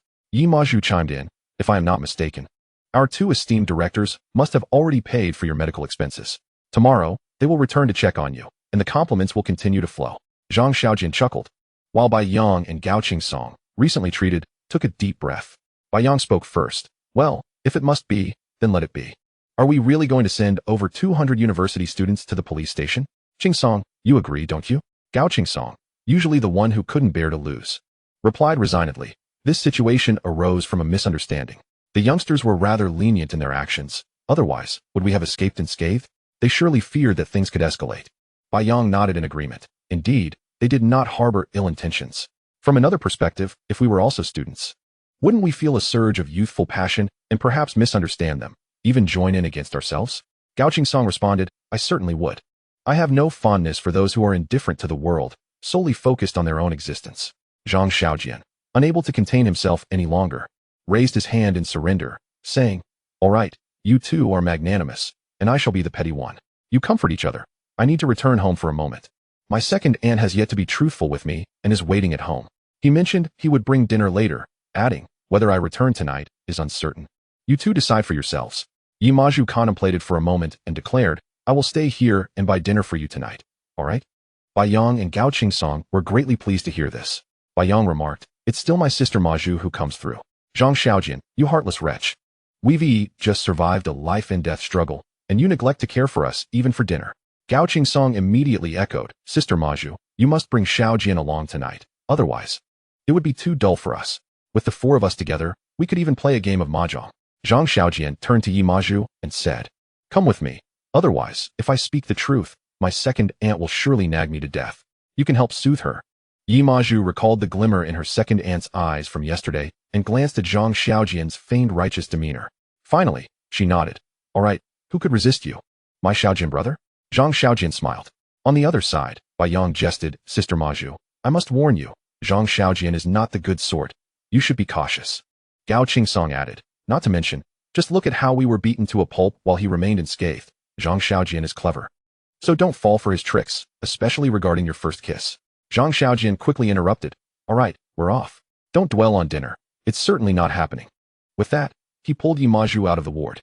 As the door closed, Bai Yang and Gao Qingsong fell into silence, soon beginning to sigh deeply. To say they could laugh after being beaten was a sign of their carefree hearts, but to claim they were unbothered by the beating would be a falsehood. Little did they know that they had just encountered two seasoned individuals from the teacher's college and the sports academy. As each young student entered, they seemed to shrink into the ground, nearly elevating Bai Yang and Gao Qingsong to the heavens with their flattery. Coupled with a relatively lenient punishment, their anger had dissipated. However, the desire for retribution lingered, as it was clear they could not retaliate. They could only hope for lighter days in the hospital, filled with jokes to lift their spirits. That evening, Auntie brought Yi Maju to room 616. Upon entering, they found Bai Yang and Gao Qingsong directing Su Yu and Wang Wan'er in a game of poker. "Play this card, play that one. If he plays this, you should play that." Auntie, upon turning around, recognized the mummy-like Bai Yang and teased, "Well, little Bai, even after being beaten to such a state, you're still instructing a poker game?" Bai Yang chuckled, "Auntie, it's better than just sitting here. Playing poker makes the time pass quicker."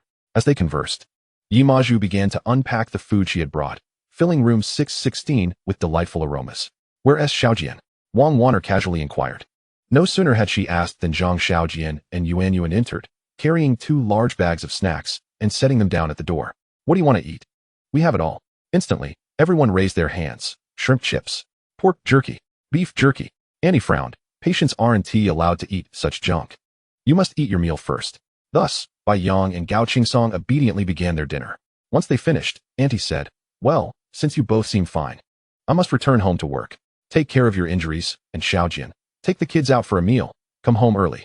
"All right," Zhang Xiaojian readily agreed. No sooner had Auntie exited than he declared, "Let us go. What do you want to eat? We'll leave these 2 patients behind." Bai Yang retorted angrily, "Zhang Xiaojian, are you even human?" Gao Qingsong lamented, "How could you take 4 girls out to eat? Isn't that a bit excessive?" Zhang Xiaojian was taken aback, glancing at Yimaju. Then Yuan Yuan, followed by Su Yu and Wang Wan'er, and finally responded, "I hadn't realized it until you mentioned it. That truly is fortunate." That evening, not only were Bai Yang and Gao Qingsong filled with grievances, but patrons at a hot pot restaurant not far from the hospital also felt their hearts bleed. Zhang Xiaojian drove a Lamborghini, while Wang Wan'er commandeered Gao Qingsong's Land Rover. Upon entering the hot pot restaurant, they drew numerous gazes. It must be said, wherever beautiful women go, they capture attention. Su Yu had that ice queen demeanor, exuding an aura of coolness with her hands in her pockets, a bit fierce. Wang Wan'er maintained the exquisite makeup from her last encounter with Zhang Xiaojian. At first glance, she might not seem as striking as Su Yu, but a closer look revealed her gentle beauty. Yimaju needed no introduction. Her youthful spirit was enough to make hearts flutter. The only one slightly less impressive was Yuan Yuan. Yet she still possessed a delicate beauty and an air of scholarly charm. With such diverse charms surrounding Zhang Xiaojian, it was a blessing that would make any single man envious. Zhang Xiaojian, accustomed to a low profile, found it challenging to adapt to the attention now drawn to him while dining with them. He couldn't help but ask, "So, have you all gotten used to this? I, at the center of the universe, am feeling quite out of place." The 4 women understood what he meant. Wang Wan'er took the initiative to serve Zhang Xiaojian a piece of Australian beef, saying, "You'll get used to it. After all, we sisters are all beauties." Su Yu rolled her eyes, glancing at her own plate, implying, "What about me?" Wang Wan'er ignored her and served Zhang Xiaojian a piece of tripe, urging, "You should eat more." Zhang Xiaojian glanced at the slowly simmering food in the dipping sauce bowl, feeling even more unsettled. Yuan Yuan discreetly nudged Yimaju, who, in her naivete, failed to grasp the implication and inquired, "Why are you hitting me?" Yuan Yuan remained silent. Consequently, the atmosphere at the table became somewhat peculiar, as if Su Yu and Wang Wan'er were allied, while Yuan Yuan and Yimaju were on opposing sides. They finished their meal in a rather awkward yet silent manner. Due to the insufficient seating in Xiao Ju's vehicle, Wang Wan'er offered to drive Yimaju and Yuan Yuan back to school, while Zhang Xiaojin chose to drive alone back to his rented apartment, intending to see if there were any old belongings worth moving to his new home. Little did he know, there is a saying that 3 women can create a drama, and with 4 gathered, there would undoubtedly be stories to tell. The Land Rover did not enter the university campus, but parked near the girls' dormitory at the west gate, where the greenery was abundant and the crowd seemed sparse. Likely hiding in the nearby grove, the 4 women disembarked, and Wang Wan'er directly addressed Yimaju, stating, "Sister Maju, there's something I wish to discuss with you privately." Puzzled by the matter at hand, Yimaju replied, "Sure," and followed Wang Wan'er to a more secluded area. Watching Yimaju walk away, Yuan Yuan felt a twinge of concern, but Su Yu, noticing her expression, smiled reassuringly, saying, "Don't worry, Wan'er isn't a bad person." Recalling their previous conversation on the balcony, Yuan Yuan nodded and, scrutinizing Su Yu's profile, suddenly asked, "Sister Su Yu, what foundation do you use? Your skin looks absolutely radiant." Su Yu's eyes lit up, "Sister, let me tell you, the foundation I use is..." When women gather, the conversation flows endlessly, especially when it turns to fashion and cosmetics. Even the most introverted girls become remarkably loquacious. While Su Yu and Yuan Yuan delved into discussions about makeup, Wang Wan'er settled onto a bench beneath a drooping willow and patted the empty space beside her. Yimaju sat down, and before she could fully settle, Wang Wan'er bluntly declared, "I like Zhang Xiaojian." Yimaju was taken aback. Was this the matter Wang Wan'er wished to discuss privately? Wang Wan'er gazed at Yimaju, awaiting a response to her query, "Do you like him?" "Me?" Yimaju's brows furrowed in confusion. "Yes, don't you like him?" "I don't dislike him." "Then that means you do like him." "No, Sister Wan'er, you must be misunderstanding something." Wang Wan'er pressed. "I was merely asking and thought it pertinent to inform you of my feelings." "Why tell me?" "Because you might also have an interest in him."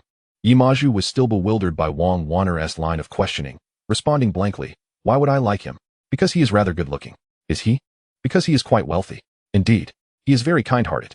True, he possesses a strong sense of justice. Right. Wait, Sister Maju, have you ever studied crosstalk? I haven't. Then why are you playing along? I merely thought I should offer you some form of response. Do you like him? Answer directly." Wang Wanner fixed her gaze on Yimaju. Yimaju scratched her head. "Hearing you say that, he does seem rather likable." Chapter 52, The Melodies in the Hospital Room. Wang Wanner sought a heart-to-heart with Yimaju not as a means of subterfuge, but rather because she anticipated they would often cross paths in the future. It was better to lay everything on the table for fair competition. If one lost, then so be it. Yimaju sensed no animosity from Wang Wanner, having never considered this angle before. Today, after Wang Wanner's revelation, Yimaju suddenly realized that her Xiao Jian brother was indeed quite remarkable. Thus, when confronted with the necessity of a straightforward answer, gazing into Wang Wanner's earnest eyes, Yimaju replied, "I suppose I have a slight fondness for him. But I haven't developed feelings as strong as yours." Wang Wanner inquired, "Strong feelings, you say?" Yimaju widened her eyes at Wang Wanner. "If you didn't have strong feelings, why would you be telling me all of this?" Wang Wanner remained silent. After a moment, Yimaju, still processing everything, exclaimed, "I noticed you kept serving Xiaojian food during lunch." Wang Wanner conceded, "You are indeed quite adorable." Yimaju quickly waved her hands. "Sister, you are truly beautiful. Are we starting a mutual flattery session now?" Yimaju scratched her head. "I was merely stating the truth." "So, you saying I have strong feelings is also the truth? Why do you keep circling back?" This conversation between the potential rivals was destined to conclude without animosity, lacking any hint of hostility, and ultimately resulted in laughter that lit up their faces. By the time Zhang Xiaojian arrived at the old rented apartment, their discussion had finally come to an end. He retrieved his keys and skillfully unlocked the door, a frown crossing his face as he felt a hint of reluctance. This reluctance was not due to any sentimental value the apartment held, but rather because after a prolonged stay, departing inevitably stirred feelings of separation. Even if the object of that sentiment was merely a room. He glanced around, realizing there was really nothing he needed to take with him. The pots and pans had all been replaced with new ones. The refrigerator and television belonged to the landlord. He was ready to say goodbye to the chair that had been worn down after 2 years of use. Taking away those books he barely understood during his schooling seemed pointless. Ultimately, Zhang Xiaojian's gaze settled on the bedside table, where he lay down and lifted the bed sheet, discovering an old guitar covered in dust beneath. He found a cloth and wiped the guitar clean. Suddenly reminded of his childhood dreams of becoming a star, it seemed that everyone must have entertained such fantasies at some point, at least the majority. However, after his aunt had saved up to buy him this dilapidated guitar, he soon realized that he was utterly tone-deaf, squandering her expectations, and, more importantly, wasting her already limited funds, leading to a lengthy lecture from her. Reflecting on these past memories, he plucked at the old strings, and even his not-so-sensitive ears detected no discordant notes. The sound resonated throughout the apartment, coinciding with a sudden chime. Triggering Series Quest, Childhood Dreams. The Series Quest consists of limited-time tasks and random tasks, with generous rewards for completing each individual task. Completing all tasks in the series will trigger a mysterious reward. Childhood Dreams Series Quest 1. Limited time task. Perform for 3 hours at a bar within 3 days. Rewards include a singing skill book, exclusive, X5. A music skill book, general, X1, and 20,000,000 points. Failure to complete the task within the stipulated time will result in a penalty of 1 hour of angina. His fingers froze midstrum as Zhang Xiaojian recalled the suffocating penalty. Now, looking at the term angina, he realized the system was about to play a cruel trick on him. A whole hour of angina. Would he even survive it? What should he do? He was tone deaf. Which bar would allow him to perform? No, it is merely a whimsical notion from my childhood. As for embarking on a series of tasks, has the system never experienced the fanciful musings of youth? Zhang Xiaojian pressed his forehead in deep contemplation, resolved to give Gao Qingsong a call. For this fellow possesses certain connections, only to be met with the disheartening message, "The number you have dialed is out of service." With no other option, he consoled himself that the time limit was 3 days. He would devise a plan tomorrow. Grasping his dilapidated guitar, worth just over 100 yuan, Zhang Xiaojian exited his rented abode. The following morning dawned bright and sunny. In Ward 616, the Rainbow Compliment Conference was once again in full swing. Leading the charge was a certain Luo Tingfei from Tianjin. When will our brother Xiaojian be recognized as the foremost in Tianjin? Just as the banter reached its peak, Zhang Xiaojian, clutching his guitar, pushed open the door to the ward. Noticing his somber expression, the 2 deans and the students engaged in idle chatter for a while before dispersing. As they exited the hospital, Luo Tengfei remarked to Zhu Yin, "Director, I haven't finished my praise yet." Zhu Yin, satisfied, patted him on the shoulder. "Hold back for today. Come back tomorrow for a proper round of compliments." Meanwhile, within the ward, Zhang Xiaojian picked up his guitar. Bai Yong widened his eyes. "What does this mean? Should I ask, what is your dream?" From the adjacent bed, Gao Qingsong clapped and exclaimed, "Xiaojian is truly multi-talented. Not only does he practice Wing Chun, but he can also sing and play." Zhang Xiaojian, in a state of vexation, retorted, "Gao Qingsong, have you been so flattered this early in the morning that you've lost your senses? Why does everything you say reek of flattery?" Gao Qingsong pouted, "I wasn't even talking about you. That Luo Tingfei is quite amusing. Keeping him around is fun during cough breaks, and time passes quickly. You stormed in with a dark expression, and now you want to sing. What is going on?" Taking a deep breath, Zhang Xiaojian declared earnestly, "Though I am a disciple of the 38th generation of Wing Chun, my true dream is to sing." Bai Yong, already in pain from the antics of the youngsters earlier, nearly spluttered upon hearing Zhang Xiaojian's declaration and quickly waved his hands. "Spare us. Do you think Qingsong doesn't he know how you sing?" "I certainly do." Zhang Xiaojian pretentiously strummed the guitar strings. "Enough chatter, listen closely, and remember to provide feedback afterward." With that, he began to play earnestly, and from the spasmodic movements of his fingers and the discordant sounds emanating from the guitar, it was evident he was not very skilled, yet there was a semblance of melody. As he played, he sang the only song he knew, "Those Flowers. That laughter reminds me of my flowers, blooming quietly in every corner of my life. I once thought I would always stand by his side. But today we have drifted apart in the vast sea of humanity. La la la la la la la la la la, missing her, la la la la la." The lack of pitch was not merely a figure of speech. The intolerable Gao Qingsong raised his hand. "Brother, could you please stop? Your singing is giving me a headache." Bai Yong chimed in. "Your singing makes me want to use the restroom." Zhang Xiaojian paused. "Is it truly that unbearable?" Gao Qingsong patted his chest and exhaled. "Would you like the truth or a white lie?" Knowing full well that the truth would not be pleasant, the astute Zhang Xiaojian promptly opted for the white lie. "The white lie is that it's quite terrible. And the truth? The truth is, it's absolutely atrocious." Gao Qingsong added with a smirk, turning to Bai Yong. "Only vulgarity can express just how dreadful it is." Chapter 53, I Want to Be a Resident Singer.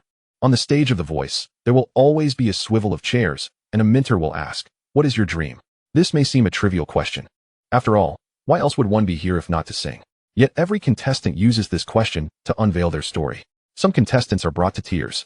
Some narrate plainly, others wax poetic, while some are shy and reserved. Regardless of the narratives crafted by the producers, their singing prowess far surpasses that of the average individual.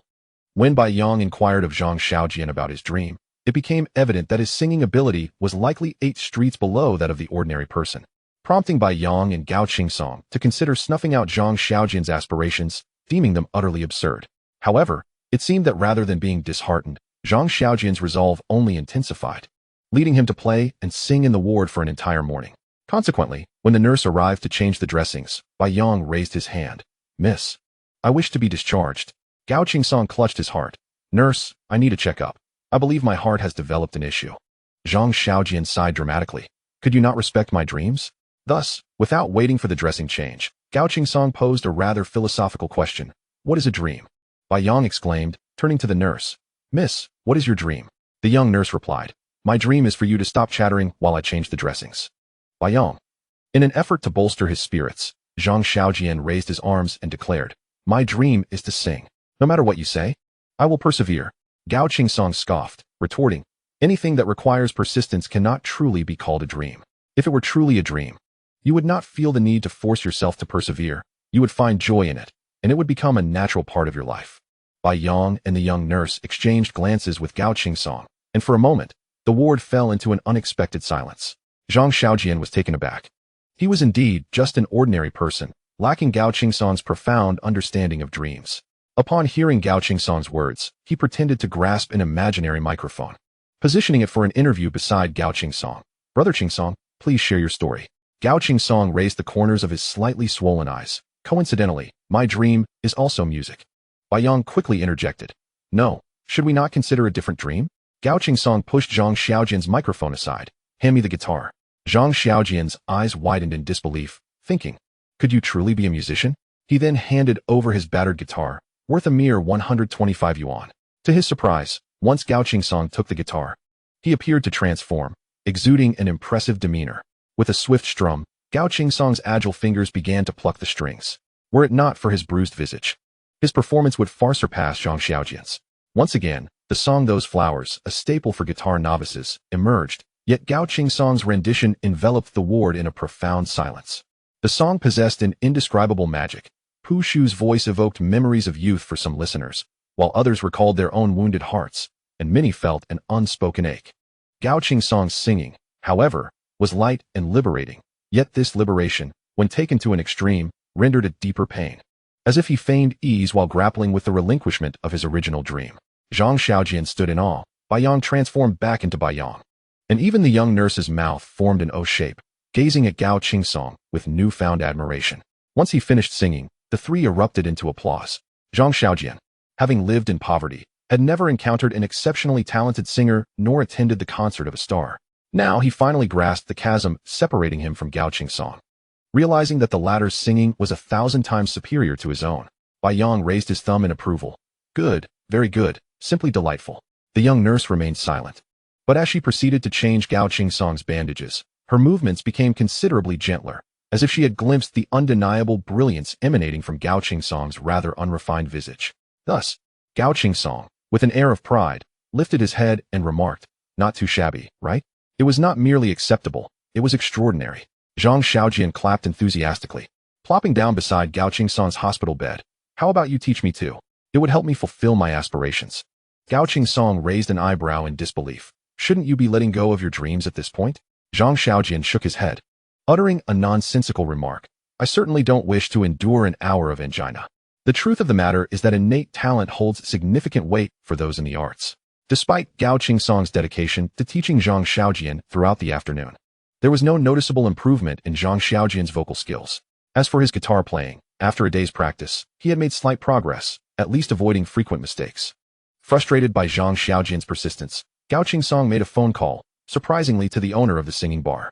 After hanging up, he said, "With your current skills, he won't allow you to perform there." Zhang Xiaojian waved dismissively. "Don't worry, I have a plan to convince him to let me sing." Gao Qingsong rolled his eyes, realizing Zhang Xiaojian was likely about to spend money unnecessarily.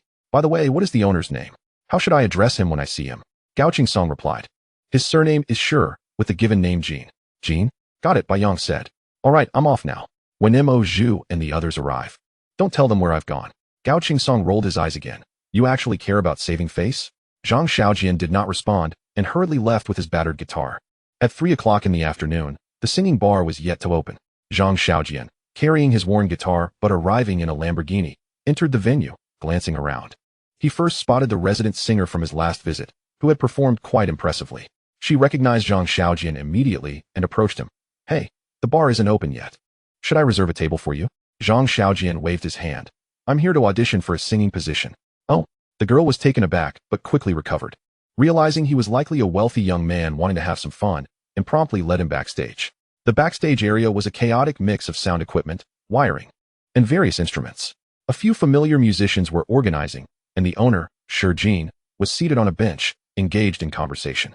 Upon Zhang Xiaojian's entrance, Shi Jin greeted him. "A friend of Qingsong?" Zhang Xiaojian replied promptly. "Yes, hello, Mr. Shi." They shook hands, and Shi Jin gestured for Zhang Xiaojian to take a seat. Inquiring, "Are you looking to perform here?" "Indeed." Shi Jin, aware of Qingsong's reputation, asked, "What would your fee be for a performance?" Zhang Xiaojian was momentarily taken aback, surprised by Gao Qingsong's influence, but realizing his own limitations, he awkwardly said, "I won't take any payment. I actually need to pay you."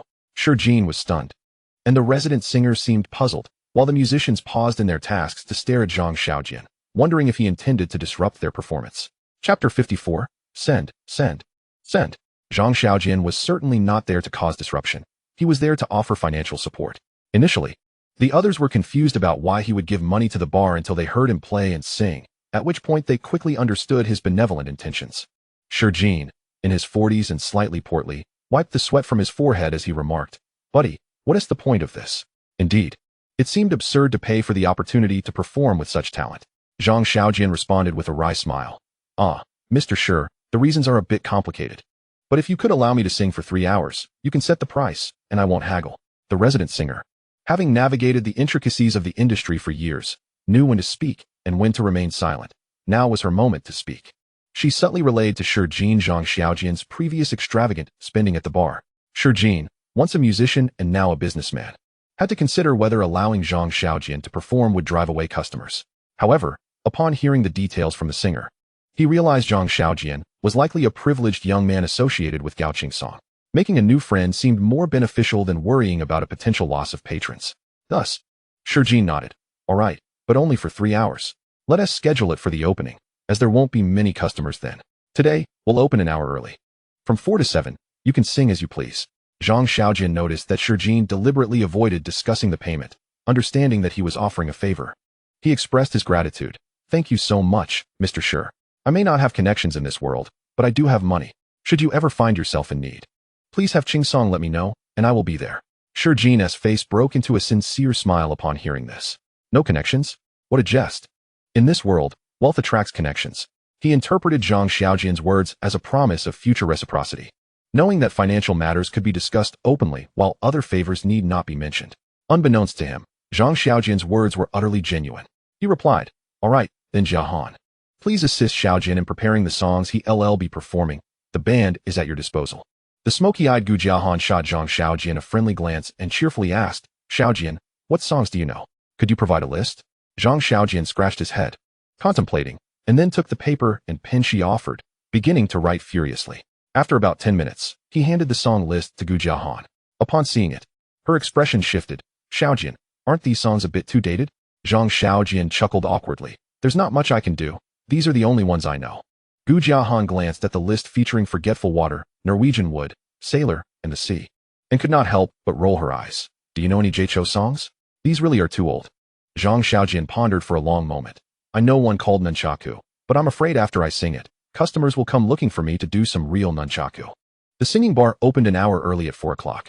Zhang Xiaojian, somewhat nervous, leaned against the tall stool designated for the resident singer. The drummer, guitarist, bassist, and Gu Jiahan, who also played keyboards, were all ready. True to its reputation as an established bar, even an hour before opening, 2 groups had already entered, a couple who seemed to be on a date and a group of 4 or 5 men. The early shift resident singers had also arrived, including the 2 who had exchanged numbers with Bai Yang after a night of revelry. Upon seeing Zhang Xiaojian occupying the resident singer's spot, they quickly began to flatter him. After all, he was a lavish spender, having casually gifted an expensive phone worth 14,000. If something were to develop, there would be no need for accountability. Merely buying a few more items would suffice. Regrettably, Zhang Xiaojian hesitated excessively, succumbing to his nerves, and merely offered a perfunctory response.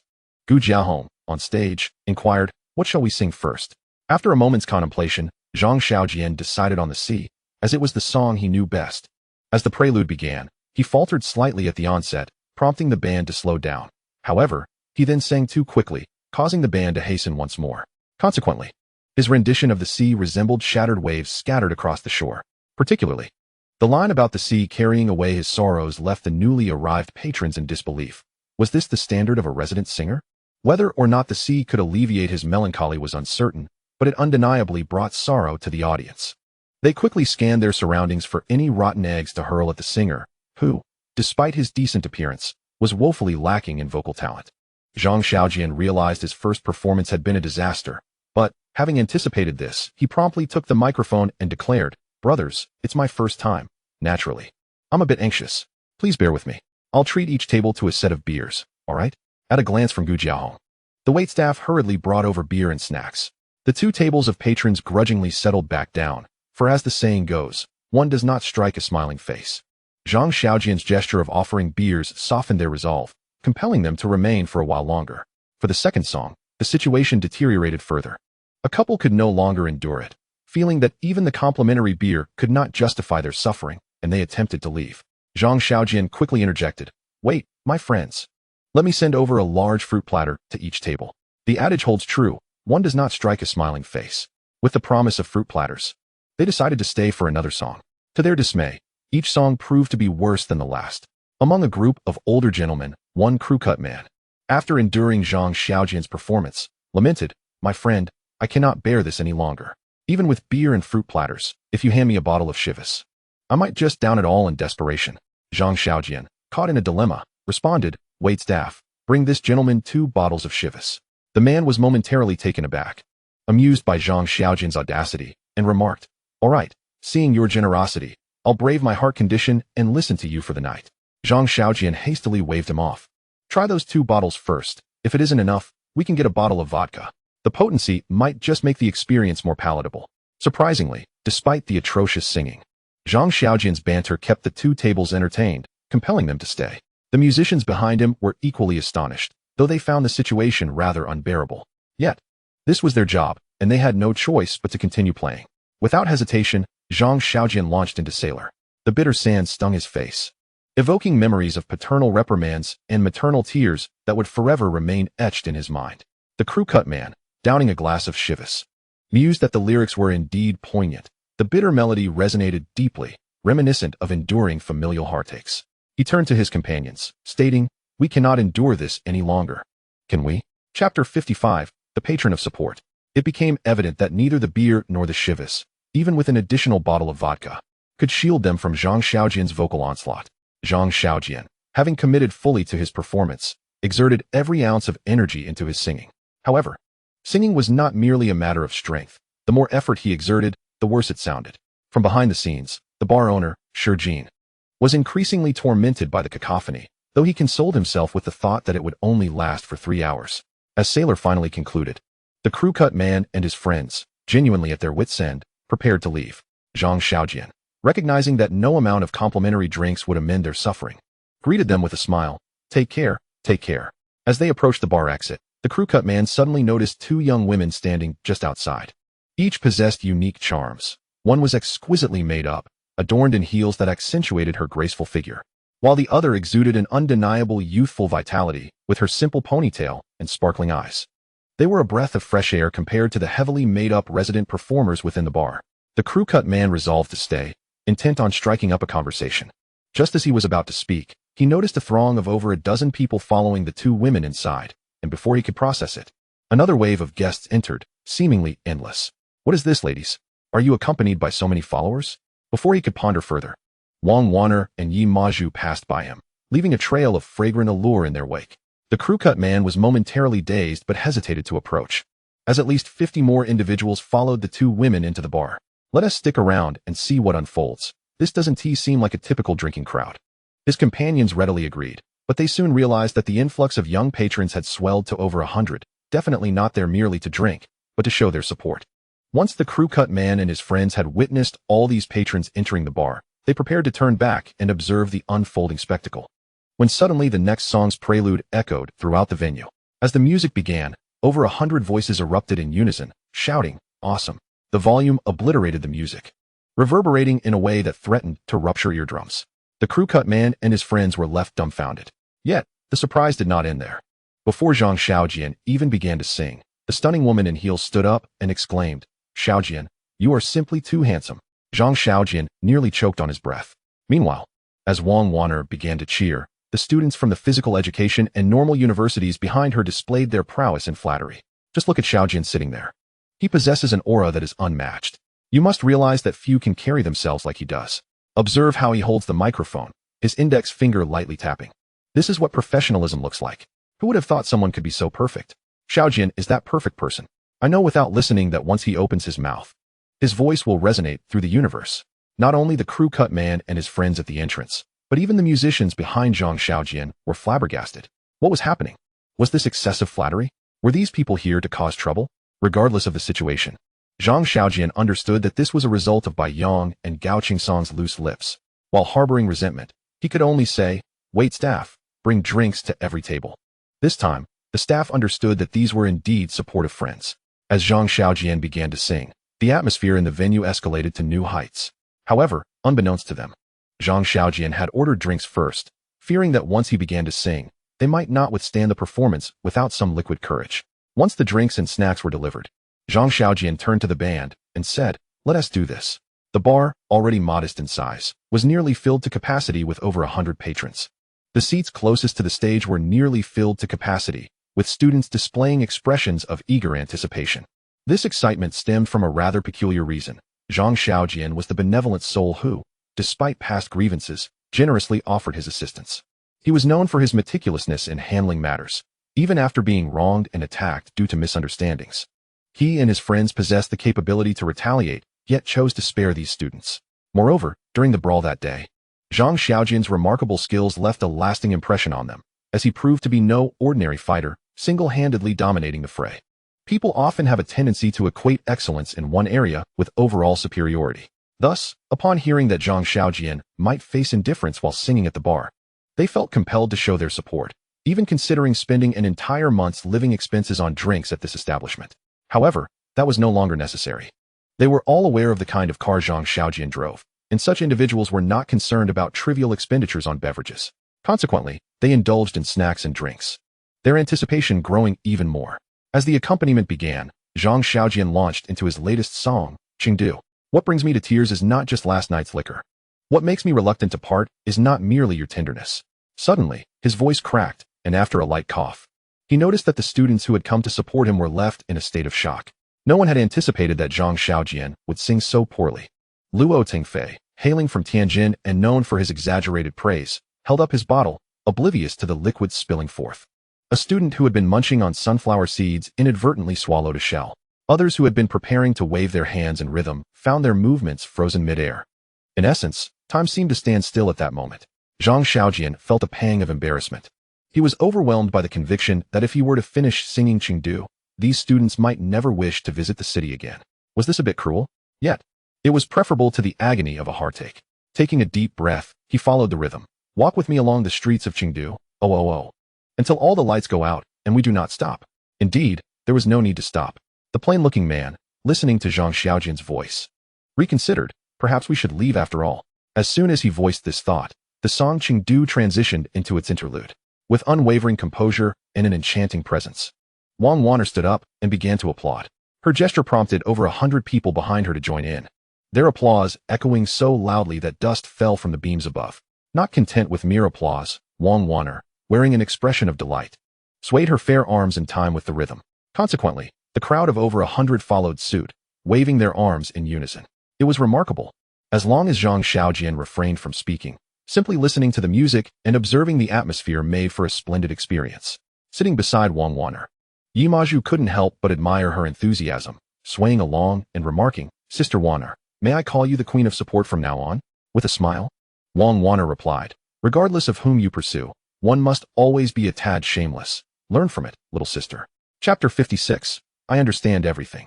If one were to mute the bar's music, the atmosphere appeared quite vibrant.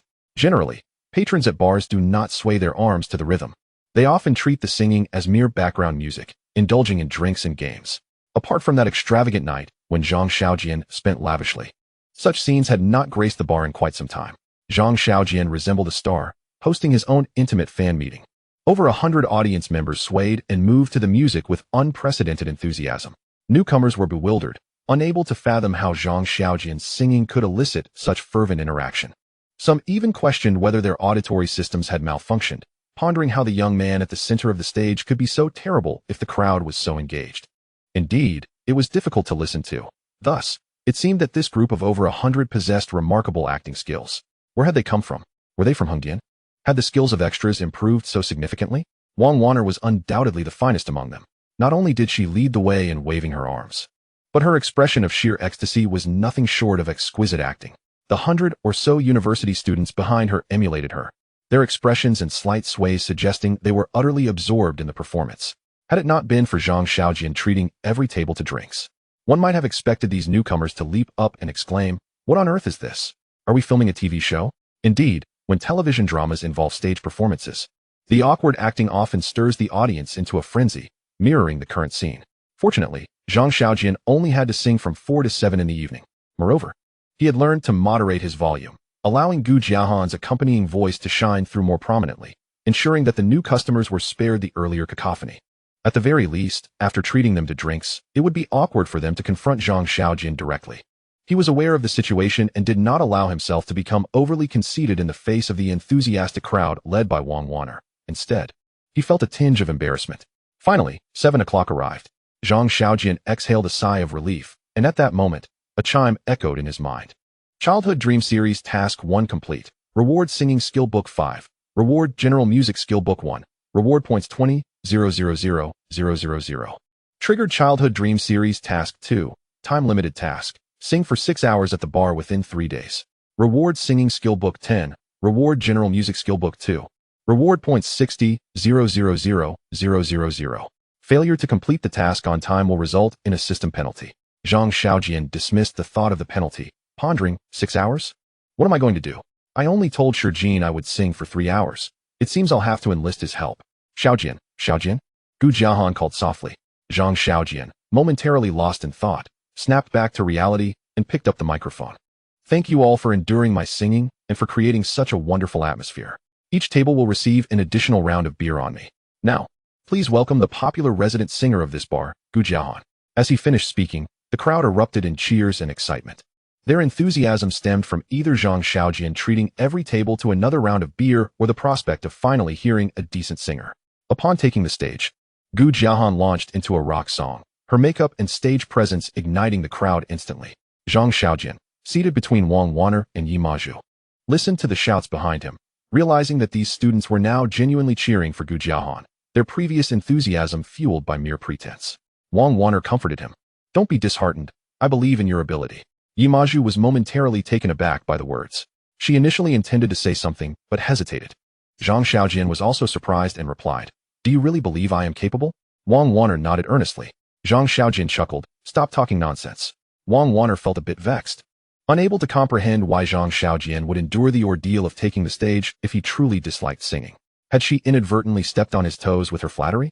At that moment, Zhang Xiaojian noticed the drummer Xiao Jia, guitarist A Kuan, and bassist Dong Dong playing with extraordinary vigor. A wave of guilt washed over him. How arduous it must have been for these musicians to accompany him earlier. Thus, Zhang Xiaojian resolved to offer a reward. He waved his hand, summoning an eager server, and inquired, What is the most expensive gift you have? Regardless of what it is, each person on stage shall receive one. The server nodded promptly, certainly. Around 9 o'clock, Zhang Xiaojian bid farewell to over 100 university students who had come to support him. The reason for their gathering was undoubtedly due to Yi Maju's words. So she accompanied everyone back to the university. It was Wang Wanner's first time riding in Xiaoju. After Zhang Xiaojian ignited the engine, he asked, Where is your home? Having had a bit to drink, Wang Wanner, her face flushed, surprisingly replied, I would like to drink a bit more. The slow-witted Zhang Xiaojian, upon noticing Wang Wanner's sparkling eyes, finally grasped the implication. What? You don't want to drink with me? I do, of course. Shall we find another place to have a drink? Unable to refuse, Zhang Xiaojian nodded, and they headed towards the riverbank. They purchased several packs of beer from a convenience store and sat beneath a crooked willow tree. As he opened a can of beer, Zhang Xiaojian gazed at Wang Wanner's profile and asked, How old are you this year? 22. That's a lovely number. Zhang Xiaojian, do you know how to converse? Zhang Xiaojian laughed heartily, clinking his beer can with Wang Wanner's. After taking a sip, she inquired, How old are you? 24. That's quite good. What about your hometown? Wang Wanner rolled her eyes and replied, Zhang Xiaojian, are you conducting a census? I merely wish to understand you better, he stammered. Upon hearing this, Wang Wanner's eyes lit up. It's beneficial to know more, so please continue asking. Huh. Zhang Xiaojian was momentarily at a loss regarding the complexities of a woman's thoughts. Just moments ago, she had questioned his motives, yet now she encouraged him to inquire further. What should I ask? He found himself momentarily speechless. Wang Wanner, observing his bewilderment, chuckled and volunteered. My name is Wang Wanner. I am 22 years old, a native of Jiangxin. Both of my parents are teachers. I stand at 171 centimeters tall, weigh 45 kilograms, and my bust size. You need not disclose that. It's likely an A. Zhang Xiaojian.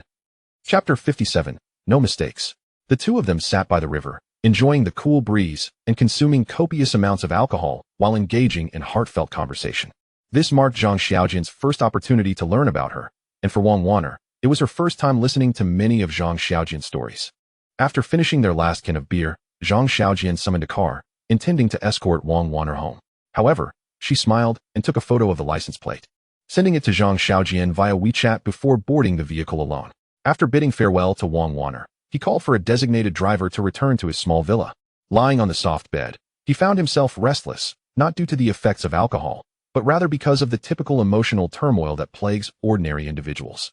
Reality is never a drama. While the male protagonist in a play may remain oblivious to the affections and kindness of the female character, Zhang Xiaojian was acutely aware of Wang Wanner's feelings. His discomfort stemmed from an apparent lack of desire for a romantic relationship, at least for the time being, thus preventing him from taking her hand in a manner akin to a wealthy modern urbanite checking into a hotel room. Of course, had he acted so impulsively, Wang Wanner might have looked down upon him. Meanwhile, seated in a taxi on her way back to the city, Wang Wanner gazed out the window, her cheeks rosy like an apple, her lips curving into an uncontrollable smile. She realized her fondness for Zhang Xiaojian was growing deeper. This feeling was unexpectedly wonderful. She could distinctly feel her heart racing and perceive that the previously unremarkable scenery of Jiangqing now appeared significantly more charming. Upon returning to the shared apartment with Su Yu, she kicked off her high heels and found Su Yu lounging on the sofa, engrossed in a television show. Turning her head, Su Yu, donning a facial mask resembling a Peking opera mask, asked, "Did you drink?" "Yes." "With whom?" "Zhang Xiaojian." Su Yu straightened up. "Did you two drink alone?" "Yes." "That sounds promising." Wang Wanner smiled sweetly. Hee. "Wait, you two didn't tea?" "Of course not. It's too soon for that." "Then why are you smiling like that? Go look in the bathroom mirror. Your face is glowing." "Really?" Su Yu nodded earnestly. "Yes." Wang Wanner slipped on her slippers and sat beside Su Yu, suddenly asking, "Do you remember when I bought silicone pads?" Su Yu looked perplexed. "How would I remember that?" Wang Wanner dashed into her room, rummaging through drawers. Dressed in her pajamas, Su Yu leaned against the doorframe, asking, "What do you need that for?" "What do you mean?" "For padding, of course." Su Yu chuckled. "You'd still be in a cup. It wouldn't be very comfortable."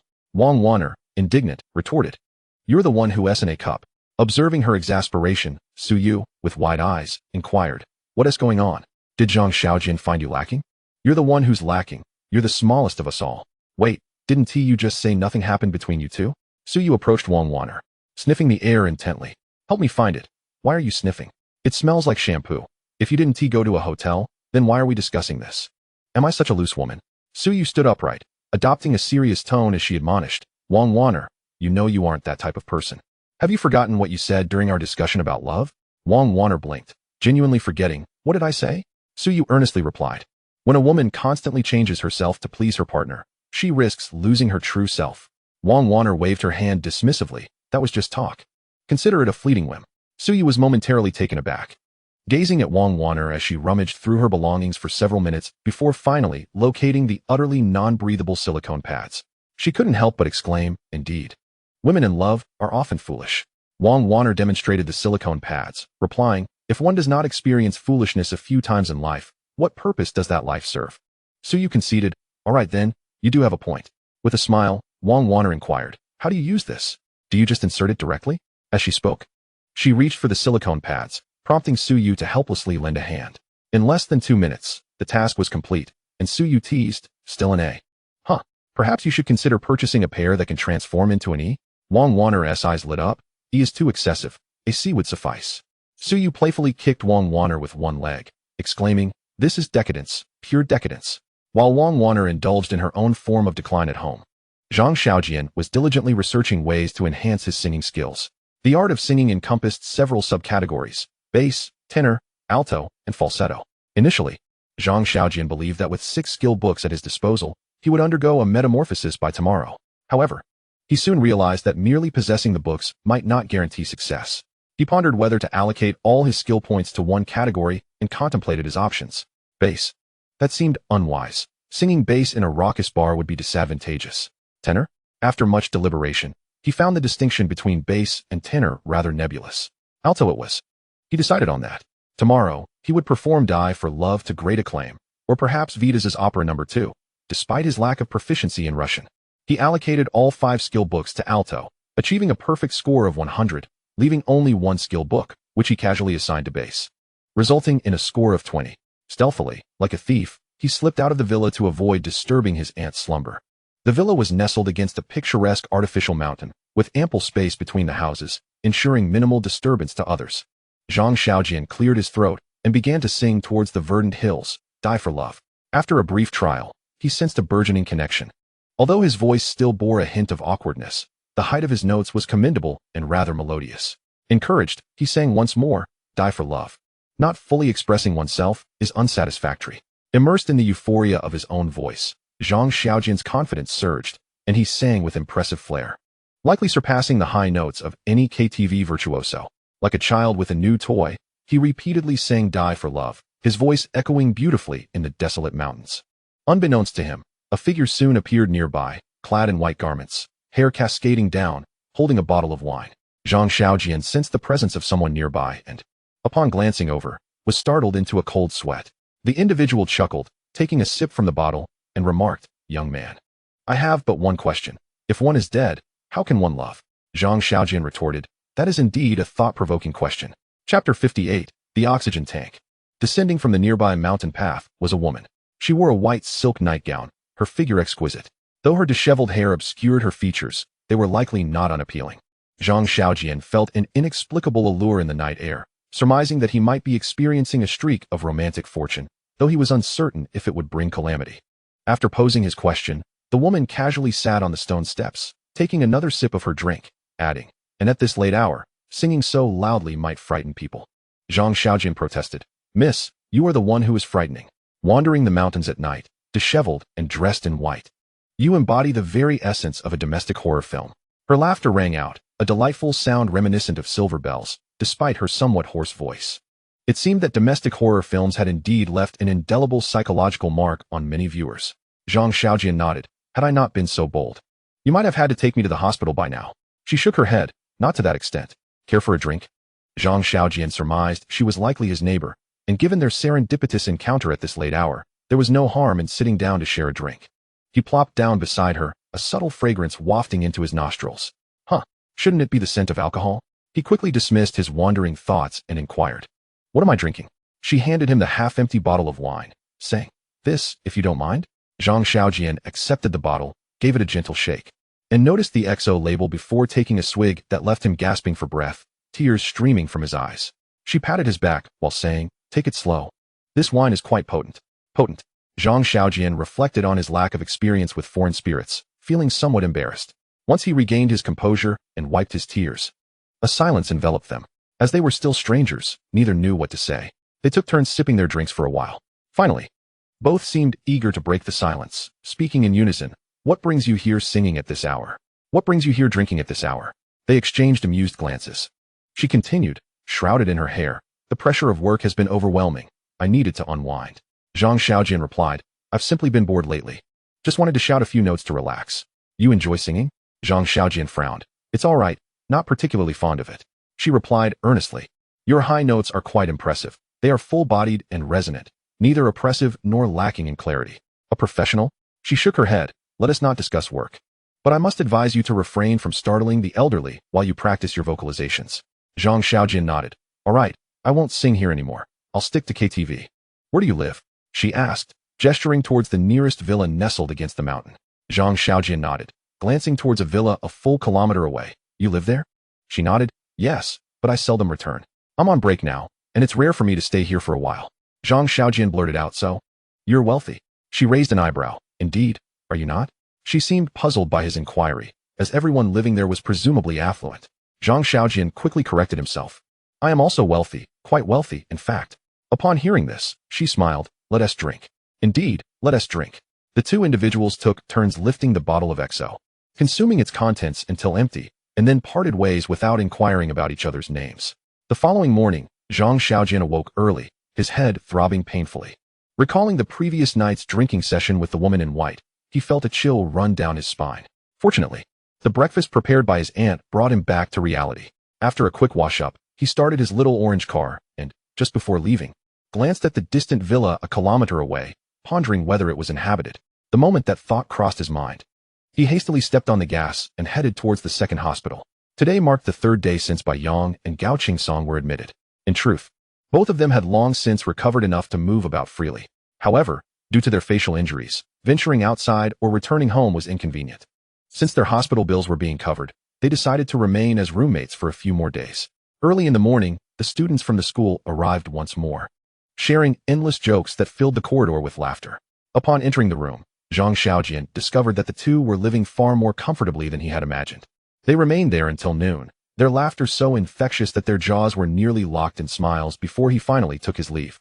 His aunt had contacted a renovation company today to work on her apartment, and determined to prevent her from making it overly gaudy, Zhang Xiaojian resolved to intervene. After discussing matters with the renovation team, it was nearly 3 in the afternoon. Zhang Xiaojian drove back to the singing bar, where he was greeted by Shi Jin's beaming smile. Shi Jin certainly had reason to smile. The previous night's sales figures had nearly equaled an entire week's worth, thanks to Zhang Xiaojian, whose lavish spending made the drinks seem virtually free. The two decided to sing for 3 hours that day. Shi Jin, eager to uphold his reputation, even inquired about Gao Song, while Zhang Xiaojian casually brushed past the topic of the hospital.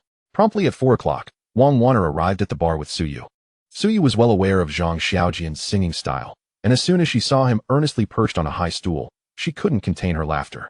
As Zhang Xiaojian's first fan, Wang Wanner wholeheartedly supported him, even bringing along a glow stick and instructing the server to dim the lights, stating earnestly, "It feels better to listen to music in the dark." Observing the only table of patrons in the bar, which happened to be his friends, Zhang Xiaojian resolved to redeem himself and said to Gu Jiahan, "Let's start with Dai Lu Do Yao Ai." Gu Jiahan widened her eyes. "Xiaojian, go. Shall we stick to yesterday's song list? This song's pitch is too high." Implicitly, she feared that customers might turn away upon hearing the song from outside. Zhang Xiaojian waved dismissively. "Don't worry, I've undergone a transformation." Though Gu Jiahan was skeptical, she instructed the band to begin playing. As Zhang Xiaojian took the microphone and poured his heart into the well-worn love song, 4 minutes later, amidst the astonished gazes of the band and Wang Wanner and Suyu, he concluded his performance. Their astonishment stemmed not from the quality of his singing, but rather from the realization that while his bass voice was abysmal, his high notes were on pitch and full of resonance, creating a surprisingly impactful experience. Little did they know, Zhang Xiaojian was regretting his choice of high notes from the previous night, realizing just how exhausting it was to sing in that range. Considering his well-being, he inquired, "Jiahan, do we have any oxygen tanks in the bar? I'm feeling a bit breathless." Chapter 59, Salvation. Transformation often describes a change that occurs overnight. Gu Jiahan ignored Zhang Xiaojian's question and exclaimed in astonishment, "Xiaojian Gu, how did you practice your high notes? They sound incredible." Zhang Xiaojian humbly replied, "I practiced a bit yesterday. I suppose it yielded some results?" Gu Jiahan was taken aback. Was it really possible to achieve such effects with just a bit of practice? Zhang Xiaojian's soaring high notes, although his emotional delivery and tone were not entirely on point, possessed enough penetrating quality to leave an impression. Such high notes are typically a matter of innate talent. One cannot simply acquire them through practice. Apart from Gu Jiahan's surprise, the musicians behind her felt the same.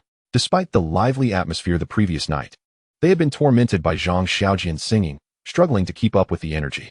The guitarist could barely strum his strings, the drummer was out of breath, and even the bassist seemed to have lost his spark. Yet, in just a day, while Zhang Xiaojian's mid and low tones remained lamentably poor, his high notes were now electrifying. If given sufficient time, once Zhang Xiaojian's mid and low tones were refined, he might truly have the potential to become a singer. This thought, however, was quickly extinguished by the musicians themselves, as it seemed an impossibility. The professionals felt this way, and it was even more so for the two women at the only table in the bar. Wang Wanner massaged her temples. No, I must be hearing things. It wasn't like this yesterday." Suyu Malthagape exclaimed, "What did I just hear?" Wang Wanner confidently responded, "High notes." Suyu countered, "No, that is not right. Zhang Xiaojian has only ever sung what could be called rap." Returning to her senses, Wang Wanner suggested, "Perhaps he truly has talent? Maybe he went home and practiced?" "Do you believe that?" Wang Wanner asked. "No," Suyu replied, taking a sip of her drink just as the band began Zhang Xiaojian's second song, The Sea. "If the sea could wash away my sorrows." This time, the sea did not bring sorrow to others. Zhang Xiaojian's high notes soared with remarkable power, evoking a sense reminiscent of the original rendition by Zhang Yuxing. As he finished the song, 2 or 3 more tables of customers entered, one of which was familiar. The buzzcut man had returned with his friends. However, upon seeing Zhang Xiaojian's familiar face and hearing the hair-raising melody, he was momentarily stunned. "Wait, isn't this the foolish tycoon from yesterday? How is he singing so well today? Will he still be sending drinks?" As the second day of his residency came to a close, applause erupted in the nearly full singing bar. Although Zhang Xiaojian's mid and low tones remained lackluster, most patrons were simply there for enjoyment. Much like the audience of a talent show, 8 out of 10 had no understanding of music in their eyes. A good singer was synonymous with someone who could hit high notes. High notes evoke awe, pierce eardrums, and stir excitement. Zhang Xiaojian achieved this tonight. So the applause he received was genuine, unlike the mere supportive claps from the previous night. He bowed and generously offered a round of beers to each table, causing the crowd to erupt once again. Unbeknownst to him, someone had already shared a video of his high notes during the chorus on social media. And like a plot from a decade-old online novel, the wheels of history had begun to turn. After bowing and leaving the stage, he treated Wang Wanner and Suyu to a late-night meal. By the time he returned home, it was already 9:30. After washing up, he prepared for bed.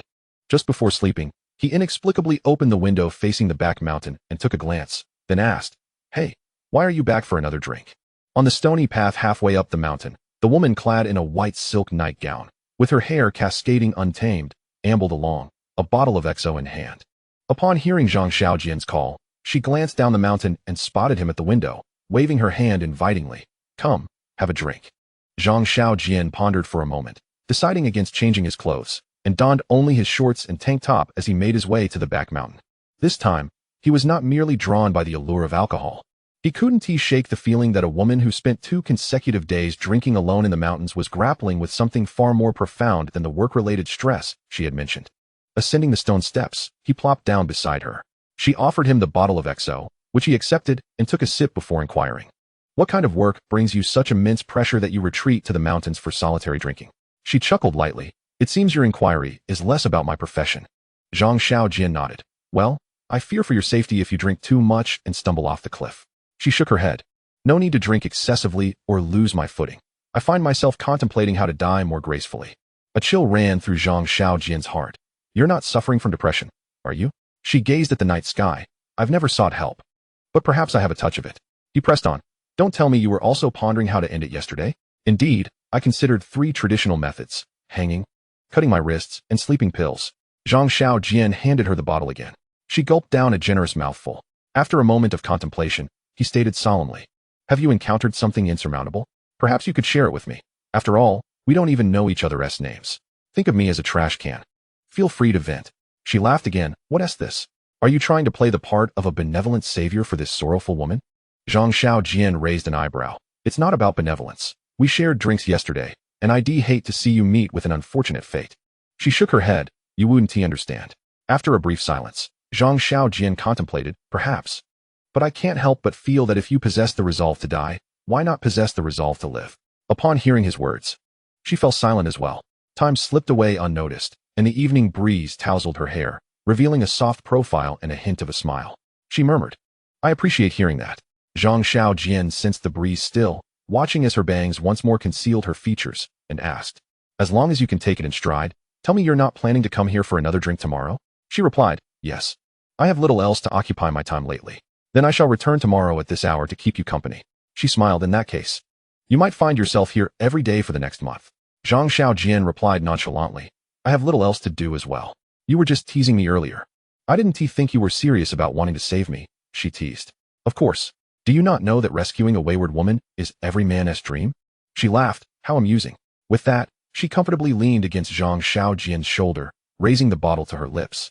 Her delicate feet slipping out of her sandals and resting casually on them, exuding an aura of relaxation. Chapter 60, The Garlic Peeling Girl. The morning light always brings hope. When Zhang Xiaojian awoke the next day, he felt no throbbing headache, realizing he had finally acclimated to the effects of the XO, a smile breaking across his face.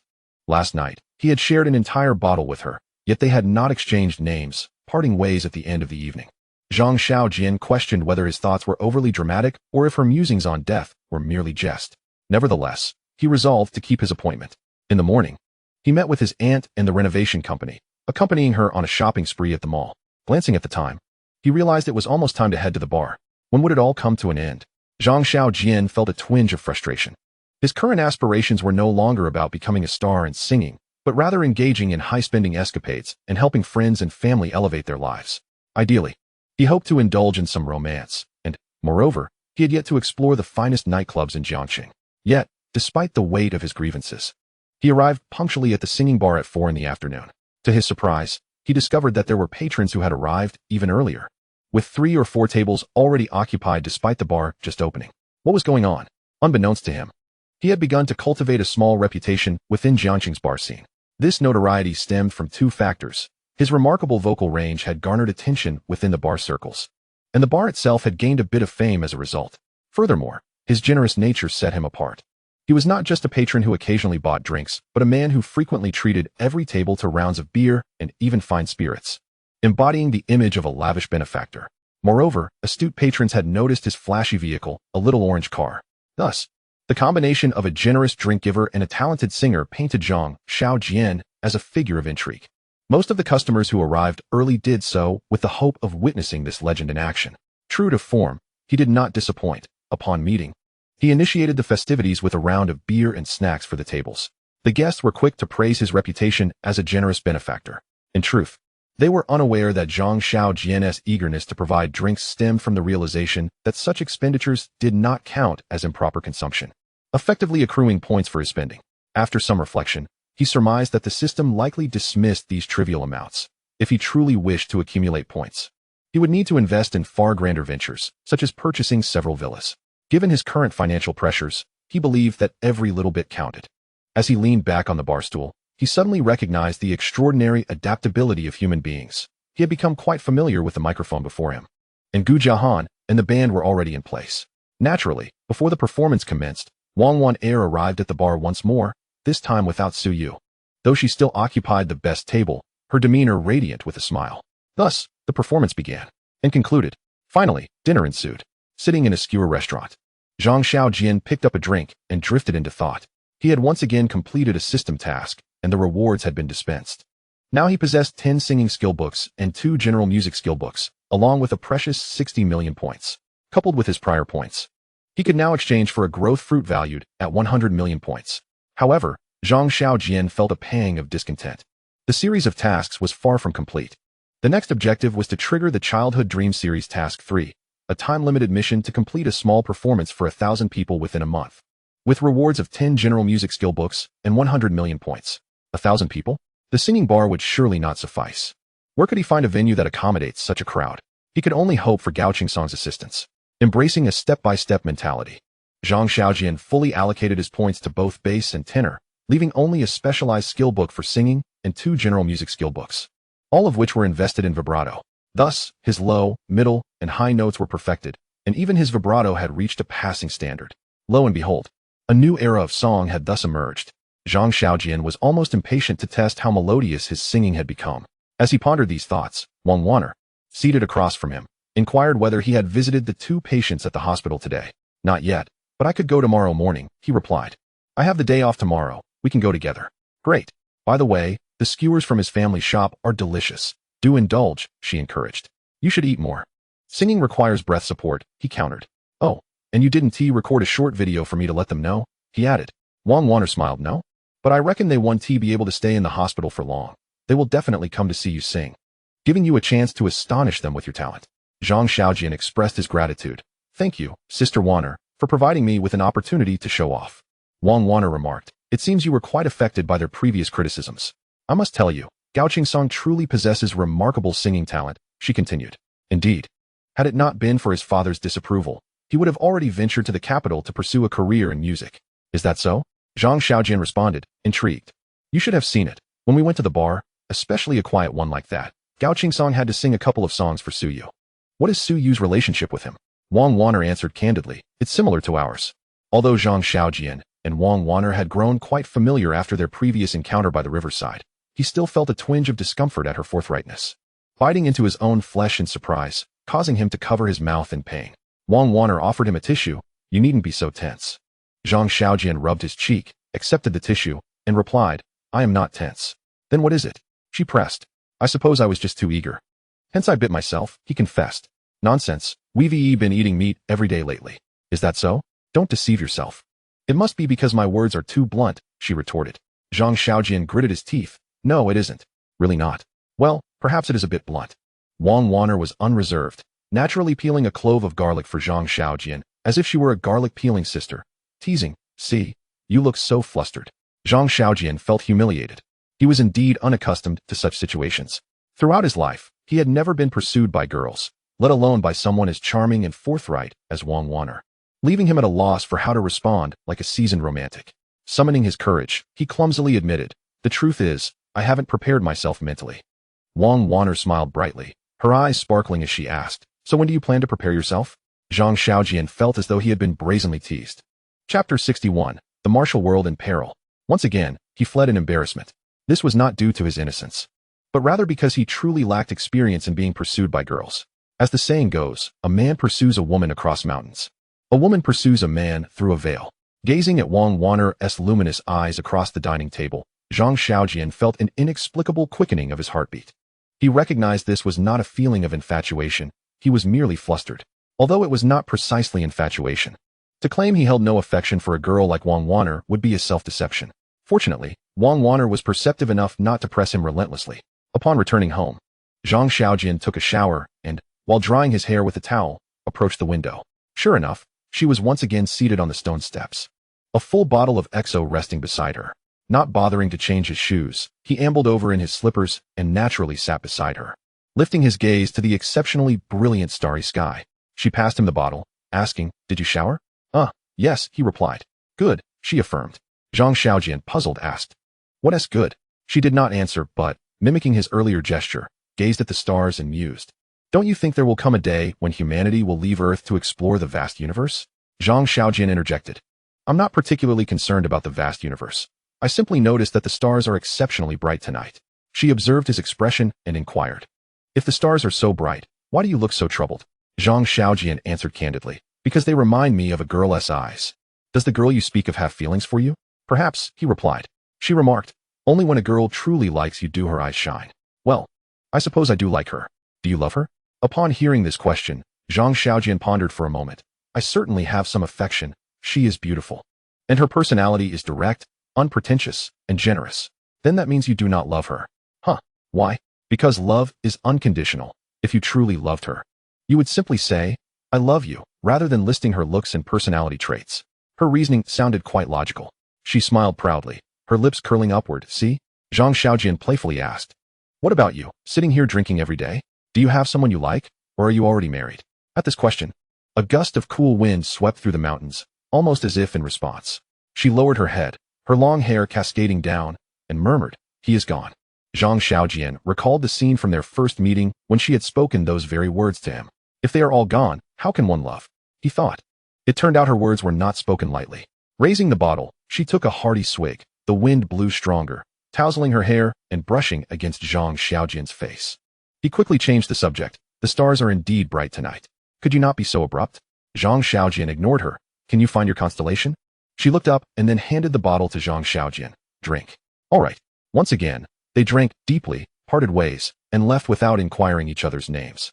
The following morning, Zhang Xiaojian awoke refreshed. After enjoying a breakfast lovingly prepared by his aunt, he took the lunchboxes she had prepared for Bai Yang and Gao Qingsong and set off, heading straight for the hospital. Upon arriving at the hospital entrance, while lost in thought, he heard someone call out, "Zhang Xiaojian?" Turning around, he saw a young man clad in traditional Han attire, youthful yet upright in demeanor. "Who are you?" Zhang Xiaojian asked. The young man replied, "I am Zhuo Fei, the 38th generation heir of Wing Chun. Greetings, senior." With that, the young man, with his thick brows and bright eyes, clasped his fist in a salute. Zhang Xiaojian was momentarily taken aback, pondering whether the existence of a 38th generation successor would indeed expose his impersonation. "No, young brother, I am not your senior brother. You must be mistaken. Senior brother, your name is Zhang Xiaojian, is it not?" "Indeed. Then you are my senior brother." Zhang Xiaojian raised an eyebrow and countered. "And you are called Zhuo Fei, correct?" "Yes." "Then by what right do you claim to be my junior brother?" Without missing a beat, Zhuo Fei struck a pose with a slight inward turn of his feet and declared, "By this." Zhang Xiaojian caught a glimpse of the peculiar stares from the onlookers and retorted, "Go play somewhere else." With that, he strode purposefully into the hospital. "Senior brother, wait for me." Upon arriving at the door of Ward 616, Zhang Xiaojian turned to the boy who had followed him and inquired, "Has your elder not taught you not to indiscriminately claim kinship?" Scratching his head, Zhuo Fei replied with an innocent grin, "My elder did not teach me this. But it matters not. Senior brother, you can teach me in the future." Zhang Xiaojian widened his eyes and questioned, setting aside this senior-junior nonsense. "How do you know my name, and what do you seek from me?" Zhuo Fei clasped his hands in greeting, then produced his phone and played a video directed at Zhang Xiaojian. As Zhang Xiaojian focused on the screen, he recognized it as footage from the previous altercation outside the school, a segment he had never seen before. In the video, he appeared somewhat like a martial arts master. "May I inquire, senior brother, is the individual in this video you?" "Yes." "Then you are indeed my senior brother." "By what right?" "Because you practice Wing Chun." Zhuo Fei whispered, leaning in closer. "May I ask who your master is? Perhaps we share some blood relation." "Get away from me." Zhang Xiaojian gently pushed Zhuo Fei's forehead and declared, "I have self-taught myself since childhood. I have no master." "Truly, you are an extraordinary person, senior brother." "I knew it. I knew it. We must be fellow disciples. How could I not recognize such a skilled individual as you?" Zhuo Fei exclaimed, excitedly striking his palm with his fist. Zhang Xiaojian. He began to suspect that this boy with thick eyebrows and large eyes might have just escaped from a mental institution. Zhuo Fei continued earnestly, "Senior brother, do you know? I located the local police station through this video. and with the help of the Jiangxing Martial Arts Association, I discovered your whereabouts. You have no idea how hard I've searched for you these past few days. My shoes are nearly worn out." Zhang Xiaojian waved his hand dismissively. "What do you want from me? Is there really a martial arts association in this rundown place?" Zhuo Fei nodded vigorously. "Senior brother, do you know Su Daxia? That person?" Zhuo Fei furrowed his thick brows. "He is a boxer who has defeated the heads of our Jiangxing Baguazhang, the old master of Praying Mantis Fist, and the master of Yixingquan in 3 consecutive challenges. The martial arts scene in Jiangxing is in peril." Zhang Xiaojian raised an eyebrow. "What does that have to do with me?" Chapter 62. What the hell? Sunlight streamed through the corridor windows on the 6th floor, casting a glow on Zhuo Fei's earnest face. His indignation and fervent rhetoric failed to stir even a ripple in Zhang Xiaojian. Instead, Zhang Xiaojian retorted, "What does that have to do with me?" Thus, a look of pain, struggle, and confusion began to etch itself on Zhuo Fei's face. This was entirely understandable. Although Zhang Xiaojian was unaware of Zhuo Fei's years of martial arts training, he could tell the boy was genuinely distressed. His discomfort stemmed from 2 primary reasons. First, the senior figures he had long revered were being defeated, shattering his admiration for them. Second, having immersed himself in the martial arts community for years, he likely felt a sense of collective honor, where one's triumph or defeat affected all. Seeing the boy on the verge of tears softened Zhang Xiaojian's heart, and he helplessly remarked, "Listen, young brother, I wouldn't stand a chance either." Upon hearing the gentleness in Zhang Xiaojian's voice, Zhuo Fei suddenly felt hope at the prospect of inviting this senior brother to join him, exclaiming, "Senior brother, your performance in this video is already quite formidable." Before he could continue, Zhang Xiaojian quickly raised his hand to halt him. "Formidable? I'm just an ordinary person, even if I know some martial arts. How could I possibly compete with a professional boxer? Are you out of your mind?" Zhuo Fei insisted, "Senior brother, our Chinese martial arts are vast and profound. We cannot belittle ourselves." Zhang Xiaojian cut him off again. "Do you even know why those so-called senior masters lost?" Zhuo Fei frowned deeply, having pondered this question, yet still finding it difficult to accept the harsh truth.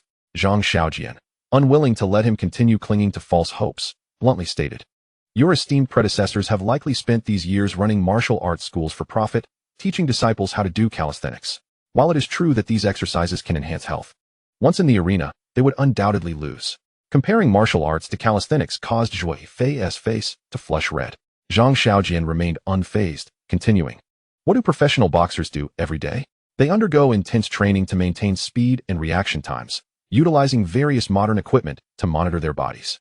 Even if you unearth the founding ancestors of these martial arts sects, they would still not stand a chance against athletes trained by modern scientific methods."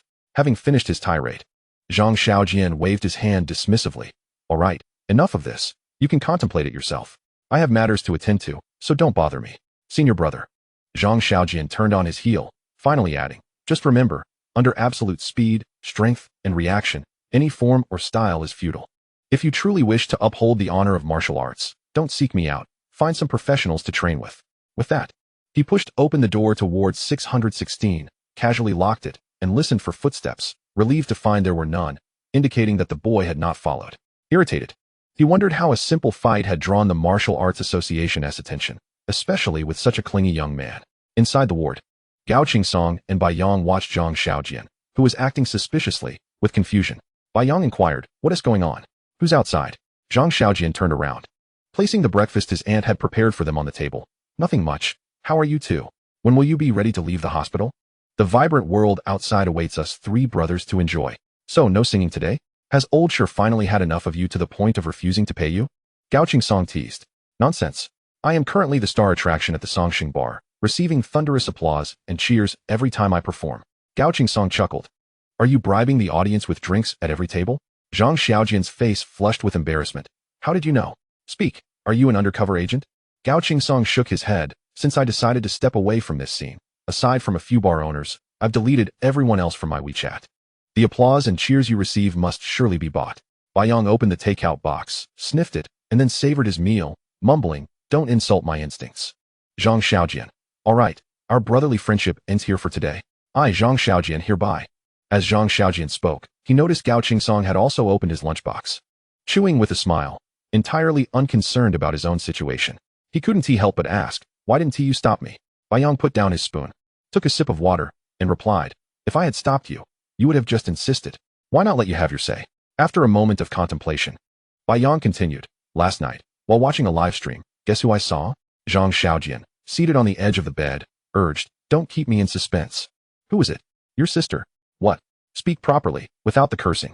"I mean your biological sister, Ning Xueqing." Zhang Xiaojian was taken aback. "My sister? Live streaming?" "Indeed, she was live streaming," Bai Yang affirmed. Zhang Xiaojian raised a hand. "Wait a moment, let me process this." "Take your time," Bai Yang said, picking up chopsticks and grabbing a braised egg from Gao Qing's lunchbox. "To be honest, she has become increasingly beautiful."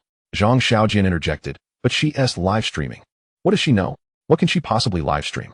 Bai Yang responded, "She doesn't know much, so she just chats during her streams." Zhang Xiaojian pressed, "Are you sure it's my sister?" "Of course, I watched her grow up. I couldn't mistake her." Zhang Xiaojian scratched his head, "But wait. The last time she checked in, she said she was busy with second-hand housing. How did she end up live streaming?" "This is bad, very bad." As he spoke, his voice trembled, and a myriad of dramatic scenarios flooded his mind. Gao Qingsong leisurely remarked, "Xiaojian, it's quite normal to be a live streamer these days. Why are you panicking?" Zhang Xiaojian shot him an angry glare. "Do you have a sister?" "No." "Then be quiet. You wouldn't understand." Zhang Xiaojian stood up, pacing anxiously around the room while dialing his phone. Yet, no matter how many times he called, he was met with the same emotionless, but feigned sympathetic response. "Sorry. The user you have dialed is powered off. Please try again later." Bai Yang, empathizing with Zhang Xiaojian's anxiety, had refrained from informing him about Ning Xueqing's livestream the previous night, fearing he might act irrationally in the late hours. Moreover, Ning Xueqing seemed to be in good spirits during the stream, indicating that everything was fine. Bai Yang reassured him, "Don't worry. I've saved her livestream link. She'll likely go live again this afternoon. You'll be able to contact her soon. Just sit down and calm yourself." Zhang Xiaojian found solace in this and plopped back onto the hospital bed. "True, that girl is quite clever. By the way, did you check her fan rankings? Who's at the top?" "What is that to you?" Bai Yang replied. "You freeloader. Don't tell me you're unaware that the top fan usually has close ties with the streamer. Have you seen when she started live streaming?" Bai Yang, caught off guard by the question, handed his phone to Zhang Xiaojian. "You go watch it yourself." Chapter 63. I Am Your Brother. Zhang Xiaojian felt as aggrieved as a neglected spouse. Holding Bai Yang's phone, he quickly navigated to Ning Xueqing's livestream and watched the replay of the previous day. A wave of emotions washed over him, a feeling that only a man with a daughter or a younger sister could truly comprehend. It was a despondent feeling, akin to watching a prized cabbage grow lush and vibrant, only to realize it was destined to be devoured by a pig, while he remained powerless to intervene. Fully aware that this fate was inevitable, after lamenting, he could only console himself with the thought that eventually, his sister would find a man, which was unavoidable. Meanwhile, another voice echoed in his mind, wishing that day could be postponed a little longer. In summary, with a tumultuous mix of emotions, Zhang Xiaojian gazed at his long-lost sister, lost in thought. Meanwhile, Wang Wanner arrived at the hospital room as expected. Upon entering, she curiously inquired, "Who was that young man in the tank suit outside?" Zhang Xiaojian, engrossed in his phone, barely glanced up. "Never mind him." Following Wang Wanner's arrival was Luo Tingfei, who seemed to have taken a liking to boasting and had been making daily visits to the hospital. Having exhausted his repertoire of jokes, he had resorted to telling anecdotes instead. "Bro, let me share a true story," he began. Gao Qingsong and Bai Yang nodded in unison, both aware that Luo Tengfei's true stories were often fabrications. "I have a good friend. Our acquaintance is quite legendary. Want to hear it?" Gao Qingsong and Bai Yang nodded again, glancing at Wang Wanner. She replied, "What makes it legendary?" Luo Tengfei cleared his throat and began, "Back in middle school, my parents bought oversized uniforms, fearing I'd grow too fast. In just a year, I wouldn't fit into them anymore. Girls had the same experience, which is why I loved doing calisthenics. It was a way to peek through the short sleeves. Despicable, shameless, vulgar." Wang Wanner interjected. Gao Qingsong and Bai Yang cursed, while secretly pondering why they hadn't thought of that in their youth. Unfazed by the reprimands, Luo Tengfei chuckled. "Later, when we were reorganized into classes, I changed my position, and the girl next to me turned out to be the prettiest in our class. And guess what I saw?" Although Gao Qingsong and Bai Yang were intrigued, they had to maintain their composure in front of Wang Wanner and feigned innocence. Noticing their silence, Luo Tengfei continued unabashedly. "I saw a pair of eyes." "Huh." Wang Wanner was momentarily confused. Those were eyes that resonated with mine. At that moment, we both looked at different sleeves and found each other. "Only fate can explain this," Luo Tengfei mused. Gao Qingsong and Bai Yang stifled their laughter. Wang Wanner finally caught on, and how much more fateful would it have been if the girl wasn't in a cup? Bai Yang and Gao Qingsong raised their thumbs in approval. "That is truly a legendary tale of how you met." After this statement, they suddenly sensed a shift in the atmosphere of the room, noticing Wang Wanner's expression had darkened slightly. Luo Tingfei was the type who could talk for an entire afternoon, ensuring that there was never a dull moment in the hospital room, and time flew by amidst laughter. Zhang Xiaojian finally finished watching his sister's livestream replay, but remained fixated on his phone, eagerly awaiting her next broadcast. After enduring a rather mundane lunch together in the hospital room, everyone noticed he was still transfixed by his device, as if it were a bar of gold. Finally, at 3 o'clock in the afternoon, the livestream room opened. With her hair styled in a bun and a touch of makeup, Ning Xueqing appeared on camera, looking stunning. Unbeknownst to her, her brother was watching her from Jiangxing through his phone. She greeted her audience with a sweet smile. So early, and already so many comments? Most of them must be bots, right? She had a knack for humor. As a wave of comments flooded in, declaring, "I'm not a robot." Zhang Xiaojian's message was quickly lost among the crowd. As I prepared to replicate a message and send it repeatedly, for eager minds gathered around. "Xiaojian, your sister is quite the beauty," one remarked. "You'd better watch it." Gao Qing-song. "Xueqing is not just Xiaojian's sister, but also my sister," Bai Yang's, came the warning. Bai Yang's expression shifted slightly. "Why do I feel a certain tone in your voice?" Wang Wanner chuckled, glancing between Bai Yang and the image of Ning Xueqing on the phone screen. "A sister is a wonderful sister. But I sense your intentions as a brother might transcend mere sibling affection." Bai Yang's face flushed crimson. Meanwhile, Zhang Xiaojian had dispatched several messages in quick succession, evidently oblivious to Ning Xueqing's lack of awareness. "Bai Yang, you freeloading scoundrel." After his lament, he produced his phone and swiftly recharged his account. The four onlookers soon witnessed a dazzling array of zeros, followed by a barrage of super rockets ascending in Ning Xueqing's livestream. Seated before her computer, Ning Xueqing felt her eyes must be deceiving her. Having just begun her stream, she was engaged in casual banter while monitoring the half-screen barrage of comments.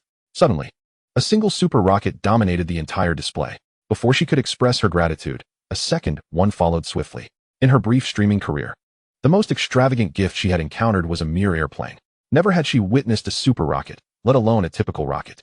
Thus, she was momentarily taken aback. As her moderators began to flood the chat, "Thank you, brother Jian Zhongyu Jian, for the super rocket." The name Jian Zhongyu Jian struck a familiar chord. Yet the significance eluded her.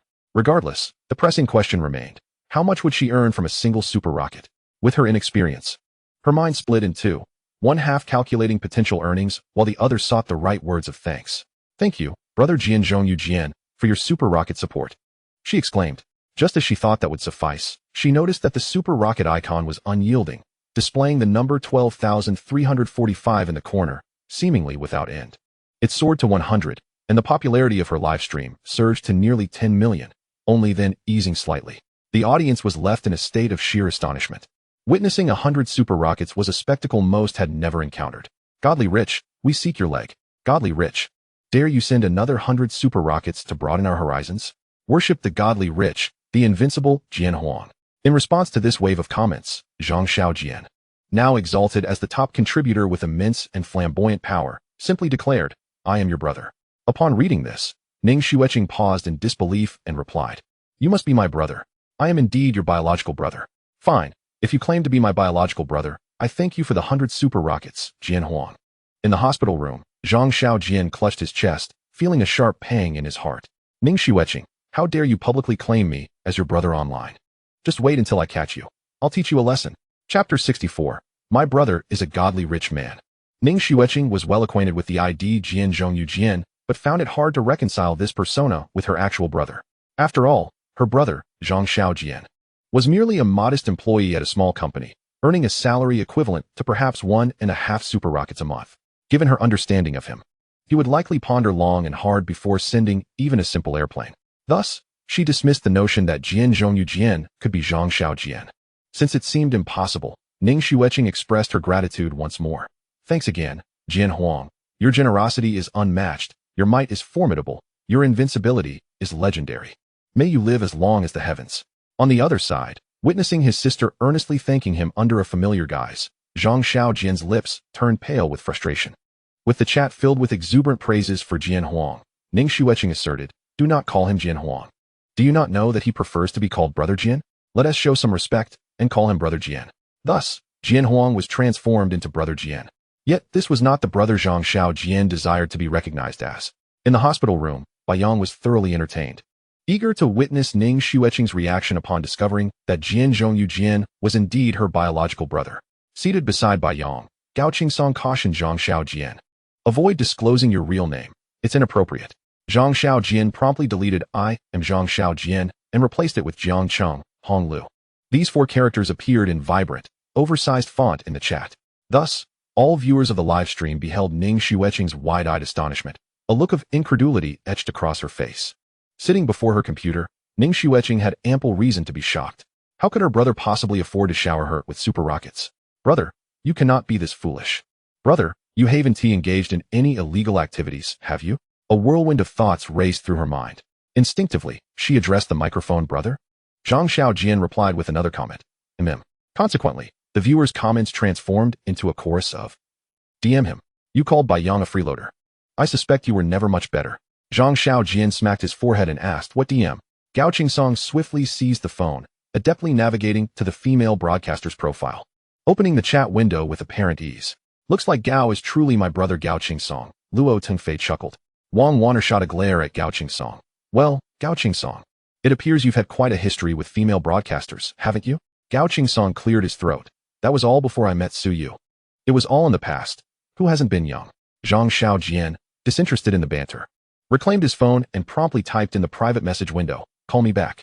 No new streamer would dare end their broadcast while a godly rich patron was showering them with gifts. After reading the private message, Ning Xueqing made no further explanations and immediately closed her stream. Yet even after shutting down, the chat room remained active, with messages flooding in.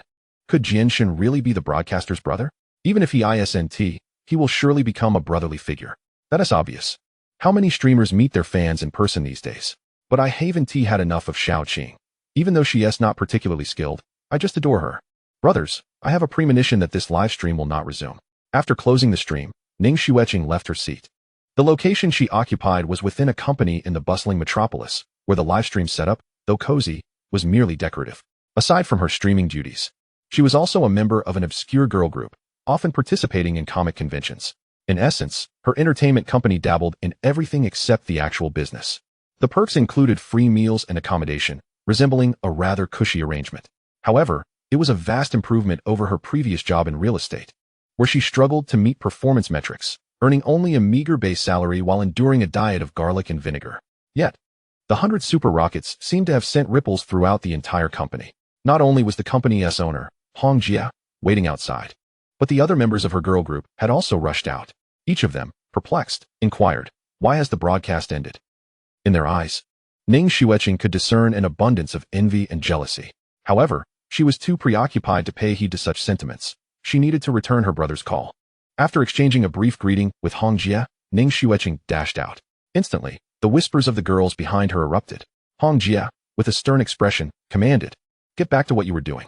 Do you have any idea how much 100 super gifts are worth? Xueqing earns more in a few minutes than you do in a long time. Upon hearing this, the crowd dispersed, and Hong Jia glanced around before hastily pursuing the direction Ning Xueqing had taken. Brother? Who else could it be? No. Brother, what is going on? 100 super gifts? I'm a bit confused. Confused? Hurry up and come home. Brother, I have a contract. I can't go back. What contract? I signed with an entertainment company. Zhang Xiaojian raised an eyebrow in the hospital room and asked, what nonsense are you signing? What do you even have to offer? Why would anyone sign you? Ning Xueqing retorted, brother, don't look down on your sister. I really did sign. But wait, where did you get your money from? Did you strike it rich? Yes. Xueqing. Zhang Xiaojian took a deep breath and said, actually, for over 20 years, I've been testing you. I've already inherited a fortune of billions and have been waiting for you to return to claim it. Brother, stop joking. I'm not joking, really. Stop it, brother. I'm truly not joking. Ning Xueqing's hand trembled slightly as she held her phone, which was then snatched away. The one who seized the phone was Hong Jia. Having encountered such situations frequently, she had already grasped the gist of it from Ning Xueqing's fragmented words. It was merely a matter of a wealthy patron wanting to support a streamer and the streamer herself wishing to meet in person. However, when did this girl, Ning Xueqing, become so affectionate in calling him brother? This detail was inconsequential. Although Hong Jia ran a modest entertainment company, she steadfastly adhered to her moral principles. She picked up the phone and said, hello, sir. I am Fong Hong, Ning Xueqing's manager. Please feel free to share your concerns with me. On the other end, Zhang Xiaojian was taken aback. Manager? Fong Hong. Who the hell are you? Recalling his sister mentioning she had signed with some entertainment company, he worried it might be a shell company. His expression darkened as he warned, you're the manager? You're the one who my sister signed with? Yes, sir. Ning Xueqing is one of our artists. Artist? Zhang Xiaojian's hands shook. What kind of company is this? My sister dances with no coordination and her singing isn't exactly pleasant. At best, she is somewhat decent looking. Has the standard for artists dropped so low? Meanwhile, Ning Xueqing tugged at Hong Jia's hand, explaining, Boss, this is my biological brother, my real brother. Fang Hong paused and retorted. Wasn't he just flaunting 100 super gifts? Yes, that's him. Then how is he your biological brother? Ning Xueqing, uncertain, replied softly. My brother should indeed be the wealthy patron. He said he has been testing me for the past 20+ years, waiting for me to return to inherit a fortune of billions. Chapter 65. Instant transformation into a little wealthy woman. As Ning Xueqing uttered this, she herself found it hard to believe. She had been away from Jiang City for less than a year. How could her brother have transformed into a wealthy patron? Yet, 100 super gifts seemed to be sufficient evidence of her brother's current affluence. However, in her memories, her brother, Zhang Xiaojian, was still that boy who would ride horses and fight, the one who would toss thin slices of beef into his own bowl while eating beef noodles. Most importantly, until today, she believed he was still the small office worker sitting at a desk barely a meter long, staring blankly at the computer screen. Perhaps he would continue this way for the rest of his life, finding a wife of similar standing, meticulously calculating daily expenses, lamenting at the supermarket about the rising price of pork, and absolutely refusing to pay more than 15 yuan for a haircut. Ning Xueqing did not wish to live such a life, which is why she had ventured to the metropolis. She had attempted various professions: real estate agent, flyer distributor, and part-time worker at KFC. She had endured many hardships, experienced jealousy, and even chewed on whole cloves of garlic, sweating profusely while distributing flyers. For her, newly arrived in the metropolis, these experiences were both novel and familiar. 2 months ago, she realized she could not continue living this way, even for a bed space. She lacked the funds to renew her lease. Just as she was about to call home in despair, she stumbled upon a job advertisement online. Thus, she arrived at this place called Qiming Cultural Communication Company, Limited.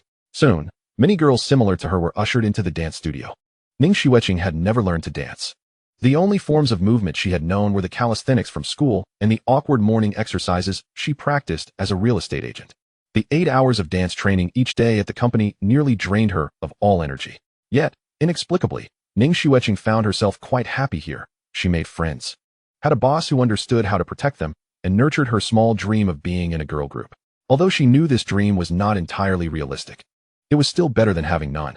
At the very least, Ning Xueqing understood that she had finally carved out a place for herself in this vast metropolis. And that felt wonderful. However, today, after struggling for a year, her brother informed her that the past 20 years had been a test, and a fortune of billions awaited her return to inherit. Ning Xueqing dared not believe it, yet she yearned to accept it. Thus, she posed this question to her manager, Fang Hong, and gazed at this woman, whom she perceived as a significant figure, as if waiting for Fang Hong to provide her with an answer. Fang Hong's grip on the phone stiffened. If he were not a wealthy patron, but indeed Ning Xueqing's biological brother, the situation seemed quite different. Zhang Xiaojian, on the other end, called out, Hello? Hello? Is anyone there? Fang Hong, being well exposed to the world, responded, Hello, Mr. Ning. My surname is Zhang. Fang Hong turned to Ning Xueqing, inquiring, Isn't he your biological brother? My biological brother does indeed have the surname Zhang. Mr. Zhang. It's like this. Ning Xueqing has signed a 2-year contract with my company. She is quite happy here, and you need not worry about her safety. Miss Fang. Here's the thing. Ning Xueqing has always been a bit of a troubled child, and I can't be sure if she was in the right state of mind when signing a contract with your company, so I'm quite concerned. Mr. Zhang. Ning Xueqing is an adult. She possesses her own identification and is her own guardian. She has the right to sign any contract that pertains only to herself, and such contracts are protected by law. Ms. Fang inquired, May I ask if there is a penalty clause in the contract you signed? A penalty of 2 million. Explicitly stated in black and white, came the response. Oh, only 2 million? Fang Hong interjected. What do you mean by only 2 million? Zhang Xiaojian cleared his throat, pondering that indeed. It was a mere fly-by-night company. What kind of artist had a penalty of only 2 million? Hardly enough to fill a gap in one's teeth. Well then, Ms. Fang, I will be flying to the magical city tomorrow. Fang Hong interrupted, Mr. Zhang, don't you wish to inquire about Ning Xueqing's thoughts first? Zhang Xiaojian considered this for a moment, put her on the line. Fang Hong handed the phone to Ning Xueqing. Zhang Xiaojian got straight to the point, sister. What kind of shoddy company did you sign with? A penalty of merely 2 million? I'll fly over tomorrow, pay the penalty, and we can return home to enjoy life, shall we? Ning Xueqing replied, Brother, I have my own legs. Zhang Xiaojian emphasized earnestly, Annie has not been well lately. Spare me, you always say that. Ning Xueqing retorted. Zhang Xiaojian coughed lightly. Really, she recently moved to Lake Villeneuve City. The old lady has taken to collecting bottles. And the security guards praised your mother for being environmentally conscious, tossing everything into the garbage bin instead. She got quite upset, and her gums have swollen. Ning Xueqing, and Baiyang snatched Zhang Xiaojian's phone. Ching, I miss you too. Brother Baiyang, could you please pursue Sister Suyu properly? In the hospital room, Gao Qingsong had both hands around Bai Yang's neck. You, Baiyang, how dare you? Wang Wan'er hurriedly intervened, while Luo Tengfei widened his eyes. Brother, calm down. This is a hospital. If you use excessive force, they can still provide timely rescue. The scene descended into chaos. Zhang Xiaojian seized the phone. All right. I'll take the call. Hearing her brother's voice, Ning Xueqing took a deep breath. Brother, I need to think it over. I can't quite accept it at the moment. Zhang Xiaojian replied readily. Fine, 2 conditions.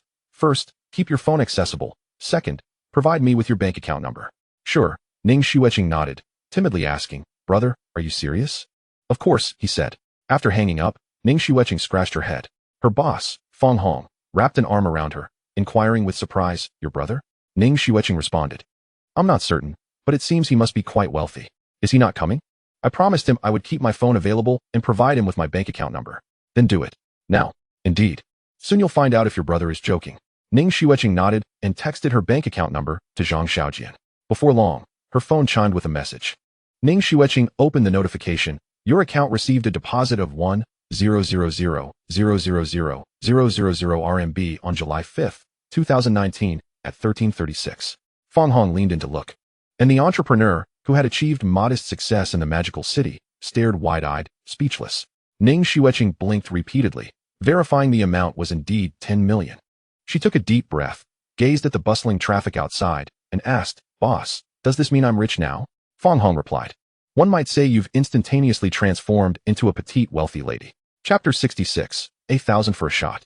In July, the magical city was engulfed in the sweltering heat of summer, a stifling sensation permeating every corner of the city. Standing in front of the company with an additional 10 million in her bank account, Ning Xueqing pondered for an extensive period, ultimately failing to comprehend how her brother had acquired such wealth. How could he casually transfer 10 million? How was she, as his sister, to respond? Feng Hong stood by her side, recognizing the turmoil within Ning Xueqing's heart, allowing her the time to process.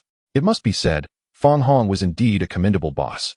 Although she navigated various social gatherings and often painted grand visions for her employees, illusions of an unattainable future, she genuinely protected these young women. Among them, Feng Hong favored Ning Xueqing the most. Despite Ning Xueqing being the least skilled dancer and singer, something about her intrigued Feng Hong. Thus, even with Ning Xueqing's lack of professional competency as an artist, Feng Hong chose to sign her. Perhaps, on a deeper level, Feng Hong saw her own past struggles reflected in Ning Xueqing, a visage of earnest effort yet persistent inadequacy. That effort, albeit clumsy, was endearing. In fact, you could go home to take a look, I'll grant you a vacation. Indeed, Ning Xueqing responded absent-mindedly. Feng Hong smiled, placing her hand on Ning Xueqing's shoulder. Moreover, you've earned quite a bit for the company today, with 100 super hits, even after the streaming platform takes its half. The company will still receive a substantial portion. Ning Xueqing replied, Boss, that sounds rather devoid of sentiment. Feng Hong chuckled. Then let me say something more heartfelt. I'll book you a flight and see you off at the airport, all right? Ning Xueqing nodded. You want to deduct it from my salary, will you? Do you think I'm that stingy? Boss, you can be quite frugal at times. Feng Hong exclaimed in exasperation, pinching Ning Xueqing's cheek. As a millionaire, shouldn't you treat everyone to a meal to showcase your generosity before you leave? Ning Xueqing naturally agreed. We'll have a meal eventually. How about I buy everyone an ice cream first? Feng Hong sighed. Why not something a bit more substantial than ice cream? Ning Xueqing bit her lip, negotiating. I'll buy the 3 yuan ones. It seemed that her aunt's exceptional genes were indeed at play. As the saying goes, knowledge alters fate. But what is the purpose of acquiring knowledge? 90% of people would answer, of course, to earn more money. Hence, rephrasing this to money changes fate resonates more with reality, though the people of Huaxia often shy away from stating such truths so bluntly. Unbeknownst to him, Zhang Xiaojian, who had casually transferred funds, had irrevocably altered Ning Xueqing's destiny and now wore a radiant smile. He had finally rediscovered the sister who once treated him like a steed, always urging him to let her eat more meat. Ning Xueqing was undoubtedly the most significant person in Zhang Xiaojian's life. He wished for her to be happy, to live joyfully, and to thrive better than anyone else. Having grown up in poverty, Ning Xueqing had never tasted the finer things in life, let alone enjoyed them. Now that they were affluent, Zhang Xiaojian naturally desired for Ning Xueqing to return to Jiangsheng and relish life, to make up for all the experiences she had missed in the first 20 years of her life. Therefore, after concluding the call, Zhang Xiaojian had already resolved to discuss this matter with his aunt shortly and to take her on a trip to the magical city that evening. By the way, what is the finest hotel in the magical city? Shouldn't they also explore Disneyland? Additionally, what type of cuisine is served at the most expensive restaurant? Thus, with a flurry of questions swirling in his mind, Zhang Xiaojian promptly released Gao Qingsong, who still had Bai Yang in a chokehold.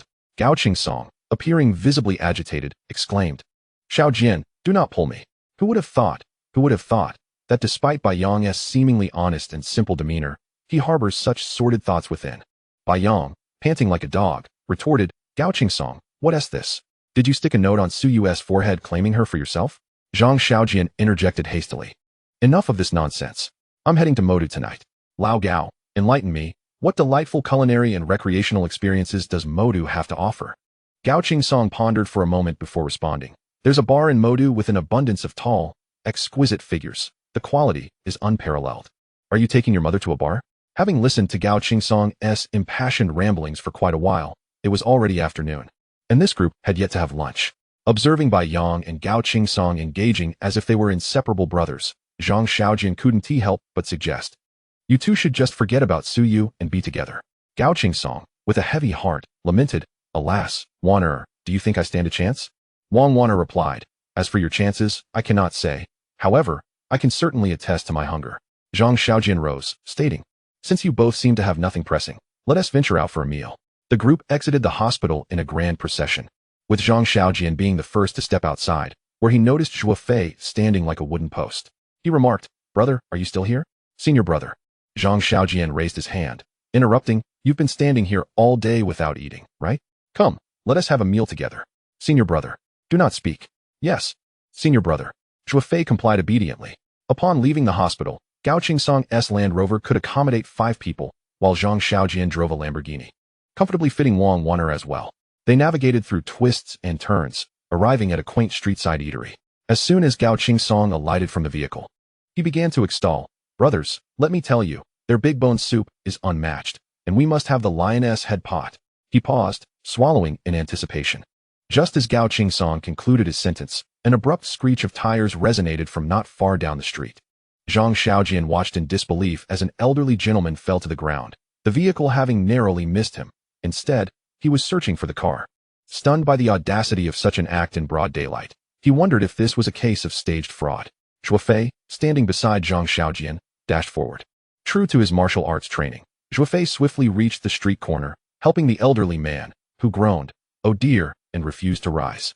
Gripping Zhuo Fei's sleeve with his right hand, Zhang Xiaojian felt a sense of foreboding as the driver of the Audi, a bold individual, recognized the situation as a scam and promptly reversed, vanishing without a trace.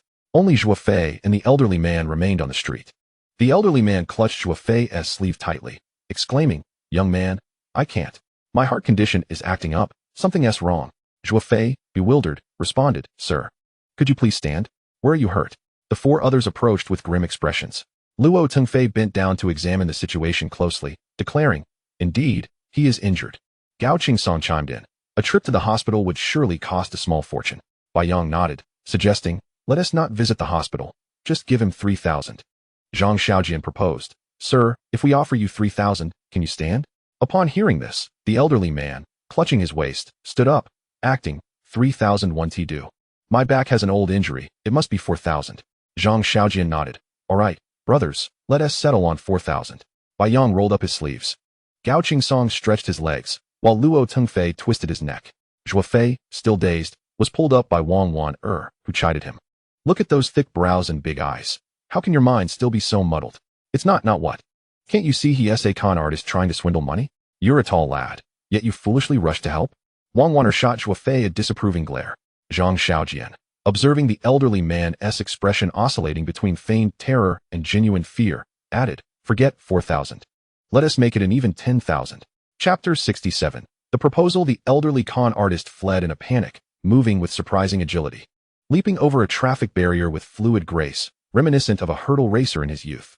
This was hardly surprising, given that the 4 young men before him appeared quite intimidating. More importantly, The elderly man recognized the Lamborghini and Land Rover behind him. He knew that if these youngsters truly decided to retaliate, they could easily afford it, yet his frail body could not withstand the consequences. The elderly man's guilt was palpable. Watching him swiftly vanish from sight, Zhuofei could only lament the decline of moral integrity and humanity. Zhang Xiaojian understood that Zhuofei, being a martial artist, possessed a certain chivalrous spirit, which is why, during their meal, he ensured Zhuofei received a generous portion of lion's head. Zhuofei relished the meal, though he incessantly called Zhang Xiaojian senior brother, which made Zhang Xiaojian feel quite uncomfortable. At this juncture, Gao Qingsong and the others learned that Zhuofei had come to invite Zhang Xiaojian to step back into action and confront professional boxers. Thus, the conversation inevitably shifted in that direction. Luo Tengfei slammed the table, declaring, "I object. Do you not comprehend who my brother Xiaojin is? Forcing a boxer to kneel is merely a matter of stacking bills. To engage in actual combat would be beneath his dignity." Bai Yong, gnawing on the big bone, added, "Moreover, professional boxers are no match for him. Xiao Zhua, you might as well abandon this thought. Martial arts cannot compare to professional fighting nowadays." Gao Qingsong sipped his soup, savoring it before exclaiming, "Believe it or not, I actually know a couple of boxers. I've even been to a boxing gym. There's one guy there. I can't recall his name, but judging by his punches on the sandbag, I reckon he could easily knock me out." Zhang Xiaojin concurred, adding, "So, you should stop pondering this matter. Go on with your life. Life is beautiful." Zhuofei shook his head, asserting, "No, martial arts cannot fade away in our generation." Wang Wan'er interjected, "Hold on. Don't place such lofty expectations upon yourself. The sky won't fall with you beneath it. What about your masters and senior uncles? Why are they not concerned while you fret over this?" As she spoke, Wang Wan'er scooped a spoonful of brain matter and placed it into Zhuofei's bowl, saying, "Eat more of this. It will nourish your mind." Luo Tengfei, naturally perceptive, swiftly redirected the topic, asking, "Brother Xiaojian, what if that old man had run away and decided to pin the blame on us?" Zhang Xiaojian raised an eyebrow, replying, "Then I would have you find me 100 idle students. Each would receive 500 daily to lounge in front of his house." "Brilliant. That's an ingenious plan." Luo Tengfei exclaimed in admiration, not forgetting to grab a spoonful of brain matter. Wang Wan'er seized his wrist, saying, "No more for you. You've had your fill. Reducing your intelligence a bit is far better than anything else. Wan'er, go away." As it turned out, the eatery Gao Qingsong recommended was indeed delightful. Upon leaving, Zhang Xiaojian and his companions left behind a large bucket filled with bones. Judging by the quantity, they had devoured more than even a dog would. Just as they settled into their small orange vehicle, Zhang Xiaojian's phone rang. Upon answering, a sweet voice greeted him, "Xiaojian, brother." Seated in the front passenger seat, Wang Wan'er tucked her hair behind her ear, clearly eager to hear the sweet sounds emanating from that young lady's lips. "Jiahan, if you have something to say, just say it. There's no need to feign femininity." Over the course of the last couple of days, Zhang Xiaojian had come to realize that Gu Jiahan was indeed a rather rock and roll woman, interacting with the musicians in an exceedingly masculine manner. Thus, Zhang Xiaojian felt compelled to express this sentiment. Gu Jiahan retorted, somewhat disgruntled, "What do you mean I'm not feminine? Xiaojian, are you not aware that I am AD?" Zhang Xiaojian replied, "I truly hadn't noticed. I thought you were at most AC." She explained, "That's merely because I usually keep a low profile. So, does that mean if I remove my smoky makeup, I would be a stunning beauty?" "Indeed, to be honest with you, Xiaojian, once I remove my makeup, I appear as innocent as a college girl singing folk songs. That's why I must resort to the smoky eye look every day." At that moment, Zhang Xiaojian noticed Wang Wan'er tilting her head towards the setting sun, gazing at the sky at a 45-degree angle, prompting him to alter his words. "Jiahan, do you have something to discuss?" "Yes. Are you not coming in from today onward?" "Not necessarily. In fact, I was hoping to ask you if there are any larger performances coming up. So, the bar is no longer sufficient for you?" "Indeed. It has become rather dull with so few people. I yearn for a grander stage now." Interestingly, there seems to be a campus ensemble concert coming up, featuring several second-tier singers, and they are looking to include some local renowned bands. Zhang Xiaojian's eyes lit up at this news. "Is there a chance our band could perform?" "Oh, Xiaojian, there are many intricacies involved. Even though they are all second and third-tier singers, the organizers seek local bands, which means we would need to contribute somewhat to their traffic. It's best to consult the boss on this. He has connections in this area. But who wants to spend extra money? All right, I will call Old Shi right now." "Sounds good. Xiaojian, feel free to drop by the bar more often." "Sure." After hanging up, Zhang Xiaojian promptly dialed Shijin's number. Upon answering, Shijin asked, "Xiaojian, are you here to bid farewell?" Zhang Xiaojian replied, "Not quite. I simply have a query for you." "No need for formality. What is it?" "I heard Jiahan mention a recent ensemble concert. and I believe our bar's band would be a good fit. Could we perhaps exert some effort to get on the lineup? You aren't hoping to sing a song yourself, are you? Zhang Xiaojian responded earnestly. Old sure, I am indeed a member of the band, and I must tell you, after these past few days of practice, my singing has reached a godly level, understand? Sure, Jean chuckled. Let's put the ensemble aside for now. We need to discuss this in person. You can't just vanish silently from my bar. You know you are quite popular now. Many patrons are clamoring to hear you sing. Don't kid around, old sure. I suspect they are more interested in the drinks. Are you trying to lure me back to keep supplying alcohol? Sure, Jean, mimicking Zhang Xiaojian's earlier seriousness, remarked, Xiaojian. Where do you get that idea? While the bar's revenue has indeed surged since you arrived, am I that kind of person? You are. Sure, Jean laughed. Not offended. How about I host a farewell fan meeting for you? We'll hang a banner, and as guests enter, they will receive glow sticks, guaranteed to create a fantastic atmosphere. Zhang Xiaojian thought to himself, you sly old fox, and then asked, a farewell fan meeting sounds feasible, but old sure, won't you need to put in some effort for the ensemble concert? Sure, Jean smiled. Easy enough. After all, if Jiahan becomes a star in the future, it will bring prestige to our bar. I will inquire about the pricing shortly. Is there a cost involved? Of course. Upon hearing this, Zhang Xiaojian declared, old sure. Though I've only interacted with Jiahan and the band for 2 days, I can already deeply sense their passion for music. What are you implying? Zhang Xiaojian emphasized. Don't even mention a price. Just secure it for me. Now that is quite poetic. Chapter 68, A Mess. Zhang Xiaojian drove his Lamborghini, ferrying Wang Wan'er home. The twilight and the evening glow accompanied the little orange car, as an old song by Beyond, Sea and Sky, played on the stereo, evoking deep feelings. Zhang Xiaojian was in high spirits, and his buoyant mood stemmed not merely from finalizing the farewell fan meeting with old Sure, but from the simple joy of reconnecting with Ning Xueqing. As he contemplated the imminent reunion with his dear sister, he began to sing along. The moment he opened his mouth, he found himself immersed in the lyrics. Forgive me for this life of unrestrained freedom. Why does it sound so beautiful? Realizing he was now a singing god, Zhang Xiaojian resolved to learn more songs. He couldn't possibly sing Sailor or the Sea again at the upcoming fan meeting. Wang Wan'er gazed at him in astonishment, yet instead of praising his voice, she asked, you seem quite cheerful? Turning the steering wheel, Zhang Xiaojian replied, I genuinely miss my sister. Knowing I will see her soon, how could I not be in a good mood? Have you booked your flight? Zhang Xiaojian nearly slammed on the brakes. Apart from taking trains to a few nearby cities, he had never traveled much, and certainly had never boarded a plane. He had intended to book a flight earlier, but had gotten sidetracked, and now it struck him that he hadn't even purchased a ticket. Thus, Zhang Xiaojian, the nouveau riche and country bumpkin, immediately said, could you help me book one? Check if there are any flights available for tonight. If not, then for tomorrow. My elderly mother cannot stay up late. Wang Wan'er took out her phone, opened an app, and casually inquired, first class? Oh right. I forgot that flying involves different classes. Wanting to spend a bit more money, Zhang Xiaojian asked, what's the best option? Wang Wan'er chuckled, a charter flight would be the best. Zhang Xiaojian slapped his forehead, realizing how he had overlooked this detail. He thought to himself, I must indulge. A charter flight must be the priciest option. Very well, let us go for a charter. Can we arrange that for tomorrow? Wang Wan'er replied, I merely mentioned it casually, not expecting you to take it seriously. However, she knew Zhang Xiaojian wasn't short on funds. And after a moment's thought, she added, I'll check. Typically, airports have small aircraft available for charter. But they are limited in number and depend on whether they can fly to Modu tomorrow. Zhang Xiaojian, with bravado and decisiveness, responded, inquire. It would be ideal to secure a charter. With your attitude, perhaps you should just buy a private jet? Wang Wan'er remarked, again casually. Zhang Xiaojian smacked his forehead, realizing. Yes, why didn't I think of that? Buying a private jet, parked at the airport, obtaining licenses and maintenance must cost a fortune, surely far more than maintaining a car. Wouldn't that just send my points soaring? What a splendid suggestion. Do you know anyone who sells private jets? Observing Zhang Xiaojian's earnest expression, Wang Wan'er quickly clarified, no.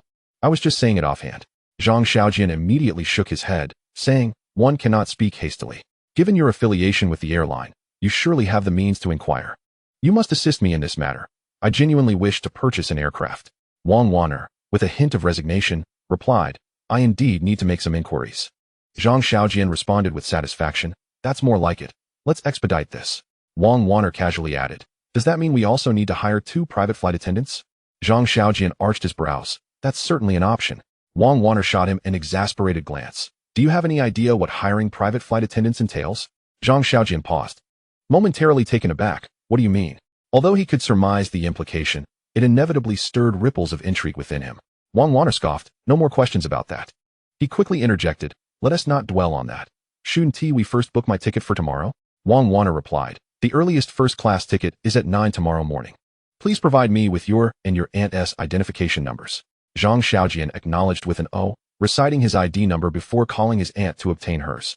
Before long, Wang Wanner glanced at WeChat and said, "There's news regarding the charter flight. We can fly to Shanghai tomorrow. However, the cost is somewhat steep. Would you prefer first class or a charter?" Zhang Xiaojian abruptly hit the brakes, bringing the car to a smooth halt beneath Wang Wanner's apartment, and decisively replied, "A charter. Of course, let us finalize that." With the charter confirmed for 10 tomorrow morning, Zhang Xiaojian set off towards Shihuxinqing, needing to return home to gather his belongings before heading straight to Shanghai with his aunt. As for his purpose, it was undoubtedly to bring Ning Xueqing back. Zhang Xiaojian felt confident that he could achieve this in Shanghai. The 2 million yuan penalty for breach of contract was, in his eyes, but a trifling sum. After parking the car in the garage, Zhang Xiaojian hummed a tune as he pushed open his front door, only to be met with a sharp sound as a somewhat unenthusiastic voice exclaimed, "I lost." Changing into slippers, Zhang Xiaojian peered into the living room, where 4 elderly ladies were engrossed in a game of mahjong. The clattering of tiles was so loud that no one noticed his entrance. The lady with curly hair who had just lost remarked, "Chunhua, can we not play for 10 or 20? It's too small. I can hardly muster any enthusiasm." Another lady chimed in, "Indeed, if we're lucky, we might win or lose 1,000 or 1,800 tonight. Without coffee, I can hardly find the energy." This particular aunt, seated with an air of casual elegance, spoke lightly, yet with a commanding presence, suggesting she had been a leader before retirement. The thinnest lady, who appeared to have recently recovered from a serious illness, added, "Even 100 or 200 is not substantial. Why do we persist in such trivial stakes?" Zhang Xiaojian nearly laughed at the unwavering determination etched on his aunt's face. Not to mention 100, his aunt had previously played for mere cents, merely to pass the time. Seizing the opportunity while the ladies were distracted, Zhang Xiaojian turned back to the garage to retrieve 3 stacks of cash. He then re-entered the living room, politely greeting the 3 aunts. "Hello, ladies." His aunt introduced him. "This is my son, Zhang Xiaojian." "Oh, what a fine young man. Accomplished and handsome. Do you have a girlfriend?" One of the ladies remarked, "I have a niece of marriageable age." Zhang Xiaojian found it curious that each of the elderly women seemed to possess a hidden talent for matchmaking. He quickly placed the cash he brought on the table in front of his aunt, stating, "No more of these 10 or 8. Let us play for 1, 2, or 300. Your son is not short on funds." This gesture swiftly diverted the conversation away from matchmaking. The 3 ladies showered him with compliments, praising his thoughtfulness and attentiveness, and his aunt had no choice but to nod and relent. "All right then, 1, 2, or 300. You ladies continue. I'll go change my clothes," Zhang Xiaojian said, turning to head upstairs. Before he reached the second floor, he heard his aunt's excited voice calling out, "I won. Self-drawn. With a treasure card. 300 for the treasure card, 600 for the treasure card, and an additional 1,002 for the self-drawn. Total winnings of 2,004. The accounting seemed quite clear. As the sounds of mahjong intensified in the small villa, Zhang Xiaojian took his time changing clothes, during which he heard his aunt's jubilant exclamations multiple times. "I won. I won. Again." He thought to himself, indeed, in mahjong, no matter how skilled one is, luck plays a significant role. He mused about how his aunt, positioned in what is colloquially known as a lucky spot, was performing so remarkably well. With nothing pressing to do, Zhang Xiaojian settled onto a stool next to his aunt to watch the game. After several rounds, to his surprise, his aunt had won over 10,000. The 3 ladies, seemingly affluent women from the neighborhood, were now fully engrossed. Regardless of their calculations, his aunt's hand was exceptionally strong.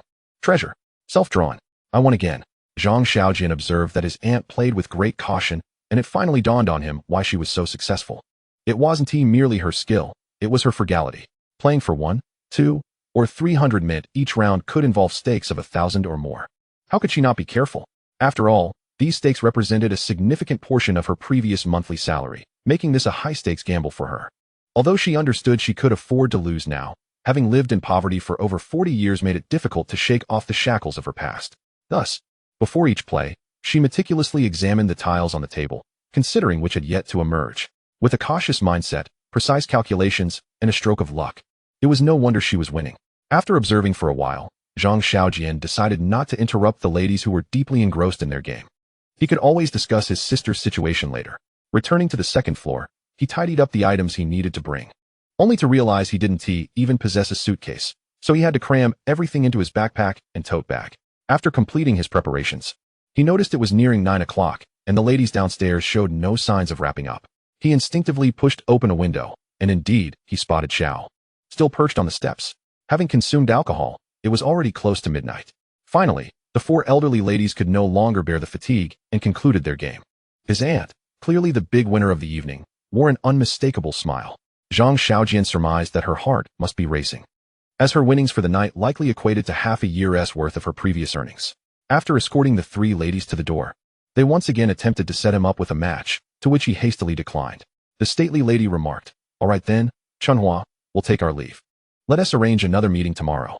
Zhang Xiaojian responded with a smile, "Tomorrow might not work. I need to take my aunt to Shanghai for a tour. We probably won't be back for 4 or 5 days, but I'll help you arrange a meeting with my family's matriarch when we return. Such a dutiful son. My own son only knows how to be busy. He never thinks to take me out," she lamented, showering him with more compliments before they finally departed. Turning to his aunt, Zhang Xiaojian asked, "Where are we going tomorrow?" As Zhang Xiaojian strolled along, he remarked, "My little sister is in the Magic City. We shall head there tomorrow and bring her back." Upon hearing this, his second aunt's eyes sparkled with delight. After all, she was her own flesh and blood, and the thought of her daughter wandering out in the world left any mother feeling uneasy. It was certainly better for her to be close by. "What is the connection?" she inquired. In the afternoon, Zhang Xiaojian replied, refraining from mentioning the live-streaming aspect. The older generation largely harbored reservations about live streaming and esports, viewing them as distractions from meaningful pursuits. Little did they know that these emerging industries not only mitigated various societal instabilities, but also created a plethora of employment opportunities. "All right, has the plane ticket been booked? What time is it? We must leave early. I've heard that one needs to arrive at the airport 2 hours in advance for flights," she said. Zhang Xiaojian chuckled. "We needn't wait that long. We've chartered a plane." Chartered a plane? His second aunt had never encountered that term and immediately inquired, "What does that mean?" Zhang Xiaojian explained in the simplest terms, "It's akin to reserving a private room at a restaurant. It will just be the two of us on the aircraft." "How much does that cost?" she asked. "Aunt, remember, you are now a wealthy individual. Mahjong games are no longer played for mere dimes and pennies. They now involve hundreds. You must acclimatize to a life of affluence."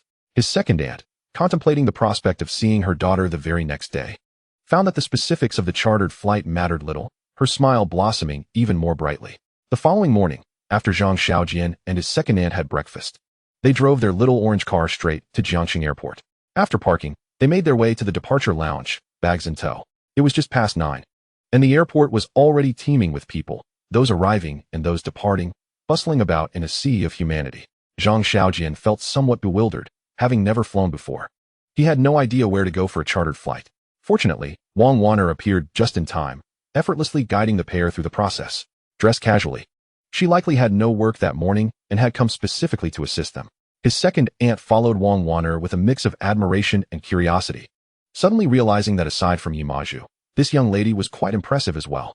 Thus, she began, "Wanner, how old are you this year? Do you have a boyfriend? Is being a flight attendant very strenuous?" Zhang Xiaojian quietly listened, sipping from a bottle of mineral water. Suddenly, the clamor of the crowd caught his attention. Listening closely, he learned that the flight originally scheduled to depart for the Magic City that morning had been delayed for 2 hours due to maintenance issues, prompting complaints from the passengers who heard the airport announcement.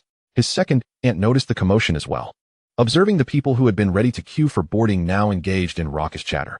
It was then that she spotted a familiar figure making her way toward them. Furrowing her brow, she tentatively called out, "Linlin?"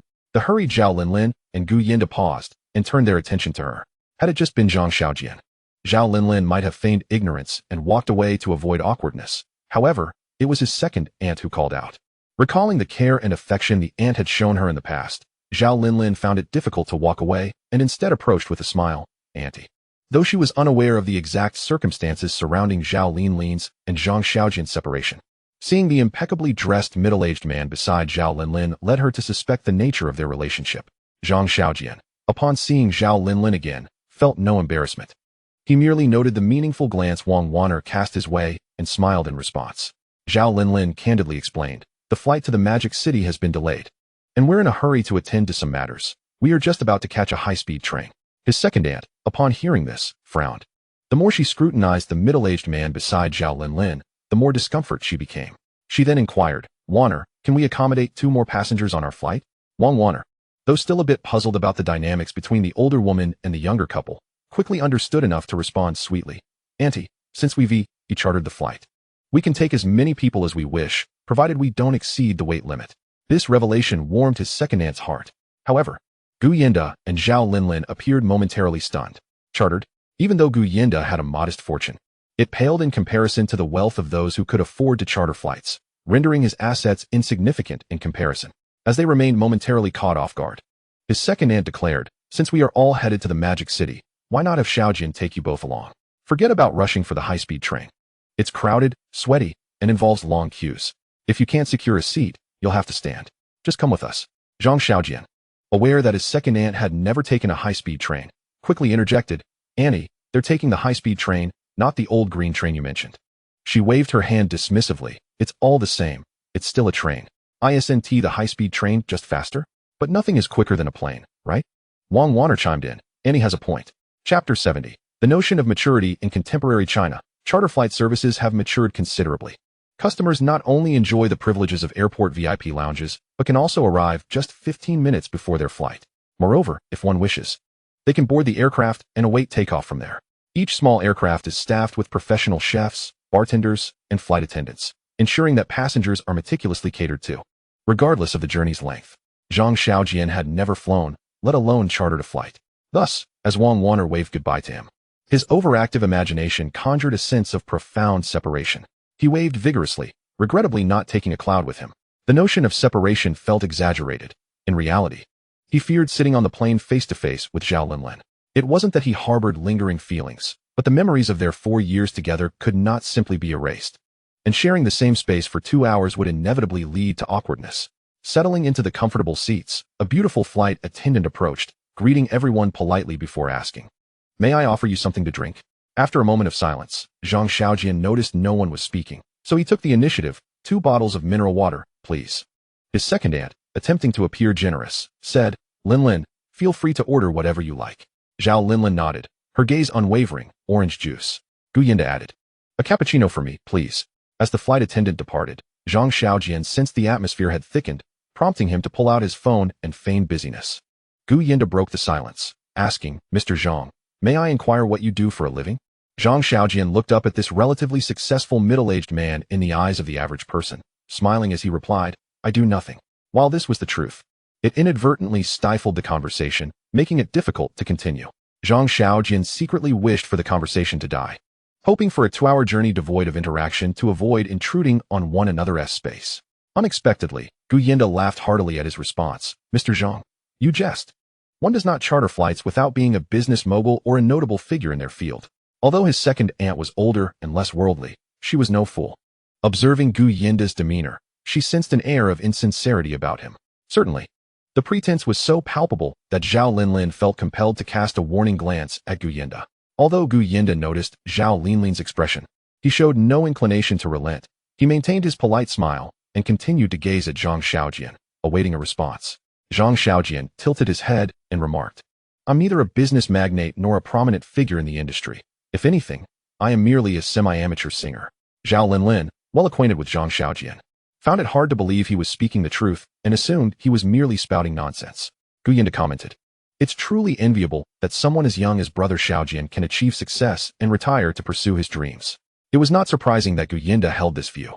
After all, no billionaire would introduce himself as a semi-amateur singer unless he genuinely cherished music and singing, as love is synonymous with dreams. This was a statement that would certainly not go awry in social settings. However, to everyone's surprise, Zhang Xiaojian waved his hand dismissively, saying, "It's not really a dream. I don't particularly enjoy singing. It's simply for fun." Once again, he extinguished the conversation. The plane finally took off. And since it was the first flight for both Zhang Xiaojian and his aunt, the two women tightened their seatbelts and grasped each other's hands. Through the porthole, the white clouds and blue sky soon came into view, and the aircraft steadied itself, ceasing its ascent. Only then did Zhang Xiaojian and his aunt release each other's hands. Exchanging a glance and a smile, Zhang Xiaojian displayed a set of pearly whites, while his aunt revealed a rather unsightly smile. Zhang Xiaojian raised an eyebrow and said, "Annie, is something wrong with your teeth? When we reach the Magic City, we should find a good hospital to get you some porcelain crowns." His aunt shook her head, replying, "It would be rather frightening for an old lady like me to get a set of bright white teeth. A bit of repair would suffice, after all. The originals are best." Zhang Xiaojian was confident that his aunt meant no offense with her words. Yet, To Zhao Linlin's ears, it inevitably took on a different tone. She, being just an ordinary woman, could graciously wish Zhang Xiaojian well for the future, but ideally, it would be best if he didn't surpass her own circumstances too greatly. Clearly, Zhang Xiaojian was not merely doing well, he was soaring high above, a position that she could only look up to. How to articulate this feeling? It would be disingenuous to claim there was no discomfort at all. Fortunately, this minor discomfort was within the realm of tolerance. Though it seemed that Guyenda was on the verge of breaking through that threshold. Auntie, I know a reputable dentist in the Magic City, if you need. I could refer you, Guyenda offered, his words undoubtedly well-meaning. However, his eagerness bordered on excessive. Zhang Xiaojian's aunt remained silent. Unable to fathom why this man felt entitled to interject in a casual conversation between her and her son, Zhang Xiaojian furrowed his brow. Who in this world was truly foolish? Clearly, Guyenda was intent on striking up a conversation, his desire for camaraderie practically written on his face. Zhang Xiaojian had no intention of forming any friendship with Guyenda, nor did he wish to entangle himself with Zhao Linlin in the future. Thus, he replied, "Thank you, Mr. Gu, but I have a few friends in the Magic City, so there's no need for your assistance." The implication behind this statement was rather intricate, conveying that he had friends in the city, did not lack for companionship, and did not wish to befriend Guyenda. Upon hearing this, Guyenda actually broke into a hearty smile. This time, he refrained from forcing the conversation, instead picking up his nearly empty cappuccino and taking a sip. He soon realized the atmosphere was once again growing tense, prompting Zhang Xiaojian to pull out his phone and scroll, clearly uninterested in continuing the small talk. Guyenda glanced at Zhao Linlin, and the appeal for assistance was unmistakable. Zhao Linlin, fully aware of Guyenda's aspirations, chose to feign ignorance, evidently unwilling to provide him with any support. Guyenda was not a fool. At this point, he certainly knew who Zhang Xiaojian was. After the wedding, one of Guyenda's close friends had informed him of the events that transpired, but he had never anticipated that the ex-boyfriend who had contributed 2 million would not be as wealthy as he had envisioned, but rather even more affluent than he had imagined. Thus, he felt unconcerned about past occurrences. At 45, having navigated the complexities of society for over 2 decades, the edges of his character had long since been smoothed, rendering him exceedingly astute. He understood better than anyone his desire to ascend to the heights represented by Zhang Xiaojian. Therefore, the matter of ex-boyfriends was trivial. Anyone who might be useful in the future, or whom he had the chance to utilize.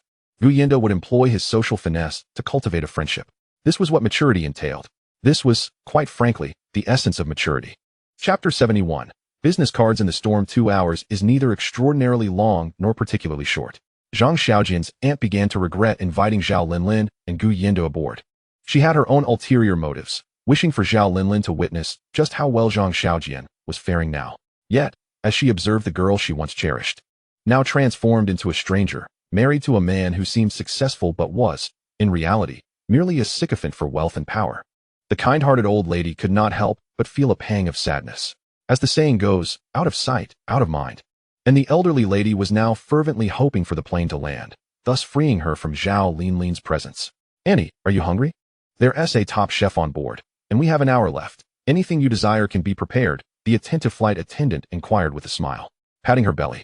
Zhang Xiaojian's aunt realized that, having only consumed a bowl of porridge that morning while preoccupied with thoughts of her daughter, she was indeed a bit hungry. She replied, "How about some scrambled eggs and a bowl of rice?"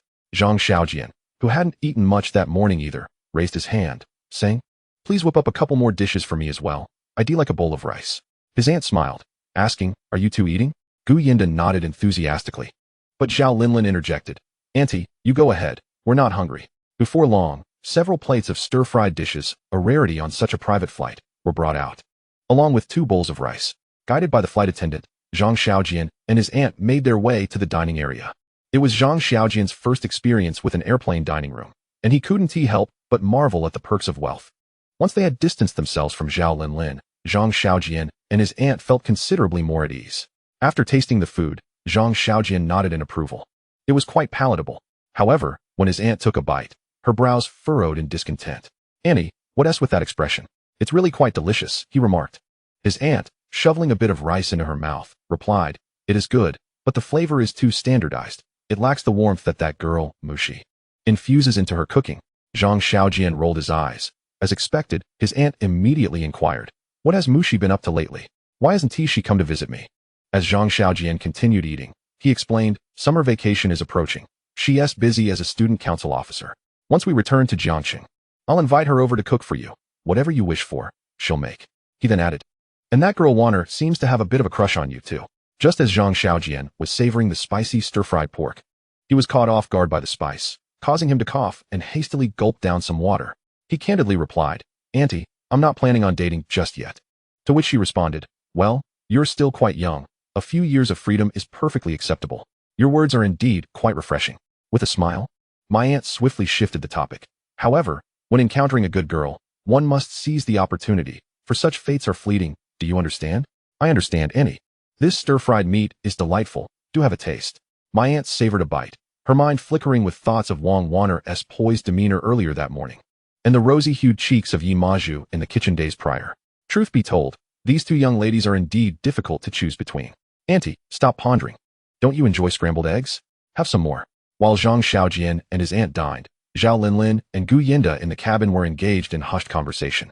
Just by observing Zhao Linlin's flushed face, it was evident that a quarrel had transpired between them, likely regarding Gu Yinda's desire to befriend Zhang Xiaojian. To speak candidly, if Zhang Xiaojian were present, from his ordinary perspective, he might think, you have money, so what? It has nothing to do with me. Why should I feel compelled to befriend you? However, from Gu Yinda's mature viewpoint, the situation was quite different. As the saying goes, one is influenced by their companions. The more affluent those around you, the more likely you are to prosper. Conversely, if one's circle consists solely of the impoverished, it is unlikely that wealth will come their way. Although Gu Yinda's ascent has not been meteoric, he is perceived by other employees as steadily rising within the company. Luck has certainly played a role in his journey, but it does not account for everything. Gu Yinda excels in cultivating relationships with superiors, and combined with his competent work ethic, even his deliberate flattery appears natural and friendly. Thus he has managed to attain the title of director. It is difficult for him not to desire to befriend Zhang Xiaojian.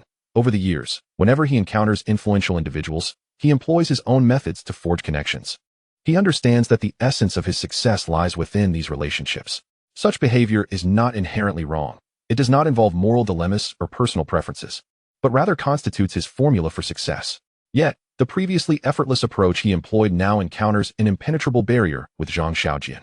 Zhao Linlin has firmly declared her unwillingness to assist him. Thus, it seems the only remaining strategy for him is the most basic yet effective tactic, shamelessness. Upon Zhang Xiaojian's return, Gu Yinda began to speak, offering trivial conversation. For instance, he inquired about the quality of the airplane meals, or suggested potential shared hobbies for future enjoyment. Zhang Xiaojian, growing weary of the small talk, glanced at the time. Less than 20 minutes remained before landing, prompting him to make a quick escape to the restroom. After lingering there for 20 minutes, he finally heard the announcement indicating that the plane would soon descend. He returned to the cabin, fastened his seatbelt, and once again clasped his aunt's hand tightly. The plane landed safely after a slight turbulence. As the cabin door opened, Zhang Xiaojian was greeted by a gentle drizzle in the magical city. Not far away, an unfamiliar luxury car was parked, from which 3 men and a woman emerged, making their way directly to the steps. As Zhang Xiaojian descended with his aunt, a woman in a black uniform greeted them with a warm smile, asking, "Are you Mr. Zhang Xiaojian?" Zhang Xiaojian nodded. She continued, "We are from the McLaren 5-star hotel, here to pick you up. Ms. Wang made a reservation for your luxurious suite yesterday." Zhang Xiaojian thought to himself how considerate the service was as 2 male staff members flanked him and his aunt, holding umbrellas with great flair. Turning back, Zhang Xiaojian waved goodbye to Zhao Linlin and Gu Yinda. With a swift motion, Gu Yinda approached Zhang Xiaojian, wearing a face full of pleasantries, and handed him a business card. "Brother Xiaojian, we are already acquainted. Should you need assistance or find yourself bored, feel free to call me." Zhang Xiaojian squinted slightly, scrutinizing him for a full 5 seconds before accepting the card. Yet, observing Gu Yinda's rapidly dampening hair, he ultimately remained silent, turning to follow the hotel staff to the luxurious car. As the car roared to life and swiftly exited the tarmac, Zhang Xiaojian opened the window once they entered the city's streets, casually tossing the business card into the rain-soaked winds of the magical city. His aunt, witnessing this action, immediately admonished him. "It's impolite to litter. You should find a trash can. Do you understand?" Zhang Xiaojian quipped. "So should I toss it in the recyclable waste then?" His aunt frowned slightly. "I believe that card is better suited for the non-recyclable trash." Picking up on his aunt's subtle wit, Zhang Xiaojian chuckled. "Auntie, you truly are environmentally conscious now." Chapter 72, A Twist of Fate. The city known as the Magical City earns its name from its unique allure. Each year, countless newcomers flock to this metropolis, striving and hoping to realize their dreams one day. Ning Xueqing certainly counts among them. Upon her arrival, She marveled at the towering skyscrapers, the quaint alleyways, and the breathtaking night views of the Bund. However, after some time, she, like many outsiders, began to feel a sense of disconnection from the city. Yet, she yearned to remain, for in her youthful perception, those who could establish themselves here were remarkable individuals. She aspired to become one of them, though the path appeared long and endless. Her classmates who had accompanied her to this city had already departed for their hometowns, likely facing the clichés of matchmaking, marriage, and childbirth, settling into a mundane life. Ning Xueqing was uncertain what her future held, yet she had indeed been living life to the fullest over the past 6 months.